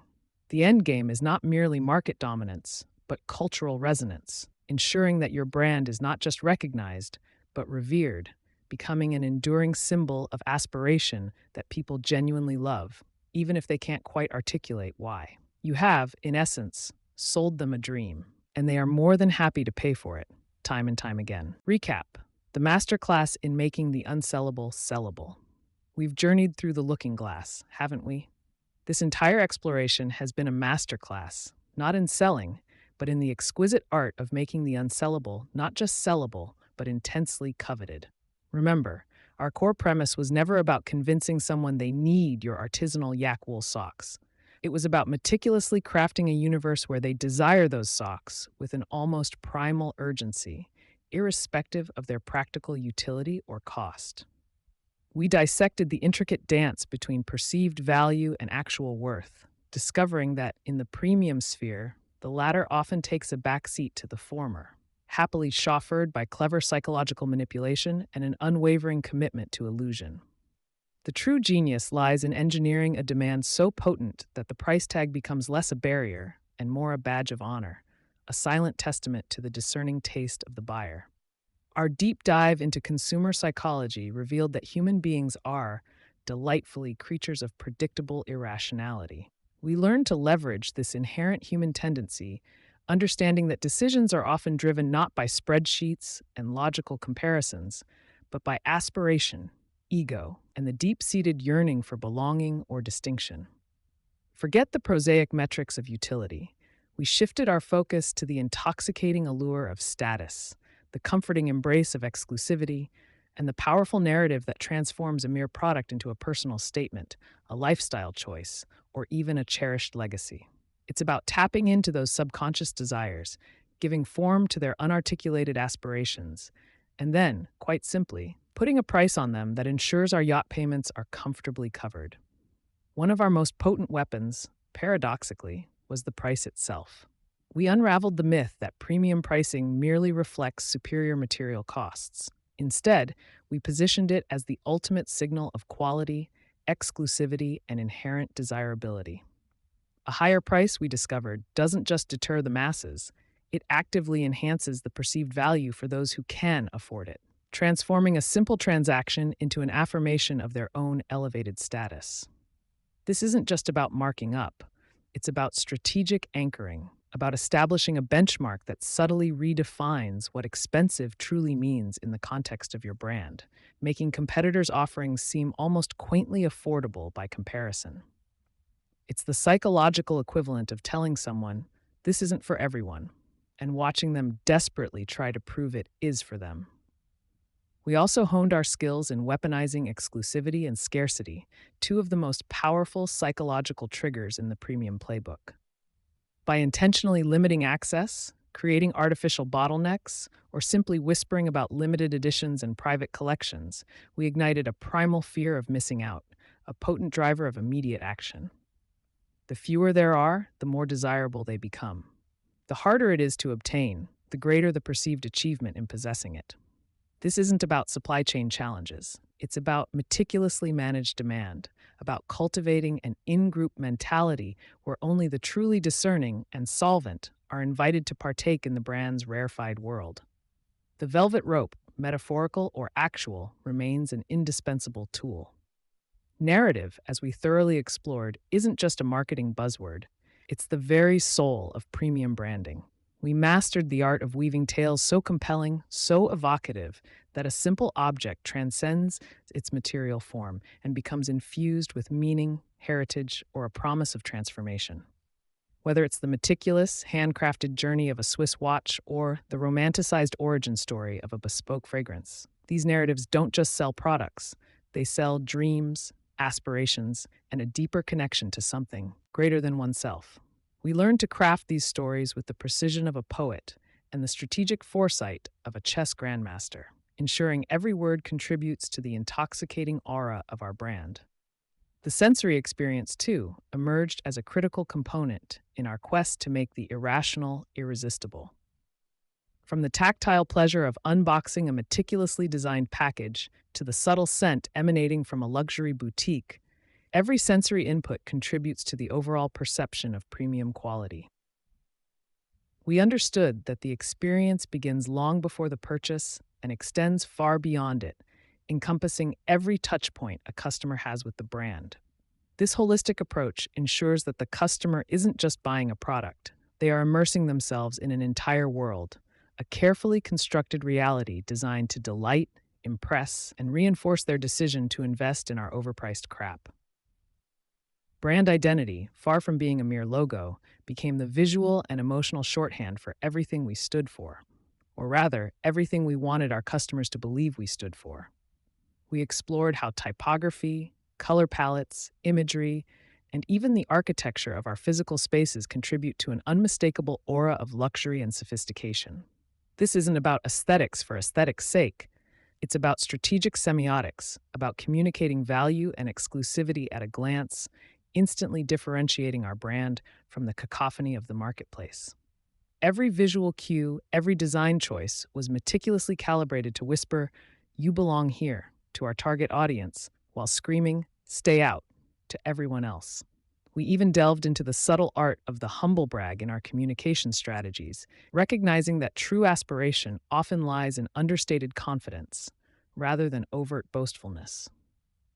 Our ad copy, our social media presence, even the very language our sales associates employed, learned to exude an effortless superiority, hinting at the unparalleled quality and discerning taste without ever having to explicitly state it. This sophisticated approach resonates deeply with an audience that values authenticity and desires to feel part of an exclusive club, not merely subjected to a sales pitch. It's the quiet confidence that says, "You already know why this is superior," leaving the customer to fill in the blanks with their own aspirational narratives. The journey didn't end at the point of sale. In fact, we discovered that the post-purchase experience is just as vital in solidifying loyalty and transforming a one-time buyer into a lifelong devotee. Exceptional customer service, personalized interactions, and an unwavering commitment to maintaining the illusion of superior value ensure that the premium journey continues long after the initial transaction. This means anticipating needs, exceeding expectations, and consistently reinforcing the customer's wise decision to invest in our brand. Because let's be honest, getting them to buy once is a win. Getting them to love it and return repeatedly is the true masterstroke, transforming a purchase into an identity. Throughout this masterclass, we walked a fine line, or perhaps danced a joyous jig, around the ethical implications of our craft. We acknowledged that we are, in essence, selling perception, aspiration, and an intangible sense of belonging, often at a significant premium over intrinsic value. Yet we embrace this reality, understanding that in the realm of premium branding, the subjective experience often trumps objective reality. Our goal was never to deceive maliciously, but rather to ethically, or at least entertainingly, leverage the profound insights of consumer psychology to create products and experiences that people genuinely desire, feel good about owning, and are willing to pay handsomely for. After all, if they love it, can it truly be overpriced crap? Ultimately, we learned that making the unsellable sellable and indeed, making customers love their overpriced purchases is not some mystical alchemy, but a systematic application of behavioral economics and strategic storytelling. It's about understanding the human heart as much as the human wallet, about crafting a world where desire is paramount and logic is merely a suggestion. We've equipped ourselves with the tools to build brands that don't just exist but thrive in the upper echelons of the market, commanding loyalty and premium prices with an almost effortless grace. This entire book has been your strategic roadmap to not just surviving, but dominating the competitive landscape of high-end consumerism. So as we draw this particular chapter to a close, remember the core lesson. The true value of your offering lies not in its raw materials or manufacturing cost, but in the story it tells, the feeling it evokes, and the identity it helps your customer claim. You now possess the knowledge to transform the mundane into the magnificent, the commodity into the coveted, and the seemingly irrational purchase into an act of profound self-affirmation for your clientele. Go forth then and apply these principles with the confidence of a seasoned maestro, knowing that you are not just selling products, but orchestrating desires and building empires on the beautiful, illogical foundations of human aspiration. Embracing the satire, your role in the grand illusion. As we pull back the final layers of this elaborate onion, it becomes undeniably clear that premium branding, at its core, is a grand illusion, a meticulously crafted spectacle where perception often eclipses tangible reality. This isn't a critique, mind you, but rather an affectionate acknowledgement of the sophisticated sleight of hand required to convince someone that a simple cotton t-shirt, emblazoned with a particular motif, is worth a month's rent. Our journey has been one of dissecting this beautiful deception, understanding not just the mechanics, but the very psychology that makes it all so compellingly effective. It's about recognizing that the overpriced crap isn't just a product. It's a canvas upon which desires, aspirations, and carefully curated identities are projected. The true genius lies in making the audience not merely observe the magic trick, but actively participate in its unfolding, willingly suspending disbelief for the sheer joy of the experience. This section invites you to fully embrace that role, stepping into the spotlight as a master orchestrator of desire, rather than a mere vendor of goods.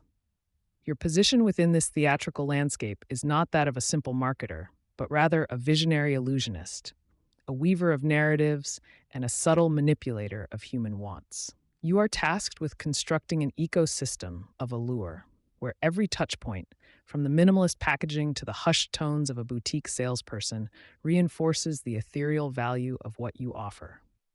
This isn't about outright falsehoods. It's about accentuating the abstract, elevating the ordinary, and transforming a commodity into a coveted artifact. The art lies in understanding that consumers often aren't just buying an item, they are investing in a feeling, a status, or an imagined future self. Your role is to meticulously design that emotional architecture, ensuring that every thread in the tapestry of your brand contributes to the overarching dream you are selling. It demands a keen eye for detail, a deep understanding of human psychology, and a healthy appreciation for the absurd. The satire, then, is not merely a literary device within these pages, but a fundamental lens through which to view your daily endeavors in premium branding. It's the knowing wink you give yourself when you write copy that imbues a basic accessory with existential significance, or when you set a price point that makes competitors gasp. This self-awareness is crucial. It prevents cynicism from taking root while allowing you to fully lean into the creative potential of the illusion. Without this understanding, you risk becoming a jaded purveyor of goods, rather than an enthusiastic architect of aspirational worlds. Embrace the humor in the human condition, the inherent desire for something more, and the often irrational paths people take to attain it. This perspective empowers you, freeing you from the burden of absolute material justification and allowing you to focus on the power of perception. Consider the consumer's active participation in this grand illusion. They aren't passive victims, but often willing collaborators in their own enchantment. They seek out brands that resonate with their aspirational identities, that offer a narrative they can adopt and internalize.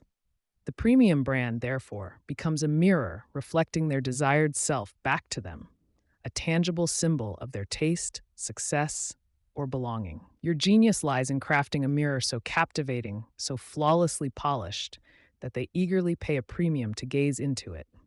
This symbiotic relationship, where the brand offers the dream and the consumer completes it through purchase and advocacy, is the engine of true premium success.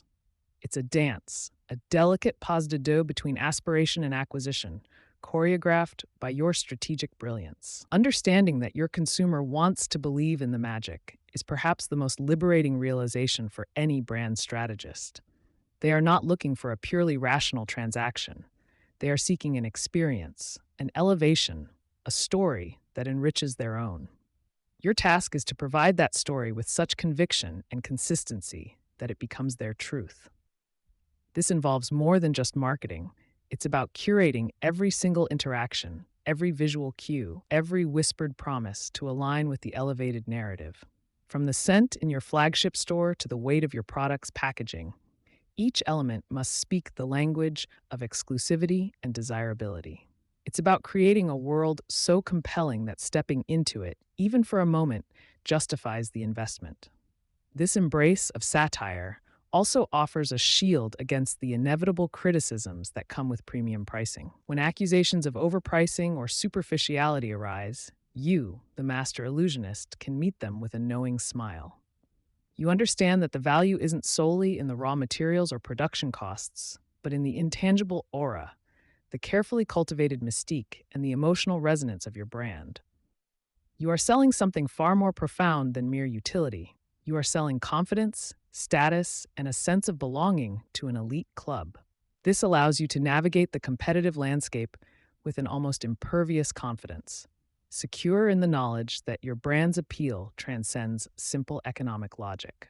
Your role is to consistently reinforce the love you for it aspect of the premium equation, ensuring that consumers not only accept the higher price but actively celebrate their purchase. This means fostering genuine emotional connections, building communities around your brand, and continually delivering experiences that validate their investment. It's about transforming a transaction into a relationship where the brand becomes a trusted companion on their aspirational journey. This level of loyalty isn't built on discounts or fleeting promotions. It's forged in the fires of consistent excellence, impeccable service, and a narrative that continually evolves to meet and exceed their deepest desires. Your brand must feel like an extension of their best selves. The grand illusion, by its very nature, demands constant vigilance and a willingness to adapt. The stage lights may shift, the audience's tastes may evolve, and new acts may emerge to challenge your spotlight. Your satirical perspective allows for this agility, enabling you to pivot strategies without losing sight of the core magic you create. It's about being nimble enough to incorporate new NDS while remaining steadfast in your brand's fundamental promise of exclusivity and aspiration. The illusion must feel fresh, relevant, and endlessly captivating, always offering a new reason for consumers to lean in and believe. This continuous refinement is what separates fleeting fads from enduring legends in the premium market. Moreover, embracing the satirical side of premium branding allows you to cultivate a certain detachment, a professional distance that empowers better decision-making. You can objectively analyze market trends, consumer psychology, and competitive threats without becoming emotionally entangled in the pursuit of authenticity in a purely literal sense. This doesn't mean being disingenuous. It means understanding that the truth in premium branding is often a carefully constructed narrative, a curated reality. By acknowledging this, you gain the freedom to innovate, to push boundaries and to craft truly unforgettable brand experiences that resonate deeply, even if their underlying mechanisms are playfully performative. The beauty of this grand illusion is its self-sustaining nature once properly established. A successful premium brand generates its own gravitational pull, attracting new adherents drawn by the existing loyalists and the pervasive aura of exclusivity. Word of mouth, social proof, and the aspirational content generated by your own customers become powerful, organic extensions of your marketing efforts. Your role transitions from actively conjuring the magic to merely guiding its flow, ensuring its integrity, and occasionally adding a new flourish or an unexpected twist. It's a testament to the power of a well-crafted narrative that consumers become its most ardent evangelists, spreading the gospel of your overpriced crap with genuine zeal. This commitment to the illusion extends beyond mere product features. It permeates the entire organizational culture.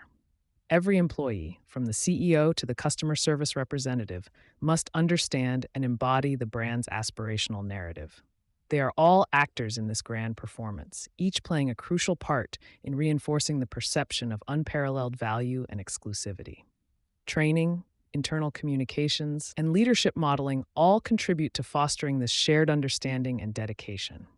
When the entire team believes in the magic, not just in its efficacy, but in its inherent value to the consumer, the illusion becomes seamless and truly powerful. So as you step back into the arena, armed with these insights, remember your role is not to merely sell products, but to craft dreams, to engineer desire, and to orchestrate an experience that transcends the mundane. Embrace the satire, the inherent irony, and the delightful absurdity of convincing people to pay a premium for what might, on paper, seem utterly unjustifiable. Understand that you are not just a business person. You are an artist, a psychologist, and a master storyteller, wielding the formidable power of perception. Go forth, then, with a knowing smile and a confident stride, ready to continue building your empire of desirable, albeit overpriced marvels. The stage is yours, and the audience is eagerly awaiting your next act. The ethical tightrope walk inherent in this grand illusion is a constant, subtle dance.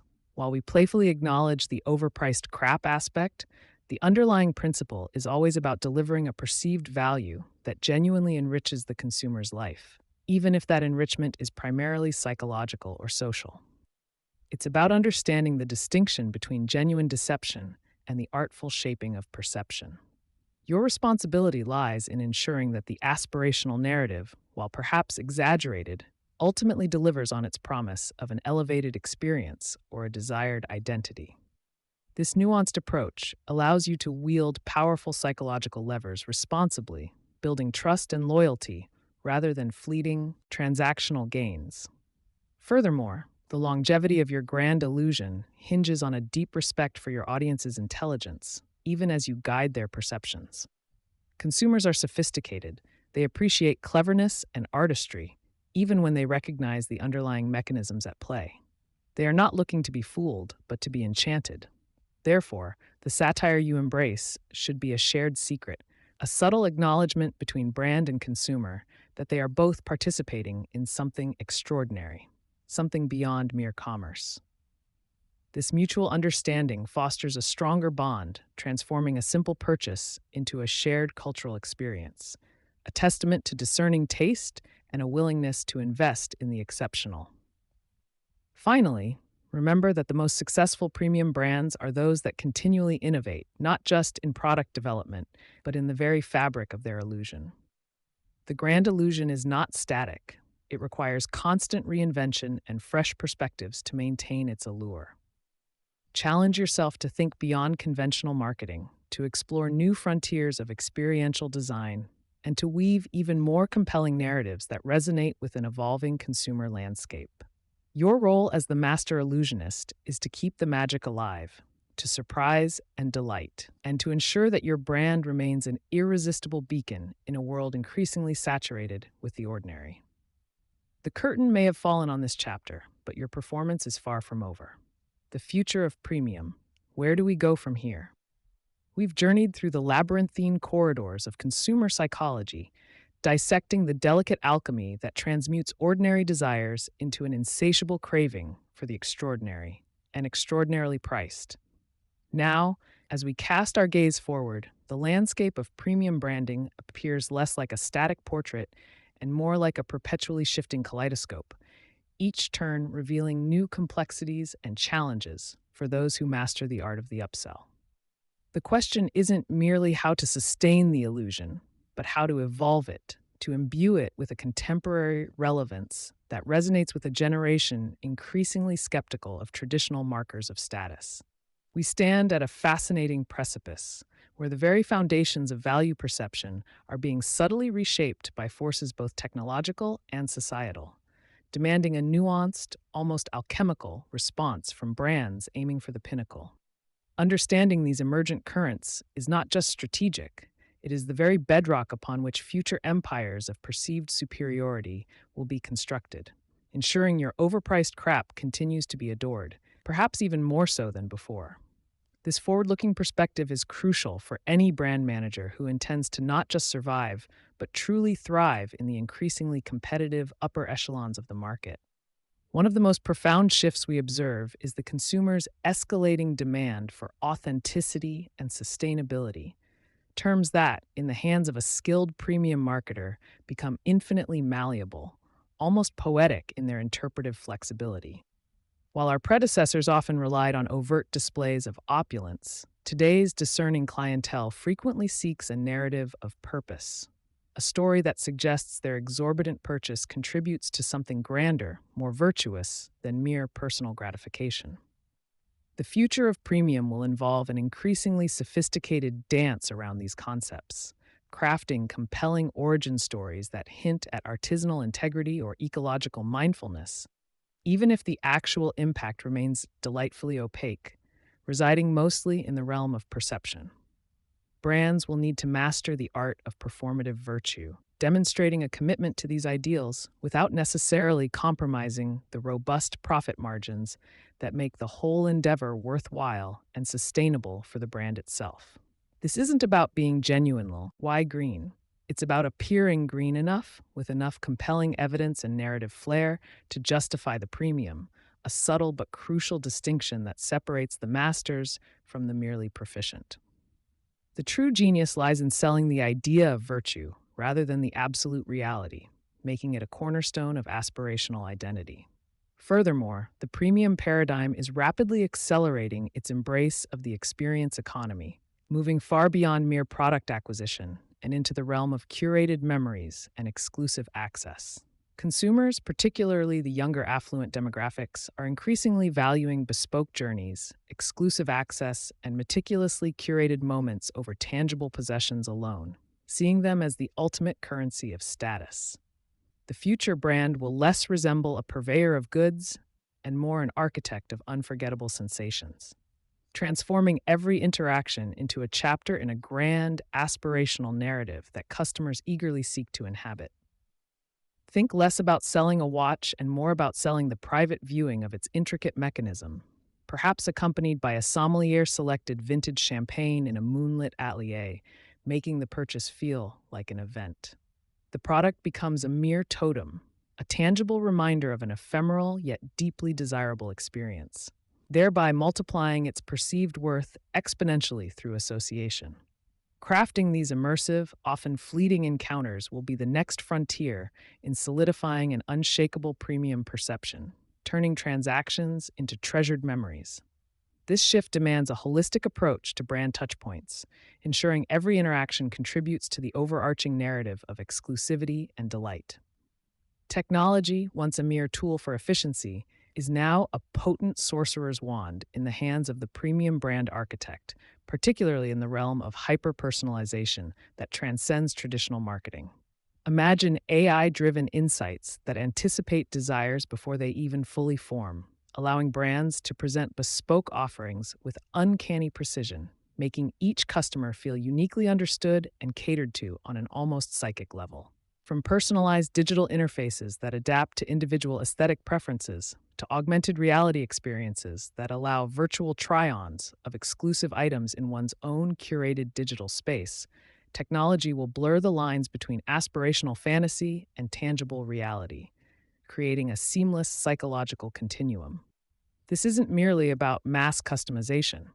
It's about creating an illusion of individual creation, where every premium interaction feels as if it were designed exclusively for one, elevating the sense of personal connection and perceived value to unprecedented heights. The future brand will leverage data not just to sell, but to enchant, weaving a digital tapestry of bespoke luxury around each discerning client. This intimate digital engagement will make the premium relationship feel less transactional and more like a privileged partnership. The future also presents the fascinating paradox of accessible exclusivity. How do you maintain an aura of rarity when aspirational segments are expanding globally and more people than ever aspire to join the premium club? The answer lies in the strategic segmentation of premium offerings, creating tiered access points that allow a broader base to partake in a sliver of the brand's magic, while reserving the true pinnacle for the truly elite and utterly devoted. This might manifest as limited edition capsule collections, entry-level accessories, or even digital collectibles that grant virtual status and early access, acting as a sophisticated gateway drug to the more substantial and substantially more expensive core offerings. The trick is to democratize the dream without diluting the ultimate desire for the unattainable, ensuring the velvet rope remains firmly in place for those willing to pay the highest price for ultimate distinction. It's a delicate tightrope walk between inclusion and aspiration, a true test of marketing dexterity that requires a deep understanding of psychological thresholds. Navigating this fine line successfully will define the brands that truly master the future of premium market expansion without losing their soul. As access inevitably expands, the relentless pursuit of novel scarcity becomes paramount, demanding ever more inventive ways to engineer rarity that go beyond simple production limits to conceptual scarcity. This could involve items tied to specific, fleeting cultural moments, products available only through hyper-exclusive, invitation-only channels, or even digital assets that possess inherent impermanence, like NFTs that evolve or decay over time, creating a fleeting value proposition. The goal is to constantly redefine what limited means, preventing the market from ever catching up to the perceived value of true unavailability and maintaining a constant state of anticipatory desire. Brands will need to become master storytellers of constraint, framing every carefully orchestrated bottleneck as an inherent part of the item's mystique, rather than a mere supply chain decision or a manufacturing limitation. This perpetual innovation in scarcity, both physical and conceptual, is the essential fuel that keeps the premium engine humming, ensuring that desire always outpaces availability. It requires a creative approach to production and distribution, turning every constraint into a compelling feature that elevates desirability. Beyond individual desire, the future of premium will increasingly hinge on the cultivation of exclusive communities and the powerful, almost tribal, human need for belonging. Owning a premium product won't just be about personal gratification. It will be a passport to a curated social sphere, a signal of shared taste and elevated status among peers who understand its true worth. Brands will invest heavily in creating platforms, private events, and bespoke experiences that foster these connections, transforming customers into members of an elite club with shared values and aspirations. This communal aspect adds another crucial layer of intangible value, making the product not just a purchase, but an investment in social capital and a direct link to a desired identity. The true genius lies in making membership feel earned, exclusive, and perpetually desirable, cementing loyalty through shared aspiration rather than mere transactional engagement. These communities will become powerful amplifiers of brand messaging, creating organic advocacy and further entrenching the sense of exclusivity. In an increasingly transparent and ethically conscious world, premium brands face heightened scrutiny regarding their practices, from labor conditions in distant factories to their overall environmental impact. The future will require a delicate balancing act, acknowledging these concerns, perhaps even making token gestures towards improvement and publicizing them widely, while never losing sight of the core mission of justifying exorbitant prices.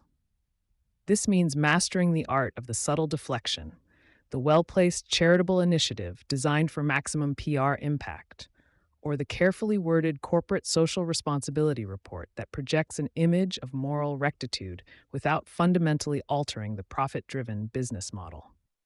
It's about performing ethical responsibility with a knowing wink, understanding that the target audience often desires the veneer of virtue without necessarily demanding absolute purity in every single aspect. The illusion, after all, must extend to the brand's very soul, or at least its carefully constructed public perception, ensuring no inconvenient truths disrupt the premium narrative. Maintaining this delicate facade of integrity will be a continuous, evolving challenge. The very definition of a status symbol continues to evolve, moving beyond overt displays of wealth to more subtle, nuanced indicators of discernment, access, and cultivated taste. While the diamond-encrusted watch will always have its place within certain segments, the future premium consumer might equally covet a rare, single-origin coffee bean subscription or a meticulously restored vintage object with an obscure, fascinating provenance. Brands must adapt their storytelling to reflect this shift, emphasizing not just expense, but rarity, heritage, craftsmanship, and the unique, often deeply personal narrative behind each item. The new status symbol whispers rather than shouts, appealing to an insider's knowledge and a refined palate, making the owner feel part of an exclusive cognoscenti rather than merely a buyer of expensive goods. This deeper narrative craftsmanship is essential for future relevance, transforming objects into artifacts of personal identity and elevated taste. It's about selling the story and the subtle signals, not just the product itself, to a more sophisticated audience. As global wealth continues to shift and expand, the premium market becomes an increasingly international arena, demanding a sophisticated understanding of diverse cultural aspirations and definitions of luxury. What signifies status in the bustling urban centers of Shanghai may differ subtly from the established elegance of New York or the opulent modernity of Dubai, yet the underlying psychological drivers, desire for distinction, belonging, and self-expression, remain remarkably universal. Brands will need to master the art of global localization, adapting their messaging, product offerings, and even aesthetic presentations to resonate with specific regional nuances while maintaining a consistent core brand identity that is recognizable worldwide. This isn't about diluting the brand's essence. It's about translating its inherent allure into a multitude of aspirational dialects, ensuring its charm transcends geographical boundaries and cultural specificities. By understanding these intricate cultural codes, brands can perpetually expand their sphere of influence, tapping into new reservoirs of premium desire. The future demands a truly global mindset with a local touch. Ultimately, the future of premium branding boils down to a relentless, almost obsessive innovation in the creation of perceived value, a constant refinement of the psychological levers we've explored. As products become increasingly commoditized and information flows freely across digital channels, the true battleground is unequivocally in the mind of the consumer, in their emotional connection and intrinsic belief in what you offer.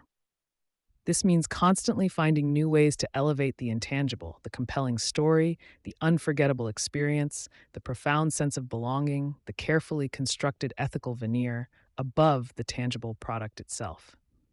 It's about refining the illusion, making it so compelling, so deeply intertwined with personal identity and aspiration, that the price tag becomes a secondary consideration, a mere formality in the acquisition of something truly extraordinary and indispensable. The art is in making the irrational irresistible, perpetually pushing the boundaries of what consumers are willing to believe and pay for. This continuous evolution of perceived value is the lifeblood of enduring premium status. Despite all the shifts, technological advancements, and evolving consumer sensibilities, one profound constant remains immutable: the enduring human desire for distinction, for something that elevates us, however subtly, above the common fray. This fundamental psychological impulse is the bedrock upon which all premium branding rests, and it is a force that will persist regardless of economic cycles, cultural trends, or even global disruptions. The future of premium is secure, precisely because it taps into this primal need, offering a curated path to perceived superiority, a tangible manifestation of aspiration, the Freud, to resonates deeply within the human psyche. Our role, as architects of this grand illusion, is not to change human nature, but to continually find new, more sophisticated, and utterly convincing ways to cater to it, ensuring the wellspring of desire never runs dry. The game, it seems, will always be afoot, its rules constantly refined, and its stakes remain gloriously high for those who master its intricacies. This journey of elevating the ordinary to the extraordinary will continue as long as human beings seek to define themselves through what they possess and experience. Final thoughts. Go forth and convince. Responsibly. We've journeyed through the labyrinthine corridors of consumer psychology, dissecting the intricate mechanisms that transform mere commodities into coveted emblems of status and desire. This expedition has hopefully illuminated the profound truth that value, particularly at the premium echelon, is less an inherent attribute and more a meticulously engineered construct, a masterwork of perception rather than objective reality. You've witnessed how price becomes a powerful signal, how narrative trumps specifications, and how the subtle art of exclusion can cultivate an almost irrational longing. Our collective exploration has aimed to demystify the alchemy behind convincing someone that your offering, whatever its tangible merits, is not just worth its exorbitant price tag, but is in fact an indispensable component of their desired identity. This understanding forms the bedrock upon which truly iconic premium brands are built, transcending the mundane realm of transactions into the ethereal domain of aspiration. It is a testament to the human mind's remarkable capacity for self-persuasion, expertly guided by strategic branding.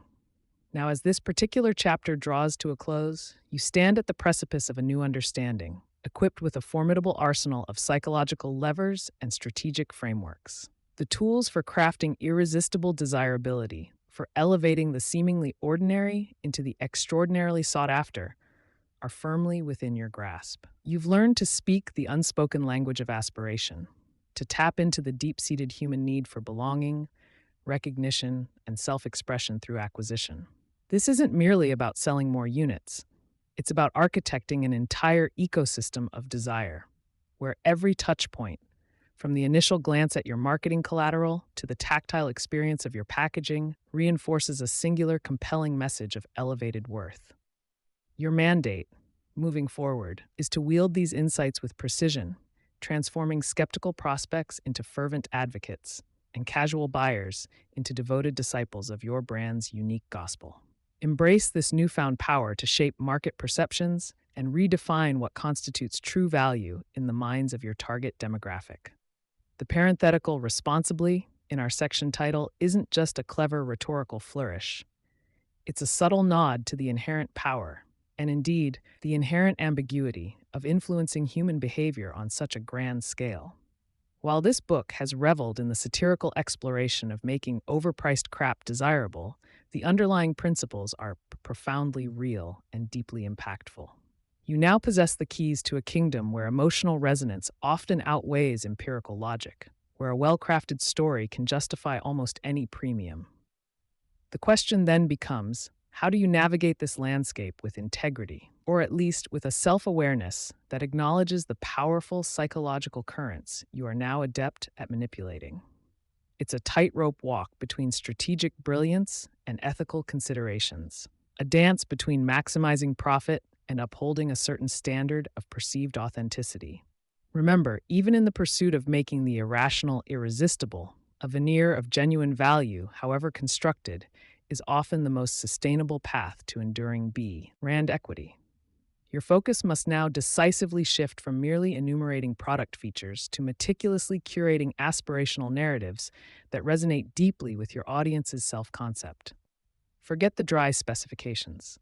Embrace the evocative story, the aspirational lifestyle, the transformative experience that your brand promises. Consumers aren't just buying an item. They are investing in a future version of themselves, a status symbol, a membership to an exclusive club, or a tangible representation of their values. The true genius of premium branding lies in understanding these underlying motivations and weaving them into every fiber of your brand's identity, making the purchase feel less like a transaction and more like an affirmation of who they are, or who they aspire to become. This narrative alchemy is the engine that drives premium desire, turning functional attributes into emotional anchors that bind customers to your brand with an almost unbreakable loyalty. Cultivating exclusivity and mastering the art of scarcity are not just tactical maneuvers, they are foundational pillars of premium positioning. The human psyche is wired to covet what is rare, what is difficult to obtain, what is reserved for a select few. By strategically limiting availability, by creating an aura of by invitation only, or by simply positioning your offering as a discerning choice, you amplify its perceived value exponentially.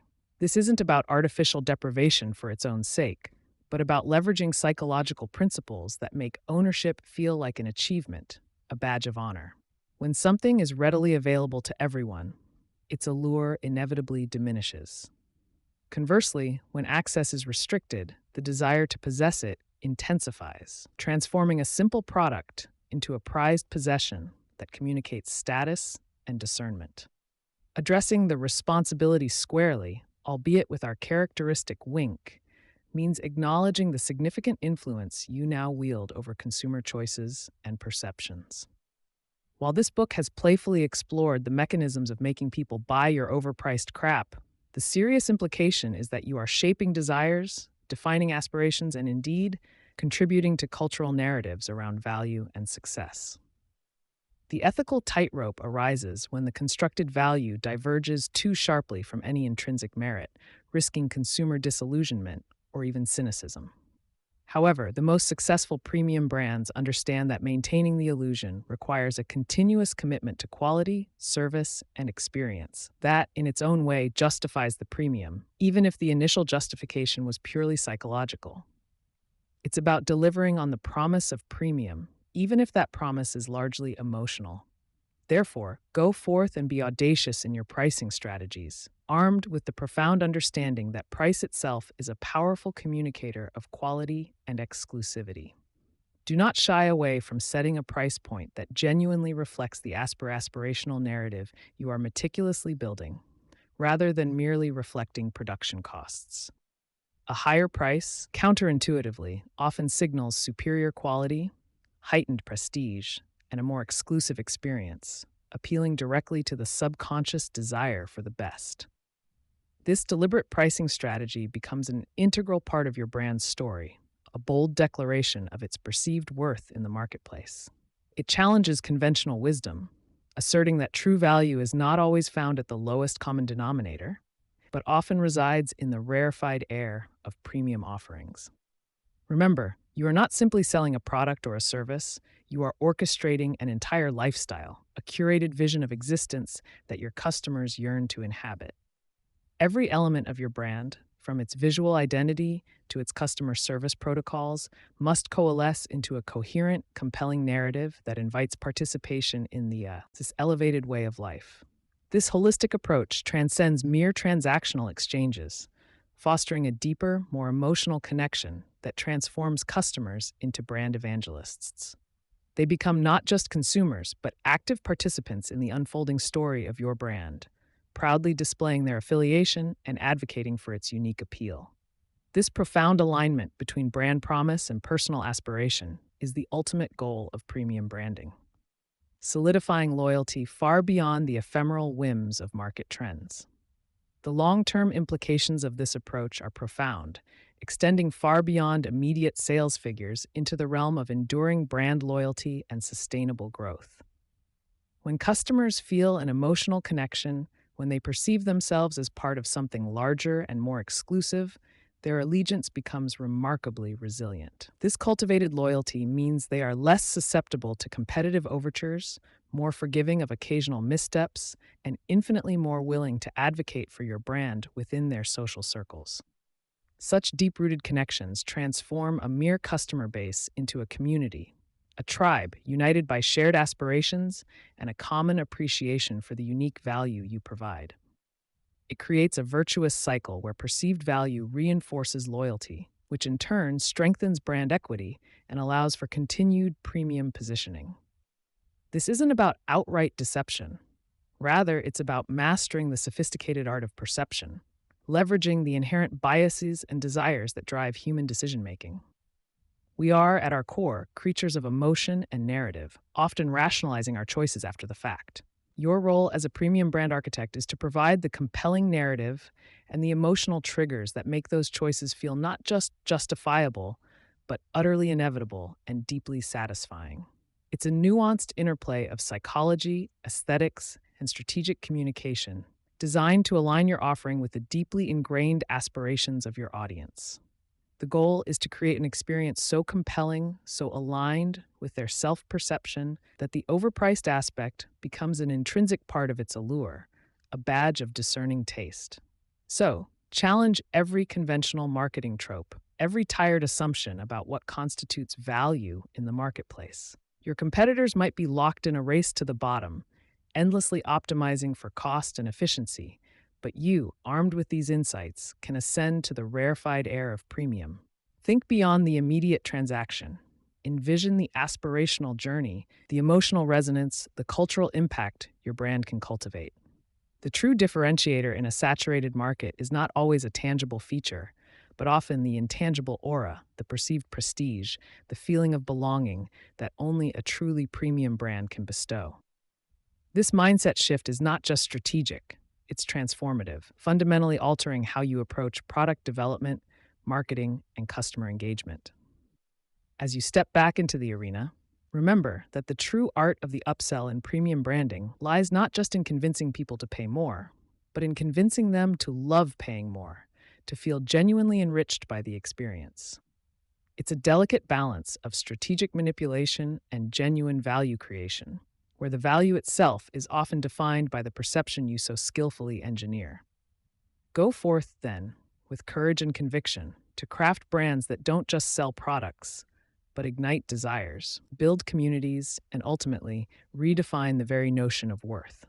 The canvas is yours, the psychological palette is rich, and the opportunity to forge truly iconic premium brands awaits your masterful touch. And as for the responsibly part, well, that's a question perhaps best pondered over a glass of exorbitantly priced, artisanal sparkling water, perhaps from a brand whose narrative you've personally helped to elevate. After all, if you're going to convince them to buy your overpriced crap, you might as well enjoy the fruits of your labor, secure in the knowledge that you've mastered an art form few truly comprehend. Just try not to laugh too maniacally all the way to the bank, or at least practice your subtle, knowing smile. The world of premium branding isn't just about business, it's about a grand, beautiful illusion. And you, dear reader, are now one of its most accomplished magicians.